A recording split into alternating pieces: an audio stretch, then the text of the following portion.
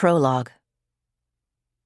Sometimes Kate dreamed about that night, even though it wasn't a dream. It had really happened. She was 3 years old and had been curled up on the bed, watching Mommy getting dressed. Mommy looked like a princess.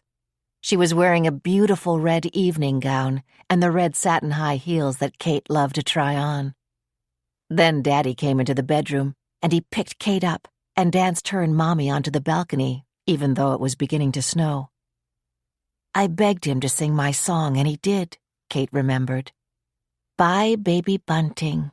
Daddy's gone a-hunting. A rosy wisp of cloud to win, to wrap his baby bunting in. The next night, Mommy died in the accident, and Daddy never sang that song to her again. 1. Thursday, November 14th. At 4 o'clock in the morning, Gus Schmidt dressed silently in the bedroom of his modest home on Long Island, hoping not to disturb his wife of 55 years. He was not successful. Lottie Schmidt's hand shot out to fumble for the lamp on the night table. Blinking to clear eyes that were heavy with sleep, she noticed that Gus was wearing a heavy jacket and demanded to know where he was going. Lottie, I'm just going over to the plant. Something came up. Is that why Kate called you yesterday? Kate was the daughter of Douglas Connolly, the owner of Connolly Fine Antique Reproductions, the furniture complex in nearby Long Island City, where Gus had worked until his retirement 5 years earlier.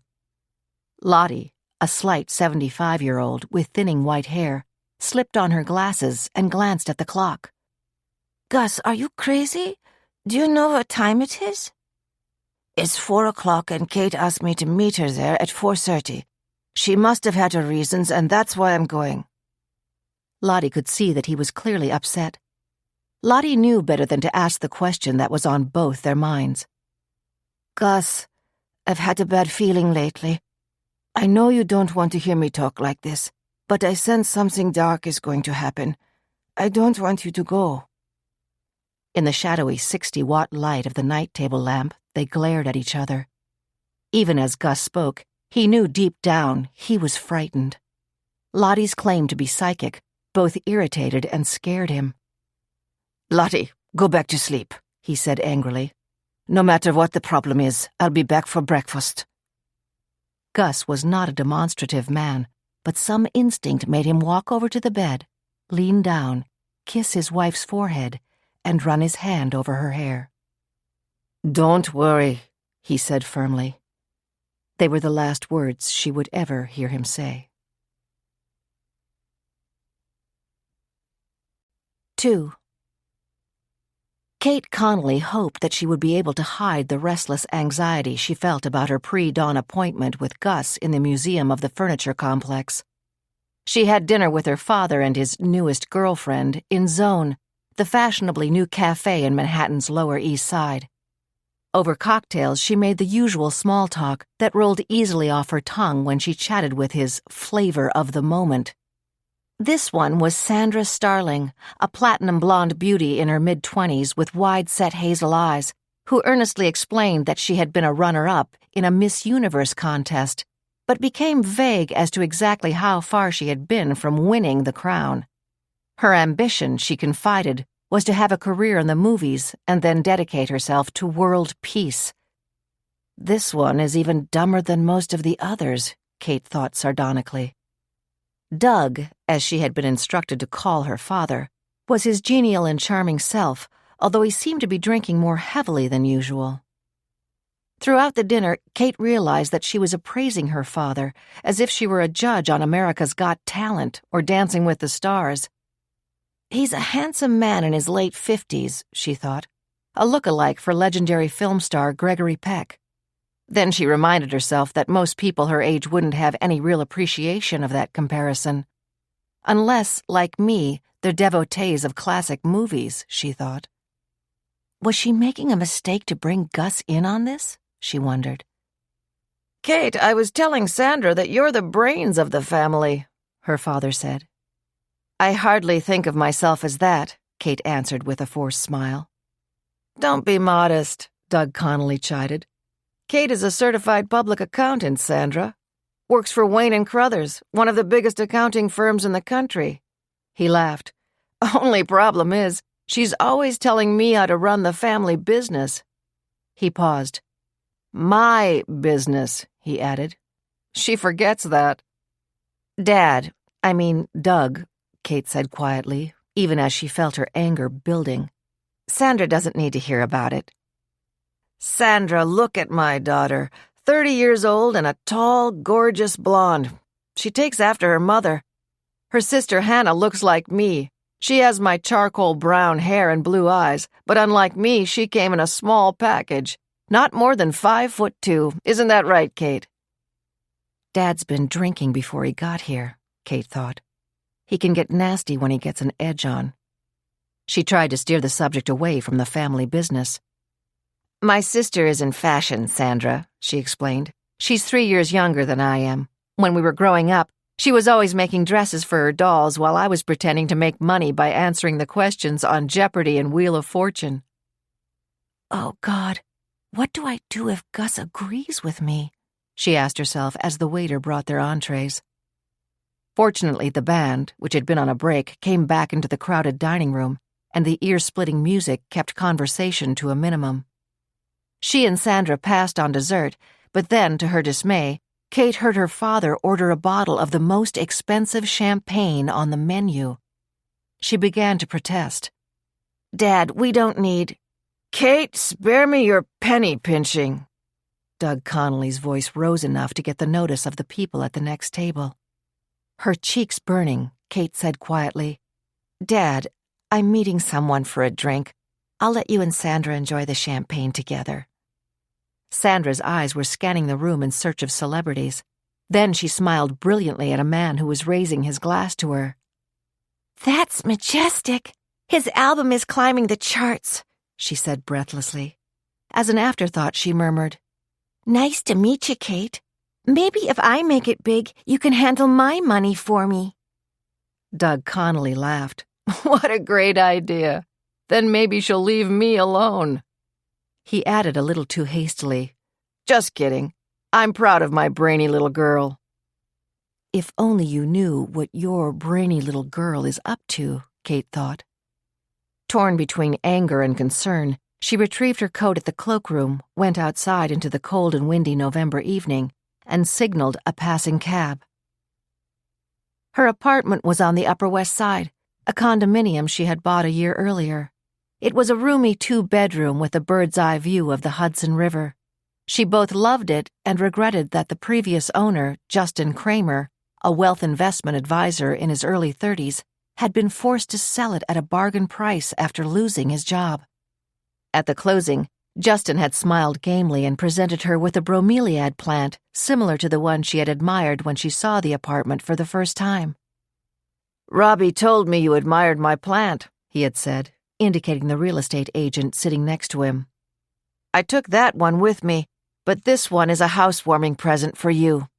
Leave it in that same spot over the kitchen window, and it will grow like a weed." Kate was thinking about that thoughtful gift, as she sometimes did when she walked into her cheery apartment and turned on the light. The furniture in the living room was all modern. The sofa, golden beige with deep cushions, invited napping. The matching chairs in the same upholstery had been built for comfort, with wide arms and headrests.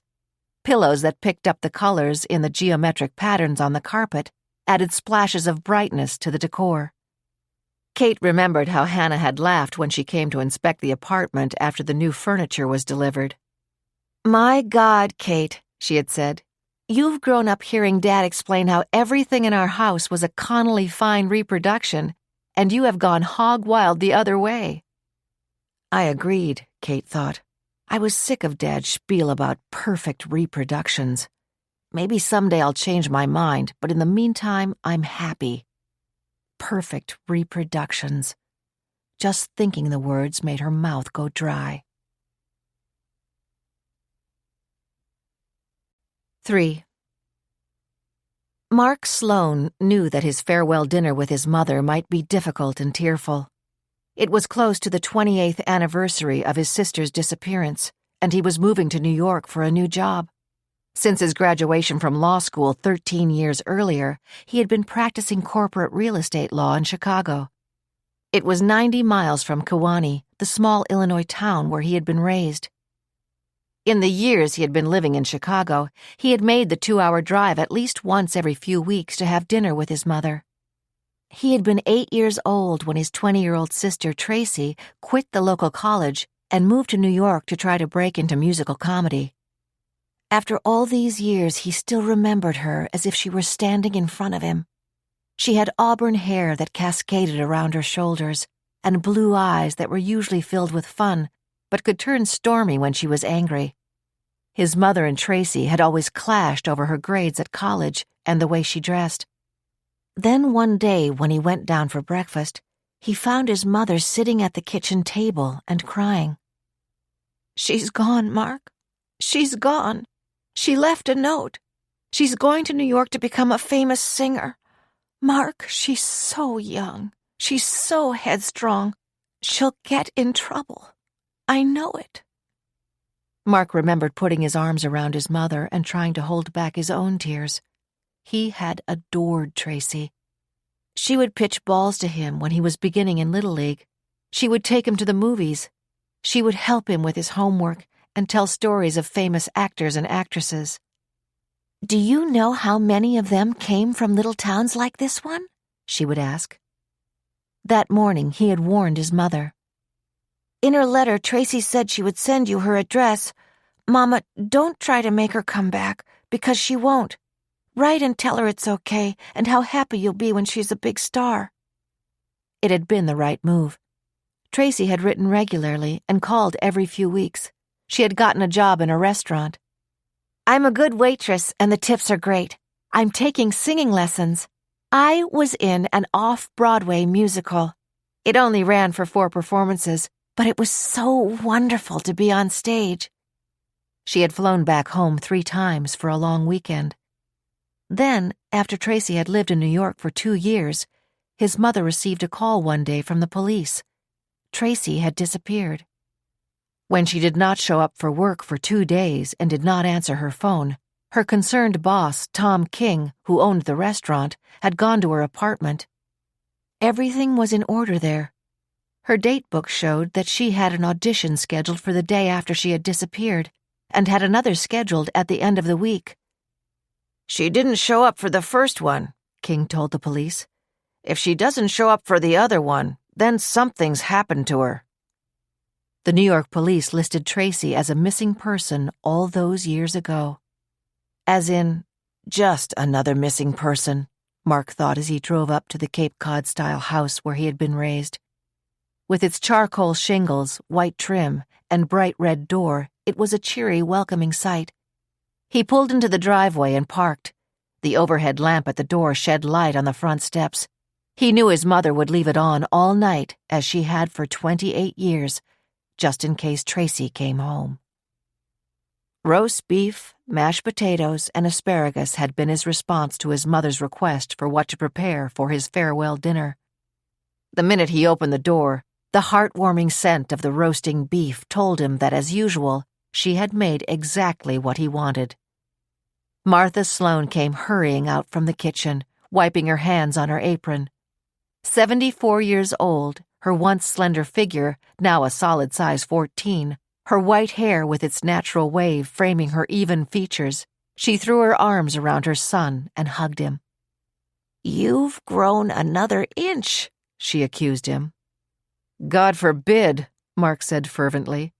"It's hard enough for me to get in and out of cabs as it is." He was 6'6". He glanced over her head to the dining room table and saw that it was set with the sterling silver and good china. "Hey, this really is a send-off." "Well, that stuff never does get used enough," his mother said. "Make yourself a drink. On second thought, make one for me, too." His mother seldom had a cocktail. With a stab of pain, Mark realized that she was determined not to let the upcoming anniversary of Tracy's disappearance cloud the last dinner they would have for at least a few months. Martha Sloane had been a court stenographer and understood the long hours he would probably face in his challenging new corporate job. It was only over coffee that she talked about Tracy. "We both know what date is coming up," she said quietly. "Mark, I watch that cold case file program on television all the time. When you're in New York, do you think you could get the police to open the investigation into Tracy's disappearance? They have so many more ways to trace what happened to missing people these days, even people who disappeared years ago. But it's much more likely they'll do that if someone like you starts asking questions." She hesitated, then went on.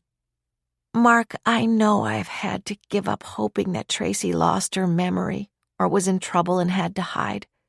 I believe in my heart that she is dead. But if I could just bring her body back and bury her next to Dad, it would give me so much peace. Let's face it, I probably have another 8 or 10 years if I'm lucky. I'd like to know that when my time comes, Tracy will be there with Dad." She blinked to try to keep her eyes from tearing. "You know how it is. I always was a sucker for Danny Boy. I want to be able to kneel and say a prayer over Tracy's grave." When they rose from the table, she said briskly, "I'd love a game of Scrabble. I just found some nice twisty new words in the dictionary. But your plane is tomorrow afternoon, and knowing you haven't started to pack yet." "You know me too well, Mom," Mark said, smiling. "And don't be talking about having 8 or 10 years. Willard Scott will be sending you one of those 100th birthday cards." At the door, he hugged her fiercely, then took a chance and asked, "When you lock up, are you going to turn off the porch light?" She shook her head. "No, I don't think so. Just in case, Mark, just in case." She did not finish the sentence. It hung unsaid in the air. But Mark knew what it was. Just in case Tracy comes home tonight. 4. On her last visit to the family's complex, Kate had been shocked to learn that the security cameras were still not working. "Kate, your father turned thumbs down on a new system," Jack Worth, the plant manager, said. "The problem is that everything around here needs to be upgraded. And the fact is, we haven't got the kind of craftsmen that were working here 20 years ago. The ones that are around are prohibitively expensive because the market is shrinking, and our new employees just aren't the same. We're starting to get returns on the furniture regularly. I can't fathom why your father is so stubborn about selling this place to a developer. The land is worth at least $20 million. Then he'd added ruefully, "Of course, if he does that, it would put me out of a job. With so many businesses closing, there isn't too much demand for a plant manager." Jack was 56, with the burly body of the wrestler he had been in his early 20s. His full head of strawberry blonde hair was streaked with gray. Kate knew he was a strict overall manager of the factory, showroom, and the 3-story private museum in which every room was furnished with incredibly valuable antiques. He had started working for the company more than 30 years ago as an assistant bookkeeper and took over the management 5 years ago. Kate had changed into a running suit, set the alarm for 3:30 a.m., and settled on the couch. She did not think that she would be able to fall asleep, but she did. The only problem was that her sleep was uneasy and filled with dreams, most of which she could not remember, but they left her feeling troubled. The one fragment she could remember was the same one she'd had from time to time. A terrified child in a flowered nightgown was running down a long hall away from hands that were reaching to grab her. "I didn't need that nightmare now," she thought, as she turned off the alarm and sat up. 10 minutes later, bundled in her black down jacket, a scarf over her head, she was in the parking lot of her building and getting into her fuel-efficient Mini Cooper sedan. Even at this early hour, there was still traffic in Manhattan, but it was moving swiftly.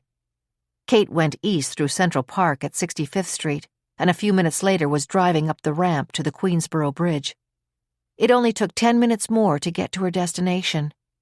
It was 4:15 and she knew Gus would be coming any minute.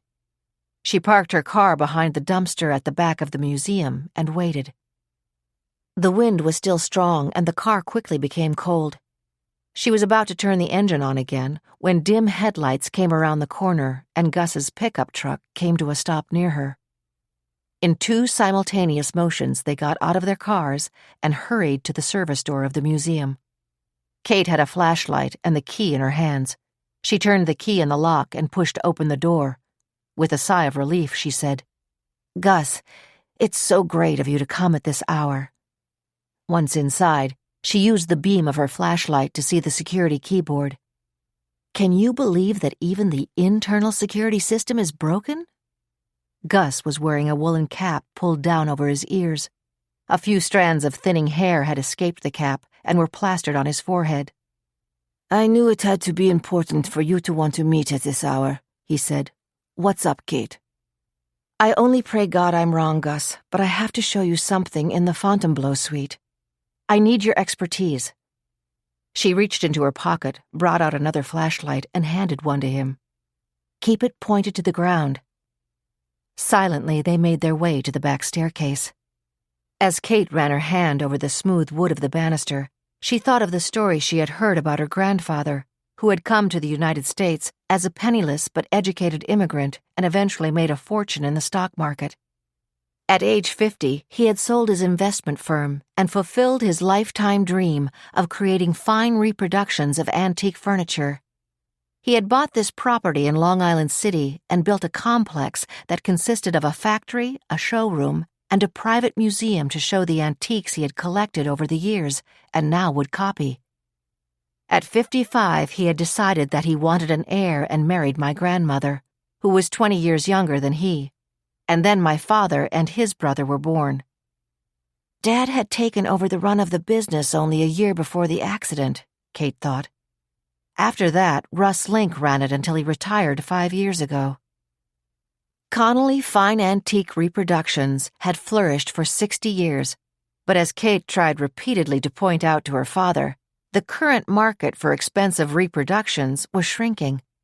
She had not had the courage to also point out to him that his heavy drinking, neglect of the business, and increasingly erratic hours at the office were other factors in why it was time to sell. Let's face it, she thought, after my grandfather died, Russ ran everything. At the bottom of the stairs, Kate began to say, Gus, it's the writing desk I want to show you. But then suddenly she stopped, grabbed his arm, and said, My God, Gus, this place is reeking with gas. Reaching for his hand, she turned and headed back to the door. They had only gone a few steps when an explosion sent the staircase crashing down upon them. Afterward, Kate vaguely remembered trying to brush away the blood that was pouring down her forehead and trying to pull Gus's inert body with her as she crawled to the door. The flames were licking the walls, and the smoke was blinding and choking her. Then the door had blown open, and the gusty winds rushed into the hallway. A sheer savage instinct for survival made Kate grab Gus by the wrists and drag him out a few feet into the parking lot. Then she blacked out. When the firemen arrived, they found Kate unconscious, bleeding profusely from a wound in her head, her clothing singed. Gus was lying a few feet away, motionless. The weight of the fallen staircase left him with crushing injuries. He was dead.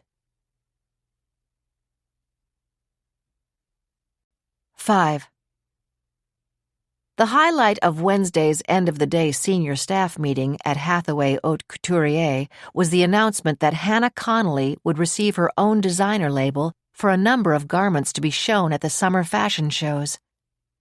Hannah's first thought was to share the wonderful news with her sister Kate, but it was almost 7 p.m., and she remembered that Kate was meeting their father and his latest girlfriend for cocktails and dinner.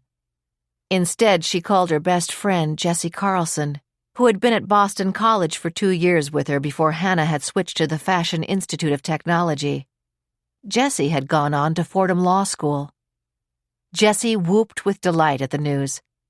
Hannah, my God, that's great. You'll be the next Yves Saint Laurent. Meet me at Mindoro's in a half hour. My treat. At 7:30, the two were seated across from each other in a booth.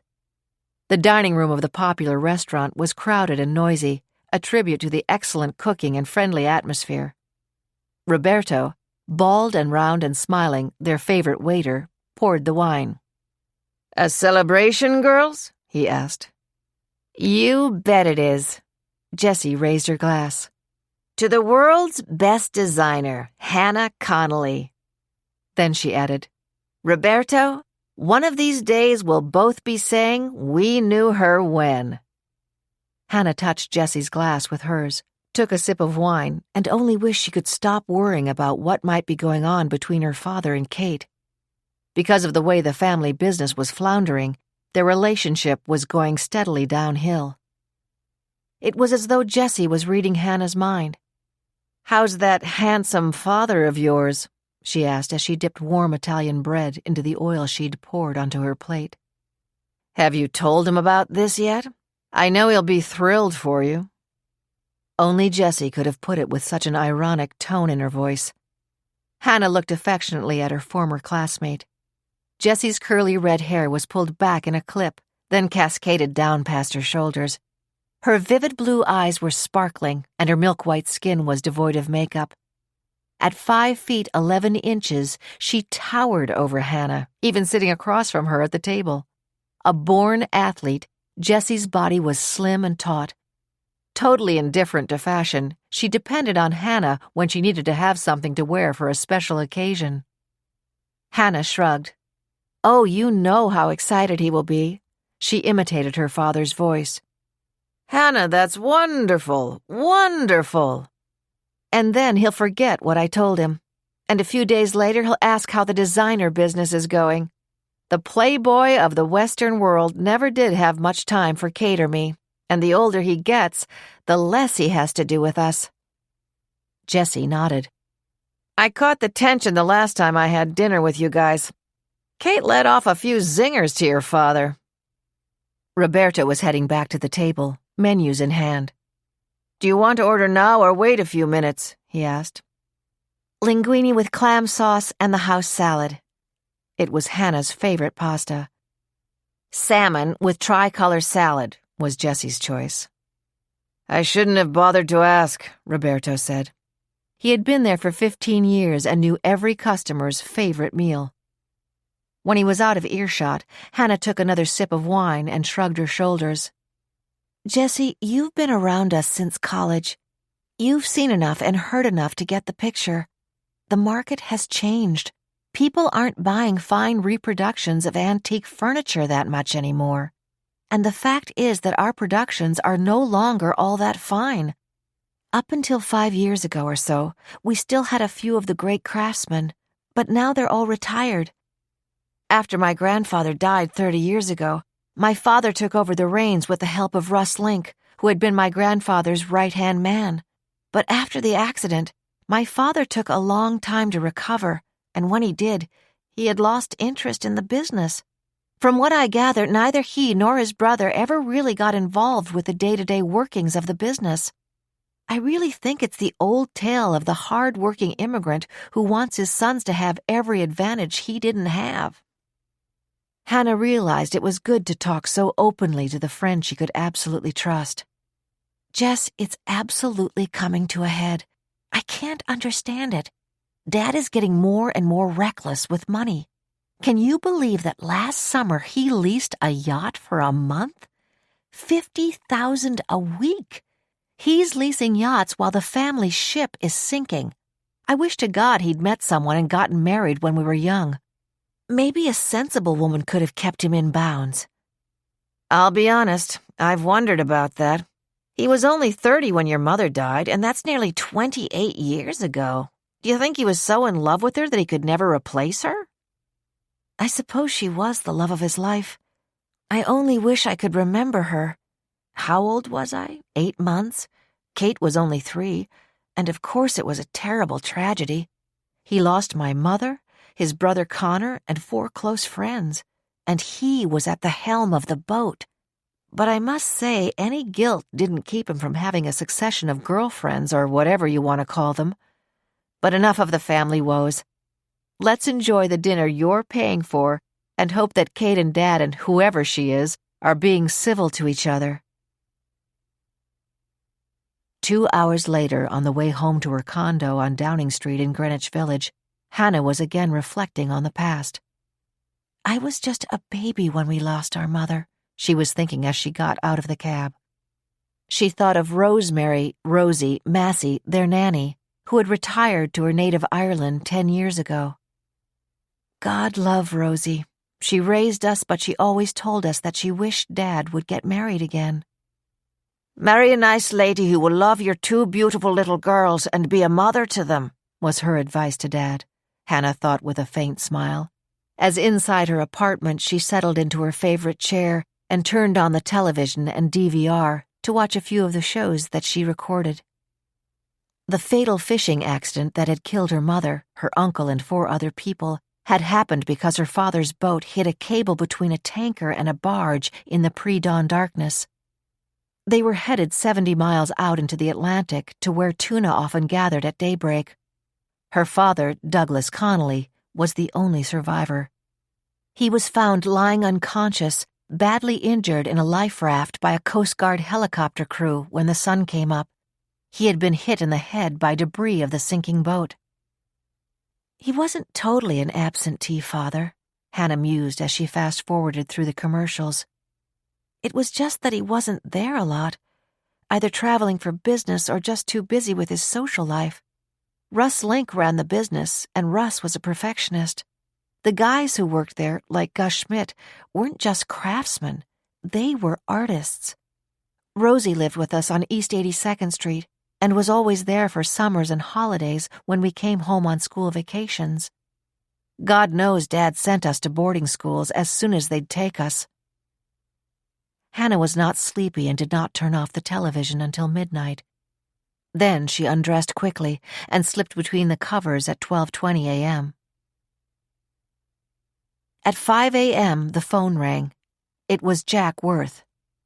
"Hannah, there's been an accident, some kind of explosion at the plant. Gus Schmidt and Kate were there. God knows why. Gus is dead, and Kate is in an ambulance on the way to Manhattan Midtown Hospital." He anticipated her next question. "Hannah, I don't know why the hell she and Gus were in the museum at that hour. I'm on my way to the hospital. Should I call your father or will you?" "You call Dad," Hannah said as she bolted out of bed. "I'm on my way. I'll see you there." "Oh, God," she prayed. "Don't let this be Kate's fault. Don't let it be Kate's fault."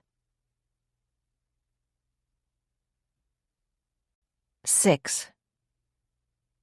Even before she started openly flirting with Majestic, Douglas Connolly had been thoroughly bored with Sandra. He knew that her story of being runner-up to Miss Universe was total fiction. He had looked her up on the internet and learned that she had been runner-up in a local beauty contest in her hometown of Wilbur, North Dakota. He had been faintly amused by her fantasizing until at dinner he had seen the scorn in Kate's face and knew she was contemptuous of him and his lifestyle. He also knew that he deserved that contempt. A favorite expression his own father used when he had a difficult decision to make ran constantly through his mind. "I feel as though I'm between the devil and the deep blue sea, and be damned to them both. No matter how much I drink, I feel that way all the time," Doug thought as he sipped the last of the champagne. "Between the devil and the deep blue sea."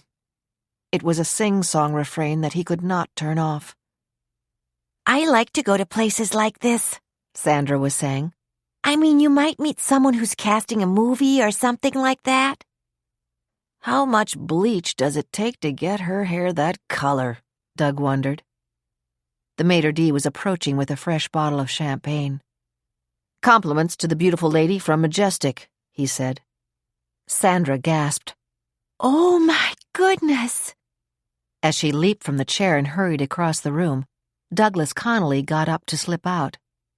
"The usual tip," he said, hoping he wasn't slurring his words. "But be sure that bottle gets charged to Majestic or whatever he calls himself." "Certainly, Mr. Connolly. Is your car outside?" "Yes." That's another thing that drives Kate nuts.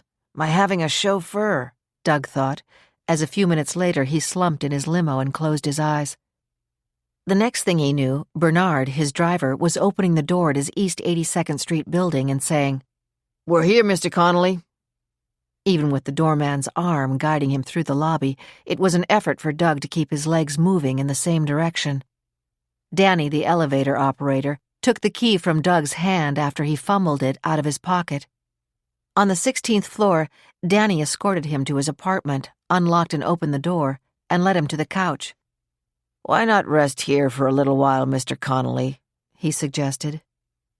Doug felt a pillow being placed under his head and the top button of his shirt being opened and his shoes being removed. "Just a little under the weather," he mumbled. "You're fine, Mr. Connolly. Your keys are on the table. Good night, sir." "Night, Danny. Thanks." Doug fell asleep before he could say anything else. 5 hours later, he did not hear the constant ringing of the landline phone on a table only a few feet away from the couch, or the equally insistent buzzing of the cell phone in his breast pocket.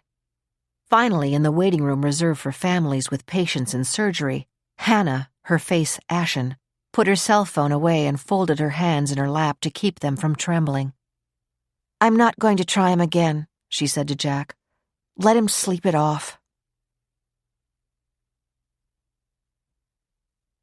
7. Douglas Connolly woke up at 9 Thursday morning. He grunted and opened his eyes, momentarily disoriented. The last thing he remembered was getting into the car. Then blurry images formed in his mind.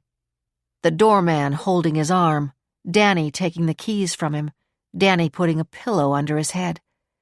The head that was splitting now. Awkwardly, Doug sat up and swung his feet onto the floor. Leaning his hands on the coffee table for balance, he managed to pull himself up to a standing position. For a moment he waited until the room stopped spinning. Then he made his way into the kitchen, where he took a half-empty bottle of vodka and a can of tomato juice from the refrigerator. He poured them half and half into a juice glass and gulped it down. "Kate was right," he thought. "I shouldn't have bought that bottle of champagne last night." Another possibility pushed through the fog in his head. "I've got to be sure that the bottle that jerk Majestic sent over to the runner-up beauty queen didn't end up on my bill." Doug moved slowly into his bedroom, shedding his clothes with every step. It was only after he'd showered, shaved, and dressed that he bothered to check his phone messages. At 2 a.m., Sandra had tried to reach him. "Oh, Doug, I feel terrible. I just went over to thank Majestic for the champagne and the sweet things he said about me, and he begged me to sit with him and his friends for just a minute. Before I knew it, the whatever they call that guy who opens the wine, came over with the bottle Majestic had sent over and said you had to leave. I had a lovely time with you and—" Connolly pressed the delete button before Sandra had finished speaking. He could see that the next message was from Jack, and the one after was from his daughter, Hannah. "Well, at least she doesn't ride me about how I should sell the plant every time she talks to me," he thought. When he realized that Jack's call had come in at 5:10 a.m. and Hannah's call 20 minutes later, he knew something was wrong. Blinking his eyes to try to focus and sound sober, his finger unsteady, he pushed the button to return the call. Hannah answered on the first ring. In a monotone, she told him about the explosion, about Gus, and about Kate's severe injuries. "Kate just came out of surgery to relieve the pressure on her brain. I can't see her yet. I'm waiting to speak to her surgeon." "The plant is gone?" Doug exclaimed. "Everything? You mean everything? The factory, the showroom, the museum, all the antiques?" Hannah's voice unleashed her pent-up anger and heartbreak. "Didn't you get our calls? Your daughter may not survive," she screamed. "If she does, she may be brain damaged. Kate may be dying, and you, her father, ask about your God-forsaken business?" Her voice became icy. "Just in case you want to stop by, your daughter is in Manhattan Midtown Hospital. If you're sober enough to get here, ask for the post-op waiting room. You'll find me there praying that my only sister is still alive. 8. At 6 o'clock, as Lottie Schmidt was having coffee at her kitchen table and desperately worrying about why Gus had left to meet Kate Connolly at the ungodly hour of 4:30 a.m., the doorbell rang. When she answered the door and saw her minister and a policeman standing together on the porch, she almost fainted. Before they could say a word, she knew that Gus was dead. The rest of the day passed in a haze of disbelief. She was vaguely aware of neighbors coming in and out and of talking to her daughter Gretchen on the phone. Had Gretchen said that she would fly in from Minneapolis today or tomorrow? Lottie couldn't remember. Did she warn Gretchen not to be flaunting pictures of her beautiful home in Minnetonka? Lottie wasn't sure. Lottie left the television on all day. She needed to see the video of the destruction of the plant, needed the comfort of knowing that at least Gus hadn't been burned to death. Charlie Walters, the director of Walters' funeral home, had made the arrangements for most of the people in their congregation and was reminding her that Gus always said he wanted to be cremated. Later, Lottie remembered that she had responded to Charlie by saying something like, "Well, he was almost cremated in that fire, but luckily was not." Her neighbor and close friend, Gertrude Peterson, came by and urged her to have a cup of tea, a taste of muffin. The tea she could swallow, but she waved off the muffin.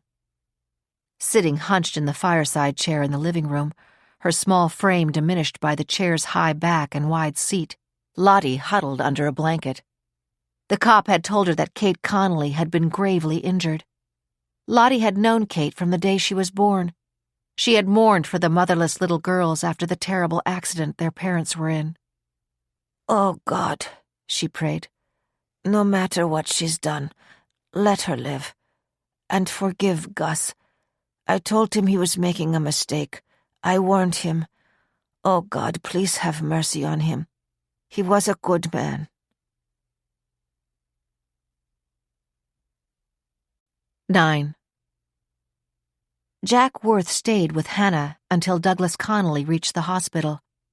Jack found it hard to hide his contempt when he saw Connolly's bloodshot eyes, but his tone was deferential when he said, "Mr. Connolly, I can't tell you how sorry I am about this." Doug nodded as he walked past him to go to Hannah. "What's the latest word about Kate?" he asked her quietly. "Nothing more than what I told you. She's in a deep coma. They don't know if she'll make it, and if she does, there may be brain damage." Hannah pulled back from her father's embrace. "There were people from the fire department here earlier. They took my number. They wanted to talk to Kate, but of course that was impossible. She and Gus were found just outside the back entrance to the museum after the explosion. Jack is afraid the police might think they set it off deliberately." Pushing her father away, her tone low but furious, Hannah said, "Dad, the plant was losing money. Kate knew it. Jack knew it. You knew it. Why didn't you take that offer for the land? We wouldn't be sitting here right now if you had." In the cab on the way to the hospital, Douglas Connolly had prepared himself for the question. Despite the throbbing headache that the early morning drink and 3 aspirin had not been able to overcome, he forced himself to sound firm and authoritative as he answered. "Hannah, your sister exaggerates the problems the business is having, and the land is worth a lot more than the offer we got for it. Kate simply wouldn't listen to reason." Without attempting to touch Hannah again, he walked across the small waiting room, sank into a chair, and buried his face in his hands. A moment later, his muffled sobs shook his body. That was when Jack Worth stood up. "I think it's better that you two are alone," he said. "Hannah, will you let me know if there is any change in Kate's condition?" "Of course. Thanks, Jack." For long minutes after he left, Hannah sat unmoving in the gray waiting room armchair. Her thoughts drifted as she studied her father sitting opposite her in the matching chair. His sobs quieted as suddenly as they had begun.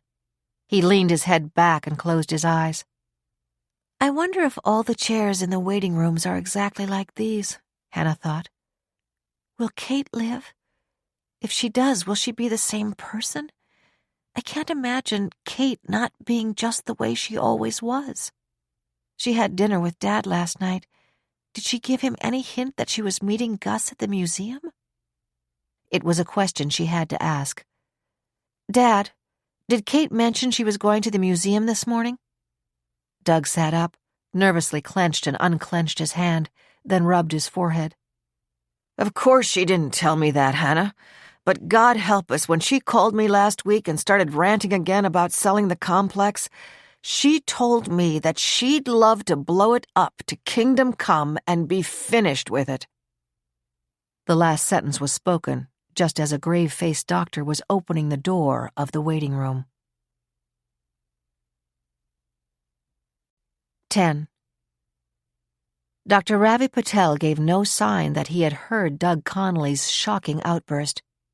Instead, ignoring Doug, he addressed Hannah. Miss Connolly, as I told you before we operated on your sister, she has a severe head injury and brain swelling. At this point, we cannot know if she has suffered any permanent brain damage, and we won't know that until she comes out of the coma, which could be in a few days or a month. Her throat dry, her lips barely forming the words, Hannah asked, Then you think she's going to live? The first 24 hours are crucial. I would certainly say that you do not have to wait here. You're better off getting some rest yourself. I promise if there is any change, I will— Doctor, I want the best possible care for my daughter, Doug interrupted. I want a consultation and private nurses. Mr. Connolly, Kate is in the intensive care unit. Later you may want private nurses, but now is not the time. Of course, I will be happy to consult with any doctor you choose about her condition. Dr. Patel turned back to Hannah and verified her cell phone number. Then, with understanding in his eyes and manner, he said, If Kate makes it through the next few days, she may have a long road to recovery. The best thing you can do is to begin to preserve your own strength. Hannah nodded. Can I see her? You can certainly look in on her.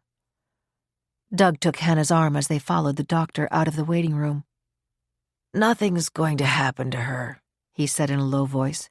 Kate's tough. She'll come through this better than ever. If she doesn't get arrested for arson and possibly even murder, Hannah thought. By now her anger at her father had faded into a kind of resignation. He certainly could not have anticipated that Dr. Patel would walk into the room just as he blurted out Kate's comment. At the end of the long corridor, Dr. Patel pushed the button for the heavy doors that opened into the intensive care unit. Be prepared, he told them. Kate's head is bandaged. She's on a breathing tube and has all kinds of wires attached to her. Even with that warning, Hannah was shocked to see the inert figure of her sister on the bed. I guess I have to take Dr. Patel's word for it that it's Kate, she thought, as she searched for anything that would help her recognize her. The hands on the bed were totally bandaged, and she remembered that when she first arrived at the hospital, she had been told that Kate had suffered second-degree burns to her hands. The breathing tube covered most of her face, and there was no hint of Kate's blonde hair escaping from the wrappings around her head. Hannah bent down and kissed her sister's forehead. Was it Hannah's imagination, or could she detect a faint scent of the perfume Kate always wore? I love you, Hannah whispered. Don't leave me, Kate. She almost added, You're all I've got, but managed not to say it. Even though it's true, she thought sadly, we certainly haven't had much fathering over the years from a dad who always insisted, call me Doug.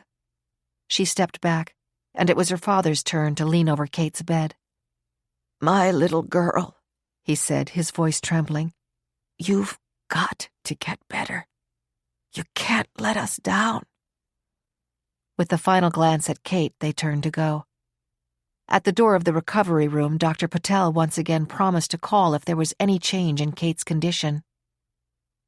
At 1:30, when they were about to leave the hospital, to forestall any suggestion of having lunch, Hannah said, Dad, I'm going to the office. There are a few things I should do, and I'm much better off being busy than sitting at home. When they stepped onto the street, they found a media crush awaiting them. "What is Kate Connolly's condition?" reporters demanded to know. "Why was she in the museum with Gus Schmidt at that hour of the morning? Did she tell you she was going there?" "My daughter's condition is very serious. Please respect our privacy." A cab was dropping someone off at the curb. His arm around Hannah, Doug forced their way through the crowd and pushed Hannah into the back seat. He jumped in himself and pulled the door shut. "Get going," he snapped to the driver. "My God," Hannah exclaimed. "They're like a pack of vultures." "It's only the beginning," Douglas Connolly said grimly. "It's only the beginning." 11. Despite her father's urging to go home and get some rest, Hannah firmly insisted on being dropped off at her office across town on West 32nd Street. "The company is planning a press release to announce a new designer's line," she said. She did not mention that the new line would have her name on it. At the corner of her office building, she opened the cab door and gave Doug a peck on the cheek. "I'll call you the minute I hear anything. I promise." "Are you going back to the hospital tonight?" "Yes, and unless the doctor calls and there's a reason to go earlier, I'll get there around 7. The tap of the horn from the car behind them made Hannah realize that she was holding up the traffic. "I'll talk to you later," she said hurriedly as she stepped onto the sidewalk. The busy street, packed with pedestrians shoulder to shoulder and racks of clothes being ferried from one building to another, was a sight that Hannah usually loved, but today it offered no comfort to her. Though it was not raining, the raw, damp wind made her hurry into the building. Luther, the security guard, was at the lobby desk. "How is your sister, Ms. Connolly?" he asked. After the media crush outside the hospital, Hannah had realized that the fire was breaking news, and she needed to be prepared to answer questions about it and about Kate. "She was gravely injured," she said quietly. "We can only pray that she will make it." She felt as though she could read Luther's mind. What was Kate doing in that place at that hour? Without giving him time to ask her anything else, Hannah moved quickly to the elevator. It was only when she got to her office and dealt with the surprised reactions of her fellow workers that she realized that no one had expected to see her today. Farah Zuleika, the company's head designer, tried to send her home. "We're putting off the announcement for a better time, Hannah," she said. "There's going to be a lot of publicity about the fire for at least a few days. Some people who live near the East River told me they could see the flames from their windows." Hannah insisted on staying. She told her that it was better to be here than just sitting in the hospital or at her apartment. But once she was in her small and cluttered office with the door shut, she sat at her desk and buried her face in her hands. "I don't know what to do," she thought. "I don't know where to turn. If Kate doesn't make it, or if she lives but is brain damaged, she won't be able to defend herself if they try to say she was responsible for setting off the explosion." How many times in the last year or so had Kate openly said that the plant should be closed and the property sold? All our friends knew it, Hannah thought. Kate and I each own 10% of the assets, but every quarter for 2 years we've been running at a loss. Thank God we had enough in dividends to buy our apartments when we did. Did Kate use the words "blow it up" to anyone other than Dad? The doctor heard him say that. But why would she want to blow the whole place up with priceless antiques in it? It doesn't make any sense. That thought gave Hannah a measure of comfort. But then, with a sinking heart, she remembered that there was a $20 million insurance policy on the antiques alone. She had recently seen the video of a car racing down the highway, with the driver twisting and turning to avoid a crash.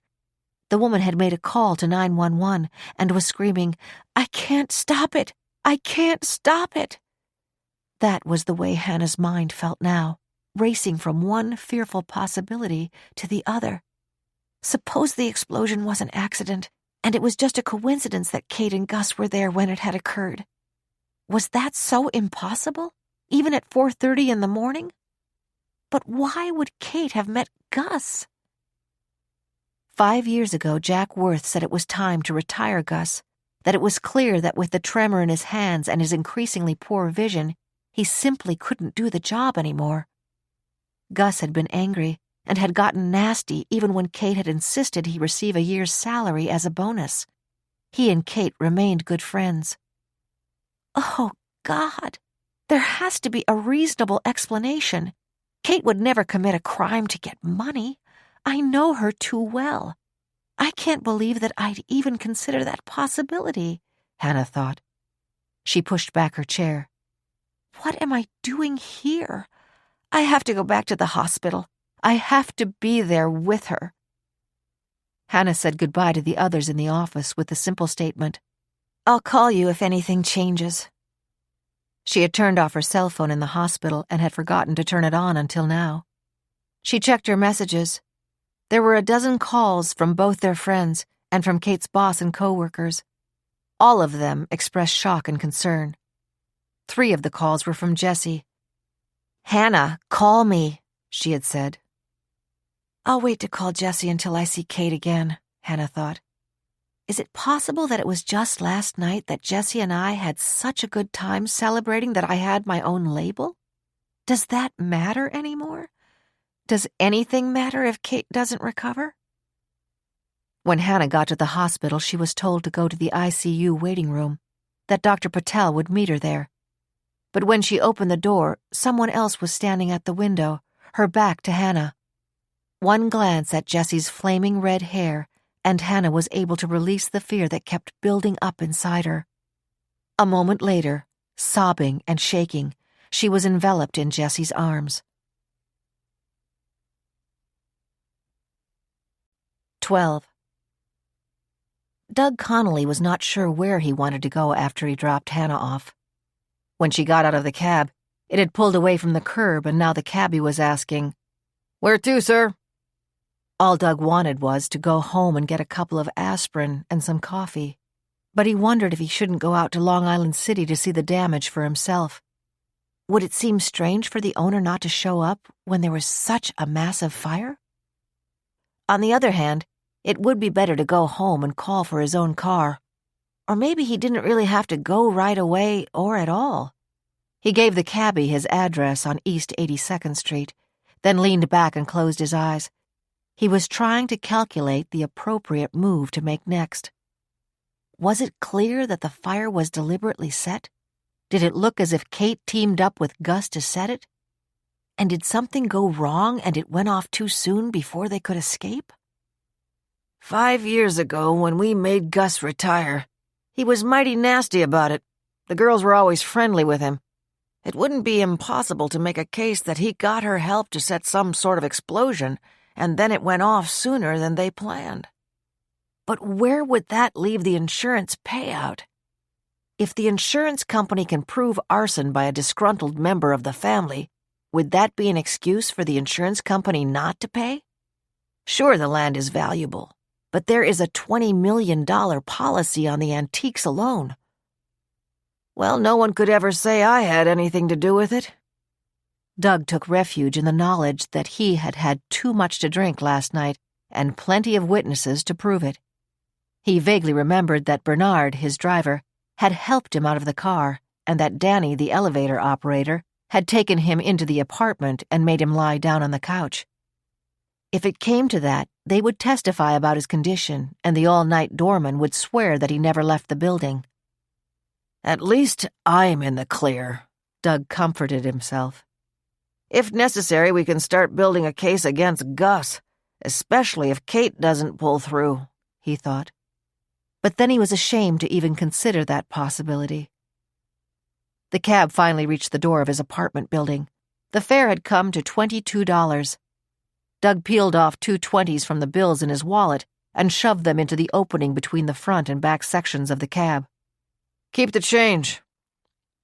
That was something else that drove Kate crazy, he thought. Dad, why do you find it necessary to give tips that are practically the price of the ride? If you think you're making a big impression, you're wrong. Was it only last night that Kate had a sour look when he ordered the champagne? Seems like years ago. Ralph, the day doorman, was holding the door open for him. When he got out, the man's first question was, "How is your daughter, Mr. Connolly?" The disapproving look on Kate's face from the night before was in Doug Connolly's mind when he said, "It's too soon to tell." "There's a young lady waiting for you in the lobby, sir. She's been here for an hour." "A young lady?" Startled, Doug walked swiftly to the door of the building. Just as swiftly, Ralph was there to hold it open for him. Sandra was sitting upright on one of the armless canvas chairs in the modernistic lobby. She jumped up when she saw him. "Oh, Doug, I'm so sorry. You must be in agony. How awful for you." "Ah, the beauty queen tears herself away from Majestic," Doug said. But then, as her hands reached out to massage his fingers and she kissed his cheek, the demons in his head began to retreat. Sandra was another witness as to where he was last night. He'd go over to the complex tomorrow or the next day, or never. "I don't want to see it," he thought. He put his hand under her arm. "Let's go upstairs," he said. 13. When he knew he was going to move permanently to New York, Mark Sloan had made some carefully considered decisions. He signed up with a well-recommended real estate agent and told her what he wanted: a roomy 2-bedroom, 2-bath condo in the Greenwich Village area. His law office was in the Pershing Square building, opposite Grand Central Terminal, so the commute would be easy by subway or foot. The furniture he had gathered in his post-law school days had seen better days. He decided to pitch it and start from scratch. It also gave him a chance to completely eliminate any traces of the several ladies along the way who had been more than willing to move in with him. The real estate agent had introduced him to a decorator who had helped him select a comfortable couch and chairs, a coffee table and end tables for the living room, a bed, dresser, and lounge chair for the bedroom, and a small table and 2 chairs that fit perfectly below the unusual luxury of a kitchen window. Mark had shipped the bulk of his clothes, his bookcases, books, the native art he had collected over the years, and the hand-woven rug in vivid shades and intricate designs he had bought in India. "The rest will fill in as I get a feel of the place," he had told the decorator, who had been all too anxious to plan window treatments and accessories. He left Chicago that Thursday morning in a heavy snowstorm. His plane was 3 hours delayed in taking off. Not an auspicious start, he thought as he disembarked into the gloomy late afternoon at LaGuardia Airport. But then, as he waited for the luggage at the carousel, he acknowledged that he was glad to be here in this place at this time. The job he'd been in for the past 5 years had lost its challenge. He planned on Skyping with his mother regularly. That way he wouldn't have to take her word for it that she was just fine. And he had plenty of old friends in New York who were fellow graduates of Cornell. Time for a new beginning. And time for something else to be resolved, he thought, as he reached down and with an easy movement lifted his one heavy suitcase from the carousel. With fellow passengers who also had been fortunate enough to have their bags among the first to come tumbling down the chute, he made his way to the cab stand outside and stood patiently in line. His height had made him a star basketball player in college. His hair had once been auburn like his sister Tracy's, but it had darkened to a deep brown shade. His somewhat irregular features, caused by a badly broken nose during a game, were complemented by warm brown eyes and a strong mouth and chin. To strangers, Mark Sloan gave the immediate impression of being the kind of guy you'd like to know better. Finally, he was in a cab and on the way to the apartment.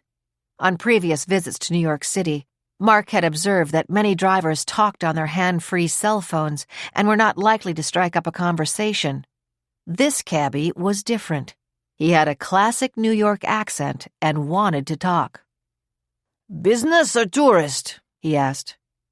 "Actually, as of today, I'm a resident," Mark answered. "No kidding. Welcome to the Big Apple. I don't see how anyone who comes here would ever want to go home. Always something going on, day and night. I mean, it's not like living in some burb where the most exciting thing you can do is watch somebody get a haircut." Mark was sorry he'd let himself in for a dialogue. I've been living in Chicago. Some people consider that a pretty good town, too. Yeah, maybe. Fortunately, the traffic got heavier, and the driver turned his attention to it. Mark found himself wondering what his sister Tracy's reactions were when she first arrived in New York. She hadn't flown, probably because she didn't want to spend the money. Instead, she'd come by bus and moved into a YWCA rooming house before finally getting the apartment where she was living when she disappeared. I'll get settled at the job quickly, he thought, and then figure out how I can get the detectives interested in her case again. I guess the best place to start is the district attorney's office in Manhattan. Those detectives were the ones who investigated the case. I have the name of the lead guy, Nick Greco. I should be able to track him down. With his plan set, he tipped the driver generously when he arrived at his newly purchased apartment on Downing Street, took his shiny new keys from his wallet, let himself into the vestibule, and then entered the lobby.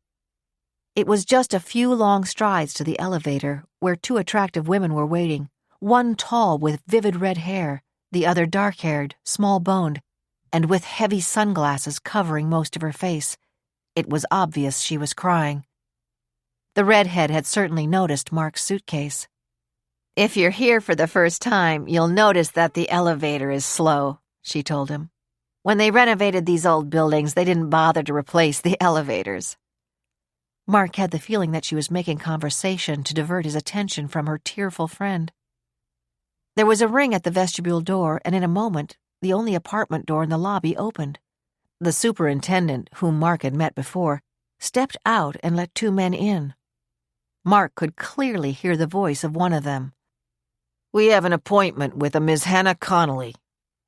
Mark recognized the voice of authority, and he instinctively felt that even though neither of the men was in uniform, both were in law enforcement. "She's right there," the superintendent said, pointing to the young woman with the dark glasses. "She must have just come in." "Oh, for heaven's sake, they're here already? You didn't even get a chance to get something to eat," the redhead said, her voice low.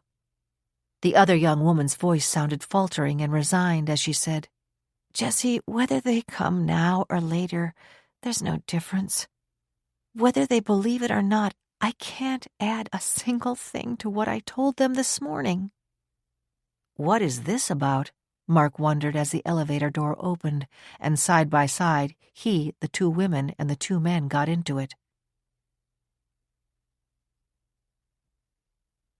14. Fire Marshals Frank Ramsey and Nathan Klein had been on duty at their desks in Fort Totten in Queens when they received the early morning phone call about the fire at the Connolly complex in Long Island City. They had rushed to it to find squads from two companies battling the flames. The fact that two people had barely escaped the building after the explosion suggested that others might have been trapped inside, even at that unusual hour. At that time, they could not tell if Gus Schmidt had managed to crawl out on his own before he died. When they learned that the one survivor had been rushed to Manhattan Midtown Hospital, they immediately followed, hoping to be able to interview her. She was already in surgery, and her sister and the plant manager had no idea why she had gone to the complex. The marshals had returned to the fire and then changed into the gear they always carried in their car.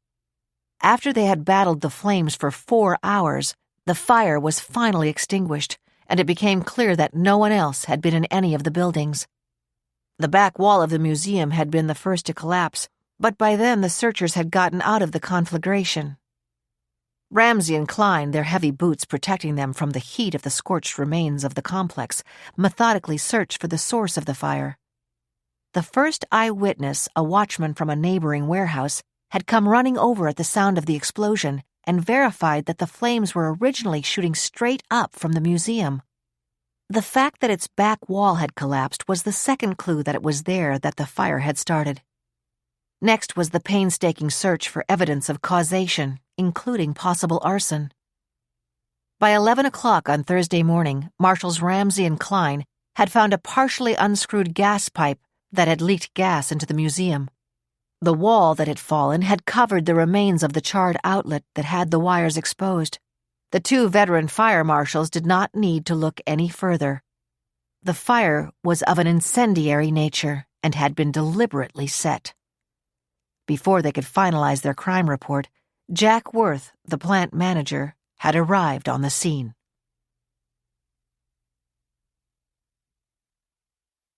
"15. When he drove into what had been the Connolly complex, Jack Worth was shocked at the amount of destruction. Even though it was a cold, damp day, a crowd of onlookers, kept at a distance by lines of yellow tape, were watching as firefighters continued to walk through the rubble, their heavy boots protecting them from the heat of the cluttered ruins. The hoses they were holding sent forceful gallons of water onto the smoldering pockets throughout the wreckage. Jack pushed his way to the front and caught the attention of a policeman who was on guard to keep anyone from slipping through the ropes. When Jack identified himself, he was taken to see one of the fire marshals, Frank Ramsey. Ramsey did not waste his words. "I know we spoke to you at the hospital, and I'd like to verify a few of the statements you made. How long have you been working here?" "Over 30 years. I have an accounting degree from Pace University and was hired as an assistant bookkeeper." Anticipating further questions, he explained, "Old Mr. Connolly was still alive then, but he died shortly after I started to work here. It was 2 years before the boating accident that took the lives of one of his sons and his daughter-in-law, as well as 4 other passengers. By then, even though I was pretty young, I was head accountant." "When were you put in charge of the whole operation?" 5 years ago. There was a big turnover then. The former plant manager retired. His name is Russ Link. He lives in Florida now. I can give you his address there. Over the past 10 years, our craftsmen have been retiring. Gus was the last to go, just as I took over, and quite frankly, it had to be forced. He simply wasn't capable of doing the work anymore." "Do you have an outside accounting firm?" "Absolutely. They can verify that the business was going downhill." "Is the business insured?" "Of course it is. There's a separate policy for the antiques." "How much is that policy?" $20 million. "Why weren't the security cameras working?" "As I told you, the company hasn't been doing well lately. As a matter of fact, we're losing money hand over fist." "You mean you couldn't afford to fix the security cameras?" Jack Worth had been sitting in a folding chair facing Marshal Ramsey in the back of a mobile police van. For a moment he broke the eye contact he had been making with Ramsey, then said, "Mr. Connolly was looking into several security systems, but didn't want to commit to one of them yet. He said to hold off because he was expecting to sell the business as soon as he got the right offer for the land." "And once again, did you know that Kate Connolly was meeting the former employee Gus Schmidt here early this morning?" "Absolutely not," Jack said forcefully. "Mr. Worth, we will be speaking to you at length again. Do you have a business card?" Jack fished in the pocket of his trousers. "I'm sorry I ran out without my wallet." He hesitated and then added, "Which means I'm not carrying my driver's license. I better not get stopped by a cop on my way home." Frank Ramsey did not respond to the attempted touch of levity. "Please leave your address and phone number or numbers with me. You're not planning to leave the area, are you?" "Absolutely not." Now Jack Worth bristled. "You have to understand, all of this is overwhelmingly shocking to me. I've worked for this company for over 30 years. Gus Schmidt was my friend. I've watched Kate Connolly grow up. Now Gus is dead and Kate may not make it. How do you think I feel?" "I'm sure that you're very upset." Jack Worth knew what the fire marshal was thinking. As plant manager, Jack should have insisted that the complex be protected by security cameras. And Ramsey was right. But wait till this guy gets a handle on Doug Connolly, he thought grimly. Ramsey might get some idea of the kind of boss I was dealing with.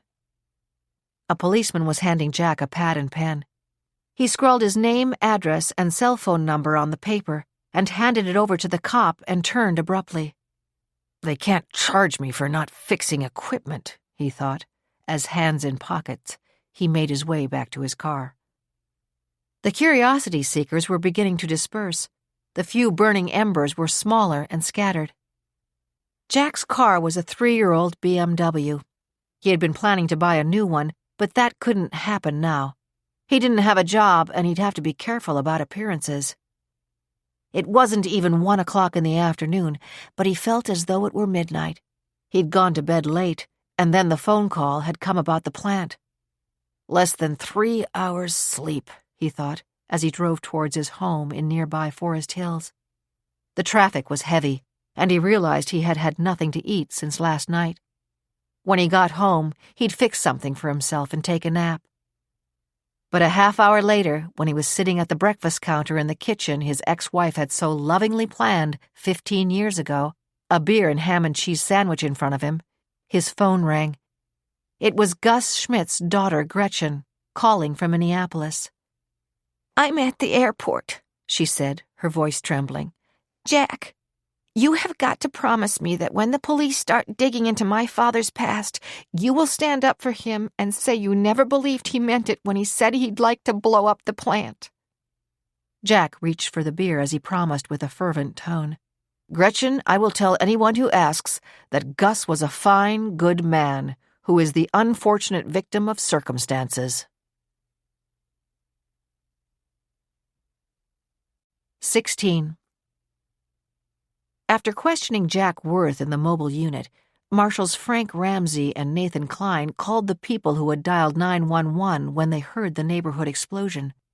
They also called Lottie Schmidt and spoke to some of Kate's co-workers. Then they went to the local police station to make their crime report that the fire was of an incendiary nature and involved the death of Gus Schmidt. They spent the rest of the afternoon at the scene of the fire, searching for any further evidence they might find. The next person they wanted to talk with was Hannah Connolly. They called her on her cell phone. She told them that she would be leaving the hospital shortly, and they could meet her at her apartment. They stopped to pick up Gus Schmidt's clothing from the medical examiner for testing, then headed to Downing Street. That was when they caught Hannah at the elevator. They did not stay long in her apartment. "Miss Connolly, I know how distraught you were this morning, and we didn't want to burden you. But now we'd like to go over some facts with you," Ramsey began. "You said that you did not know that your sister was meeting Mr. Schmidt in the museum early this morning?" "No, she didn't mention it to me. I knew that she was meeting my father for dinner last night. Kate and I talk almost every day, but I was busy at work yesterday and I knew she was going out in the early evening." "A few of your sister's co-workers mentioned that she was concerned and quite vocal about the fact that the family business was going downhill and should be sold." Jessie had made Hannah a cup of tea, then sat next to her on the couch, her manner protective. She had not intended to butt in, but now her instincts as a criminal lawyer were warning her that the way the investigators were zeroing in indicated they believed that Kate may have deliberately set the fire. Jessie addressed Nathan Klein. "Marshal Klein, it seems clear that Hannah did not know of her sister's plan to go to the complex. Knowing Kate, I am very sure there is a perfectly reasonable explanation for her being there, but I do think you should defer any further questions until Ms. Connolly has a chance to rest." Klein was clearly unimpressed. "I don't think it will burden Ms. Connolly too much," he nodded in Hannah's direction, "to answer a few more questions while her memory is still fresh about the circumstances leading up to the explosion that took a person's life." Jessica looked at Hannah. "I don't agree. I am an attorney and a close friend of both Hannah and Kate Connolly. I detect an air of both suspicion and accusation." She looked at Hannah. "May I put myself forward as Kate's legal representative, at least for the present, Hannah?" Hannah looked at Jessie, her mind a kaleidoscope. When she had gone back to the hospital this afternoon, she had been thankful Jessie was there. The doctor had taken both of them in again to see Kate. "Is she totally unresponsive? Or is there some level of consciousness?" Hannah had asked Dr. Patel. "We have her heavily sedated," the doctor said. She and Jessie had stayed for a few more hours. When they were almost about to leave, Douglas Connolly had arrived again, this time accompanied by a young woman. "Sandra met Kate last night," Doug explained. "She wanted to come with me to see her." "You are not bringing a stranger in to look at my sister." Hannah remembered that her voice had become high-pitched. "I don't want to intrude," Sandra said, her voice soothing. Doug had gone alone into the ICU. After a moment, Hannah had decided to follow him. She watched carefully as he bent over Kate. It appeared her sister's lips were moving. Then as her father straightened up, Hannah saw the way the color was draining from his face. "Dad, did she say anything that you could make out?" Hannah had asked, frantic to hear that Kate was able to communicate. "She said, 'I love you, Daddy. I love you.'" Something inside Hannah made her sure her father was not telling the truth. But why would he lie? Jessie was looking at Hannah. "What was the question Jessie asked me?" Hannah thought. "About representing her and Kate." "Of course, I want my trusted friend Jessie to represent my sister in this situation," she said. "Then, as Kate Connolly's lawyer, I must insist that there be no attempt to see her at the hospital or talk to her unless I am present." The fire marshals left soon after that, saying they would be in touch. Relieved for the moment, she and Jessie sent out for sandwiches from the local deli. Then they went back to the hospital. Kate, deep in a coma, did not speak again. While at the hospital, Hannah called Lottie Schmidt and gave her heartfelt condolences, and promised to be at the services for Gus. Lottie said they would take place the next afternoon. After that, Hannah insisted that Jessie take her own cab home. "You've had a long enough day with the Connollys," she insisted. Then she hailed herself a cab. Finally, back home in her apartment, Hannah went straight to bed. She left her cell phone on the night table with the volume set to the highest pitch. She knew she needed to sleep, but was afraid she might miss a call. Instead, for over an hour she lay there, her eyes closed, her mind demanding to know what Kate might have said that made her father react like that. What was the expression that she had seen on his face? As she drifted off to sleep, the answer came. Fear. Dad had been terrified by what Kate whispered to him. Was it that she admitted that she had set the fire? 17. Kate was trapped in a well. There was no water in it, but somehow she knew that it was a well. Her whole body was weighted down, and her head was detached from her neck. Sometimes she heard the rustle of voices, some of them familiar. "Mommy." Kate tried to pay attention. Mommy kissing her goodbye and promising that someday she could go out at night on the boat, too. Daddy kissing her goodbye. "I love you, baby bunting." Did that happen? Or was it a dream? Hannah's voice. "Hang in there, Kate. I need you." The nightmare. The flowered nightgown and running down the hall. It was very important to remember what happened. She was almost there. For a moment she had remembered, she was sure of it. But then everything was dark again. 18.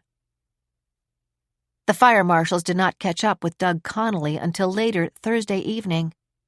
They called the hospital and learned that he had made a second visit there in the late afternoon.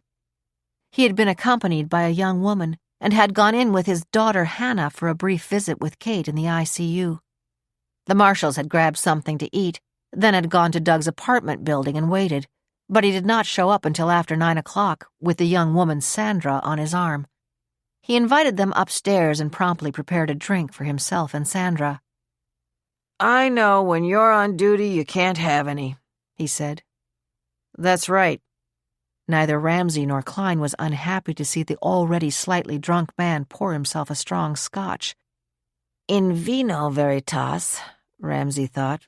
In scotch, even more truth may come out. As they sat down, Sandra explained. "Poor Doug completely fell apart after seeing Kate.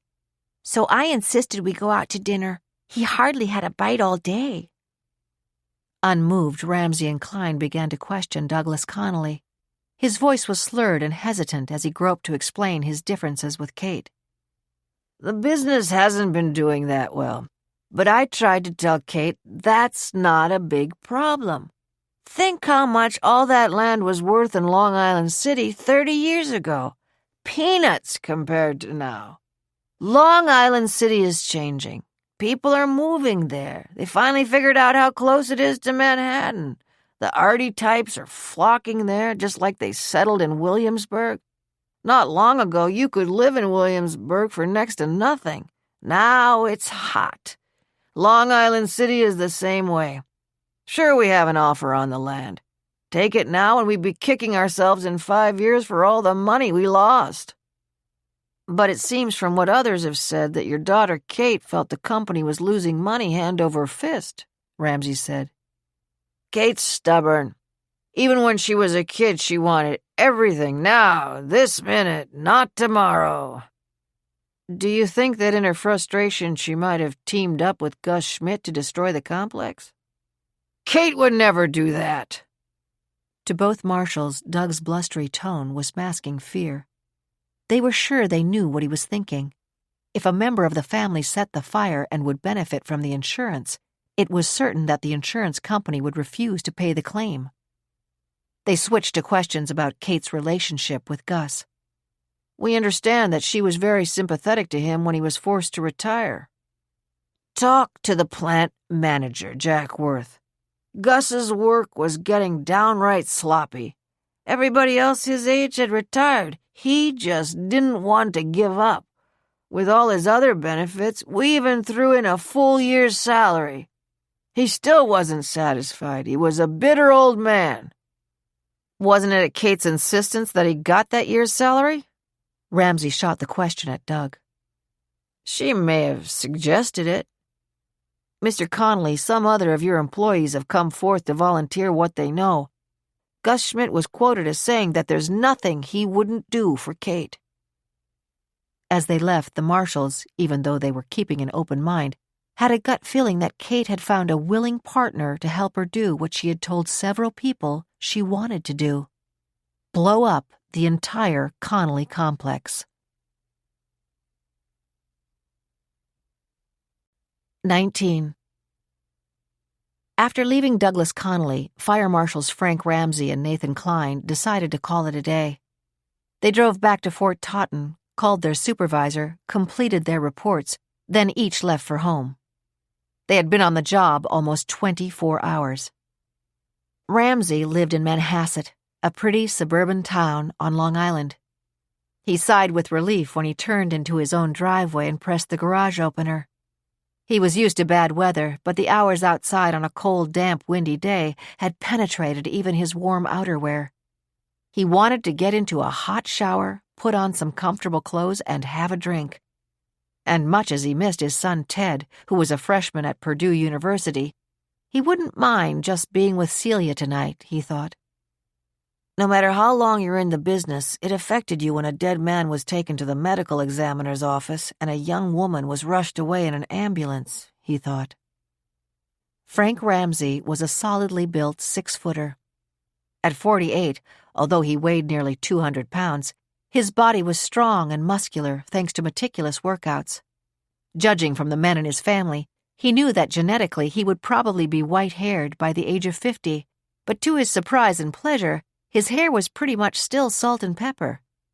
His manner was naturally easygoing, but that changed swiftly if he spotted any incompetence among his underlings. In the department, he was universally well-liked. His wife, Celia, had heard the car pulling into the garage and had the door to the kitchen open for him. She had had a double mastectomy 5 years earlier, and even though her doctor had now given her a clean bill of health, Frank was always fearful that one day when he opened the door, she might not be there. Now the sight of her, with her light brown hair caught in a ponytail, a sweater and slacks enhancing her slender body, a welcoming smile on her face, made a lump form in his throat. If anything happened to her... He pushed away the thought as he kissed her. "You've had some day," she observed. "You could call it that," Frank confirmed as he inhaled the welcoming scent of pot roast coming from the crock-pot.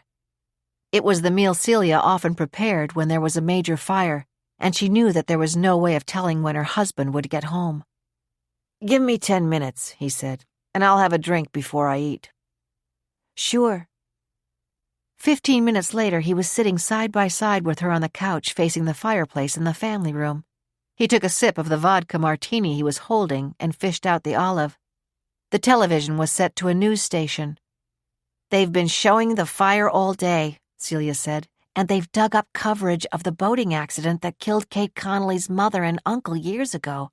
Have you heard any more about how she's doing?" "She's in a coma," Frank said. "It's such a shame about Gus Schmidt. I met him a couple of times, you know."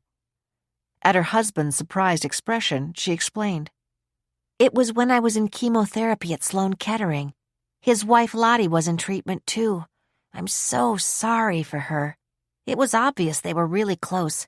She must be devastated. As I remember, they have a daughter, but she lives in Minnesota somewhere." She paused, then added, "I think I'll try and find out what the funeral arrangements are. If there's a service, I'd like to go to it." That's just like Celia, Frank thought. If there's a service, she'll go to it. Most people think about doing something like that, but never follow through. He took another sip of his martini, totally unaware that his wife's coincidental acquaintance with Lottie Schmidt would unlock one aspect of the investigation surrounding the destruction of the Connolly Fine Antique Reproductions plant. 20. Mark Sloane's curiosity about his neighbor was quickly satisfied the next day when he picked up Friday's morning newspapers and stopped for coffee and a bagel at the counter of a coffee shop on his way to the office. The burning complex was on the first page of the papers, and on the inside pages, he saw a picture of Hannah Connolly outside the hospital, being rushed to a taxi by her father. Ironic, he thought. The firm he left and the one where he was now dealt with corporate real estate.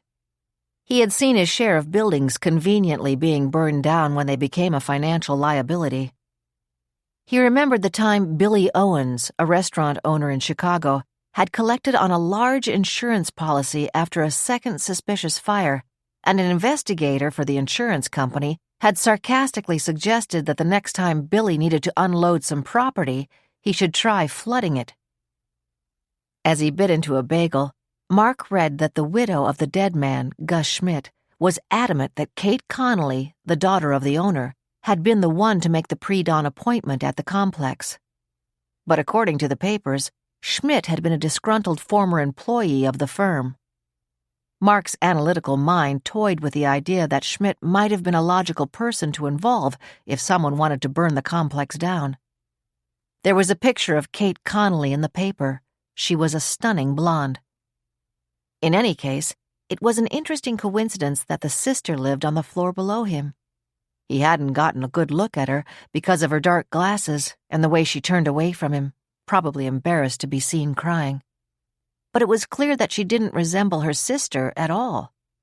The friend who was with her, with the blazing red hair and fiercely protective attitude, was the one who had made the strongest impression on him. As he accepted a second cup of coffee from the waitress at the counter, he turned his attention to his own situation. He'd been back and forth from Chicago to the new office enough times in the previous weeks to feel comfortable with his coworkers. So as soon as possible, he intended to attempt to reopen Tracy's missing persons file. It's not just Mom, he thought. Tracy has never been out of my mind either. When that woman who'd been missing since she was 14 escaped captivity 12 or 14 years later, I wondered if maybe Tracy was possibly being held somewhere against her will. She'd be 50 this month, but she hasn't aged in my mind, he thought. She'll always be 22. He paid his bill and walked out onto the street. At 8 a.m., Greenwich Village was bustling with people heading for the subway. Even though it was cold, there was no feel of rain in the air, and Mark was happy to stretch his legs and walk to work. He did not officially start at the new office until Monday, but going there today would give him a chance to settle early. On the way, he thought about the detective who his mother had said worked so hard on Tracy's case, Nick Greco. Mom said he was in his late 30s then, so he'd be in his 60s now. He's sure to be retired, he thought. And I can always try to Google him. 21. On Friday morning, a clerk at the medical examiner's office was set to release the body of Gus Schmidt to Charlie Walters, the funeral director whom Lottie had chosen to handle the arrangements. "If it's any comfort for the widow," the clerk said, "death was instantaneous when the staircase collapsed. He never felt the burns on his hands when he was dragged outside." Gus's body was to be taken to the funeral parlor for 1 day of visitation that afternoon, and then cremated the next day. The clerk, a slightly built 30-something lab technician, was new on the job and loving the excitement that frequently accompanied it. He had voraciously devoured the story of the explosion that had destroyed the Connolly complex and pondered the reason why Gus Schmidt and Kate Connolly had been there in the pre-dawn hour just as the fire started. Knowing he had no business asking the question, his curiosity still got the better of him. "Did you hear why Schmidt and the daughter were there?" Recognizing a fellow gossip, Walters replied, "Nobody said anything, but everyone knows Gus Schmidt never got over being fired. A couple of fire marshals were here yesterday to pick up his clothes. When they have a suspicious fire, the first thing they do is gather the clothes of any victims for evidence. Whenever we have a funeral with a fire involved, there's always an investigation," Walters said. "Some of them are caused by acts of God, like lightning. Some of them are accidents, like kids playing with matches. We had one where a 3-year-old did that. He ran outside, but his grandmother ended up dying of smoke inhalation looking for him. Or you get someone who can't sell a house or a business property, and the insurance looks good to them. Rumor is that Connolly's business was on the way downhill." Walters realized that he was talking out of turn, and that it would be prudent to sign the necessary papers to obtain the release of the body of Gus Schmidt and be on his way. 22. After a sleepless night, Lottie Schmidt dozed briefly in the early hours on Friday morning. The last time she looked at the clock, it had been 4:05, just the time that Gus had left only yesterday. Gus had never been a demonstrative man. He had bent over and kissed her goodbye. Did he have a premonition that he would never come back home? She wondered. That was the last thought she had before she mercifully drifted off. Later she was awakened by the sound of the shower running in the bathroom. For one hopeful moment, she thought it was Gus there, but then she realized that of course it was Gretchen, who had arrived from Minneapolis late the afternoon before. Lottie sighed and with a weary gesture sat up in bed. She fumbled for her 10-year-old robe and then stuffed her feet into her slippers. The robe had been a Christmas present from Gus. He'd bought it at Victoria's Secret. Lottie remembered thinking that when she saw the package, she hoped that Gus hadn't wasted his money on silly, skimpy nightgowns that she'd never wear. Instead, she had found inside the wrapping a pretty blue-patterned robe with a satin exterior and cozy warm lining, and it was washable. They didn't make those robes anymore, but as soon as the weather turned cold, she trotted this one out and loved to slip into it first thing in the morning. Both she and Gus were early risers, never later than 7:30. Gus usually was up ahead of her and had the coffee ready when she came down. He'd have the papers collected, too, and they'd eat in contented silence. Lottie always got to read the Post first. Gus liked the news. They both had orange juice and cereal with a banana because the doctor had said it was the best way to start the day. But there wouldn't be any coffee waiting for her today, and she'd have to go out to the end of the driveway to pick up the newspapers. The guy who delivered them wouldn't come down and leave them at the side door because he didn't like to back out onto the street. The shower was still running when Lottie passed the bathroom. Gus would have had a fit that Gretchen's using up so much hot water, she thought. He always hated waste. As she walked down the stairs, she tried to push back her worry that Gretchen would be tempted to show neighbors and friends pictures of her expensive house in Minnesota during the viewing for Gus. People who know us would wonder how Gretchen could afford such a lavish place. Divorced and childless, after working for the telephone company for years, Gretchen had become a masseuse. And a good one, Lottie thought loyally. Even if she didn't make a lot of money, she has a nice circle of friends out there. She's active in the Presbyterian Church, but she doesn't think. She's a talker. All she needed to say was... Lottie did not finish the thought. Instead, she went into the kitchen, started the coffee pot, and opened the door. At least it wasn't raining. She walked down to the edge of the driveway and, bending slowly to keep her balance, picked up the 3 newspapers, the Post, the News, and the Long Island Daily, and carried them back to the house. Inside, she took off the protective wrappings and then unrolled them. All 3 had pictures on the front page of the Connolly fire. With trembling fingers, she opened the Post to page 3. There was a picture of Gus under the headline, "Fire Victim, a Disgruntled Ex-Employee of Connolly Fine Antique Reproductions." 23. "It's not for nothing you have red hair," was the oft-repeated comment of Jessica's father, Steve, in her growing years. At 21, Steve Carlson had graduated from the police academy in New York and spent the next 30 years rising through the ranks until he retired as a captain. He had married his high school sweetheart, Annie, and when it became obvious that the large family they had planned was not to happen, he made his only offspring, Jessica, his companion at sports events. As close as he and Annie were, his wife vastly preferred reading a book to sitting out in the hot or cold and watching any kind of game. At age 2, Jessica had been on Steve's shoulders at Yankee Stadium in the summer and Giants Stadium in the fall. She had been a star soccer goalie in high school and was a fiercely competitive tennis player. Her decision to go into law had thrilled her parents, although when she chose to become a criminal defense attorney, her father was less than pleased. 90% of the ones who are indicted are guilty as sin, was his comment. Her answer?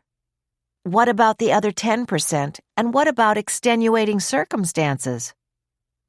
Jessie had worked for 2 years as a public defender in criminal court in Manhattan, then accepted a job offer from a growing firm specializing in criminal defense practice. On Friday morning, Jessie went into the office of her boss, Margaret Kane, a former federal prosecutor, and told her that she had taken on the job of defending Kate Connolly against a potential criminal charge of arson. It may not stop there, she told Kane. The way I see it, they may try to say Kate was an accessory to Gus Schmidt's death. Margaret Kane listened to the details of the case. Go ahead, she said. Send the family the usual contract and retainer fee.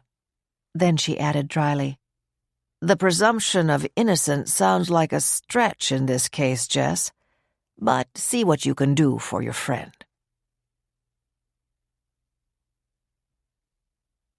"24. Clyde Hotchkiss had been living on the streets of various cities since the mid-1970s. A decorated veteran of the Vietnam War, he had come home to Staten Island with a hero's welcome, but was haunted by his wartime experience.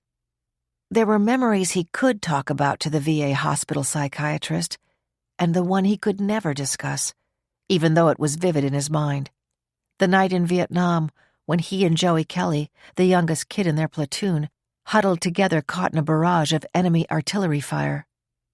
Joey had always talked about his mother, how close they were, how his father had died when he was a baby. Clyde and Joey were shoulder to shoulder, trying to crawl toward a clump of trees that offered some shelter when Joey was hit. Clyde had put his arms around him as Joey, holding together his own guts, whispered, "Tell Mama how much I love her," and started to cry. "Mama, Mama, Mama." Then, his blood soaking through Clyde's uniform, Joey had died in Clyde's arms. Clyde had married his high school sweetheart, Peggy the beauteous Margaret Monica Farley, as the local Staten Island paper reported. They had a good laugh over that one. Sometimes when Clyde called to tell her he'd be late from work, he would say, "Am I having the privilege of speaking to the beauteous Margaret Monica Farley?" Always instinctively good at any construction task, He had gotten a job with a local builder and quickly became his right-hand man. 3 years later, Clyde Jr. was born, and they promptly nicknamed him Skippy. Clyde loved his wife and son with a deep, abiding love, but the baby's crying brought back memories of Joey, especially the one he had tried his hardest to leave in the past. He began to drink, a cocktail with Peggy after a hard day's work, wine at dinner, wine after dinner. When Peggy expressed concern, he began to skillfully find places to hide the wine. When he became short-tempered, she begged him to go for help. "It's the war hitting you again," she told him. "Clyde, you need to go to the VA hospital and talk about it to the doctor." But it was when Skippy began teething and would wake them up in the middle of the night, screaming, "Mama! Mama! Mama!" that Clyde knew he could never belong to a normal life, that he needed to be alone. One night when Peggy and the baby were away on a pre-Christmas visit to her mother and father in Delray Beach, Florida, where, happy to retire early, they had relocated, Clyde knew it was over. He had drunk a bottle of good red wine, then put on his flannel shirt, winter jeans, and his thick boots. He had stuffed his insulated gloves into the pocket of his warm denim jacket and written a note. "My beauteous Margaret Monica, my little guy Skippy. I'm sorry. I love you so much, but I can't handle this life.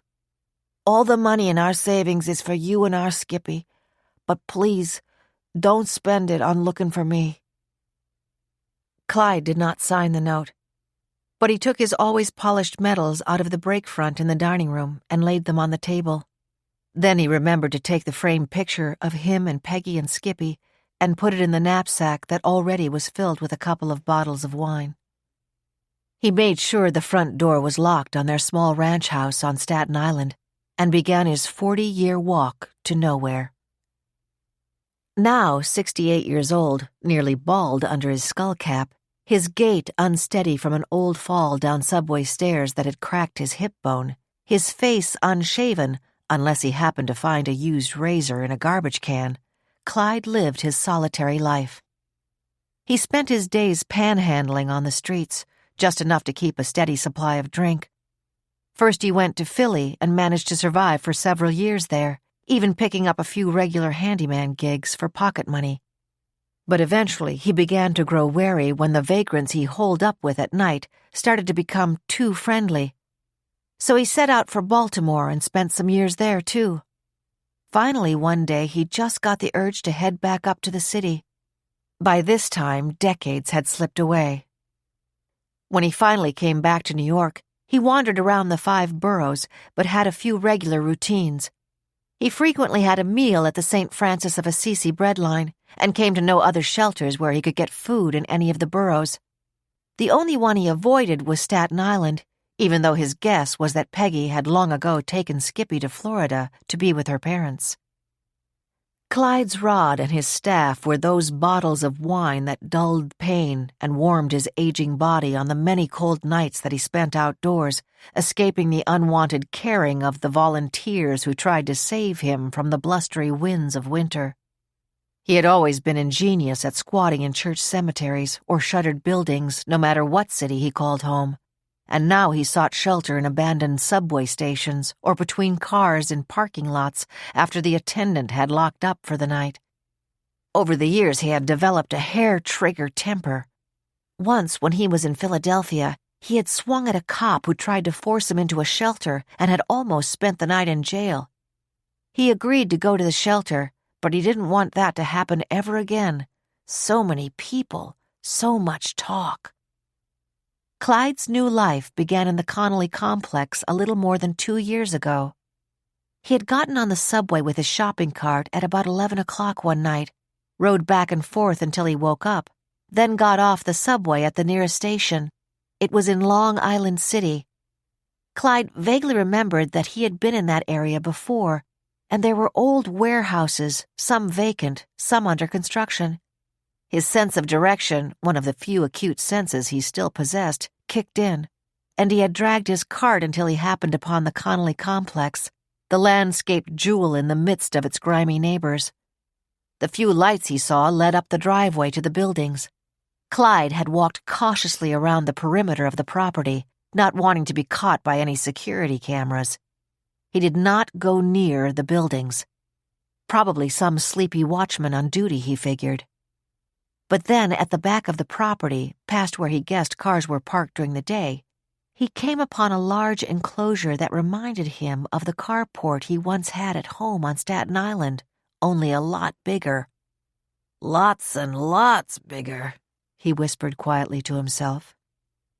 One by one he counted the vans there.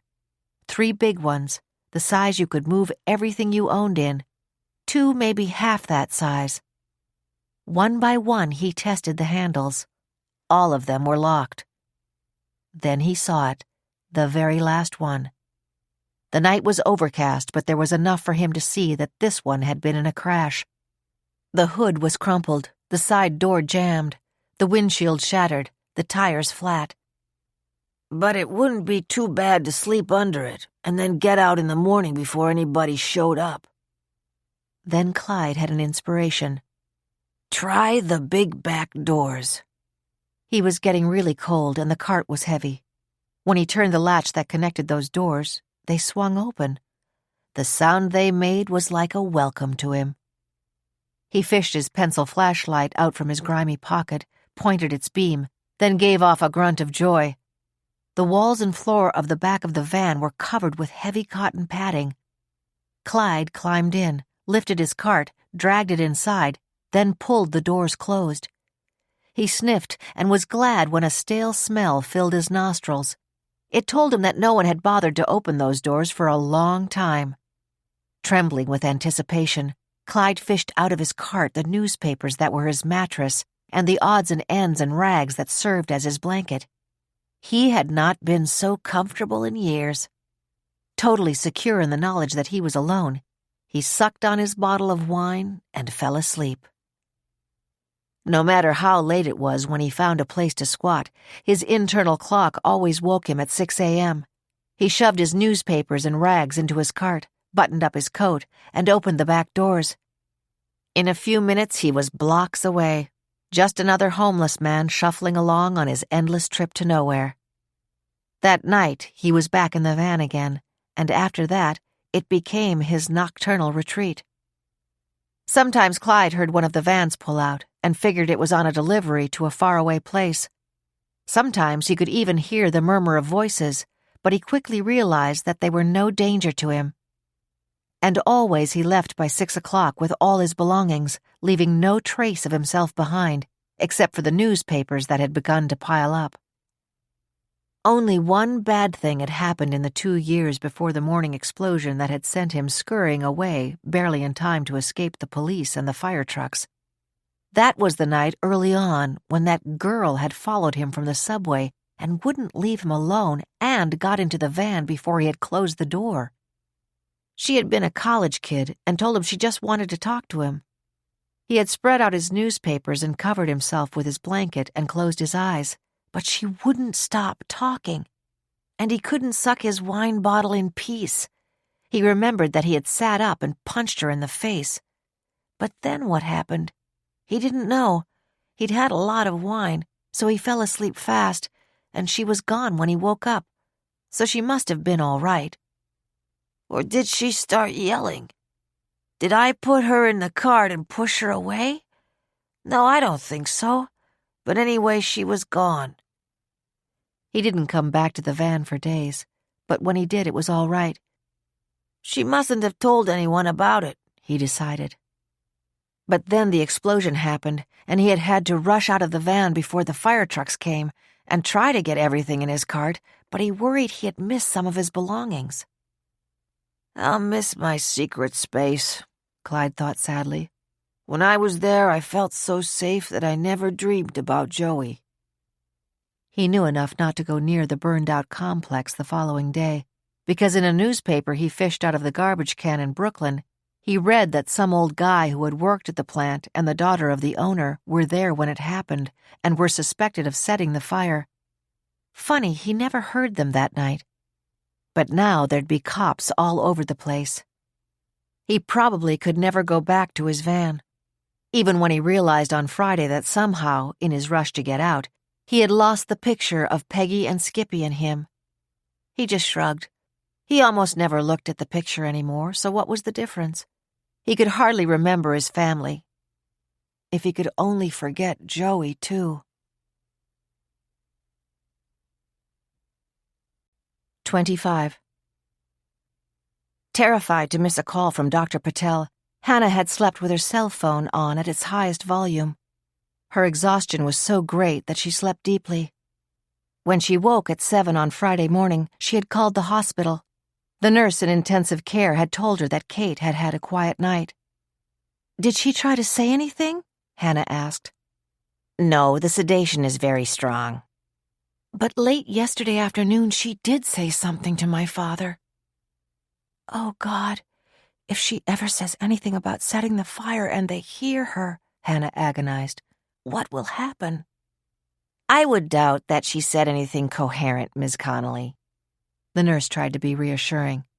"There is no change in her condition, which I'm sure the doctor has explained is a good sign."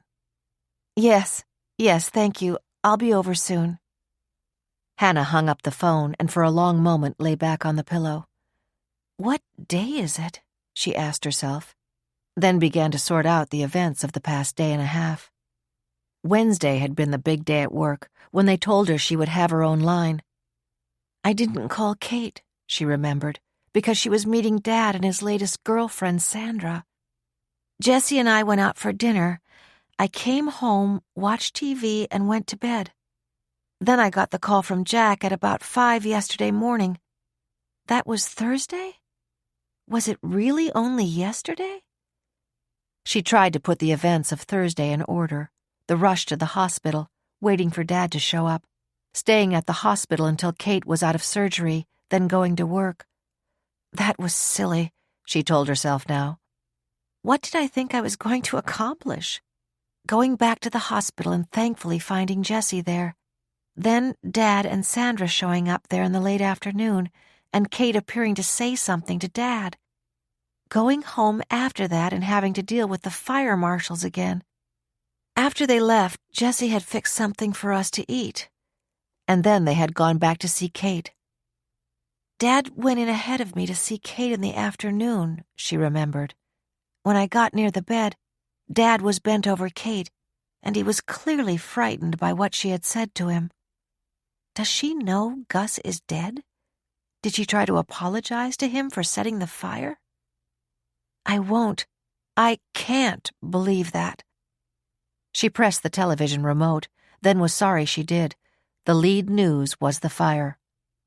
The question is, why was Kate Connolly, the owner's daughter, in the complex at that hour with Gus Schmidt, an ex-employee who was fired 5 years ago? The anchor was asking. It was the first time Hannah had seen a picture of the ruined complex. How did Kate ever make it out alive? She asked herself. Dear God, how did she ever make it out alive? She turned off the television, swung her legs to the floor, then realized she was wearing a nightshirt that Kate had given her. Ma petite sœur, on you it should fit perfect, she had said. It's too short for me. From the minute she was in her first French class, Kate always called me that, Hannah thought. My little sister. She's always looked out for me. Now I've got to look out for her. Jessie is right. Those fire marshals are going to try to hang this on Kate. Well, I won't let them. A long hot shower made her feel better. She plugged in her new coffee maker, which served up 1 cup at a time. It was another thoughtful gift from Kate. She decided to put on a sweater and slacks and change later to go to the funeral home where Gus was to be laid out. Hannah dreaded the prospect of seeing Lottie. What can I possibly say to her that can help lessen her grief, she wondered. I'm sorry the media is calling Gus a disgruntled former employee with a grudge against the company and a possible conspirator? No matter what I say, Lottie is going to tell me and everyone else that Kate phoned him to meet her, not the other way around. Her boots had 3-inch heels, which barely brought her up to 5'5". With all those tall models, I always feel like a dwarf at the fashion shows, she thought as she ran a brush through her hair. I always wanted to be as tall as Kate, and I wish I looked like our mother the way she does. Their pictures are just about interchangeable. But I'm a chip off the old block of Dad, or Doug, as he wants us to call him now that we are grown. I pray to God I'm not like him in any other way. When she went out into the hall and rang for the elevator, she remembered with embarrassment how she had been crying when the tall guy with the suitcase had ridden up in it yesterday with her and Jess and the fire marshals. I hope he didn't think I'd had too much to drink and was on a crying jag, she thought. Not that it mattered. Not that anything mattered except that Kate recover fully and not be accused of setting the fire. Thankfully, she was alone in the elevator, and out on the street was able to hail a cab immediately. On the way to the hospital, she could feel her chest tightening. The doctor had warned that Kate's condition could change in a minute. Even the relatively good news the nurse had given her on the phone wouldn't necessarily still be true. At the hospital, she got out of the cab and realized for the first time that the rain and dampness of the past few days had been replaced by a sun-flooded sky. I'll take it as a sign, Hannah thought. Please let it be a sign that everything will work out. When she got to the ICU, it was a shock to see her father at Kate's bedside so early. When he turned his head, his red-rimmed eyes told her that he had had another boozy night. "Did they call you? Is that why you're here?" she asked in a frightened whisper. No, don't get scared. I just couldn't sleep and had to see her." Almost limp with relief, Hannah looked down at her sister. Nothing was different. Kate's head was totally bandaged. The breathing tube still covered her face. The wires and tubes were still in place. She was a wax doll, inert, impassive. Hannah was standing on the right side of the bed. She took Kate's bandaged right hand in both of hers, bent down and kissed her sister's forehead. Can she feel anything through all those bandages? She wondered.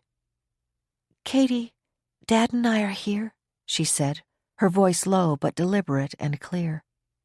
"You're going to get well. We love you."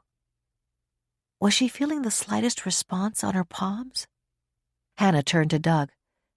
"Dad, I swear she can hear me. I know she can hear me. Say something to her." Glancing to see if a nurse was near enough to hear him, Doug leaned over Kate, his voice a whisper. "Baby, you're safe. I'll never tell. I promise I'll never tell." Then he looked up at Hannah and mouthed the words. "Yesterday she told me she was sorry about the fire." Hannah was afraid to ask him anything more, but from the look on his face, it was clear to her that Kate must have apologized for setting the fire. 26. By noon on Friday, Mark Sloan knew he had made the right decision to join his new law firm, Holden, Sparks & West. Specialists in commercial litigation law, they represented international real estate firms, investment companies, and worldwide banks. In a litigious world, they had a formidable reputation. Their 3 floors of sleekly modern offices were a visible sign of their success. Mark had been back and forth enough in the last few months so that he had no sense of being a total newcomer. He already knew that the receptionist, the first employee to be seen through the glass doors after he walked down the hall from the elevator, was the mother of 3 high school boys. He was very pleased that he would be one of the top aides to the president of the firm, the renowned Nelson Sparks, and work on the most important cases with him. A partnership in 2 years had been promised. But he was not aware that from his first visit, he had become a man of intense interest to the single women in the firm, and had been the subject of lively discussion among them. He liked his new office, which looked over East 42nd Street and Grand Central Terminal. And above all, he was glad to be in New York. "Maybe I got that from Tracy," he mused as he stood at the window and observed the panorama below of one of the busiest streets in the world. Coming to New York was always his sister's dream. She talked about it to me so many times. I wonder if she ever would have made it big in the theater. So many try and it doesn't work out. And then somebody gets blessed with stardust. Enough of that, he decided. Time to begin to earn my keep here. Very considerable keep, he acknowledged to himself as he settled at his desk and picked up the employee telephone book. He had long ago realized that for him, the best way to get to know everyone in a company was to match their names to the positions they held. He had already been working on achieving that goal, but now that he was here, he intended to complete the learning process fast. But despite his eagerness to delve into his new job, he was a bit distracted by the realization that he could now begin his real search for Tracy, or at least bring some closure to his mother about her disappearance. At 4:15 that afternoon, he did a search on the internet for the name of the detective on the case, Nick Greco. The information he wanted came up immediately. Greco had a website for his own private detective agency. He was 64 years old, married with 2 daughters, and lived in Oyster Bay, Long Island, his profile stated. He had retired as a detective first grade in Manhattan after 35 years of service and opened his own investigative agency on East 48th Street in Manhattan. Just a few blocks away, Mark thought. Almost without knowing what he was doing, Mark dialed the phone number listed on the site. To Mark's surprise, a live receptionist answered the phone instead of one of those annoying automated voice instructions. Press 1 for this, press 2 for that, press 3. When Mark asked for Greco and the receptionist requested the reason for the call, Mark realized that his throat was dry. He tried to clear it, but it felt hoarse and rushed as he said, "My name is Mark Sloan. My sister Tracy Sloan disappeared 28 years ago. Mr. Greco was a detective from the district attorney's office who handled the case. I have just moved to New York and would like a chance to talk with him." "Hold on, please." Seconds later, a firm male voice said, "Mark Sloan, I would be very pleased to meet with you. Not being able to solve your sister's disappearance all these years has continued to be a great frustration to me. When can we get together?" 27. Mama, I don't know why you're insisting on having visitation for Papa at the funeral home for only a few hours this afternoon, Gretchen complained.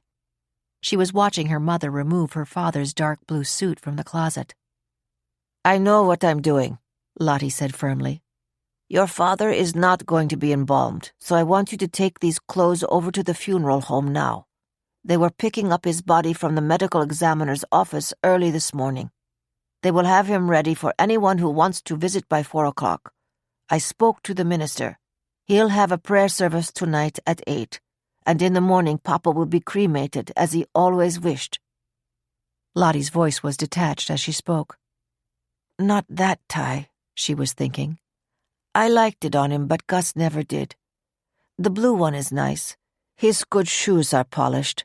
Gus was such a perfectionist." I mean, my friends growing up always liked Papa, and there isn't enough time to call all of them. Gretchen was sitting on the edge of the bed, still wearing a robe and with curlers in her hair. At age 54, her round face was virtually unlined. Unlike both her parents, she had always been chubby, but her body was well proportioned. Divorced for 20 years, Gretchen did not miss her husband or any husband at all. She was an excellent masseuse and had a full clientele. Active in the Presbyterian Church in Minnetonka, a suburb of Minneapolis, she kept a vegetable garden and loved to cook. On weekends, she often had friends in for dinner. The joy of her life was the home her mother and father had bought for her 5 years ago. A builder's spec house, it was a large, handsome one-story stone and shingled structure with a chef's kitchen and a conservatory. The ground sloped down to the lake, and the landscaping accentuated the house's charm and surroundings. An annuity Gus and Lottie had bought for Gretchen assured her of the ability to pay taxes, insurance, and any necessary repairs in the years to come. Gretchen loved that house the way other women loved their children. In a moment's notice, she would pull out pictures of it to show off, inside and out, pictures in every season. "It's like I'm living in heaven," she would say to any new admiring audience. That kind of happiness was what Lottie and Gus had wanted for their only child, especially as they themselves aged. But it was also exactly why Lottie now told Gretchen not to talk about her house at the wake and to leave her pictures home. "I don't want to see you show them to anyone," she cautioned. "I don't want anyone to wonder where your father and I got that kind of money to help you out. And you know, Papa should have paid gift taxes on everything he gave you." Lottie draped the blue tie over the suit hanger and laid it on the bed, next to where Gretchen was sitting. "I know he didn't pay enough, so if you don't want to be socked with taxes you can't pay yourself, just keep your mouth shut." Mama, I know you're upset, but you don't have to talk to me like that, Gretchen snapped back. I don't know why you're rushing poor Papa into his grave. Why don't you have a proper funeral service for him at church? He went every week and was an usher there. As she spoke, Gretchen had moved slightly and was now sitting on the arm of the blue suit that Lottie had just put down. "Get up," Lottie snapped, "and get dressed." Her voice broke. "It's bad enough to have to put Papa's clothes together. It's bad enough to know that he won't be here tomorrow or next week or ever. I don't want to argue with you, but I also don't want you to lose your home. Papa gave up too much for you to do that." As Gretchen stood up, Lottie opened the dresser drawer to get out underwear and socks and a shirt to send to the funeral parlor for Gus, too. In a torrent of words, she asked bitterly, "And as far as rushing your father into his grave, can't you see what you're reading in the papers? They're all but saying that Papa met Kate to set that fire. He was upset about being fired. His work was as good as it ever was when that Jack Worth let him go. Kate was the one who insisted he be given a year's salary beside his pension. The way the media and those fire marshals see it, Kate wanted the place burned down and she asked Papa to make it happen. If reporters get wind that there's a wake today, they'll be all over the place with their cameras, and crowds of gawkers will come just because it's exciting to try to get in the media pictures. Now get dressed." Finally alone after Gretchen went back to get dressed, Lottie closed the door. "Oh, Gus, why did you go meet her?" she lamented as she selected an undershirt and boxer shorts. "I told you it would be trouble. I knew it, I warned you. Why didn't you listen? What's going to happen to us now? I don't know what to do. I don't know what to do." At 3:30, Lottie arrived alone at the Walters funeral home. "When I spoke to you earlier, I said I wanted the casket closed," she said quietly to Charlie Walters, the funeral director. "But I've changed my mind. I do want to see him." She was wearing her good black dress and the string of pearls Gus had given her for their 25th anniversary. "And did you remember to order flowers from me and Gretchen?" "Yes, I did. Everything is ready. Shall I take you to him?" "Yes." Lottie followed Walters into the viewing room and walked to the casket. She nodded in satisfaction when she saw the floral arrangement with the ribbon that read, "Beloved Husband." She waited silently while the director lifted it off, laid it on a chair, and opened the top half of the casket. Without saying anything else, he walked out of the room and closed the door behind him. Lottie sank onto the kneeler and carefully studied her husband's face. "Only his hands were burnt in that fire," she thought. "He looks so peaceful, but he must have been so frightened." She ran her fingers along his face. "Did you know it was dangerous to go there when you kissed me goodbye?" She whispered the question. "Oh, Gus. 10 minutes later, she got up, walked to the door, and opened it.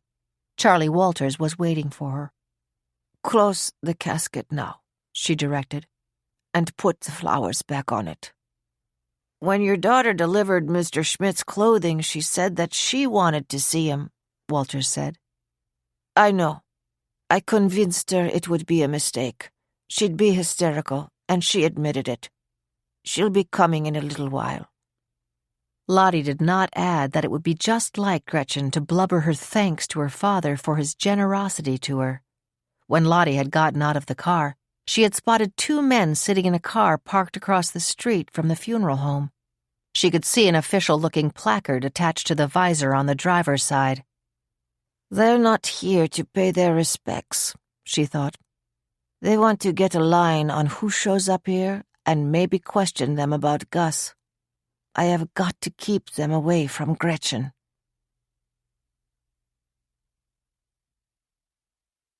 "28. After seeing Kate in intensive care and running into Hannah in the hospital Friday morning, Douglas Connolly had gone home. Sandra had left the apartment sometime during the night. He wouldn't be surprised if she'd gotten a text from Majestic or whoever that scruffy-looking rapper was, but he didn't care. Should he have told Hannah that Kate had apologized to him for the fire?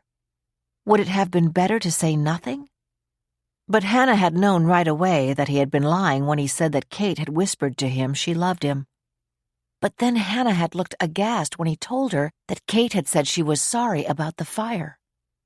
Hannah told him that she had hired her friend Jessie to represent Kate if she was accused of setting the explosion. What about Gus? Would his wife hire a lawyer to defend his reputation as well? Doug pondered these questions when he returned from the hospital shortly after 9 o'clock.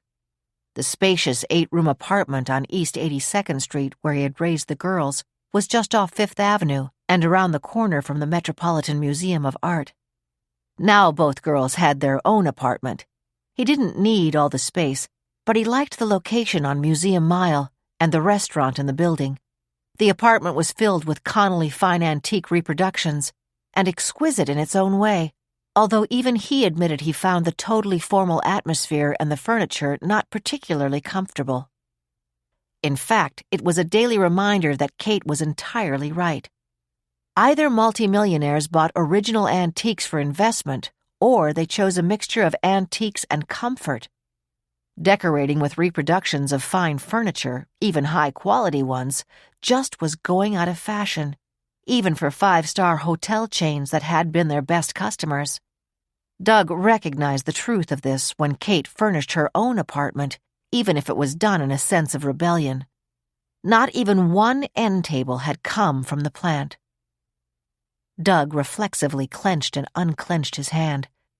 To steady his nerves, he went into the library and poured himself a vodka, despite the early hour. Sipping it slowly, he settled in his one comfortable chair, a leather recliner, and tried to make sense of what was going on. Should he get a lawyer? He didn't need one to know that the insurance company wouldn't pay any claims on the original antiques or the whole complex if it was proven that a member of the family had set the fire. Without the business, even if it is losing money, I'll run out of cash in 2 months, he thought. Maybe I can take a deposit on the property with the understanding that it won't be available until any lawsuits are settled. A sudden shiver made his body go clammy with sweat. Not now, he thought as he closed his eyes, knowing he was about to relive the moment years ago that changed his life forever. The moment the boat he was steering hit that cable. It was as though they had sailed off the end of the earth. The bow of the boat was sliced off, and the rest of it slipped under the water. He was at the helm. The others were in the cabin below. They never knew what happened, he thought to himself. The crew on the tanker never knew we'd hit the cable. He had grabbed a life jacket and pulled it on. Then he had managed to throw out the life raft, grab the bag with his wallet, and jump in as the boat sank. Doug closed his eyes, willing the memory to pass. And it did as suddenly as it had come over him. He resisted the impulse to pour a second vodka. Instead, he reached for his cell phone and called Jack Worth. They had not spoken at all since yesterday when they met at the hospital. Jack answered on the first ring. When they had been at the complex, he always called Doug Mr. Connolly, but when they were alone, it was Doug. How is Kate? No change. Did you get over to the property yesterday? No, I intended to, but I went to the hospital twice, and then the fire marshals were here last night. You went over, didn't you? I went straight there from the hospital. Those marshals got pretty rough about the lack of security on the premises. Jack Worth's voice was worried. I got the feeling that since I was running the place, they think I should have insisted on having security cameras. I told them the place was up for sale for the right price. Doug didn't like the undercurrent of panic he heard in Jack's voice. "Some of the guys at the plant called Gus's wife," Jack said. "You know how popular he was with them. She told them that there'll be visitation today at the Walters Funeral Home in Little Neck between 4 and 8. Gus had no use for me or you after he was fired, so I don't know whether or not to go." "I think you should go," Doug said adamantly. "And I will too. It will show our respect for Gus." He looked at his watch. "I'll get there around 6. He considered for a moment, then knew he was not interested in having dinner with any of the women listed in his address book. "Why don't you get there around the same time and we'll grab a bite to eat afterward?" "Fine with me." Jack Worth hesitated, then added, "Doug, watch what you drink today. You tend to run off at the mouth when you have too much." Knowing it was true but angry at the suggestion, Douglas Connolly said curtly, "I'll see you around 6. and turned off his phone.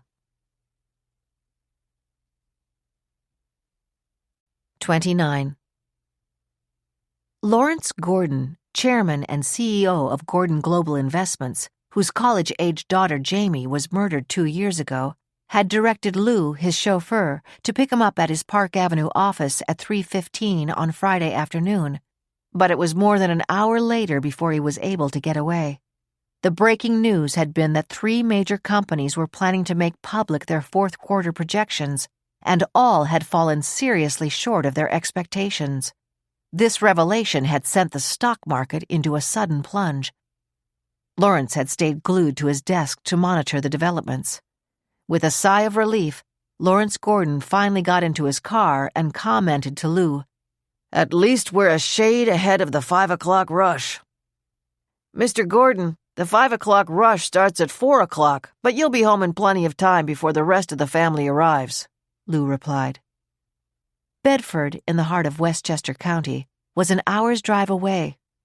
Lawrence often used that time to read reports or catch up on the news, but today he reclined the seat, leaned back, and closed his eyes. 67 years old, he had once been 6'2", but was now just below 6 feet tall.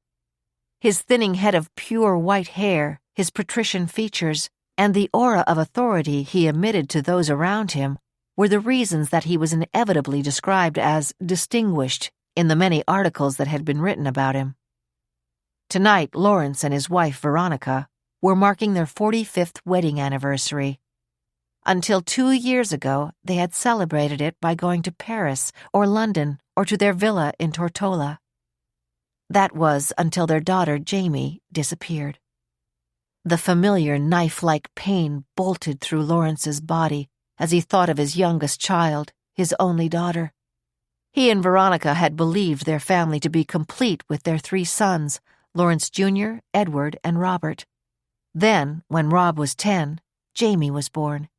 He and Veronica were both 43 years old, but were delighted and thrilled to welcome their daughter. Lawrence remembered how enchanted he had been the first time he held the newborn Jamie in his arms, with her beautiful little face and wide brown eyes. Then she had wrapped her fingers around his thumb, and he had felt a moment of exquisite happiness. He had thought of his Pilgrim ancestors and the fact that they believed there was a tortience between a father and a baby daughter, a special, unbreakable bond of love. Jamie, the golden child. She could easily have been spoiled rotten by all of us, but she never let that happen, Lawrence remembered sadly. Even as a child, she had a social conscience. By the time she was in high school, she was volunteering at a food pantry and helping to organize clothing drives. While at Barnard College, she had spent 2 summers with Habitat, one in South America and one in Africa. She had been a senior at Barnard when, for her sociology class, she had decided to write a paper about street people. She had explained to them that this would involve talking to the homeless who were literally living on the streets. Lawrence and Veronica had tried to talk her out of the project, but Jamie was always headstrong. She did promise to be very careful, joking that she certainly didn't want to put herself in danger. "I've got good radar about people, and trust me, I have no intention of getting myself into a situation I can't handle," she had assured them. But 3 weeks after she started the project, nearly 2 years ago, Jamie had disappeared. A month later, a Coast Guard vessel had fished her body out of the East River. There was a black and blue mark on her jaw. Her hands and feet were tied together, and she had been strangled. There was absolutely no clue as to where she had been or who had been her murderer.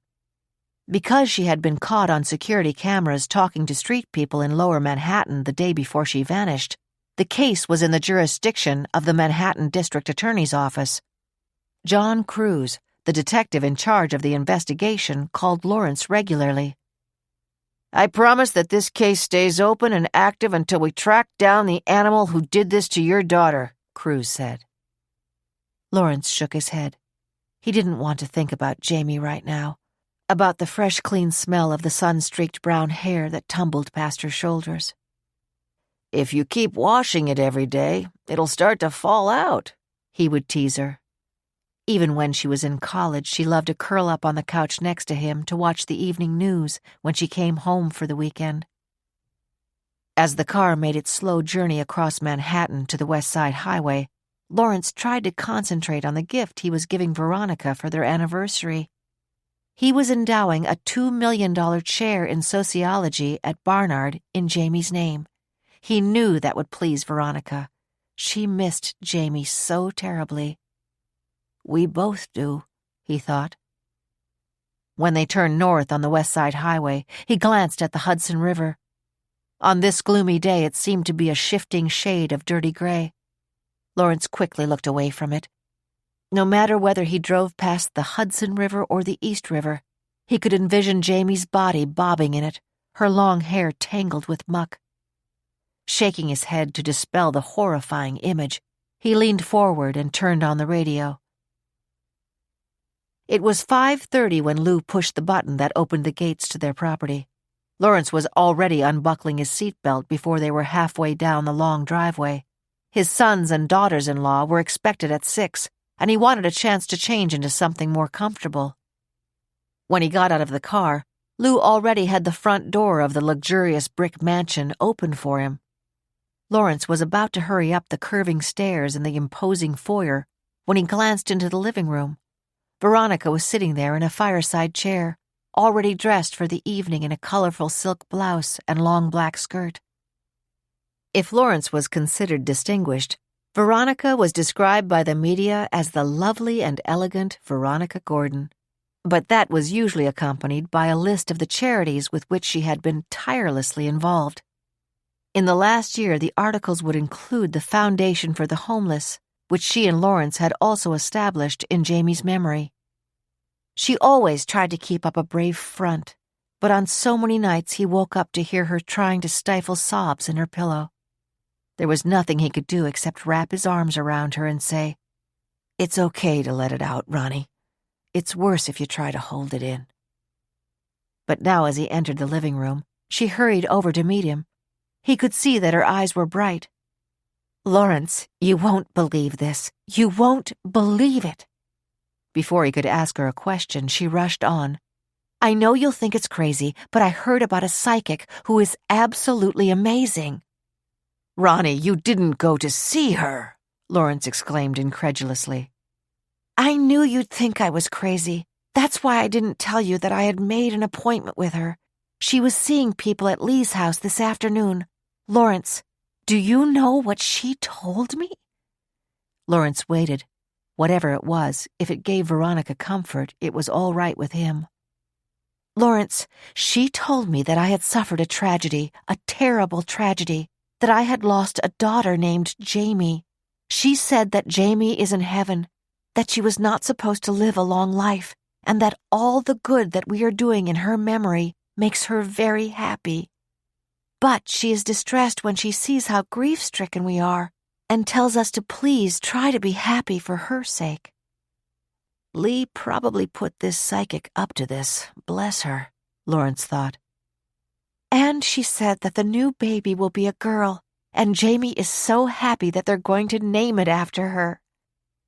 Their youngest son, Rob, and his wife were expecting their third child around Christmas. They already had 2 little boys and had decided not to find out what this one would be. If it was a girl, they were planning to call her Jamie. Lee knew that too, Lawrence thought. Veronica's expression changed. Lawrence, you know how hard it is for us not to see Jamie's killer arrested before the same thing happens to another girl. And it is also hard because I haven't yet sat in a courtroom to see that monster sentenced to rot in prison for the rest of his life, Lawrence snapped. It's going to happen. The psychic said that very, very soon something belonging to Jamie will be found, and it will help lead the police to her murderer. Lawrence stared at his wife. Lee certainly didn't tell the psychic to say that, he thought. Good God, was the psychic for real? Is it possible that this is going to happen? A few days later, he received his answer. 30. At 4:30 Friday afternoon, Jessica picked up Hannah for the drive out to the island, to the funeral home in Little Neck, where the wake for Gus Schmidt was being held. Hannah had changed into a black and white tweed suit, one of her own designs. As Hannah got into the car, Jessie said approvingly, "You always look so put together. I, on the other hand, managed to give the appearance of someone who closed her eyes, reached into the closet, and grabbed for the nearest hanger." Not true, Hannah said matter-of-factly. And in fact, it's insulting. I helped you pick out that suit in Saks, and it looks great on you. She tossed her rain cape over to the back seat, where it landed next to Jessie's trench coat. My mistake. I forgot that you helped me pick it out, Jessie said ruefully as she stepped on the gas and skillfully maneuvered her Volkswagen between two double-parked cars. Anyway, you were just making conversation, which is very nice of you, Hannah said, but it isn't necessary. I admit I'm nervous about seeing Lottie Schmidt, but it has to be done. You know and she knows that there has to be a reasonable explanation for Kate and Gus to have gone to the complex the other night. As soon as Kate comes out of the coma, we'll find out what it is, Jessie said firmly. Hannah did not answer. Jessie waited until she turned the car onto 34th Street, heading to the Queens Midtown Tunnel before she said, "Hannah, have you learned something that you're not telling me?" Then she added, "I am Kate's lawyer. It is absolutely critical that you tell me what you know so that I can properly represent her. Do you understand how important this is? And don't worry, should Kate be charged with a crime, I don't have to tell the DA anything I find out on my own."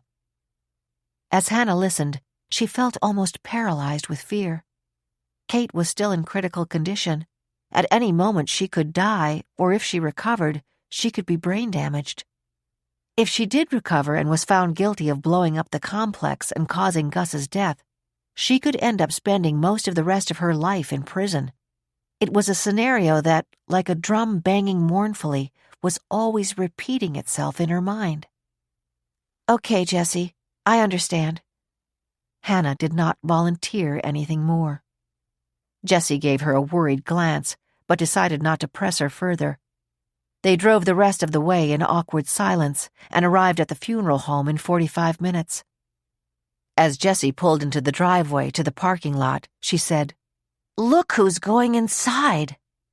Hannah turned her head quickly and was dismayed to see the 2 fire marshals opening the door of the funeral home. "Do you think we should wait a while in the car and try to avoid them?"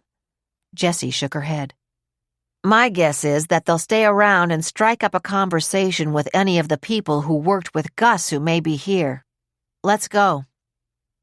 In the entrance room, a solemn-faced attendant directed them to the room where Gus Schmidt's casket had been placed.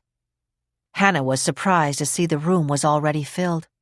A long line had formed to greet Lottie and Gretchen, who were standing by the closed, flower-covered casket. Jessie touched her arm. "Let a few more people get in the line. I don't want to be directly behind the marshals." Hannah nodded.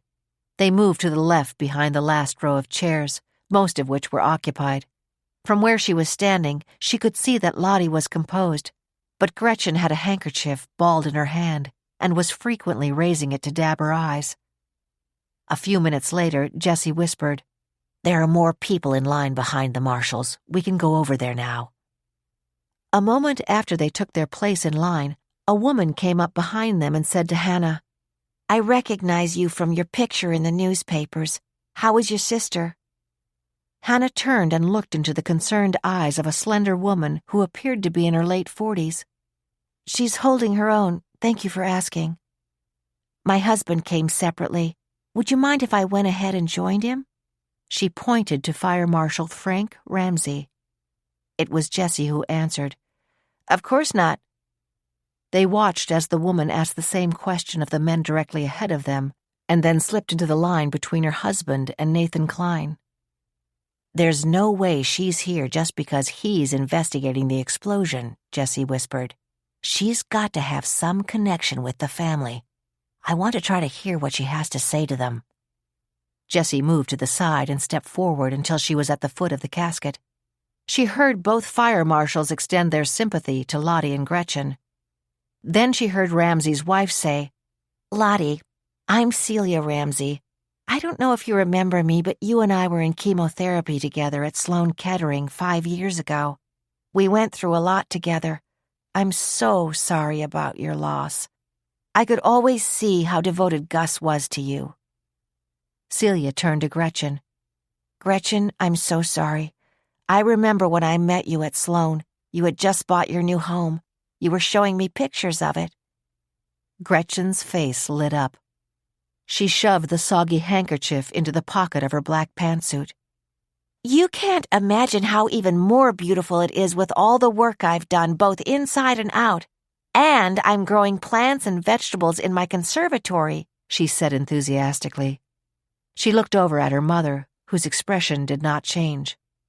Mama, it doesn't matter if I show Celia some pictures, does it? I mean, she's already seen pictures of the house. Lottie did not answer. She simply watched as her daughter stepped out of the receiving line, hurried over to a seat in the front row, and reached for her pocketbook. Then Lottie turned her attention back to the people in line. Soon Hannah was before her. Before Hannah could express her sympathy, Lottie, her voice so low that Hannah had to lean forward to hear her, said, The police are convinced that Gus and Kate intentionally set that fire. They're suspicious, yes, Hannah said quietly. I don't think they're convinced by any means. I don't know what to think, Lottie replied fiercely. But I do know my husband is dead. If your sister convinced him to set this fire, it would be better off if she dies, unless she would prefer to spend years in prison. Heartsick, Hannah realized that Lottie was afraid that Gus and Kate had set the fire. Was she telling that to the fire marshals? Knowing now that Lottie wanted no part of her sympathy, Hannah turned away. Gretchen, seated in the first row with Celia Ramsey beside her, had her iPad on her lap and was enthusiastically pointing out details in the pictures she was displaying on the screen. Marshal Frank Ramsey had quietly slipped into the seat on Gretchen's other side so that he too could see the pictures of her beautiful home in Minnetonka, Minnesota. At that moment, Hannah heard a plaintive moan and spun around in time to see Jessie try to grab and hold on to Lottie Schmidt as the frail woman collapsed to the ground in a faint. 31. As Clyde Hotchkiss had scrambled to get away from the complex early Thursday morning before the cops and fire engines arrived, he frantically threw just about everything into his cart and opened the back door of the van. He could see that all the buildings in the complex were on fire. Thick clouds of smoke were being blown around by the wind. His eyes began to water, and he began to cough. In the distance, he heard the sound of sirens. Sobered up by the shock of the explosion, he had been desperate to get out of there and reach the subway station. He was pretty sure that he smelled of smoke, but he was lucky. He always kept a fare card for one subway ride, and he was able to lift his cart over the turnstile gate and get down the stairs and onto the subway platform just as a Manhattan-bound train was pulling in. With a sigh of relief, Clyde got on. The train was almost empty. He closed his eyes and began to think. I can never go back to that place in Long Island City. When the fire is over, they'll surely move the vans, and if they look inside the wrecked one, they will know someone had been holed up in it. They might even try to blame the explosion on me." He'd read enough papers to know that street people were often blamed if they had been hanging out in an abandoned house or building where a fire occurred. Then he had begun to think about the girl who climbed in his van that time. For some reason, he had been dreaming about her when the explosion happened. "I don't think I hurt her," he thought. "I did take a swing at her when she kept talking and asking questions and I needed her to be quiet. But I don't know. I just don't know. I think I punched her." He panhandled all that day on Lexington Avenue. That night he went back to one of his old spots. It was a garage on West 46th Street that had a ramp from the street to the underground parking area. Between 1 a.m. and 6 a.m., the garage was closed, and the overhead door at the end of the ramp was lowered and locked. Clyde could sleep next to the door, protected from the wind and out of sight of the street. He hung around about half a block away until he saw the attendant come up the ramp. Then he scurried to settle in there. It worked out okay because he usually didn't need much sleep, but he realized how much he missed the comfort of the van. On Friday morning, he left before dawn and wandered down to Panhandle on West 23rd Street. Enough quarters and dollar bills were dropped into his cap that he was able to buy 4 bottles of cheap wine. 2 of them he drank in the late afternoon. That evening he dragged his cart back up 8th Avenue to 46th Street, keeping a sharp eye out for the do-gooders who might try to force him into a shelter.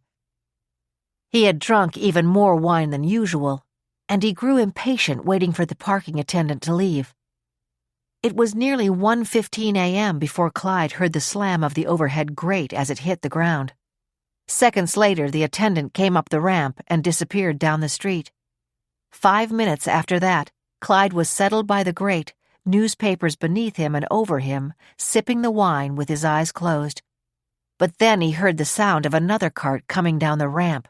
Furious, he opened his eyes and in the dim light saw that it was a real old street guy whose name was Sammy. "Get out of here," Clyde shouted. "Get out of here yourself, Clyde," a raspy voice shouted back, the words slurred. Then Clyde felt the bottle he was holding yanked out of his hand and the contents spilling on his face. In an instant, his fist shot up and caught Sammy on the jaw. Sammy staggered back and fell, but then managed to get to his feet. Okay, you don't want company," he mumbled. "I'm going." Sammy put his hand on his cart, started forward, but then paused long enough to knock over Clyde's cart before hurrying up the ramp. Clyde's last bottle of wine rolled out of the cart and landed next to him. He'd been about to spring up and chase Sammy. He knew he could catch him, and he was aching to get his hands around Sammy's throat. Instead, he paused and reached for the wine bottle, unscrewed the top, and settled back onto the newspapers. With the sleeve of his filthy outer jacket, he wiped the wine Sammy had spilled on him from his face. Then he closed his eyes and began to sip from the bottle. Finally, when it was empty, with a satisfied sigh, Clyde fell into a deep sleep.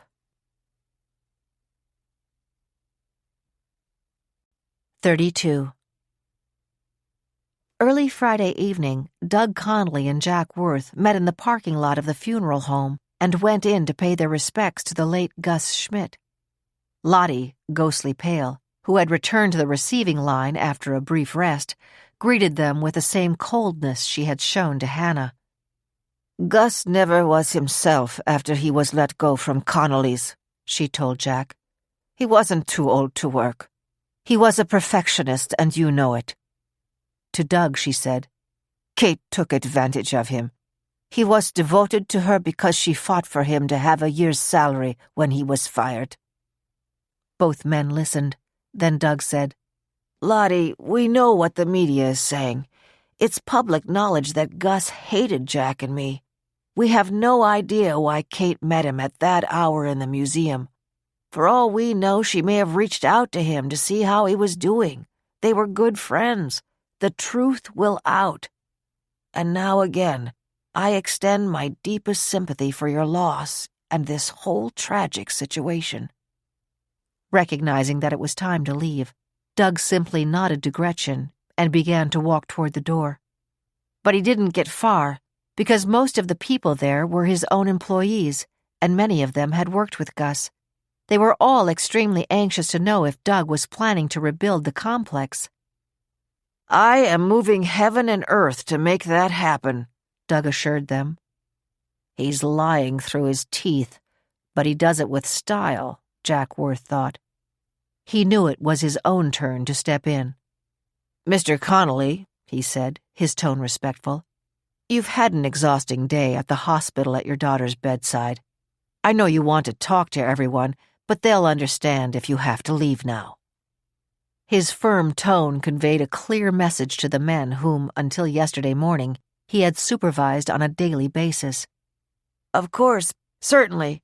We're praying for your daughter Kate, Mr. Connolly." Followed by Jack Worth, Doug left the funeral home and walked across the driveway to the parking lot. Jack opened the door of his Mercedes for him. "No driver tonight?" he asked. "It's going to be an early night, and I don't intend to have more than one scotch at dinner. Did you make a reservation at Peter Luger's?" "Yes, I did, Mr. Connolly." "Good. See you there in 10 minutes. It was less than a half hour later that they were seated at a corner table in the famous Peter Luger steakhouse. They both ordered a scotch on the rocks. Then Doug said, "Lottie just gave me a very good idea. In fact, a perfect idea. Kate's cell phone will show that she called Gus on Wednesday afternoon, but nobody knows what they said to each other. Maybe Gus planned to trap her in the explosion." Jack looked across the table at the handsome face of his boss. "Doug, do you think that anyone would believe that?" "I don't see why not," Doug said promptly. "Anyone who knows Kate would vouch for the fact that she was prone to exaggerate for emphasis. For example, did she ever say to you that she'd like to blow up the whole damned complex?" "Yes, she did, when she was out there a couple of weeks ago and saw that the security cameras still weren't working." "Did you think she meant it?" "No, of course not." "There you are." The drinks arrived. Doug Connolly took the first sip of his and smiled. "Perfect." "You can't do too much to foul up a scotch on the rocks," Jack remarked. "Sorry, but I think you're wrong about that, Jack. Too much ice in a drink can ruin it."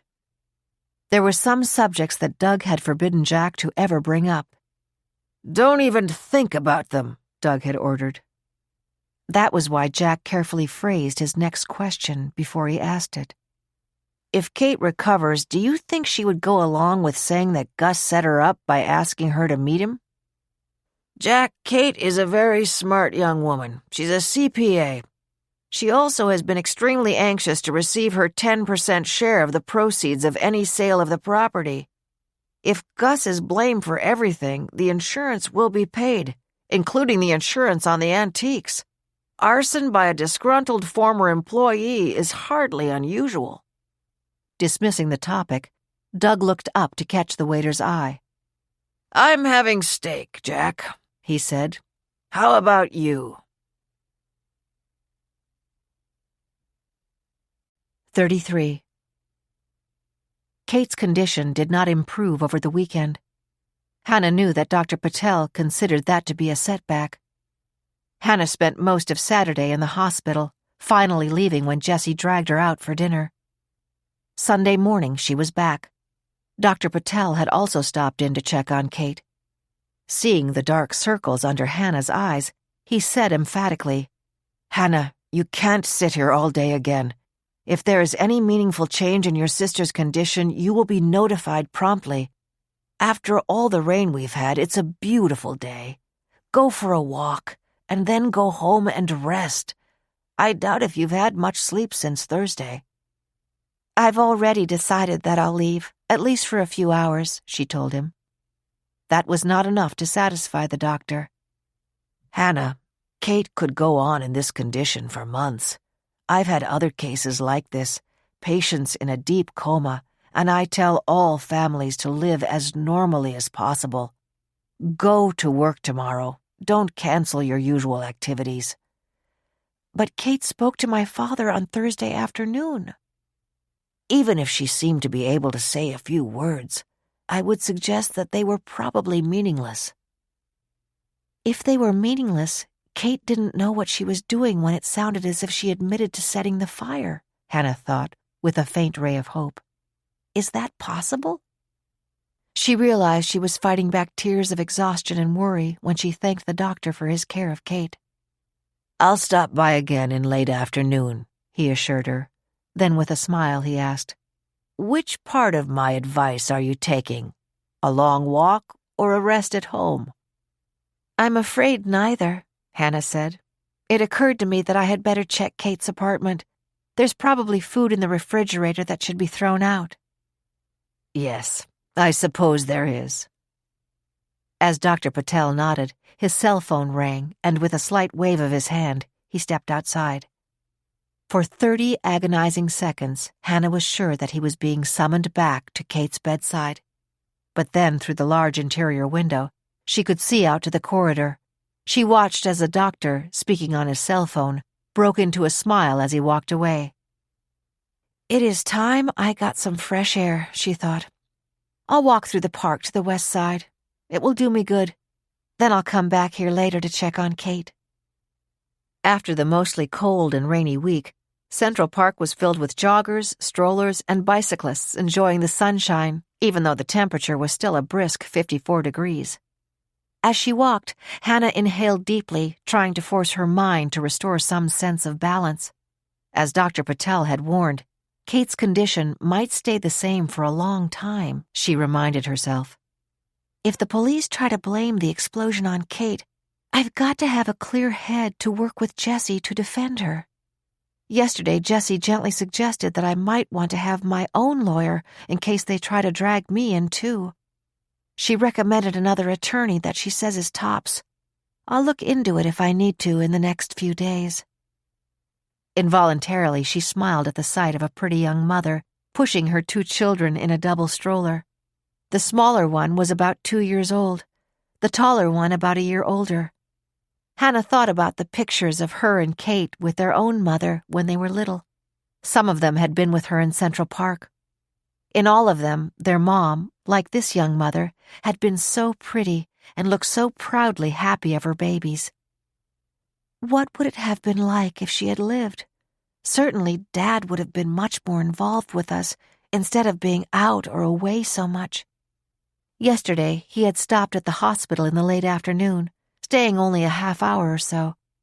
He had told her then that his big concern has been whether Kate might have muttered anything more about the fire within hearing of the hospital staff. If he shows up when I'm there this afternoon, she reminded herself, I'll tell him that Dr. Patel said that anything Kate might say while she is still in the coma is probably meaningless.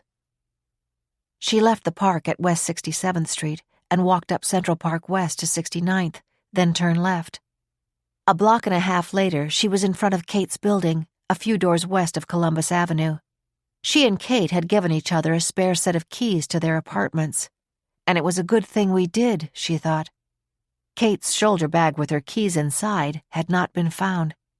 It had probably been torn from her and destroyed by the force of the explosion. The doorman opened the door for Hannah. She did not recognize him. Over the past year, she had gotten to know some of the regular staff.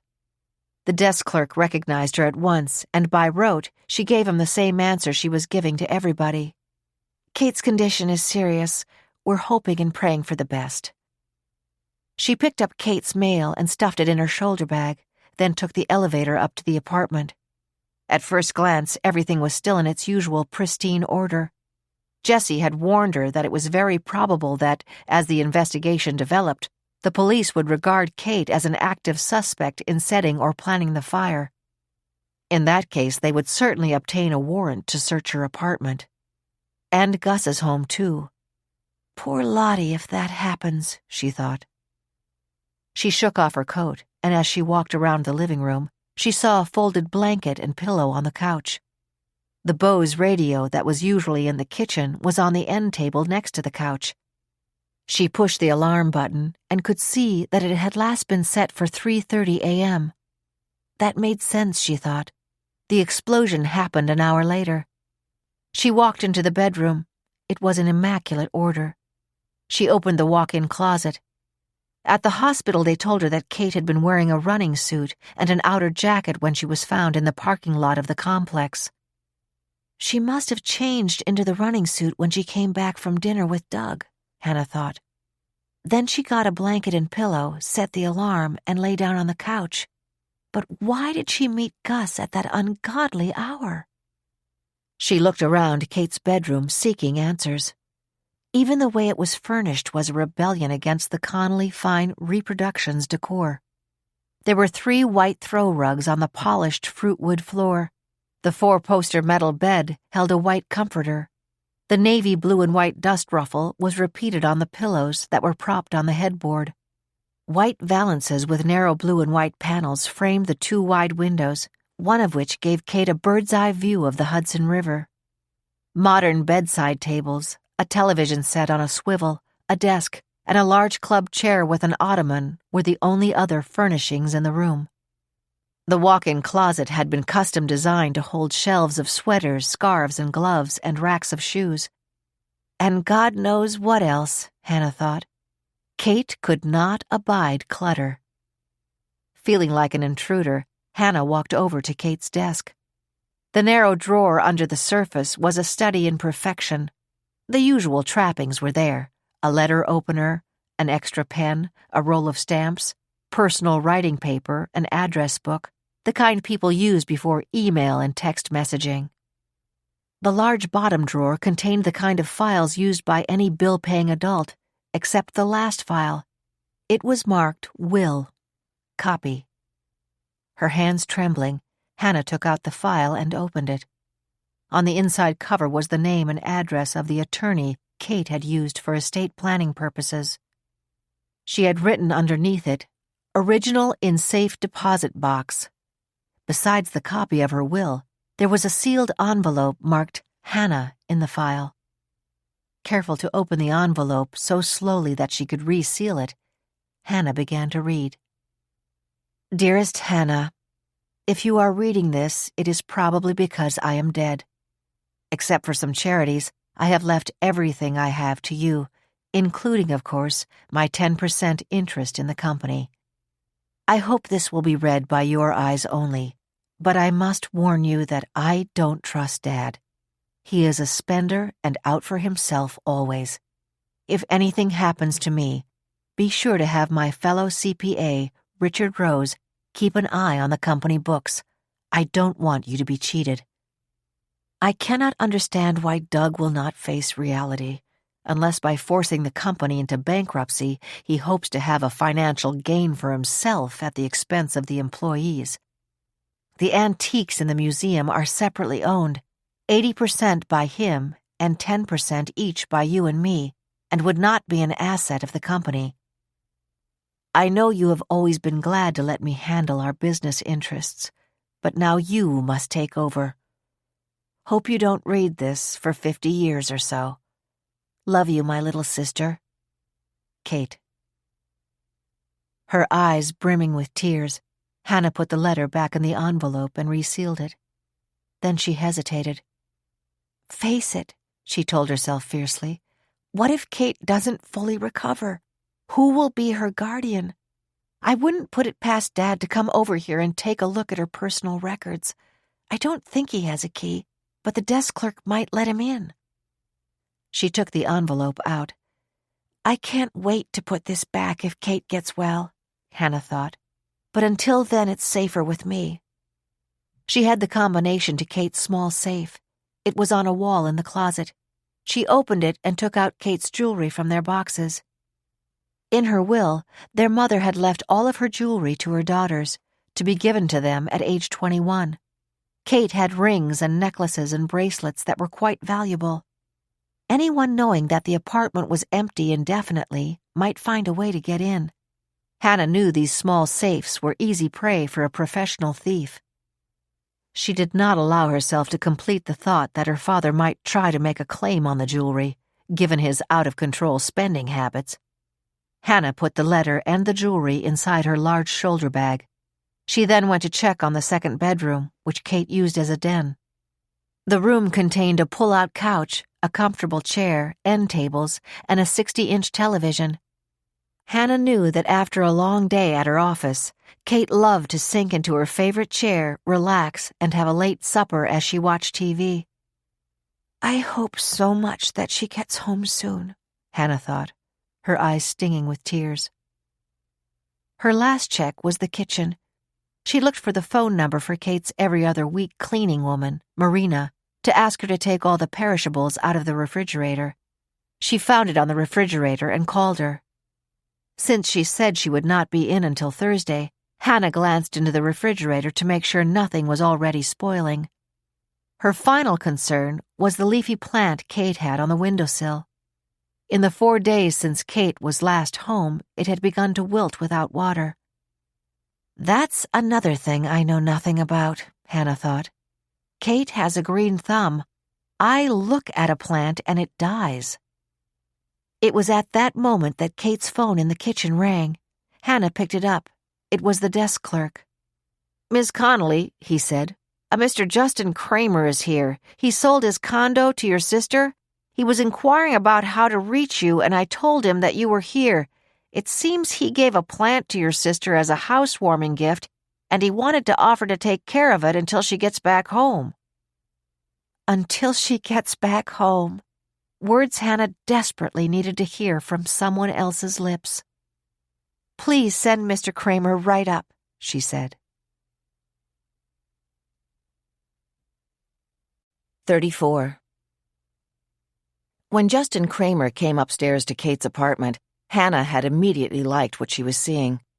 He looked to be in his early 30s, trim, about 5'10", with hazel eyes, a firm jaw, and a head of curly dark brown hair. He reminded her of a boy she'd had a crush on when she was 16. His concern for Kate was genuine. He explained, "I got in over my head when I bought this condo. Then when I lost my job in the Wall Street fallout 2 years ago, I knew it would be wise to sell it. My father drilled into us that you trim your sails when there's a financial pinch and you don't dip into savings. The investment firm I'm now with is even better than the one I was with before. But I'll never forget how concerned your sister was about me. That was why when I read about the accident, I thought of the plant I had given her, and that if she still had it, it would need care.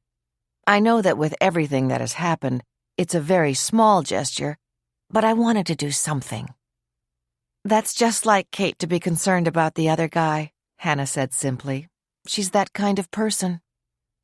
"I understand that she's badly injured, but for whatever it's worth, I have a strong feeling that she'll make it through. I obviously have seen the hints in the media that Kate might be implicated in the explosion. As little as I know her, I absolutely cannot believe that Kate could ever be involved with something like this." "Thank you for that," Hannah said. "And thank you for believing that she'll make it through all this. Right now, being in her home and wondering if she'll ever see it again, I needed to hear that." They left the apartment together, Justin carrying the plant. When they were outside the building, standing on the sidewalk, and before she could say goodbye, Justin said, "Hannah, it's 1:30. If you haven't had lunch yet, would you like to grab a bite with me?" Hesitating for only a couple of seconds, Hannah said, "I'd like that." "Italian food okay?" "My favorite." They walked 3 blocks to a small restaurant called Tony's Kitchen. It was obvious that Justin was well known there. He seemed to sense that she did not want to talk about Kate or the explosion, and so, instead, he told her about himself. "I was raised in Princeton," he said. "Both my parents teach at Princeton." "Then you've got to be very smart," Hannah smiled. "I don't know about that. I went to Princeton, but for my master's I was ready for a new setting, so I went to business school in Chicago." They both had a salad. Hannah had an appetizer-sized penne with vodka sauce. Justin decided on lasagna and ordered a half bottle of Simi Chardonnay. Hannah realized it was the first time since the dinner she had with Jessie celebrating her new designer label that she could taste food. Justin asked her about her job, another safe subject. When they left the restaurant, he asked if he could call a cab for her. "No, I'll walk across the park to the hospital and check on Kate. I don't think she knows that I'm there, but I just need to be with her." "Of course. But first, please give me your cell phone number. I'd like to keep in touch and find out how Kate is doing." He smiled, then added, "And report on the progress of her plant." When Hannah reached the hospital and went up to the intensive care unit, her father was sitting at Kate's bedside. He looked up when he heard her footsteps. "She's the same," he said. "No change at all. She hasn't said anything else." He looked around, careful to see that neither a doctor nor nurse was within earshot. "Hannah, I've been thinking. The other day when Kate said to me that she was sorry about the explosion, I took it to mean she had said it." Hannah looked at him in astonishment. "You implied that Kate said she had said it." "I realize that. I wasn't thinking straight. I meant that she said she was sorry about it, not sorry that she had actually caused it." "I have never believed that Kate set that explosion," Hannah whispered vehemently. "And you could have saved me a lot of heartache if you hadn't implied the other day that she virtually admitted it. And anyhow, the doctor said that anything she mumbled was probably meaningless."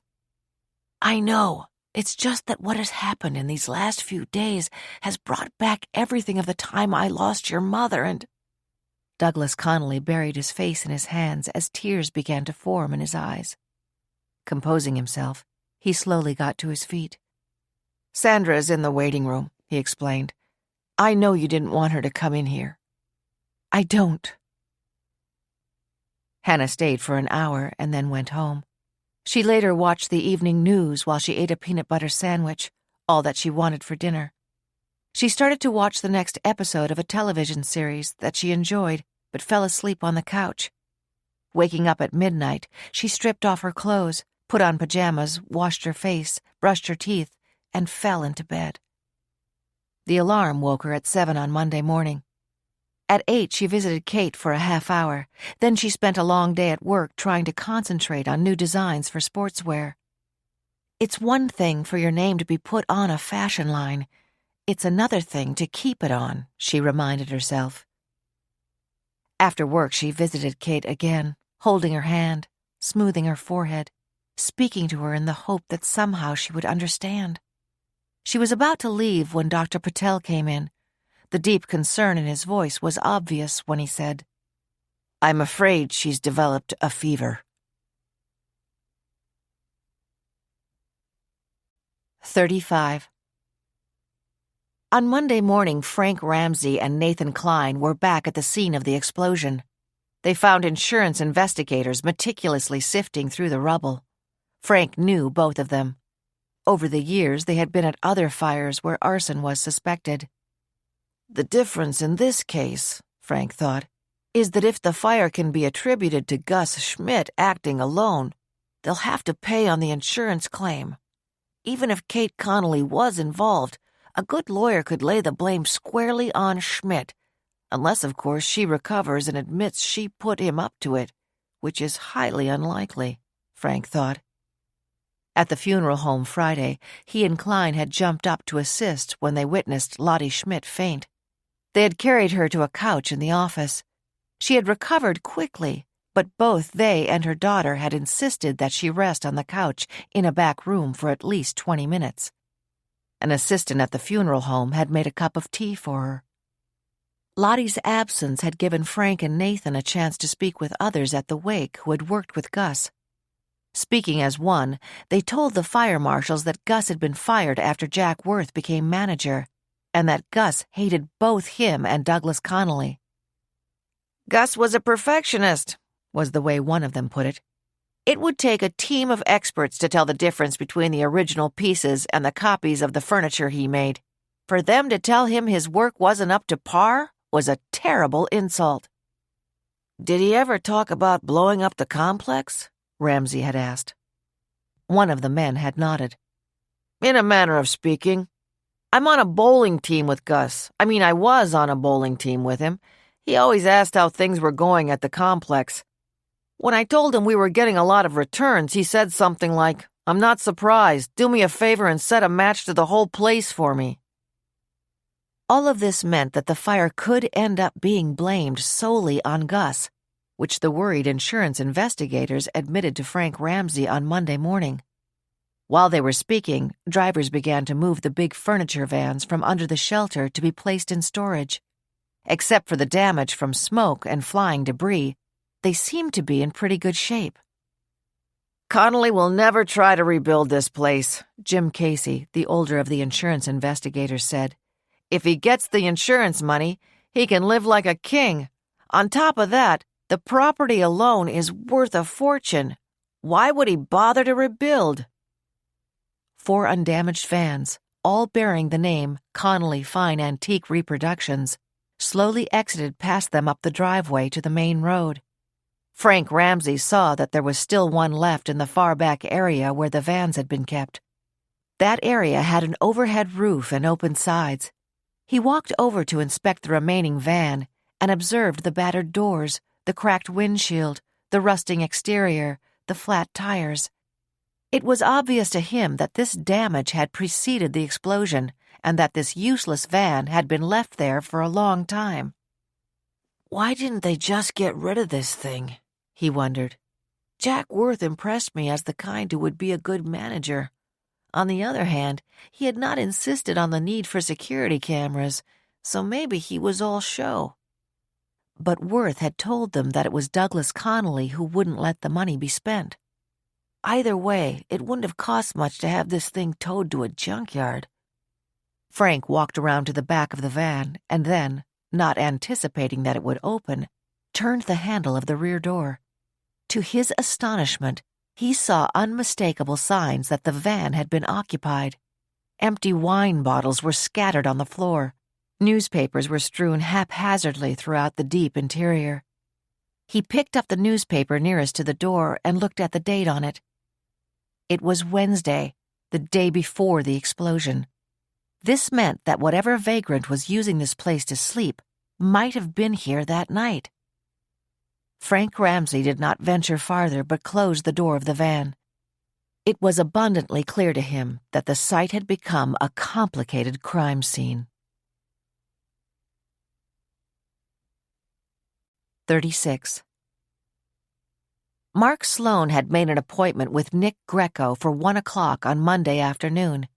He had explained to Greco that he had just relocated to start a new job and did not want to take much more than a usual lunch hour to meet with him. The alternative would be to meet after 5 p.m. "I get in very early, but then I catch a 5:20 train home," Greco told him. "May I suggest you come at lunchtime and we can order in from the deli?" A man in his early 60s, Nick Greco was of average height with the disciplined body of a lifetime runner. His once dark hair was mostly gray.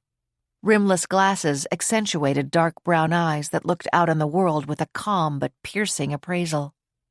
A hopeless insomniac, Greco frequently rose at 3 or 4 in the morning and walked across to the room that his wife called his nocturnal den. There he would read a book or a magazine or turn on the television to catch the latest news. Just after 5 a.m. last Thursday, he had been watching an early news program and had seen the first pictures of the fire that was ravaging the Connolly Fine Antique Reproductions complex in Long Island City. As always, Nick's mind had gone into search and retrieve. His near-photographic memory had been immediately flooded with details of the tragedy almost 3 decades ago, when Douglas Connolly, his wife Susan, his brother Connor, and 4 friends had been involved in a boating accident. Only Douglas had survived. Tragedy seems to follow some people, Greco thought. First the guy loses his wife, his brother, and his friends. Now his daughter is in a coma and his business is destroyed. Then the media began to insinuate that Kate Connolly and a former employee, Gus Schmidt, might have conspired to set the explosion. Greco's reaction was that he couldn't think of anything worse than to lose your daughter, unless it was to discover that your daughter had not only destroyed your life's work, but in the process had also contributed to someone else's death. But that was not on his mind when the receptionist announced the arrival of Mark Sloane, brother of the long-missing Tracy Sloane. "Send him in," Greco said as he got up and walked to the door. A moment later he was shaking hands with Mark and inviting him to sit at the conference table in his roomy office. They agreed on ham and cheese sandwiches on rye. Greco asked the receptionist to phone the order in. "I have a good coffee machine," he explained to Mark. "So as long as we're both having it black, we might as well have it as hot as possible rather than wait for a delivery." He liked the look of Mark Sloane, with his firm handshake and direct eye contact, even though the younger man was very tall. But he could also see that Sloane was somewhat tense. Who wouldn't be? Nick Greco thought sympathetically. It's got to be so tough to relive his sister's disappearance. That was why he chatted about Mark's new job for a few minutes before he opened the file that he had reviewed earlier in the day. "As you know, I was one of the detectives assigned to the case when Tracy disappeared," Greco began. "At first, by law, she was considered a missing person, but then when she didn't show up for work, missed 2 important auditions, and did not contact any of her friends, it was concluded that foul play was almost certainly involved." He read aloud from his file. "Tracy Sloane, age 22, left Tommy's Bistro in Greenwich Village, where she was employed as a waitress at 11 p.m. She refused the suggestion of having a nightcap with several fellow employees, saying that she was going directly home. She wanted to get plenty of sleep before an audition scheduled for the next morning. Apparently, she never got back to her apartment on 23rd Street. When she didn't show up for work the next 2 days, Tom King, the owner of the restaurant, fearing she had had an accident, went to her apartment. Accompanied by the building superintendent, he went inside. Everything was in order, but Tracy was not there. Neither her family nor her friends ever saw or heard from her again." Greco looked across the table at Mark. He saw the pain in his eyes, the same kind of pain he had seen so many times over the years in other people who were trying to trace a missing loved one.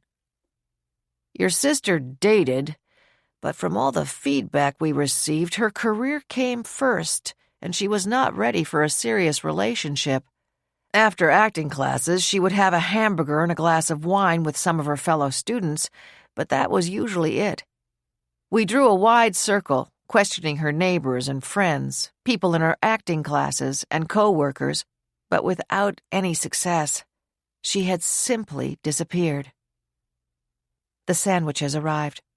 Greco poured the coffee for both of them. When he noticed that Mark was barely touching his food, he said, "Mark, please eat. I guarantee the sandwich is good, and you have a big frame to fill. I know you came here hoping for answers, but I don't have any. Your sister's case is always in the back of my mind. When I retired, I took a copy of her file with me. I never thought this was a random abduction and murder. Unless the weather was very bad, Tracy always walked home. She told co-workers she wanted the exercise. I don't think she was dragged off the street. I think she met someone she knew who may have been waiting for her to leave the restaurant." "You mean someone intended to kill her?" Mark exclaimed. "Or picked her up at least, and then something went wrong. It could be someone whom she considered a friend, but that person might have developed an obsession for her. She might have accepted a ride if that person pulled up in a car. Maybe she rebuffed his advances and he lost control. I can tell you that even after nearly 28 years, the case is never considered closed. Recently, the bodies of 4 women, some of whom have been missing for more than 20 years, were found buried together, the work of a serial killer. DNA was retrieved from the bodies and identified by comparison with DNA that their family members had contributed in recent years to the police database that is maintained just for circumstances like this." "Neither my mother nor I have ever been asked to give DNA," Mark said. "That doesn't say much to me about her case remaining open." Greco nodded. "I fully agree, but it's really never too late. I'll call the detective bureau and make sure it is arranged for both of you. Your mother will be contacted to give the sample. Tell her not to worry about it. It's just a swab inside your mouth with something like a Q-tip. So right now you're not aware of anyone ever having been a suspect? No, there never has been. Even though I'm retired, the guys at the bureau would have let me know if there had been any developments. The only question we had, and still have, is the significance of this picture that Tracy had on top of her dresser. Mark looked.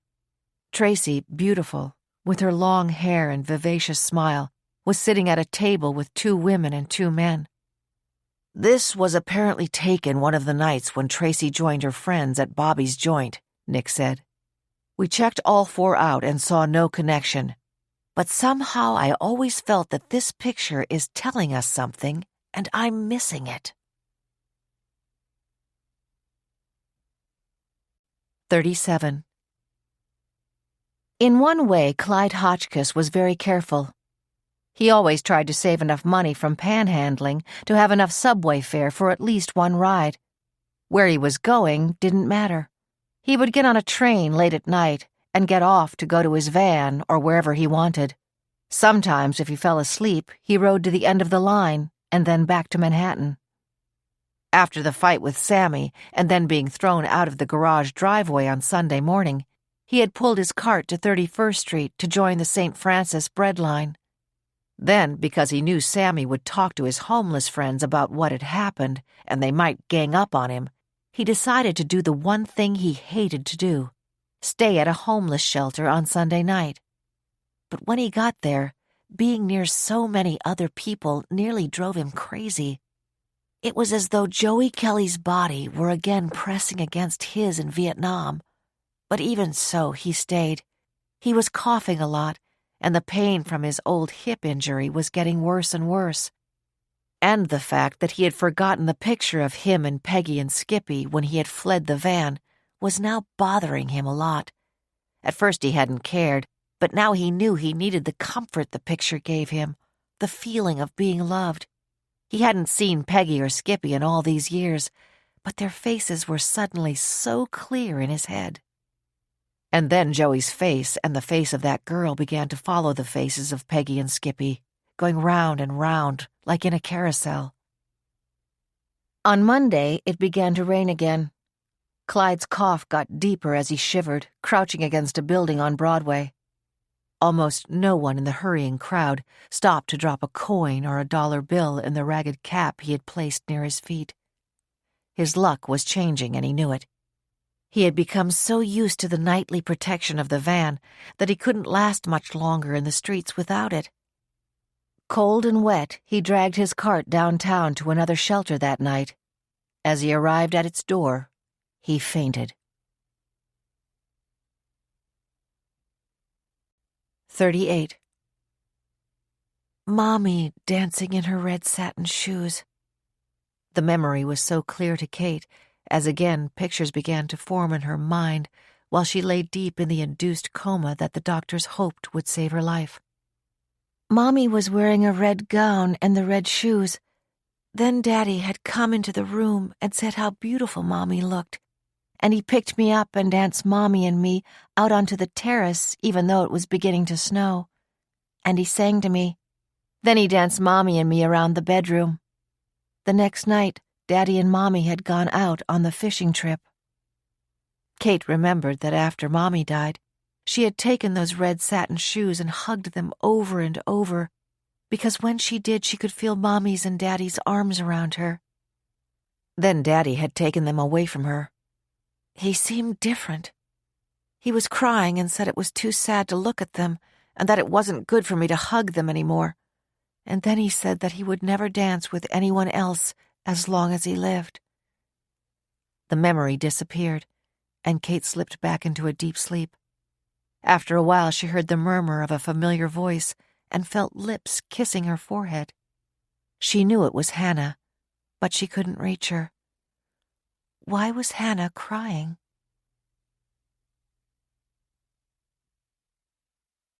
39. By noon, the wrecked van had been taken to the crime lab to be examined inch by inch to try to learn who had been using it as a shelter, and if that person had been there the night of the explosion, could he or she have had anything to do with it? It certainly opens up another possibility, Frank Ramsey told Nathan Klein. They were on their way to talk to Lottie Schmidt. We know that whoever stayed there had Wednesday's newspaper with him. Probably fished it out of a trash barrel. There were pieces of food stuck to it. My guess is that he or she, but I'll bet it was a he, would get onto the complex at night. No watchman, no security cameras, and probably would leave early in the morning before anybody came to work. And it's been going on a long time. The earliest newspapers are nearly 2 years old. And if he didn't have anything to do with the fire, he may have heard or seen something or someone there. Klein was thinking aloud. It will be interesting to see if any DNA or fingerprints match anyone on file. You know that there are 2 guys who won't be happy to hear that the explosion might have been set off by a vagrant. Our friends, the insurance investigators, Frank observed. They'll have a hell of a time denying payment to the Connollys if this guy's identified as having a criminal history, especially if it includes arson.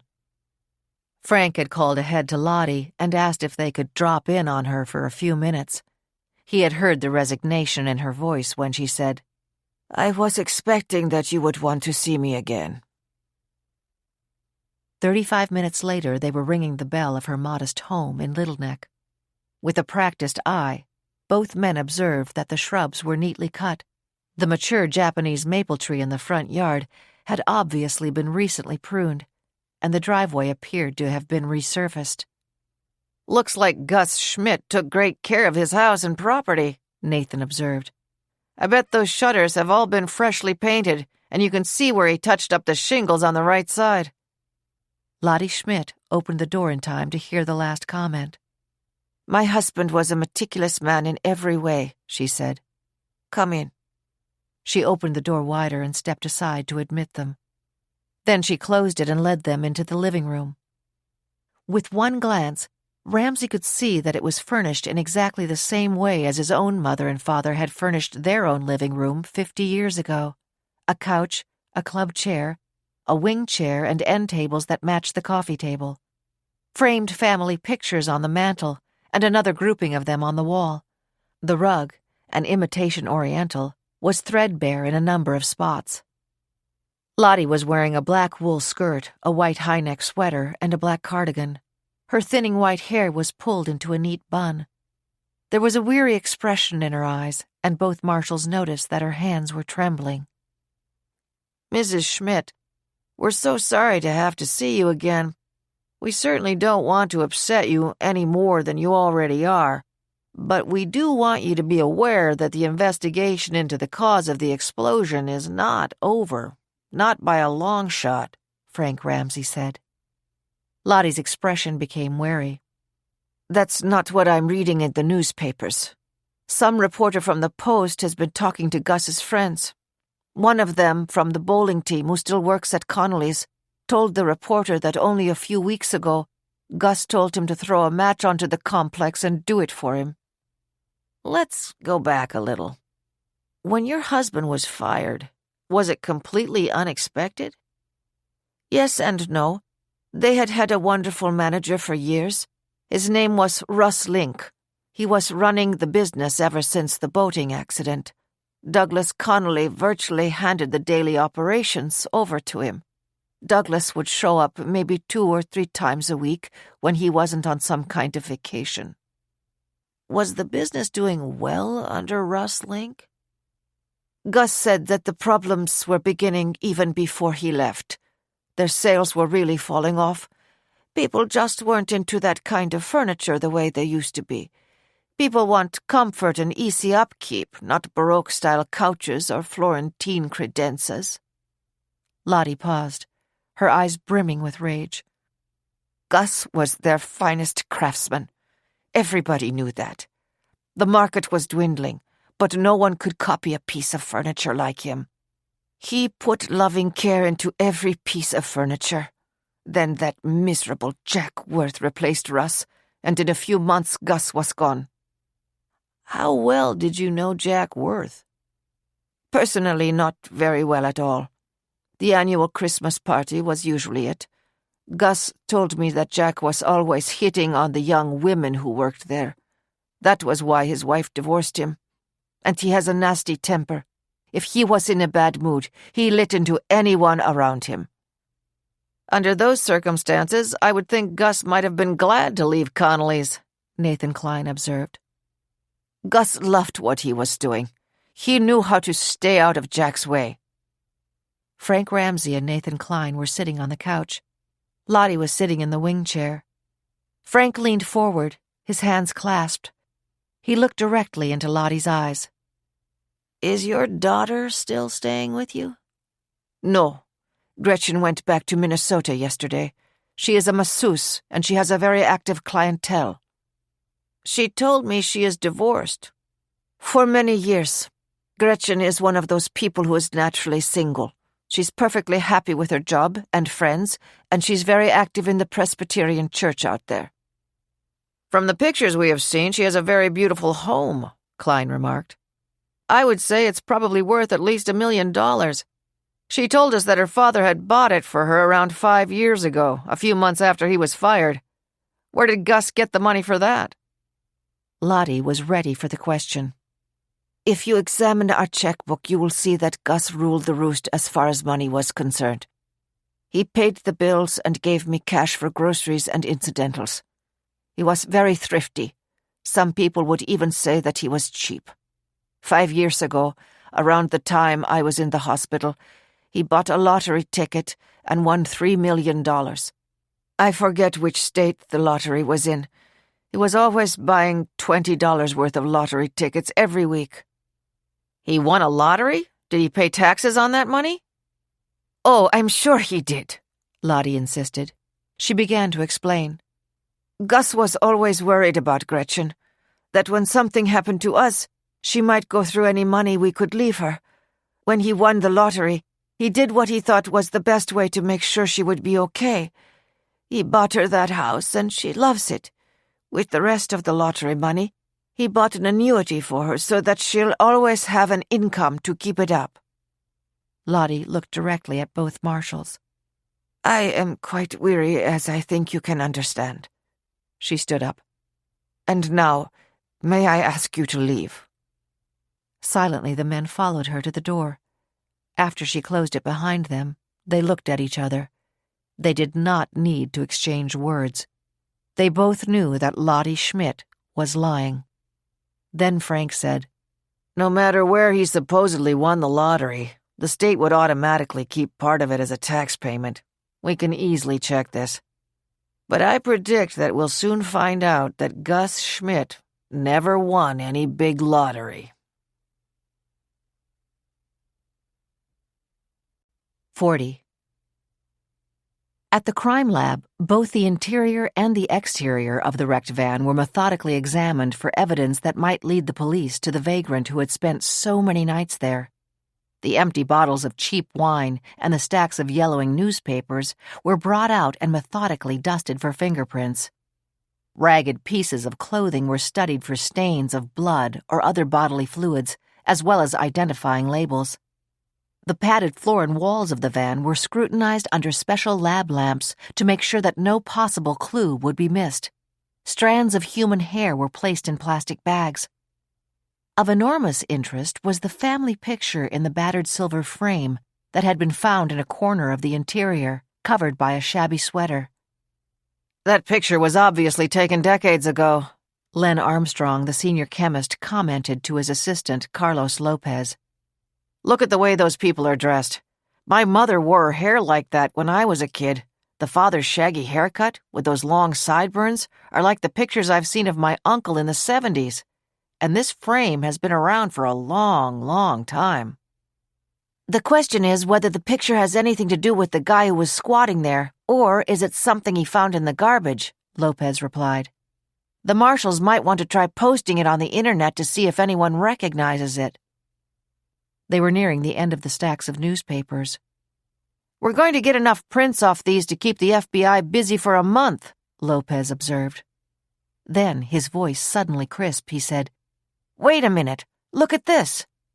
He had uncovered a spiral notebook in the midsection of one of the newspapers and opened it. The first page contained only a few sentences. "Property of Jamie Gordon. If found, please call me at 555-425-3795. The two chemists looked at each other. "Jamie Gordon!" Len exclaimed. "Isn't she the college kid whose body was dragged out of the East River about 2 years ago?" Yes, she is, Lopez said grimly. And we may have just found the place where she was murdered. 41. After his lunchtime meeting with Nick Greco, Mark Sloan stayed at his desk until after 6 p.m., trying to put off the moment when he would call his mother to ask her to have a DNA swab taken to help in the search for Tracy. Talking to Greco had brought back so many memories for him. He had only been 10 years old, but he remembered his mother's heartbroken crying when she learned that his sister was missing. He had stayed with neighbors while she went to New York. She had stayed a week in Tracy's apartment as the intensive police search went on. Then, taking the sympathetic advice of the police, she had flown home. Her face ravaged with grief, she had told him that the police thought that something bad had happened to Tracy. "I'm going to go home and pray," she had told him. "I still think that maybe Tracy had some sort of memory loss. She was working so hard and taking all those classes. Or she may have had a breakdown." His mother had even continued to pay the rent on Tracy's apartment for 6 months. Then, no longer able to keep it up, she had gone to New York again, that time to pack up Tracy's clothes and other personal items and bring them home. For another year she had stored Tracy's furniture in a warehouse, but then had told the owners of the facility to give everything to the Salvation Army. All of this was running through Mark's mind before he finally made the phone call home. To his surprise and relief, his mother told him that she had already been contacted by Detective Greco. "He was so nice," she said. "He said that you were going to call me, but he wanted to first assure me that this was an important step to help the process of bringing Tracy home someday. I told him that I remembered how kind he had been all those years ago, and that I've always been so grateful." She changed the subject to ask about his new job and his apartment. When their conversation ended, somewhat heartened by having spoken to her, Mark left the office. He had planned to sign up at the gym in his neighborhood, but instead he decided to go straight home. In the lobby, again waiting for the elevator, he saw the tall, attractive redhead who had been with Hannah Connolly when the marshals had arrived. She gave him a brief smile, then turned her head away. "It doesn't take a genius to see that she's terribly upset," he thought. "I'm Mark Sloan," he said. "We rode up in the elevator together the other day. Since then I've read the story of the explosion at the Connolly factory. How is the sister who was injured doing?" "She's developed a fever," Jessie said quietly. "Hannah is going to stay overnight in the hospital and asked me to pick up some of her personal things." The elevator arrived and they got into it. Mark fished out his business card and handed it to Jessie. "Look, I'm Hannah's new neighbor. If there's anything I can ever do to help out, I hope she or you will call on me." Jessie looked at the card. "Jessie Carlson. And I'm a lawyer, too. You read about the explosion, so I guess you know that Hannah's sister, Kate, may be accused of setting it. I'm representing her." The distress in her expression gave way to a look of fierce determination. "She is innocent and can't defend herself." Then the elevator stopped at Mark's floor, and reluctantly he got off. The lawyer in him wanted to know more about how strong a case was being built against a gravely wounded young woman. The thought of the pain that her sister, who was now his neighbor, was undergoing reinforced his own personal grief about Tracy. He had no way of knowing that the answer to his own sister Tracy's disappearance would be found in the rubble of the Connolly complex explosion. 42. Over the weekend, Jack Worth had called Douglas Connolly every day to inquire about Kate's condition and had received the same answer. No change. On Monday evening, when Jack made the call, Doug's new girlfriend, Sandra, had answered. Kate has a fever, she explained. Doug is staying there with Hannah for a while. We'll have a late dinner. The poor man is so upset, and between you and me and the lamppost, I think Hannah is being rotten to him. I've seen it. You'd think she was the only one heartsick about her sister. I told Doug that he should out and out tell her that they should be emotionally supporting each other. I couldn't agree more, Jack Worth said, even as he sarcastically raised his eyes. Douglas Connolly loves his girls to death. I mean, he told me that he never remarried because he was afraid that a stepmother might resent them. Now I ask you, wasn't that a big sacrifice for a handsome, generous man like Doug to make? Sandra's voice had become indignant. He couldn't have had a carload of bimbos all these years if he had been married, Worth thought. Just the way I got stuck, he'd have been divorced and would have had to split his assets. Doug was never going to do that. He made a great sacrifice for his girls, was his answer to Sandra, his voice dripping with sincerity. When he hung up, Jack Worth felt uneasy. It was all very well that Doug had figured out a scenario where Kate had been lured to the complex by Gus Schmidt because Gus intended to let her die in the explosion. But would it hold water? And if Kate came out of the coma with all her senses, would she go along with that story? If she did, everything would be A-OK. But if she didn't, Doug would be out the millions in insurance for the antiques, to say nothing of the value of the rest of the complex. He'd be left with a piece of land that was worth lots of money, but nothing compared to the total value of the furniture, the buildings, the equipment, and whatever else he could throw at the insurance adjuster. But Gus Schmidt's wife had practically admitted that she thought Gus and Kate had planned the explosion. The ironic part of what Lottie had said is that if Kate recovers and can wiggle out of it, Gus will be blamed. And Lottie's mouthing off about how bitter Gus had been at the Connollys will end up helping them collect the insurance. Jack Worth looked around at his colonial-style home, which had been tastefully decorated by his then-wife, Linda, before she had walked out 15 years ago, when Johnny was 3 years old. She hadn't told him she was leaving him. She had just cleared out, taking Johnny with her. She'd left a note on the table. Dear Jack, I've struggled to make this work, but it can't, and it won't, because you're always having your dirty little affairs with employees at Connolly's.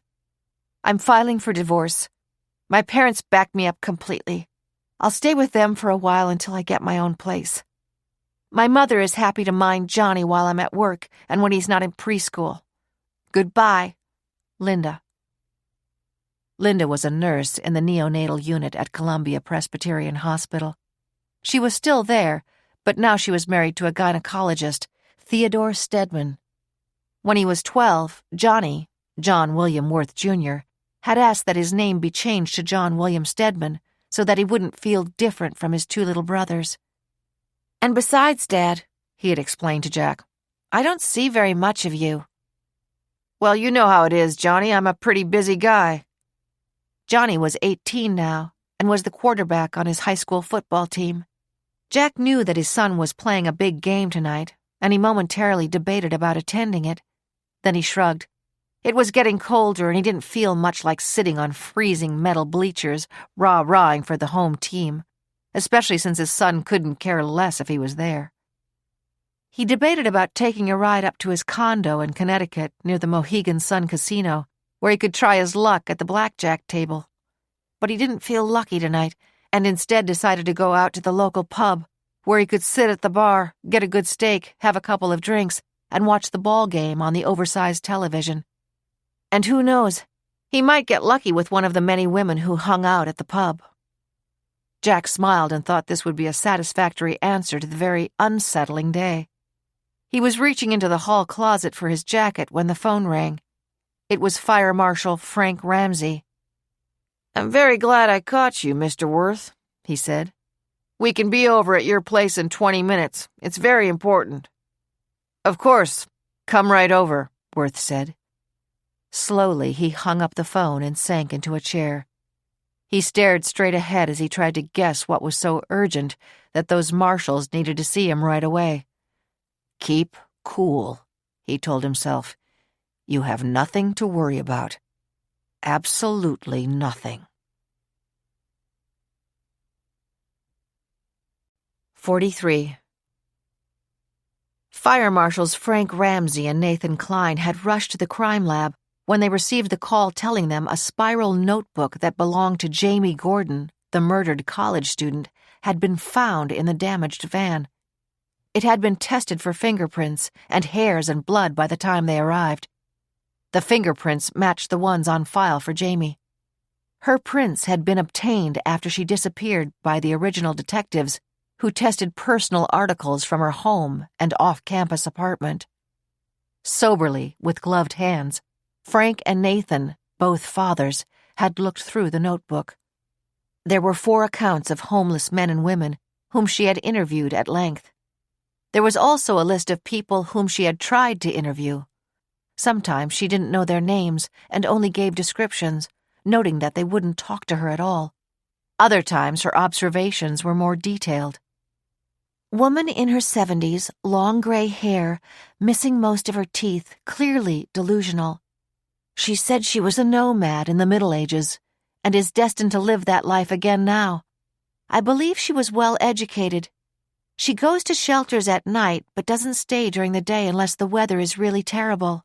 She calls herself Naomi. From what I could learn about her, she used to squat in one of the abandoned apartment buildings on the Lower East Side, but they've pretty much been cleared out now. Heavy drugs were her problem. Now she begs marijuana from other street people. They all like her and most are willing to share. Then she blesses them, so that in their next incarnation they'll come back as a king or a queen or a sheik. The 3 additional case accounts were described in their own substantial detail. "The notebook is in pretty good condition," Frank Ramsey had observed. "So maybe she carried it with her into the van." "There's a splotch of dried mud on it," Klein pointed out. "Here's another scenario. She felt threatened by someone she talked to, dropped it when she was running away, and the guy who lived in the van picked it up." The marshals had reached out to the detective in charge of the Gordon murder, Detective John Cruz, to inform him of their discovery. Cruz had decided immediately that the finding of the notebook would not yet be revealed to either Jamie Gordon's family or the media. "It will have to come out at some point," he had said. But they all had agreed it would be potentially harmful to both investigations to start a media circus now. They knew that any clue to Jamie Gordon's disappearance would remain on the front pages of the tabloids for weeks. "A description of all the homeless people Jamie spoke to or described in her notebook will be sent out to every precinct in New York," Cruz said. "The local cops get to know the street people in their area." Even though it was already early evening, Ramsey and Klein decided to go directly from the crime lab to interview Jack Worth at his home in Forest Hills, Queens. Ramsey's first question had been, "Mr. Worth, in light of the fact that it is now evident that that wrecked van had become the shelter of a vagrant, how is it possible that its presence was never noticed?" Jack Worth's answer had been both surly and defensive. "Before I answer that, let me give you some background. I've been working there since I was 25. That's over 30 years ago. I worked my way up until I was second in command to Russ Link. He was the manager ever since Mr. Doug Connolly's father died, a couple of years before the bad accident. After that, Doug Connolly barely bothered with the business, except to show up a few times a week. When a major client was coming in, he would do the grand tour of the museum with them, then take them to dinner in the theater. Or he'd travel to their company headquarters in Rome or London or who knows where else. It was right after Russ retired and I took over 5 years ago that the books were showing the deep slide in sales. At that point, Doug Connolly became more involved." He shrugged his shoulders. "That was when one of our new drivers had the accident with the van. He had made a delivery in Pennsylvania, and then apparently he had stopped at a bar on the way back. He was just a few miles from here, in Jersey, when he dozed off and hit a tree on someone's lawn. The van was badly damaged, but he was able to drive it back to the lot. Lucky for us, nobody saw the accident, and lucky for him, he didn't end up with a DWI. Mr. Connolly didn't want to have it on record that the van had been involved in an accident with a drunken employee. He fired the guy and told me to cancel the insurance coverage. Then he just let the van sit in the back. Mr. Connolly seems to be very insurance conscious, Marshall Klein had observed. Did it occur to him that the homeowner where the tree had been hit should have been notified? It was basically a rhetorical question. Then Klein added, Didn't any of the other employees comment on the condition of the van? I think that it was pretty well known among the guys that everyone should keep their mouths shut. What is the name of the employee who had the accident? Gary Hughes. He went on to work for a limo service, from what I heard. Good luck to the people who are in the car when he gets behind the wheel. Jack Worth got up and retrieved an address book from the desk in the room, and then jotted down the driver's full name and home address.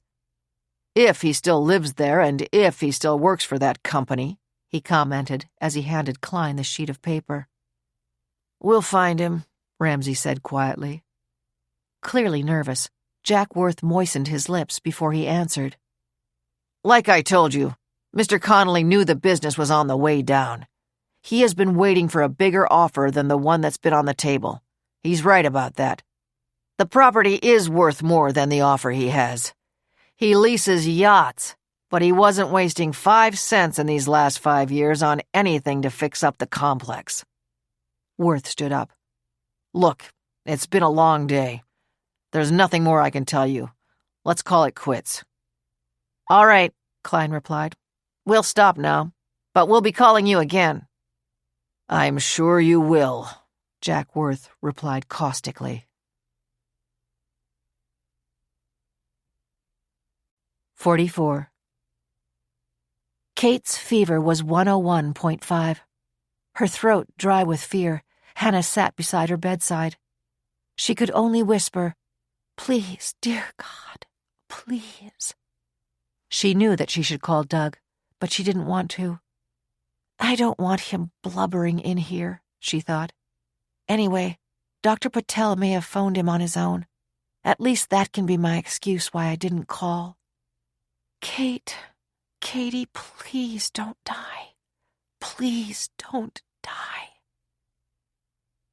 At 7:30 p.m., Jessie came in with an overnight bag. Hannah met her in the ICU waiting room. I brought jeans and a sweater and sneakers, besides your toothbrush and toothpaste, she said. I figured you'd be a lot more comfortable in these than sitting around dressed up and in heels. Hannah whispered, Thanks. How is she? Jessie knew she had to ask the question, even though she could see the answer in Hannah's eyes. If they can break the fever in the next few hours, it should be okay. If it keeps going up, it will probably mean that there's a secondary infection starting and...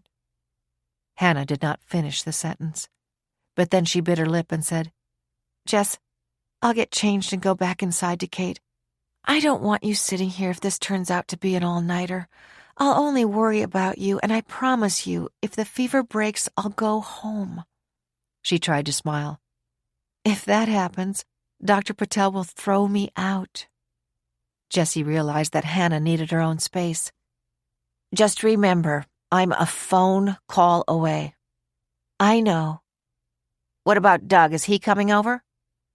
Dr. Patel told me that he had talked to him. He's on his way. Then Hannah burst out. I just wish that he'd stay away. I swear the only thing that really concerns him is putting the blame for the fire on Gus and making sure that Kate comes up with a story to match that scenario. If there's one thing that's foremost on Dad's mind, it's getting his hands on that insurance money. If he ever collects it all, forget about leasing a yacht. He'll buy one. The door to the waiting room was open. It was Dr. Patel. Kate is beginning to respond to the medication, he said. Her fever dropped 1 full degree.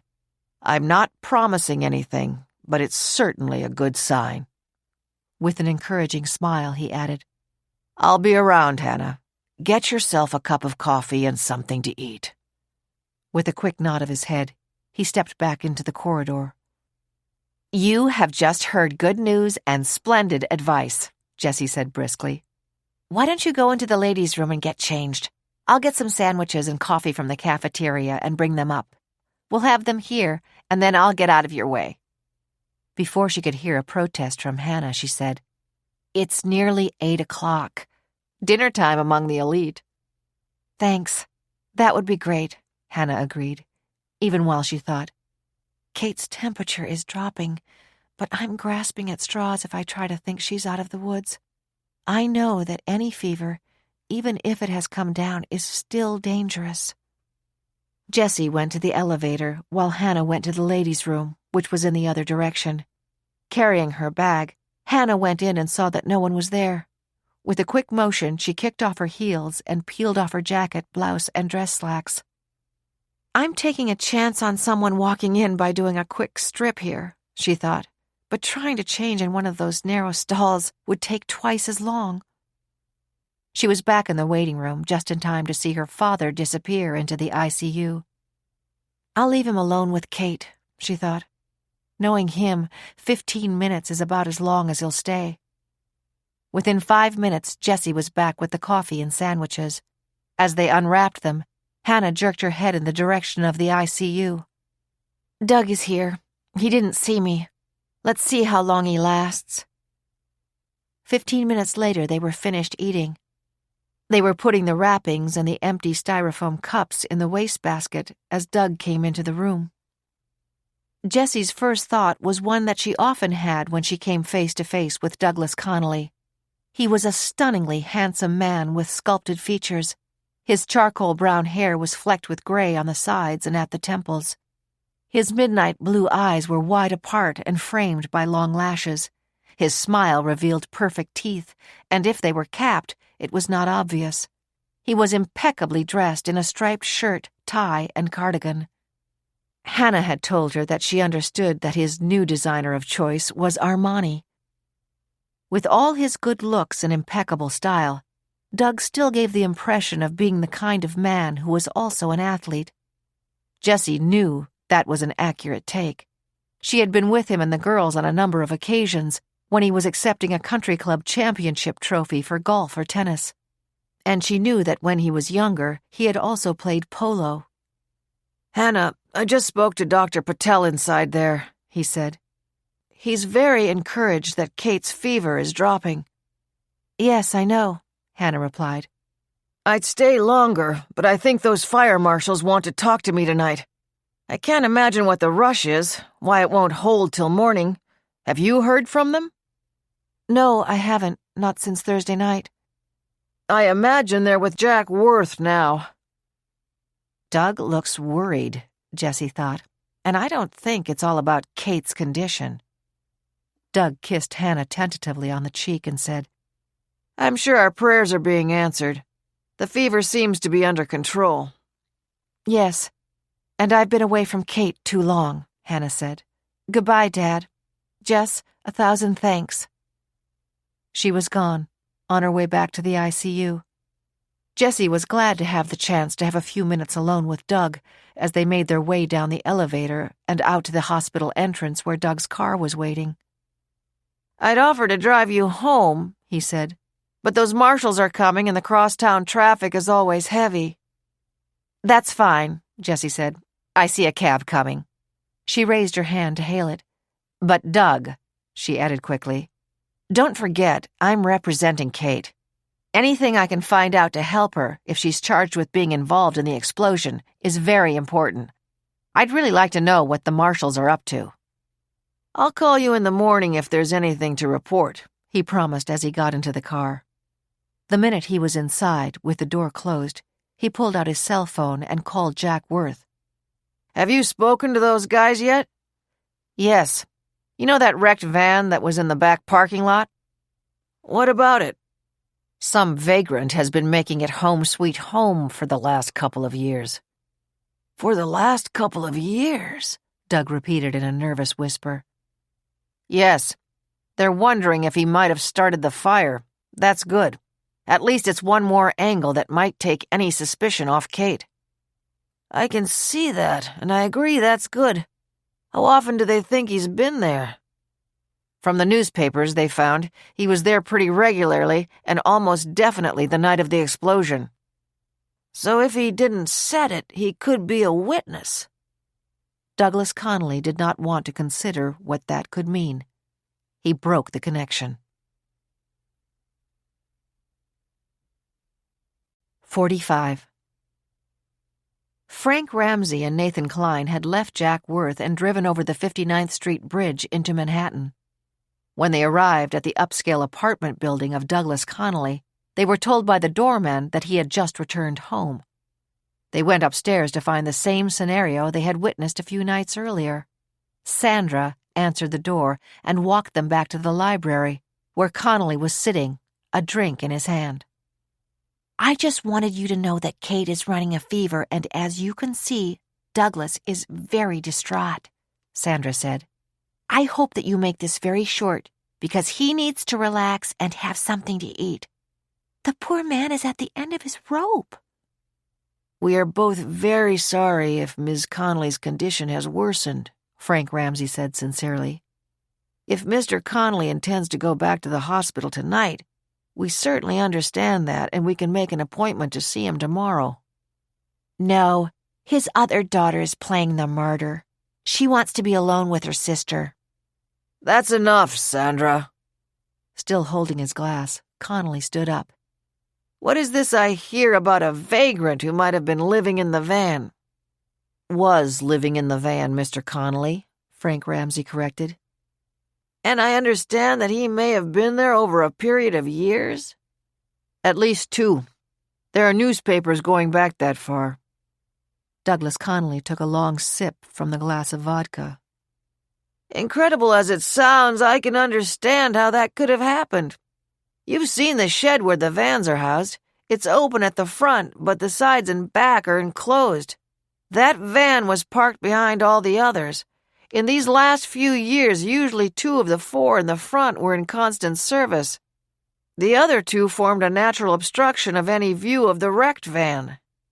Sometimes when we had a long-range delivery, the driver would leave in the late evening or the very early morning, but certainly no driver would have had any reason to look into that old van. If the person in it got out before people began to arrive in the morning, he wouldn't have been noticed. If he stayed inside the van all day, the vagrant wouldn't have been noticed either. But since he would have obviously needed food and at least occasionally some kind of sanitation, I would imagine that he left by early morning when no one was around and came back late at night." "I think you're right," Nathan Klein agreed. "Our people have been canvassing the neighborhood. A derelict dragging a cart has been observed by some in the early morning hours, but that area, with all the warehouses surrounding your complex, has a number of homeless taking shelter at night." "There is another possibility, Mr. Connolly," Frank Ramsey said. "We believe that the vagrant may have been there at the time of the explosion. He may have been a witness to what happened that night." With narrowed eyes, he watched for Connolly's reaction. "We know that my daughter Kate and Gus Schmidt were on the premises. But even if by chance the vagrant happened to see them there together, he would have no way of knowing that Kate had been lured there by Gus Schmidt." "And that's going to be the official party line," Ramsey sarcastically commented to Klein as they drove back to Fort Totten to file an updated report. When they were finished, they got into their own cars and, weary to the bone, went their separate ways home. 46. At 10:30 p.m. on Monday, Kate's fever shot up alarmingly to 104 degrees. Dr. Patel stayed through the night in the hospital. The nurse told Hannah that he was catching some sleep in a room down the hall, but could be back in an instant. Beyond tears and beyond ability to think coherently, Hannah sat in numbed silence in the ICU cubicle beside Kate. Sometimes Kate restlessly stirred, setting off an alarm and causing the nurse to rush in to be sure that she did not pull out any of the tubes that were dripping medications into her arms. By 7 o'clock the next morning, Kate's fever broke. With a broad smile, the nurse asked Hannah to go into the waiting room while they changed Kate's gown and the sheets, which were now drenched with perspiration. When Hannah, weak with relief, entered the waiting room, she found a priest waiting to speak to her. He stood up and greeted her warmly. He was a tall, thin man who appeared to be in his early 60s, with hazel eyes that crinkled as he greeted her. When he took her hand, his grip was firm and reassuring. "Hello, Hannah. I'm Father Dan Martin. The doctor just stopped by," he said. "So I know Kate is doing better. You have no reason to remember me, but when you were young, your family were parishioners at St. Ignatius Loyola."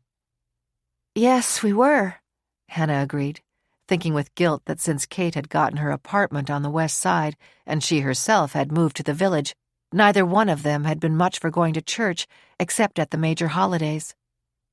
"I wasn't at St. Ignatius in those years," he said, "but I was on the altar at the funeral mass for your mother and uncle. I was just ordained then, and since the accident, I've thought so often of your family. You were just a baby, but your sister was there. She was only 3 years old and holding your father's hand. I've attended many sad funerals, but that one has always stood out in my mind. I've been praying for Kate since the accident, and I just want to stop in and see if you wanted me to visit her." For a moment he paused, then added, "Kate was such a beautiful little girl, with that long blonde hair and those exquisite blue eyes. The 2 caskets were in the aisle, and she kept trying to pull the cloth covering off the first one, as though she knew that was where her mother's body was resting." "There were a lot of reporters outside the church and at the grave," Hannah said. "I've seen the television clips. It was such a horrible accident. The other 2 couples who died were well known in the financial markets." Father Martin nodded. "I've made it my business to call on your father afterward, and we became a bit friendly. He was in a terrible state over losing your mother and, of course, his brother and friends as well. The poor man couldn't stop crying. He was absolutely distraught. He told me that if it weren't for his little girls, he'd give anything to have died in the accident, too." "He certainly got over that," Hannah thought, and then she was ashamed of herself. "I know how much he loved my mother," she said. "When I was about 13, I asked him why he hadn't remarried. He told me that Robert Browning was asked the same question after Elizabeth Barrett Browning died. His answer was that it would be an insult to her memory to marry again." A few months after the funeral, I was assigned to Rome to attend the Gregorian College. I lost touch with your father. I'd like to give him a call now. Would you mind giving me his number?" "Of course." She recited Doug's cell and home numbers and for a moment almost added the business number of the complex, but stopped herself. Father Martin jotted them down. Hannah hesitated, then said, "After 12 years as a student at Sacred Heart Academy, it would seem as though I should have called to have Kate receive the sacrament of the sick." "I'm prepared to offer that now," Father Martin said quietly. "So often, even to this day, people are afraid that to receive it is a sure sign that someone is about to die, which simply isn't the case. It is also a prayer that the patient will return to health." When the nurse came back to invite them back to Kate's bedside, they found her lying quietly, now seemingly in a deep, restful sleep. "She's under heavy sedation, but sometimes she'll say something," Hannah whispered. "The doctor said that whatever she says is probably meaningless." I have seen many instances where the person who appears to be in a coma actually is aware of almost everything that is going on around them," Father Martin said, as he opened the black leather case that he had carried with him into the room. Father Martin took out his folded stole from the case, kissed it, and placed it around his neck. Then he opened a small jar of sacred oil. "This is pure olive oil blessed by the bishop," he told Hannah. "Olive oil was specially chosen by the church because of the healing and strengthening effects that are its characteristics in everyday life." Hannah watched as he dipped his finger in the oil, and then made the sign of the cross on Kate's forehead and hands. "Healing and strengthening," she thought, as she listened to the words of the prayers Father Martin was offering over Kate. A sense of peace came over her, and for the first time, she began to believe that Kate might recover fully and be able to explain why she was in the complex with Gus that night. Maybe I'm being too hard on Dad, she thought. From the beginning, he's been afraid that Kate set that fire. Maybe it isn't just the insurance he's worried about. Maybe he's frantic at the thought that if Kate gets better and is found guilty of setting the fire, she faces many years in prison. Maybe I should give him a break. When she and Father Martin left Kate a few minutes later, she stopped at the desk of the intensive care unit. The nurse, who by now was on a first-name basis with her, said, "Hannah, tell me you're going home." "Yes, I am," Hannah said, "to shower and change. The fashion business is fast-moving, and so I can't stay away from the office for too long. But looking at Kate now, I'm not afraid to leave her." Father Martin waited while she retrieved her suitcase and coat from the closet, and they left the hospital together. At the door, she said, "I'm going to be honest. I haven't been very nice to my father since all this happened. It's a long story, but you've given me some things to think about, and I do hope you get together with him soon. It will make all the difference to him, I know." 47. Tim Fleming was the supervising fire marshal to whom Frank Ramsey and Nathan Klein reported. Over the past 5 days since the explosion at the Connolly complex, they had been submitting daily detailed updates to him regarding the investigation. On Tuesday morning, both refreshed by a good night's sleep, they were in his office at Fort Totten. Fleming, a solidly built man in his late 50s with iron-gray hair and a poker face, had thoroughly examined the reports and went straight to the salient facts of the case. His well-modulated voice was deep and resonant. "This Connolly guy and his plant manager left a wrecked van sitting in their parking lot for 5 years? Be interesting to see if their drunken driver really did hit only a tree and not some poor guy on a bicycle. The exterior of the van was thoroughly checked for any sign of blood or human tissue," Klein reassured his boss. "He did hit a tree. It was an elm, and from what they can tell, it was already dead." "So the drunk driver saved the homeowner from maybe having the tree crash on his house in a storm," Fleming observed. "What a nice guy." Ramsey and Klein smiled. Their boss was known for that kind of comment. But immediately Fleming was all business again. "Jamie Gordon's notebook was found in the van, but that doesn't mean she brought it there herself." "No, it doesn't." "And the vagrant who was squatting there doesn't have a record?" "None that we can find. The fingerprints in the van didn't match up to anybody with a criminal history." "Okay, we'll call a press conference for noon to give out the new information that a vagrant may have been on the premises at the time of the explosion. I understand that the descriptions of the homeless people listed in the notebook are already being circulated to all the precincts in the city." Klein and Ramsey nodded. "The cops know the local street people. I wouldn't be surprised if they don't round up a few of them for us pretty fast. The commissioner has decided that we'll pass out copies of that family picture to the media. But we'll continue to say nothing to the press about Jamie Gordon's notebook. The guys at the crime lab know that her name is not even to be whispered." "Absolutely," Ramsey confirmed. "Telling the media about the vagrant will give them enough to chew on," Fleming said. "They've all but convicted the Connolly daughter who was injured as having set the explosion with her buddy, the Schmidt guy." He stood up, indicating that the meeting was over. 12 o'clock sharp, he said, then added, "You guys are doing a good job. Which, incidentally, does not surprise me." 3 hours later, the media conference became hot-breaking news when the information about a vagrant possibly being present at the time of the explosion was announced. Copies of the picture of the young couple and baby were handed out. After nearly a week of speculation that Kate Connolly and Gus Schmidt were arsonists, the new angle was fresh meat for reporters to keep the story on the front pages. By 2 o'clock, The picture, taken more than 40 years ago in a modest ranch-style home on Staten Island, was all over the internet.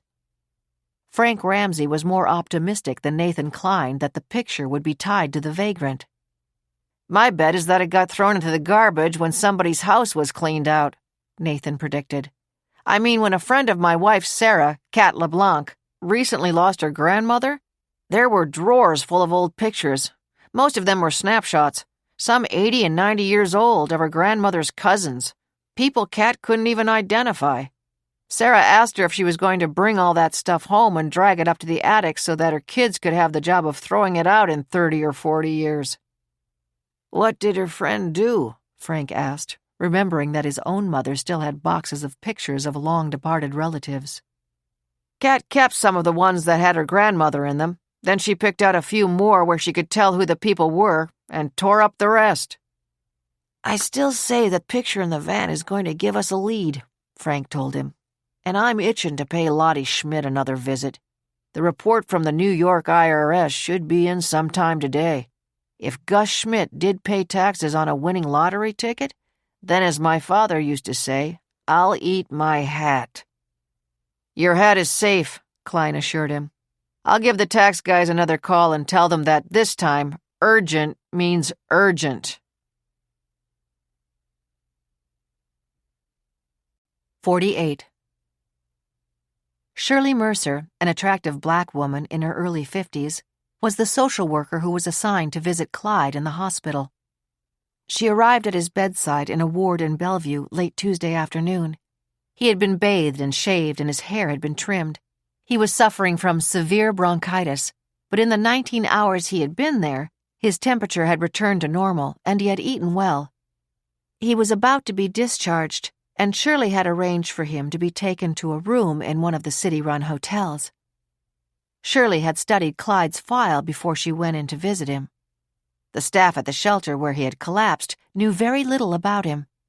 He had only stayed there occasionally and each time had given a different last name. They believed that his first name was correct. He always said he was Clyde, but the last names always varied. Clyde Hunt, Clyde Hunter, Clyde Holling, Clyde Hastings. Hastings was the name he had given at the shelter last night when he had regained consciousness and was waiting for the ambulance.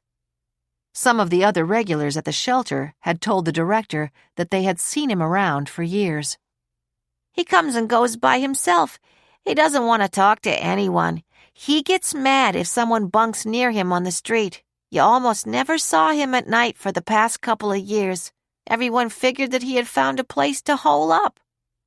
Another street person had claimed that on Saturday night, Clyde had punched out Sammy when Sammy tried to sleep in the same driveway. "But he has no police record," Shirley noted, "and apparently has been homeless for many years. He had told the nurse that he was 68 years old, which seemed about right. But one thing that is certain," Shirley thought, "is that if he stays on the streets, he'll die of pneumonia." Armed with that information, she had gone to Clyde's bedside. His eyes were closed. Although the skin on his face was blotched and the lines between his nostrils and his lips were deep, she could see that when he was younger, he must have been a good-looking man. She touched his hand. His eyes flew open, and his head sprang up from the pillow. "I'm so sorry, Mr. Hastings," she said, her voice gentle. "I didn't mean to startle you. How are you feeling?" Clyde sank back as he looked at the kindly expression in the eyes of the woman who was standing beside his bed. Then he began to cough, a deep, rasping cough that shook his chest and his back. Finally, he was able to again sink back into the pillow. "Not so hot," he said. "It's a good thing you were brought here last night," Shirley said. "Otherwise, by today, you'd be having a full-blown case of pneumonia." Clyde vaguely remembered that he had fainted just as he got to the shelter. And then another thought rushed into his mind. "My cart! My stuff! Where is it?" "They have it for you," Shirley said quickly. "Clyde, is Hastings your last name?" "Yeah, why?" "Sometimes you have given other names." "Sometimes I get confused." "I see. Clyde, do you have any family?" No. No one? A brother or sister? Clyde thought of the picture of Peggy and Skippy and him. For a moment his eyes glistened with tears. You do have someone, don't you? Shirley asked sympathetically. That was a long time ago. Shirley Mercer could see that there was no use talking to Clyde about a possible family connection. Were you ever in the military? She asked. According to your medical report, you have scars on your chest and back. You are about the age of a Vietnam veteran. She was getting too close. I was never in the service, Clyde said, then added, I was what they used to call a conscientious objector when they had the draft back then. Joey Kelly. Tell Mama how much I loved her. I never did visit his mother, Clyde thought. I couldn't tell her that he was trying to hold his guts together when he said that, and his blood was soaking through me like I was dying too. Shut up, he snapped angrily at Shirley Mercer. Shut up, and tell them to give me back my clothes. I'm out of here. Shirley drew back, afraid that he was about to strike her. Clyde, she protested. You are going to leave now. I'm arranging for you to have your own room in a hotel that the city runs. You'll have your medicine with you, and you must remember to take it all. You'll be warm and dry, and we'll have food. You need that to get better. Be careful, Clyde warned himself. He knew that he had been about to hit her. If I do that, I'll get arrested and I'll be in one of those hellholes they call jail. I'm sorry, he said. I'm real sorry. I shouldn't have gotten mad at you. It's not your fault. You're a nice lady. He knew what the hotel would be like. A dump. A real dump. I'll clear out as soon as she leaves me there, he thought. I'll find another place like my van where I could stay every night. Then his eyes widened. The television set on the wall behind the social worker was on. He saw some news guy showing the picture of him and Peggy and Skippy. They'll blame everything on me, he thought. The explosion. The girl who came into the van that night. Trying not to show his panic, he said, I'll be glad to go to the hotel with you. I figured it out. I can't be on the streets anymore. No, you can't, Shirley Mercer said firmly, even as she knew she was reading Clyde's mind. We'll go through the motions of getting him settled and then he'll take off, she thought. I wonder what the truth is about his past, but my guess is we'll never know. She stood up. I'll get someone to help you dress, she said. They've got some nice warm clothes for you. Behind her on the wall, the news anchor was saying, If anyone recognizes the family in this picture, please contact this number immediately. 49.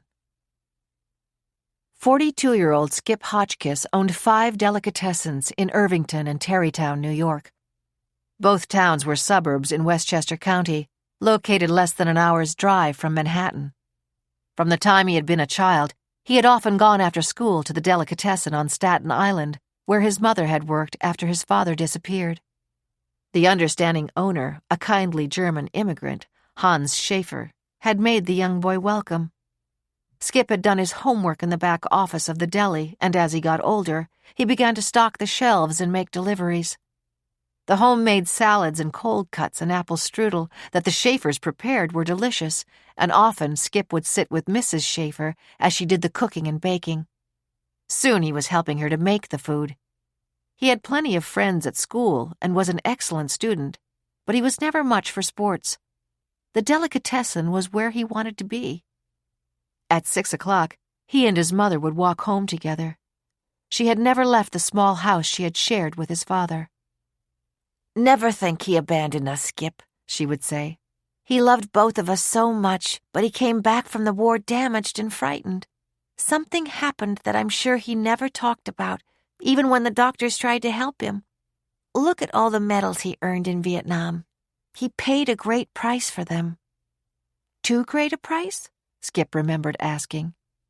He had never forgotten his mother's wistful smile. I guess it was. After high school, Skip went on a scholarship to Virginia Tech, where he enrolled in the culinary school. For 2 years after graduation, he worked as a sous chef in a restaurant in New York. By then, old Mr. Schaefer was ready to retire, and he turned over the deli to Skip. He sold it to him without requiring a down payment, only a 10-year payout. "People tell me I'm crazy," he said at the time. "I'm not crazy. I know you. You'll have the whole thing paid off in 5 years." Which was exactly the way it turned out to be. At that point, Skip, married with 2 small sons, decided that he wanted to move to Westchester County. He sold the deli and opened the first new one in Irvington. Now, 15 years later, he was a prosperous, well-liked member of the community. None of his 4 sons was named Clyde. He often thought that his father had nicknamed him Skip because he didn't like the name either. His mother, Peggy, had remained on Staten Island. "All my friends are here," she had told him. "It's not that far, so you'll see plenty enough of me." Now in her late 60s, she was an active volunteer in her parish and in local charities. Donald Scanlon, a widower and longtime neighbor who had been a New York City detective, would have given anything to marry Peggy, but Skip knew it wouldn't happen. Peggy had never stopped believing that her husband was still alive. On Tuesday evening, Skip finished making the rounds of his stores and got home at 5:45. With his 4 sons now ranging in age from 10 to 16, he had never allowed his flourishing businesses to distract him from his roles as husband and father. "Sometimes you learn by lack of example," was the rueful thought that occasionally crossed his mind. When he opened his front door, it was to hear his 2 middle sons in a heated argument. One look from him settled it quickly. "I suggest you both need a little time in your rooms to cool off," he said, his voice level but unmistakably firm. "But, Dad!" The protests ended and the boys went upstairs, heavy footsteps indicating their displeasure at the banishment. When they were gone, his wife Lisa sighed. "I don't know how any woman raises kids alone." She kissed him. "Welcome to the battlefield." "What was it about this time?" "Ryan dropped Billy's cell phone in the toilet." "By mistake, I hope," Skip said quickly. "Yes, I do believe that, and it even seems to be working okay now. Dinner will be ready in about an hour. Let's have a glass of wine and watch the news." "Sounds good to me. What time are Jerry and Luke getting home?" "The usual. Practice will be over pretty soon." As she walked ahead of him into the family room, Skip Hotchkiss reflected on what a lucky man he was. He and Lisa had met at Virginia Tech. There had never been anyone else for either one of them. "Like my mother felt about my father," was his unexpected thought as he poured the wine from the bar in the family room, touched Lisa's glass with his, and settled down next to her on the sofa. The CBS News was on. Stunning new development in the explosion at the Connolly Furniture Complex that took one life and gravely injured Kate Connolly, the daughter of the owner, Dana Tyler, the co-anchor, was saying. It has been learned that a homeless person had been living in the wrecked van on the property and may have been there the night of the explosion. A picture found in the van may help the police to trace that person. Take a look at it now. Skip had only been mildly interested in the story, more concerned with the fact that his 13 and 14-year-old sons were always arguing about something. But then he inhaled sharply. "Oh my God," he said. "Oh my God." "Skip, what is it?" Lisa's voice was panicky. "That picture. Look at it. Where have you seen it before?" Lisa stared.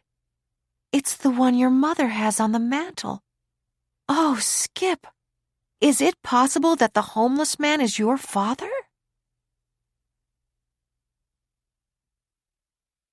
50.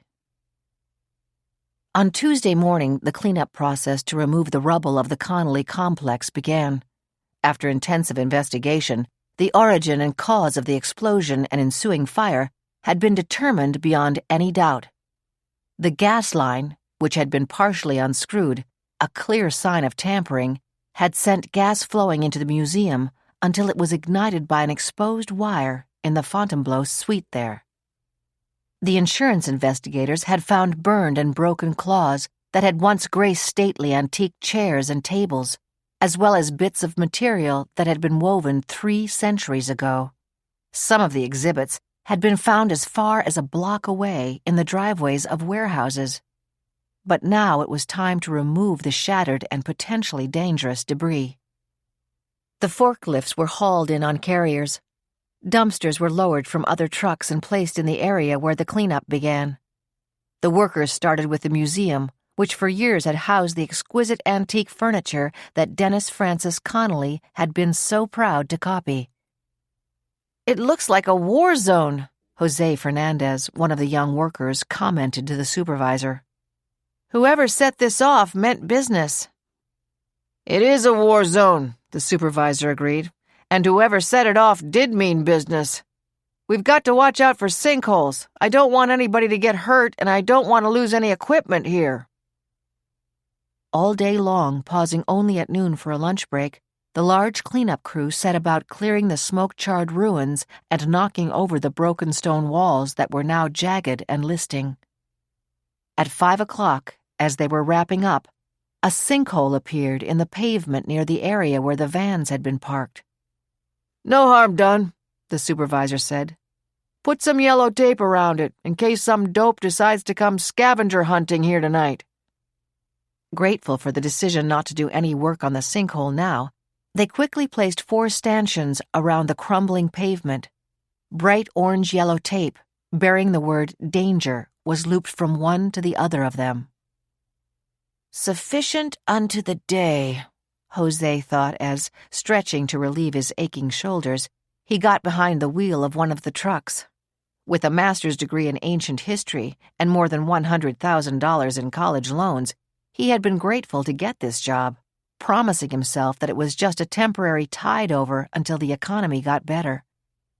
Raised in a housing project in Brooklyn by his parents, who were hard-working immigrants from Guatemala, he was fond of looking for a quotation that might fit the particular circumstance he was in. "Sufficient unto the day," he reflected. "What's the rest of that one?" "I've got it," he thought as he turned on the engine. "Take therefore no thought for the morrow shall take thought for the things of itself. Sufficient unto the day is the evil thereof." Pleased with himself, Jose put his foot on the gas. In the distance behind the departing trucks, the evening shadows had already begun to cover the figure that was almost fully concealed under the broken slabs of pavement. It was a skeletal form, still wearing a grimy, tarnished chain, with the name Tracy engraved on the medallion.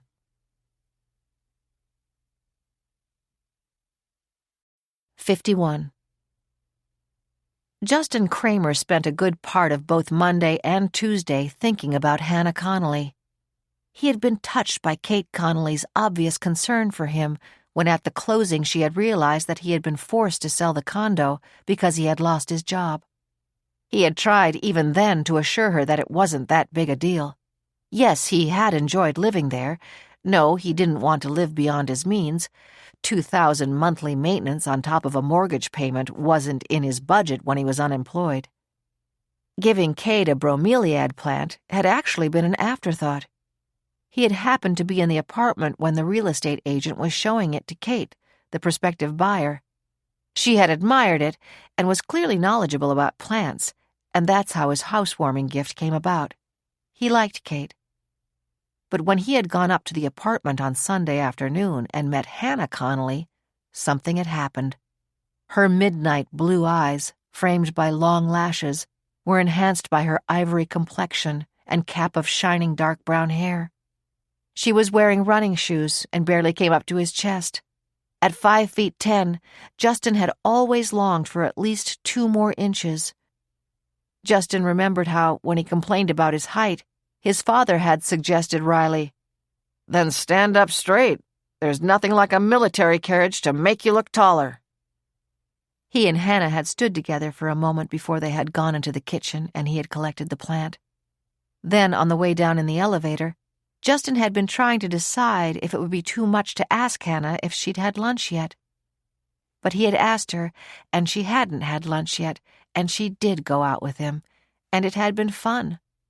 After lunch, Hannah had gone back to the hospital to check on Kate. All day Monday, Justin debated calling her, but decided that he wouldn't want her to feel crowded. He told himself that watering a plant was not necessarily an open channel to developing the friendship that he very much wanted to develop. On Tuesday, he had a late afternoon meeting with a prospective client, a man in his late 30s who had inherited some money and was anxious to invest it properly. After it was over, Justin had elected to walk home from his new office. That decision meant that he would pass by Kate Connolly's apartment. As he did, he glanced sideways at the door, half hoping that Hannah might have stopped there again. Instead, he recognized the man who was coming out.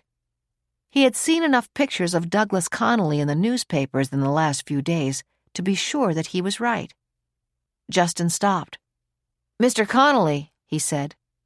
Surprised, Douglas Connolly stopped and took Justin's measure, noting his clean-cut appearance, including the fact that he was well-dressed in business attire. Connolly forced a smile. "Mr. Connolly, I know your daughters. How is Kate doing today?" "She's doing better, thank you. How do you know her?" Briefly, Justin explained the connection, finishing with, "Then I met Hannah here on Sunday afternoon and picked up the plant I had given to Kate." "That was Sunday afternoon?" "Yes." "And you met Hannah here?" "Yes, sir, I did." "She didn't mention to me that she was here. That explains it," Connolly said more to himself than to Justin. "Well, nice to meet you." With a brief nod, he stepped into his car. It was a Bentley. Justin, a car aficionado, admired the stately vehicle as the driver pulled away from the curb. Then he thought that maybe this would be a good reason to call Hannah, to tell her that he had happened to run into her father. Standing on the street, he pulled out his cell phone. Her number was already on his contacts list. She answered on the first ring. When he asked about Kate, she told him about going back to the hospital late Sunday afternoon and then finding that Kate had developed a fever Monday night. The exhaustion in Hannah's voice was obvious. "How is she now?" Justin asked. "Better. The fever broke this morning. I had to go to work today, but I just stopped in and she's really as good as she can be." "I was going to suggest having a quick dinner, but I have a feeling you're ready to pack it in." "Trust me, I am. I never did get to bed last night, but thanks." Belatedly, Justin remembered that his excuse for calling Hannah was to tell her that he had run into her father. As he did, he realized that nothing Douglas Connolly had told him suggested that Kate had been in a crisis situation in the hospital. "You ran into my father coming out of Kate's building?" Hannah asked, astonished. "Yes. In fact, he just got into his car." "He didn't tell me that he was planning to go over there, but that's not important." Hannah tried to keep the anger out of her voice as she asked herself why her father had gone to Kate's apartment. It certainly wasn't because he was worried that some food might spoil, she thought. He was after the jewelry and probably wanted to go through Kate's desk to find out what he could about her affairs. It was obvious to Justin that Hannah was distressed by what he had just told her. "Hannah, are you okay?" It seemed to Hannah that the question was coming from some remote corner of the earth. "Oh, I am," she said quickly. "Justin, I'm sorry. I was just surprised. Thanks again for calling."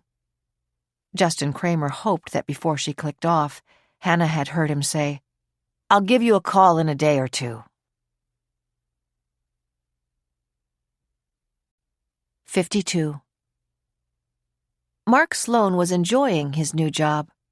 He realized that every morning he was looking forward to getting to work with a vigor that he had not felt for the last several years in his old firm in Chicago. He liked his condo and had spent Monday evening unpacking paintings and artifacts that he had gathered on his annual overseas vacations. Then he grouped them on the floor below the walls where he intended to hang them. The ones that belonged on the shelves of the second bedroom, which he had turned into a den, were already in place. The room had its own full bath and the most comfortable pull-out couch he could buy. He had purchased it, hoping that his mother would visit him several times a year.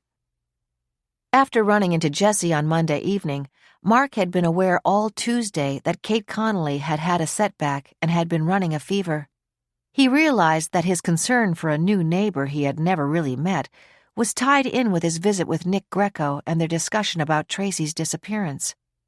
It was as though all the emotional scar tissue that he had formed over the years had suddenly been sliced open. It was the minute-to-minute waiting and hoping and praying that he knew was going on in the lives of Hannah Connolly and her closest friend, Jessie Carlson. There was something about their shared heartsick concern for Hannah's sister Kate that reminded him of the day his mother had received the call about Tracy. The exact moment when that call came was etched in his mind, even though he had only been 10 years old. He had stayed home from school because he had a heavy cold, and he had been sitting at the kitchen table with his mother. She had just made a cup of tea and a bacon sandwich for him when the phone had rung. Missing? That was the word he had heard his mother utter, her voice quivering, and he had known right away that it had to be about Tracy. And then the waiting had begun, the waiting that was still going on. On Tuesday evening, Mark did go to the gym. He signed up as a member and did a solid hour-and-a-half workout that relieved the tension in his back and neck. After he had showered and changed, he shoved his exercise clothes into a duffel bag and dropped it off at home. Then, not feeling like grilling the steak that was in the refrigerator, he instead opened his iPhone and did a web search. Tommy's Bistro was still listed as a pub, located only 4 blocks from his apartment. They've probably just kept the name of the place, he thought as he put on his windbreaker. I can't believe the same owner would still be there after nearly 30 years. He had not reached his front door before his cell phone rang. It was Nick Greco. "You'll never guess where I'm headed," Mark told him. "Tommy's Bistro. The place where Tracy worked is just 4 blocks from here. I'm going there for dinner, and maybe if, by any chance, the old owner is still around, I'll try to talk to him. He was the one who was so worried about Tracy that he went looking for her when she didn't show up for work." "Then I've caught you just in time," Greco said. "I just received a call from one of my friends in the department. They'll be announcing in the next few minutes that they've made an arrest in the murder of another 23-year-old actress who disappeared last month and was found dead. She was strangled." "I don't understand," Mark said. "Nick, what are you telling me?" "The alleged killer's name is Harry Simon. He's 53 years old and, can you believe it? He works in the kitchen at Tommy's Bistro. And he's been there for 30 years. Like all the other employees, he was questioned when Tracy disappeared, but he seemed to have an airtight alibi at the time. Now maybe we'll find out if that so-called airtight alibi still holds up all these years later." 53. Shirley Mercer had escorted Clyde to his room at the city-run Ansler Hotel. With its gilded ceilings and exquisite candelabra, it had once housed one of the great dining rooms in New York City. But that was 90 years ago. In the 1950s, it had fallen out of favor with sophisticated New Yorkers and eventually was closed. Located near Macy's department store on 33rd Street, for many years it had been boarded up, and then several years ago had been reopened as city housing for the homeless. Shirley had been pleased to see that the room assigned to Clyde was a single with a cot, a small dresser, and a chair. The bathroom was down the hall. In the corridor, she could see scraps of take-out food casually dropped on the floor. She knew that the cleaning staff did the best it could, but was always dealing with some people who had long ago lost any sense of hygiene. Someone in the adjacent room was playing music so loud that it threatened to shatter her eardrums. She observed the expression of Clyde's face as he pulled his cart into the room. It was impassive, non-caring. "I won't be gone 15 minutes before he's out the door behind me," she thought. Clyde began to cough, the deep, rumbling cough she had observed in the hospital. "Clyde, I have a couple of bottles of water here. You must be sure to take your medicine." "Yes, thanks. This is real nice. Homey." "I see you have a sense of humor," Shirley said. "Good luck, Clyde. I'll look in on you in a day or two." "That would be nice." What kind of man was he? Shirley wondered as she walked down the 4 flights to the lobby. It was either that way out or trust herself to the elevator that broke down frequently. She had been trapped in it for an hour a few months ago.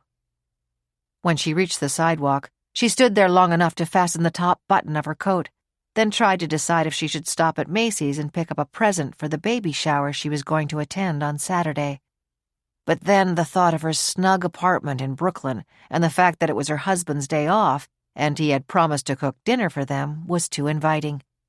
She went to the corner and down the steps to the subway, grateful to be going home to an atmosphere of warmth and love. If only I could really help people like Clyde, she thought. But I guess the best I can do is keep him from dying of pneumonia in an alleyway somewhere. 54. Peggy Hotchkiss was in her Staten Island home, settled down in front of the television and watching the same newscast as her son and daughter-in-law. A gasp, followed by a sound that was both moan and sigh, escaped her as she clenched the arms of the club chair where she was sitting. Her eyes flew to the picture on the mantel over the fireplace of her and Clyde and Skip. It had been taken only a few weeks before she had returned from the pre-Christmas visit to her parents in Florida and found the note and money from Clyde, surrounded by his Vietnam service medals on the dining room table. She had replaced the picture of them that Clyde took with him with a copy of the one she had given to her mother and father. Shocked though she had been then, she had also been sure that he would be found quickly and would get help. But he had vanished. For months she had gone to the morgue, each time a man of his general height and weight and appearance was found dead without identification. And each time she had stared down as an attendant had lifted the sheet covering the face of the body, then had shaken her head and turned away. Clyde had vanished without leaving a hint of where he might have gone. After 12 years and no new information, her father had finally persuaded her to have him declared legally dead in court so that she could collect his military pension. She had been 27 years old when he disappeared. She had worked as a secretary when Clyde was in the service, but then, with a baby, she had decided that it made more sense to get a job at the delicatessen only 2 blocks away rather than commute into Manhattan again. Now, 41 years later, Peggy, still pretty at age 68, a size 12 where she once had been a size 8, was content with her life. Skip had always been the child any parent would dream of raising. Now the income from the annuity he had purchased to supplement her Social Security allowed her to live comfortably. The home that she never had left had been renovated with every convenience, from a steam shower in the upstairs bathroom to a new kitchen and thermal windows. "And heaven knows what else he'll want me to have," she would joke to her friends. Peggy, whose faith was her rock and her strength, was an ecumenical minister in her parish and a regular volunteer at the neighborhood homeless shelter. Years working at the deli had turned her into a superb cook and baker, and the regulars at the shelter always knew when Peggy Hotchkiss had been in the kitchen. Donald Scanlon and his wife Joan had been lifelong neighbors and fast friends of Peggy since the day they moved into the neighborhood all those years ago. Joan had been dead for 5 years, and to his friends, Donald made no secret of the fact that he would love to marry Peggy, but he knew better than to ask. Incredibly to him, Peggy was sure that Clyde was still alive and one day would come back. In her heart, Peggy knew that even if the door suddenly opened and Clyde came in, they would be strangers. But he had needed her all those years ago, and somehow she had failed him. She was so wrapped up in little Skip that she had made excuses for Clyde's heavy drinking. She had found the hidden wine bottles and decided not to upset him, that it was just a phase. When she had left for the pre-Christmas visit to her parents in Florida, something had warned her not to go. "If you recognize any of the people in this photo," news anchor Dana Tyler was saying as she pointed it out to the viewing audience. "Recognize, Peggy heard herself sobbing. Desperately, she repeated the phone number to call, but knew it was jumbled in her mind. The phone was ringing. She grabbed it. "Hello? Mom, it's Skip. I have it on too. I saw it. Skip, what is that number? I didn't get it straight." "Mom, why don't you let me make the call?" "They said the picture was found in a van where a homeless man was staying, that he might have been there at the time of that explosion in Long Island City." "Mom, I know, and the homeless guy who had it may have found it somewhere years ago." Peggy Hotchkiss suddenly became calm. "No, Skip," she said. "I don't believe that. I have always suspected that if we ever found your dad, it would be because he was in that kind of condition. Oh, Skip, maybe we have found him or will find him. I knew God would answer my prayers. The waiting has been so long." 55. On Tuesday evening, Doug Connolly returned home in a foul mood. He had gone to Kate's apartment on the Upper West Side earlier. When he had arrived there, he asked the desk clerk if he would let him in. He told the clerk he had to check on a few things for Kate. Once upstairs and alone inside, he systematically had gone through Kate's desk. There was nothing interesting in it, he decided. He knew the combination of her safe. He had overheard her give it to Hannah shortly after it was installed. Your birthday, 3:30, my birthday, 6:3, and Mom's birthday, 7:19. Doug had never forgotten that. Mom's birthday, he had thought. How about me? But the information was useful, and if Kate didn't pull through, he believed the jewelry that had been Susan's belonged to him. After all, even though Susan inherited some of it, the rest of it I bought for her, he had told himself. It doesn't matter what Susan stated in her will. But when he opened the safe, it was empty. Hannah already took the contents, he thought angrily. On the way out, he bumped into an acquaintance of Kate. Justin Kramer, if that was his name. Decent-looking fellow, he thought, and then dismissed him from his mind. He had gotten back in the car. As usual, when he was waiting for him, Bernard, his driver, had been listening to the news. "Mr. Connolly, they were just talking about that guy who was squatting in the van at the complex." "What about him?" "I guess on television they were showing a family picture he had in the van." "I should hope that if he has any family and they happen to see it, that they're smart enough not to claim him," Doug snapped, clenching his hand involuntarily. Bernard could see that his boss was in one of his black moods, and that the best thing he could do was to keep his head down and his mouth shut. "Are you still planning to stop in at the hospital, Mr. Connolly?" he asked. "No, I don't think so. Dr. Patel has assured me that Kate's fever is broken and that she is stable. I'm very tired. Let's go home. I won't be going out again tonight." "Yes, sir." Sandra had told him that she was going to dinner with some of her friends, then to her own apartment for the night. "I want to be here for you, Doug," she had said, "but I do have to look at the mail and do a few errands in the morning." Doug wondered if any of her girlfriends were named Majestic, but it didn't matter. He could use a rest from Sandra's constant presence of the last several days.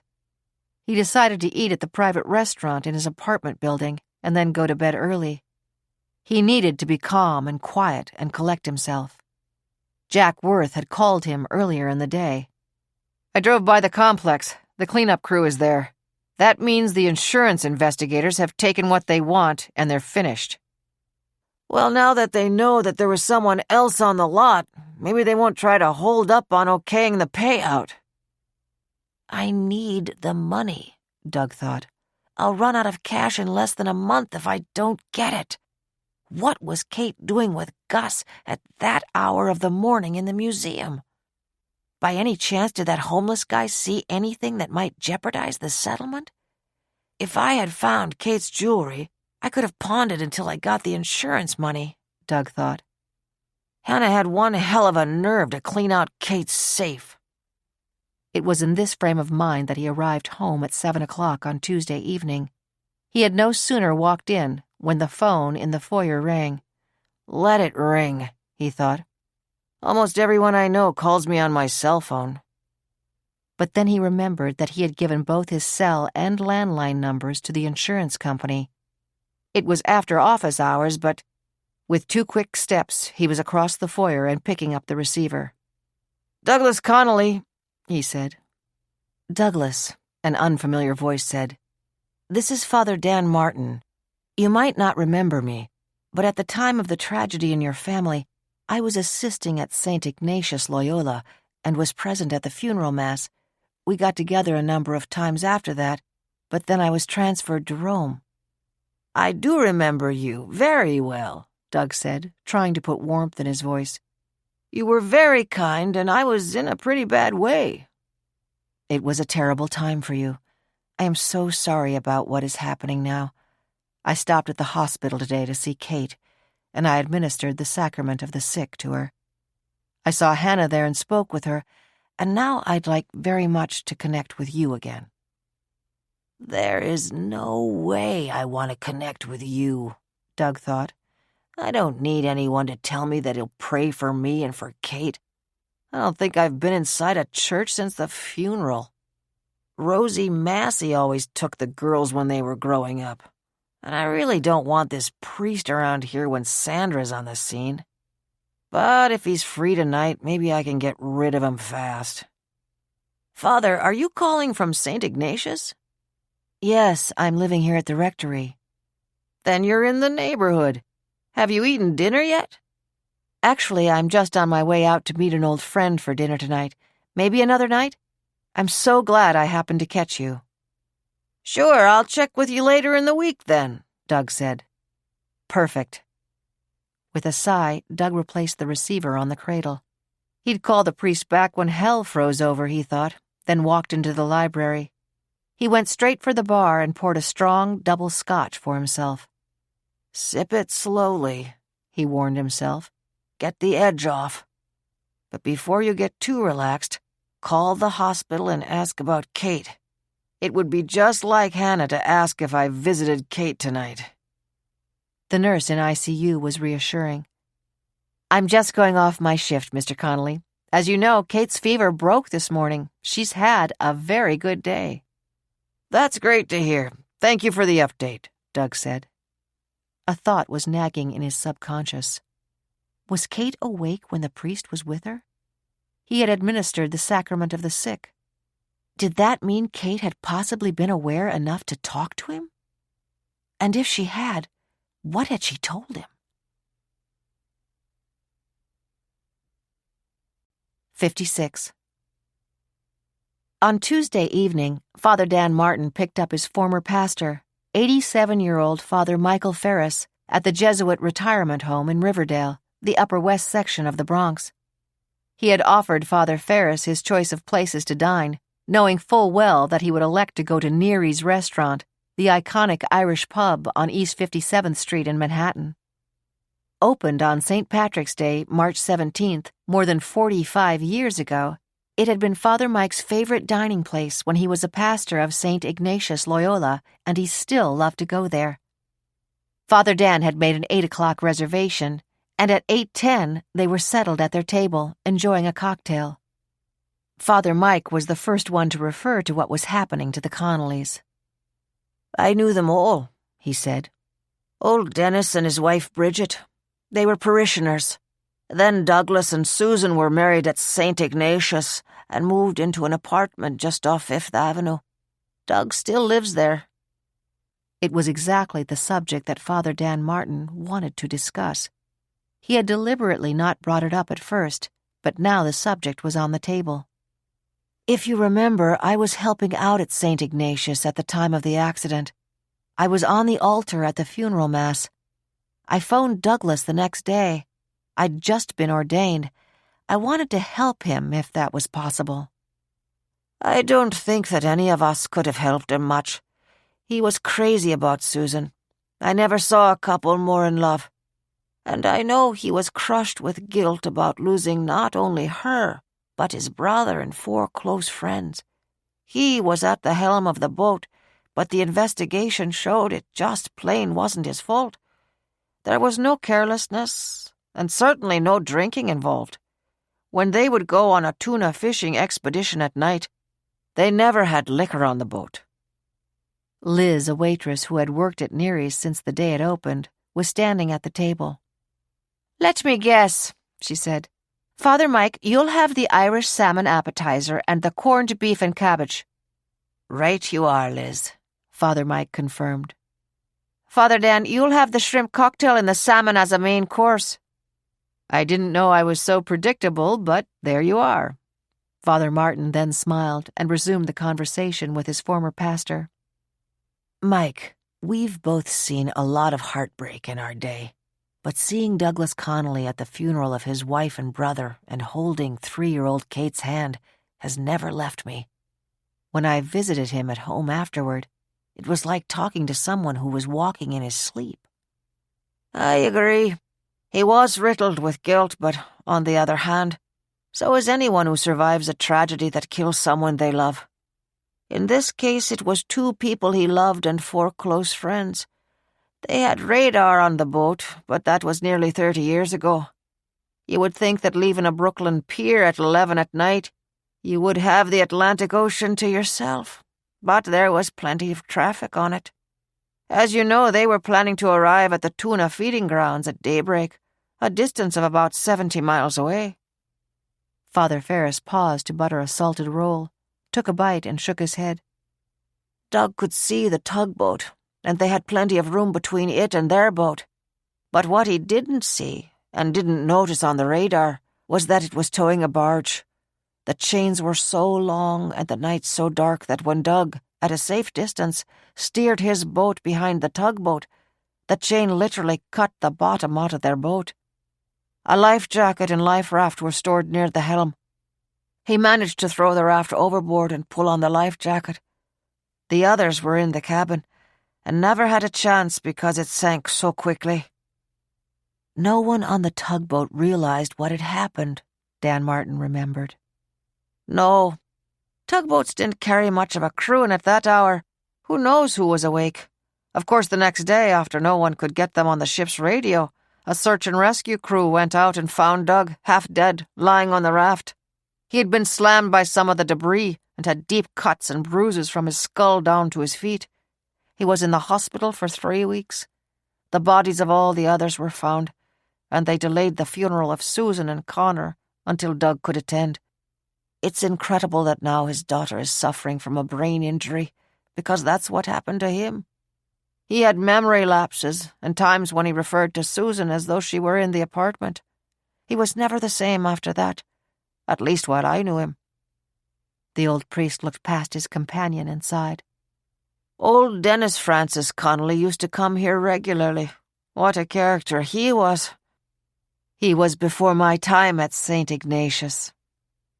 Maybe you were lucky. He was the crabbiest, most superstitious, stiff-necked old Irishman I ever had the hard luck to meet. His background was interesting. He was a street kid from Dublin with a good brain. He was smart enough to know that he needed an education and managed to get a scholarship to Trinity College. As soon as he graduated, he sailed for the United States and got a job as a messenger at the stock exchange. At 22 years of age, he had already figured out that was the place to learn how to make money, and he sure did." The appetizers arrived. Michael Ferris looked around the dining room as he picked up his fork. "I remember when Hugh Carey was governor. He was here a lot. He said that the good Lord had changed water into wine, but that Jimmy Neary had reversed the process. Jimmy loved that line, and always quotes it." "I never heard that one," Dan Martin said, "but I like it too." So Dennis got rich. But it was always under his skin that he didn't come from the kind of family that lived in a castle and rode to hounds. His solution was to create his own background. He made a ton of money, sold his investment company, and opened the Connolly Fine Antique Reproductions firm. That museum was his castle, and he loved to show people the antiques in it.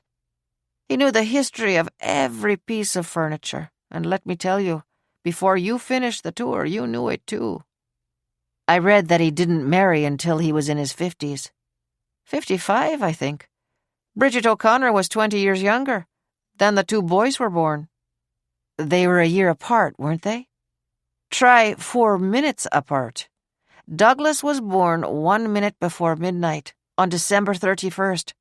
Connor, 3 minutes after midnight on January 1st. They hadn't expected twins, and for Dennis it was a terrible worry. 2 generations of twins in his family had died violently, and he was sure that his own sons would be cursed. He always referred to them as brothers, even though, as I understood it, they were identical. Bridget was forbidden to call them twins. Even as babies, they were always dressed in different clothing and had different kinds of haircuts. If Douglas had bangs, Connor had a crew cut. As they got older, Dennis would tell people who didn't know the family well that his sons were a year apart. They attended different schools from kindergarten through college, but even with all that, they were very close. Jimmy Neary stopped at the table. "How's everything so far?" he asked. "Great," they said in unison. "Jimmy, I was just talking about Dennis Francis Connolly," Father Mike said. "You knew him well." "Saints preserve us, he could always find something that wasn't hot enough or cold enough, God rest him," Jimmy said. "I'm glad that neither he nor Bridget lived to see one of their sons dead, and now one of his granddaughters fighting for her life, and that business he was so proud of destroyed." "I agree," Father Mike said. Liz cleared their appetizer plates. Both priests decided on a glass of Chardonnay. Father Dan said, "Mike, I brought up the Connollys because after I read about the accident, I decided to visit Kate Connolly in the hospital.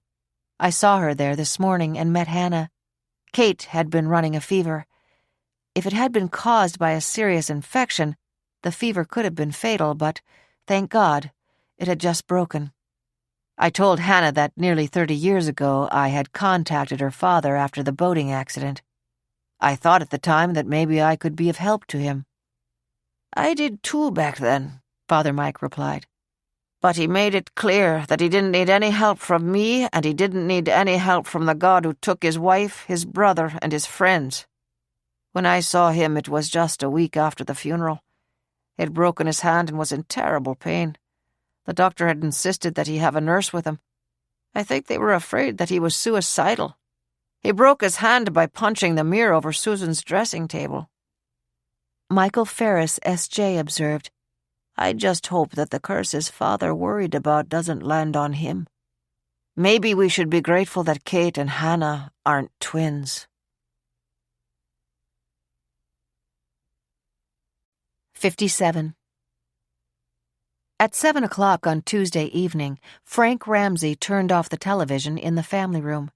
He and Celia had watched the CBS local news at 6 o'clock and seen the anchor, Dana Tyler, show the viewers the picture that had been found in the van. Then Celia had gone into the kitchen to finish preparing dinner. She was taking a roast chicken from the oven when Frank joined her there. He sniffed appreciatively. "I'm hungry, and it looks as though we're actually going to sit down quietly tonight," he said. "I hope so. It certainly hasn't been that way since the fire." She glanced at him. "I don't think you have too much faith that the picture that was found in the van will be useful." Frank sampled the mashed potatoes. "Excellent," he judged. "To be honest, I think I'm trying not to get my hopes up. That picture is the only thing we have that may lead us to whoever was in the van." It did not even cross his mind to tell Celia about Jamie Gordon's notebook. That information could not be shared, not even with her. But Frank realized that ever since the notebook had been found, Jamie Gordon, the murdered student, had been constantly in his thoughts. He knew the hell that her parents had been living in since she first went missing, and then when her body was found a year and a half ago. If this homeless guy was the one who did it to her, he wanted him to pay for it. 10 years ago, they had enlarged the kitchen to include a rounded dining alcove, which had become the place where they ate most of their meals. It had an Amish antique barn door that had been sanded, put on legs, and now served as their table. The built-in cushioned bench against one wall and high-backed chairs on the other side were inviting and comfortable, and added to the sense of peace and relaxation at the end of the day. Early on in their marriage, they had both agreed that dinner was for conversation, not for watching television. Together they put the serving dishes on the table and sat down. In the hope of getting some response to the picture, Frank laid his cell phone beside his plate. Less than a minute later, a call came in. He clicked it on. "Frank Ramsey," he said. "Marshal, this is Officer Carlita Cortez. I just answered a call about the family picture that has been distributed, and I think it may be the real thing. I think you might want to speak to this woman." "Who is she?" Frank laid down the fork that had been halfway to his mouth. "The caller is Mrs. Peggy Hotchkiss, and she lives on Staten Island. She said that the picture she saw on the news is of her and her husband and their son. It was taken 41 years ago. Her husband walked out on them a short time later. He was a Vietnam vet with serious psychological problems. She never could trace him, but has always believed that he might have become a homeless man." Frank forgot that the dinner he had been so ready to eat was in front of him. "Put her through." Celia watched as her husband listened, and his expression became increasingly intense. Finally he said, "Mrs. Hotchkiss, I can't tell you how important it is that you called. I can be at your house in less than an hour. You say you have all your husband's military records there. Can you have them available for me to examine? Let me confirm your address." Frank Ramsey disconnected the call and looked at Celia. "If the picture was still in the possession of this woman's husband, he is Clyde Hotchkiss, a Vietnam vet with a chest full of medals who came home badly damaged emotionally. She told me she's been praying for 40 years that she would find him. I just hope that, if it is the same guy, he doesn't turn out to be an arsonist or worse." Having said that, Frank realized that he had almost talked about Jamie Gordon's notebook. "Frank, you are going to wait 10 minutes and eat the dinner I prepared for you," Celia said firmly. "I'm sorry, Seal, I will," he said apologetically. "And as I said before, the guy who was in the van might have come across this picture years ago. It might have nothing to do with him.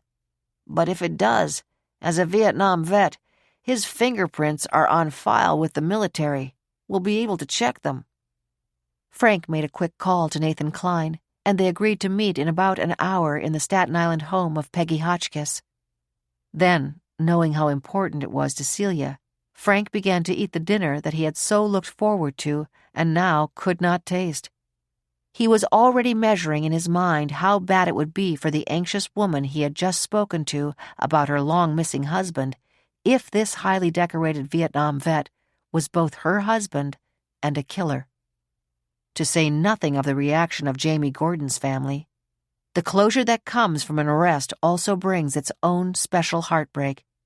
It was not the first time in his long career that Marshal Frank Ramsey had reflected on that fact. 58. The red satin shoes.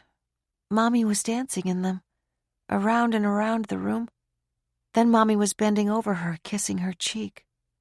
No, it was Hannah.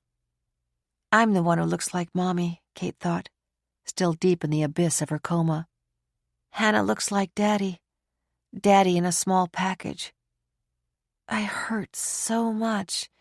Everything hurts. "The fever is a serious problem." A man's voice nearby.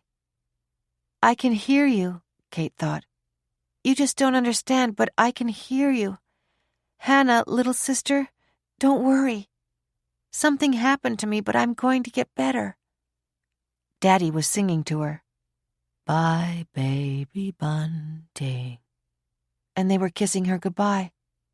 Someone was touching her forehead. I forgive you. Someone was praying over her.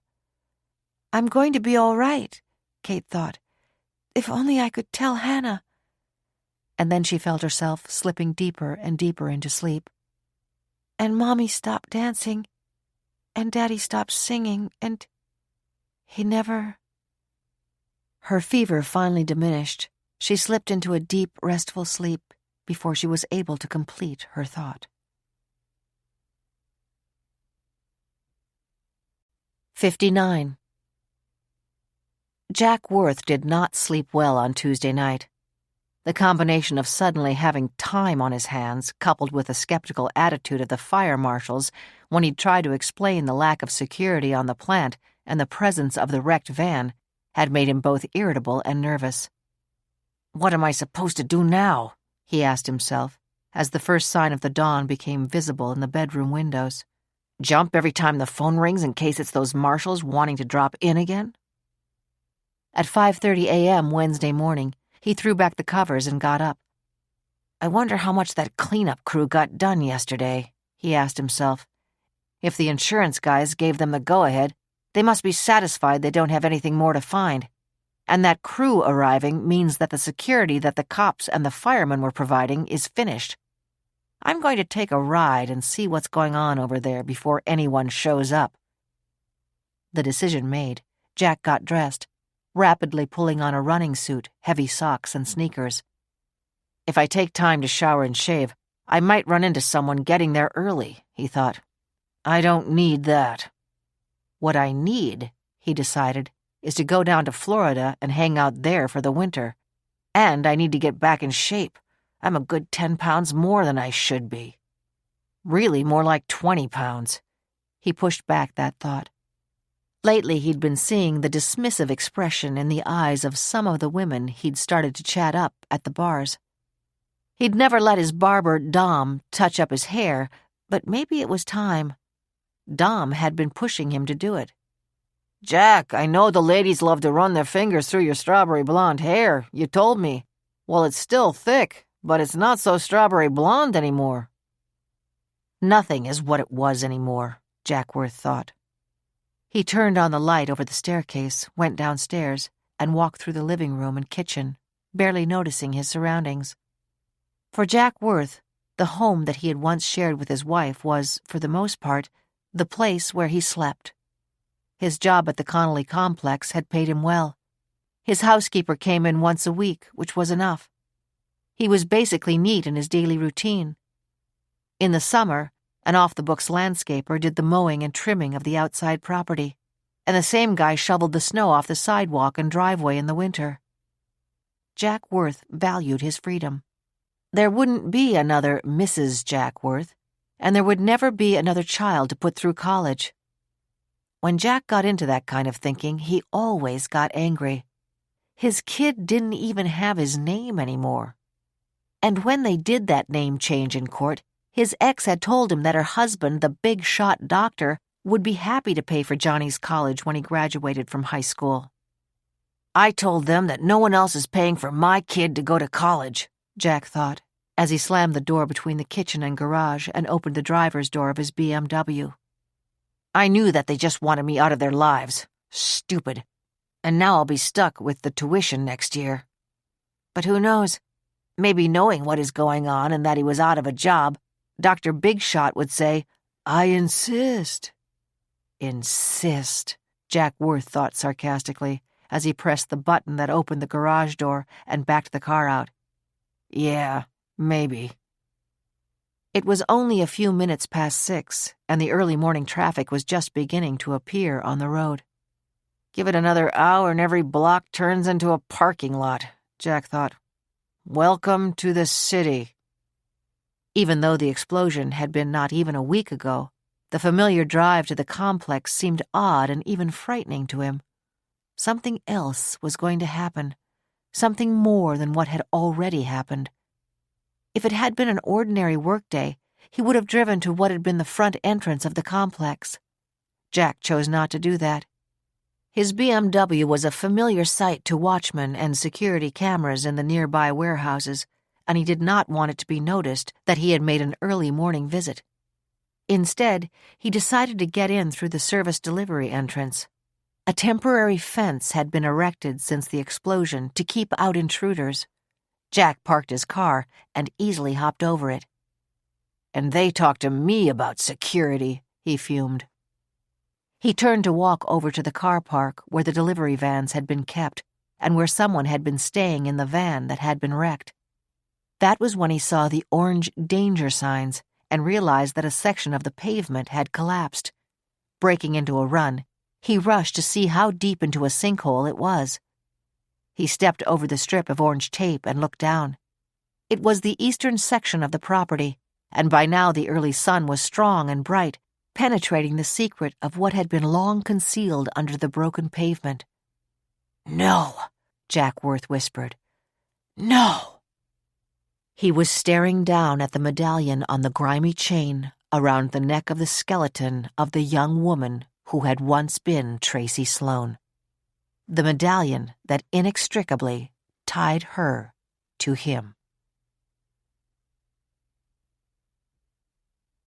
60. Clyde woke up early Wednesday morning, blinking against the glare of the sun that was blinding his eyes. He felt awful, hot and cold at the same time, but mostly hot. Where am I? Sometimes, when he hadn't had too much wine, he would ask himself another question. Where am I going? Clyde shook his head and began to piece together everything that had been happening to him. The shelter, the hospital, his picture on the television in the room there. Suppose Peggy and Skippy saw it. By now Peggy had probably married someone else, and Skippy had grown up thinking that guy was his father. And all those Vietnam medals were probably buried in a box in the attic. That's if they hadn't already been thrown out. He forced himself to think, even though his head was splitting, if they could trace that picture to him and find out who he was, then even if Peggy and Skippy decided to run for the hills, the cops would still be looking for him. What if they decided that he had set off that explosion? That Shirley woman, nice lady, she really was worried about him. But she thought I'd stay in that dump. Clyde pulled himself up on one elbow. He began to laugh, a raspy laugh that turned into a racking cough. Where are those pills she gave me? One hand, then the other, fumbled into the pockets of the poncho he had been given in the hospital. It had deep pockets, and he guessed that was good. He could put stuff in them. But the jacket they hadn't given back to him was the one he really wanted. When the tourists saw that crummy old jacket, they felt sorry for him. The dollars they would drop in his cap added up. He had to get rid of the poncho and cut holes in those new warm, heavy pants. He felt like a baby seal in them, a nice, warm, contented baby seal. People liked baby seals, but they didn't feel sorry for them. I need a drink, Clyde thought. And where did I sleep? He looked around and grunted in surprise. Somehow he had made his way to Chelsea Piers, right off the Hudson River, close to the village. He began to have a little more memory about yesterday. Shirley Dogood had said goodbye at the hotel. He had waited 15 or 20 minutes or something like that. The woman at the desk in that excuse for a lobby had asked if he'd be coming back, and he said that he would come back for sure. When he had coughed so hard on the street, someone had dropped $10 in his cap, and someone else had dropped a couple of bucks, and he had gotten a couple of bottles of wine. So it had been a good night. The trouble was that he couldn't keep up the coughing so that more people would feel sorry for him. He needed to look cold and hungry and not like a baby seal. Clyde dropped his head back onto the newspapers. Last night had worked out. He had slept with no one around him, with the good sounds of New York filling his ears. The traffic on the West Side Highway, and now and then a plane flying overhead, and the early morning ferries beginning to cross the Hudson. He had settled down here with his newspapers around him, and the warm clothes he didn't want had made him feel like a baby in his mama's arms when he was falling asleep. But now he was scared. The picture, the girl, he knew he had hurt her. He had punched her real hard, but he didn't know what happened after that. I started to go after her.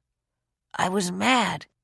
I was afraid she'd tell on me and I wouldn't be able to come back to my van. And then... He began to cough again.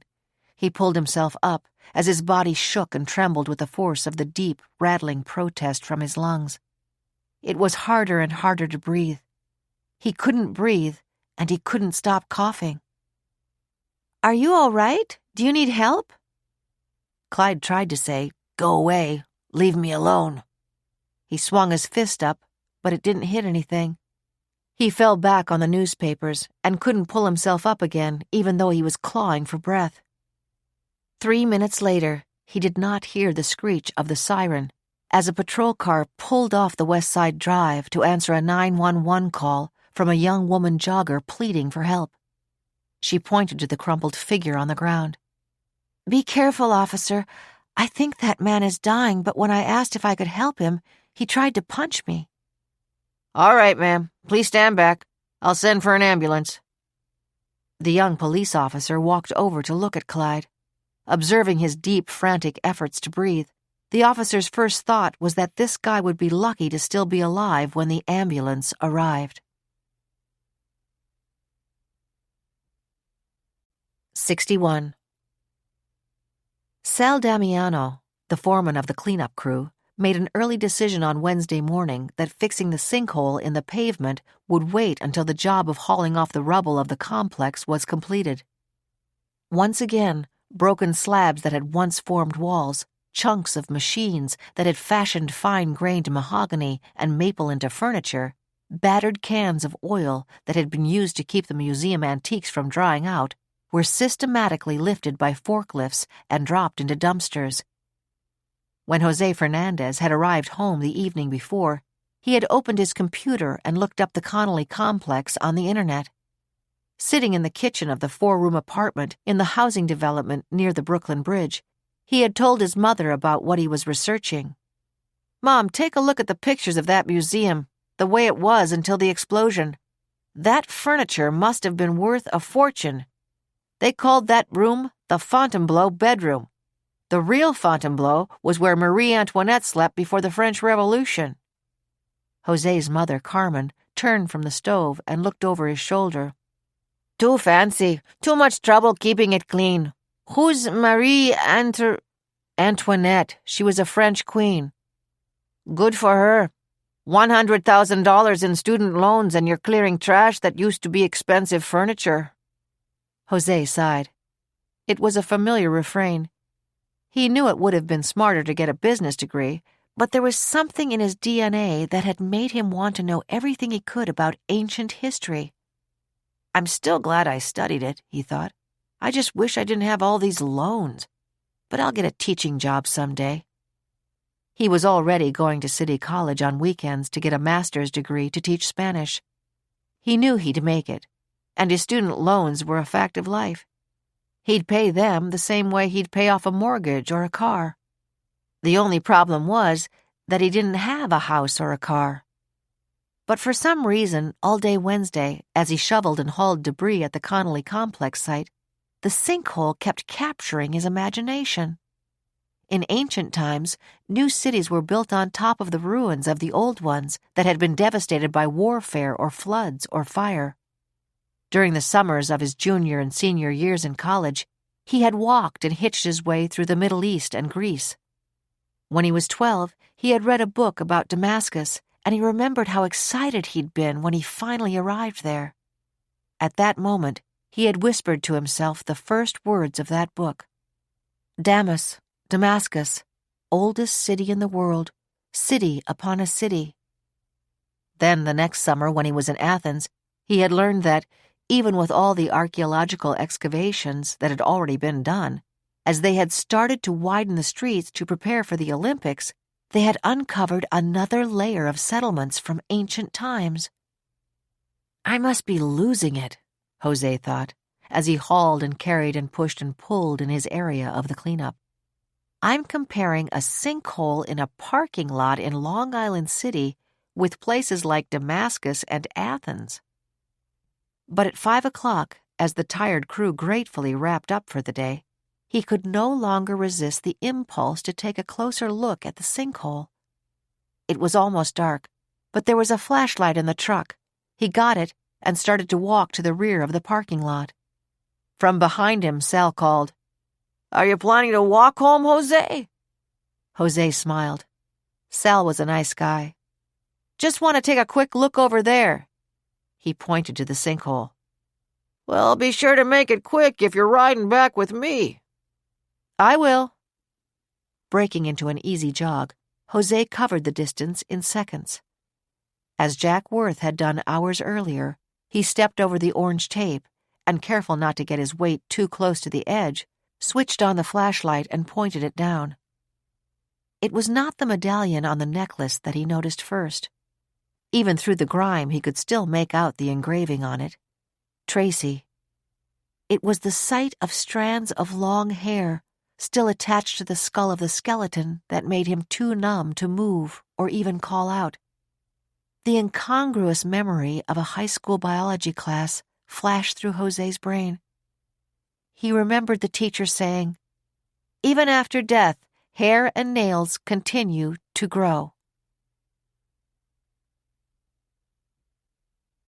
62. As usual, Peggy Hotchkiss attended the daily 8 a.m. Mass at St. Rita's, her parish church on Staten Island. Even though she had not closed her eyes all night, it had not occurred to her to break this habit of 40 years. Daily Mass was an integral part of her life, and St. Rita, the advocate of the hopeless and even the impossible, was her favorite saint. But this morning her usual prayer to her was even more intense. "Let them find him, please. I implore you. Let them find him. I know he needs me." The fire marshals were so kind, she thought. When they came to the house, they had been so careful to say that it was entirely possible that the homeless person in the van had found or maybe even stolen that picture from someone else. "He didn't," Peggy had told them. "I will stake my life that Clyde kept that picture. I saw what happened to the Connolly complex on television. I can only imagine if Clyde was sleeping in that van right by the explosion. Of course he would have rushed to get away and wouldn't have had time to even grab that picture." She had observed the skepticism on the faces of the marshals, but they had been very polite. She could tell that they did not want to upset her by indicating that the homeless man might have been Clyde, but she had made it easy for them. "I want to find him," she had told them. "His son wants to find him. We're not ashamed of him. He went to Vietnam, and he was proud to serve his country. He didn't give his life there, but because of what happened to him there, he lost the rest of the life he would have enjoyed." St. Rita's was only 5 blocks from home. Unless the weather was terrible, Peggy always walked. At 9:15, she was turning onto her own street when her cell phone rang. It was Fire Marshal Frank Ramsey. "Mrs. Hotchkiss," he said, "a homeless man was just brought into Bellevue Hospital in Manhattan. They recognized him in the emergency room there. They had only discharged him yesterday. He gave his name as Clyde Hastings. We think he may be your husband." Peggy tried to keep her voice steady. "I'll be right there and I'll call my son. I know Bellevue is around 23rd Street, isn't that right?" "Where are you now, Mrs. Hotchkiss?" Ramsey asked. "A block away from my house." "Mrs. Hotchkiss, go home and wait. I'll have a police car pick you up in 5 minutes. I am very sorry to tell you that the man in the hospital is dying of pneumonia. If he is your husband, even after all these years, you might be able to persuade him to tell us what he may know about a girl who is missing." An hour later, Peggy was in the emergency room of Bellevue Hospital. Skip had arrived minutes before her. "Are you okay, Mom?" he asked quietly. "Yes, I am." Frank Ramsey was waiting for her. "They have him in a private room down the hall. The doctor told us that he doesn't have long. We are hoping that we can get him to talk to us about a young college student who may have tried to interview him about living on the street." Her throat dry, unconsciously moistening her lips, her hand clutching the steady arm of her son, Peggy followed the tall figure of the fire marshal until he stepped aside to let her precede him into the small room. Even before she took a second look, Peggy knew that it was Clyde. The high forehead, the slight widow's peak, the almost invisible scar on the side of his nose. His eyes were closed, his harsh, belabored breathing the only sound in the room. Peggy took his hand. Clyde, dear, I'm here." From far away, Clyde heard a remembered voice, soft and gentle, and opened his eyes. Sometimes he had seen Peggy in his dreams, but now he knew he wasn't dreaming. The woman looking down at him with tears slipping down her cheeks was Peggy. He pulled in a breath. He had to talk to her. He managed a smile. "Do I have the honor of addressing the beauteous Margaret Monica Farley?" he asked, his voice weak and tired. Then added, "Oh, Peggy, I missed you." "I missed you too, so very, very much. And Skip is here. We love you. We love you." Clyde weakly turned his head to see the man standing next to Peggy. Both of their faces were so clear, but behind them it was starting to get dark. "My son," he thought, and then he heard him say, "Hello, Dad." "I'm sorry," Clyde murmured. "I'm so sorry." Frank Ramsey and Nathan Klein stepped forward. Before Peggy arrived at the hospital, they had tried to question Clyde about Jamie Gordon, but Clyde had closed his eyes and refused to answer them. They both could see that his death was imminent. Bending over Clyde, his voice urgent, Ramsey said, "Clyde, tell Peggy about the notebook. Tell her if you saw the girl." "Clyde, it's all right, dear. You would never mean to hurt anyone," Peggy whispered. "I want you to tell them what happened." It was so peaceful now, Peggy holding his hand. It felt so good. "The girl followed me. I told her to go away. She wouldn't." He began to cough. This time his breath wouldn't come back. "Clyde, did you kill her? Did you throw her in the river?" Ramsey demanded. No, she wouldn't go away. I punched her. Then she left. And I heard her scream." Clyde closed his eyes. Everything was beginning to go dark. "Clyde, she started to scream," Frank said. "What happened then? Answer me," he demanded. "Answer me." "She screamed, 'Help me, help me.'" "You were still in the van?" "Yeah." He could not finish the word. With a long sigh, he exhaled his last breath. The tormented life of Clyde Hotchkiss, husband and father, Vietnam veteran, hero, and homeless drifter, was over. 63. On Wednesday afternoon, Hannah and Jessie met for a quick lunch at a small restaurant in the garment district, a block from Hannah's office. Hannah had stopped by the hospital briefly that morning.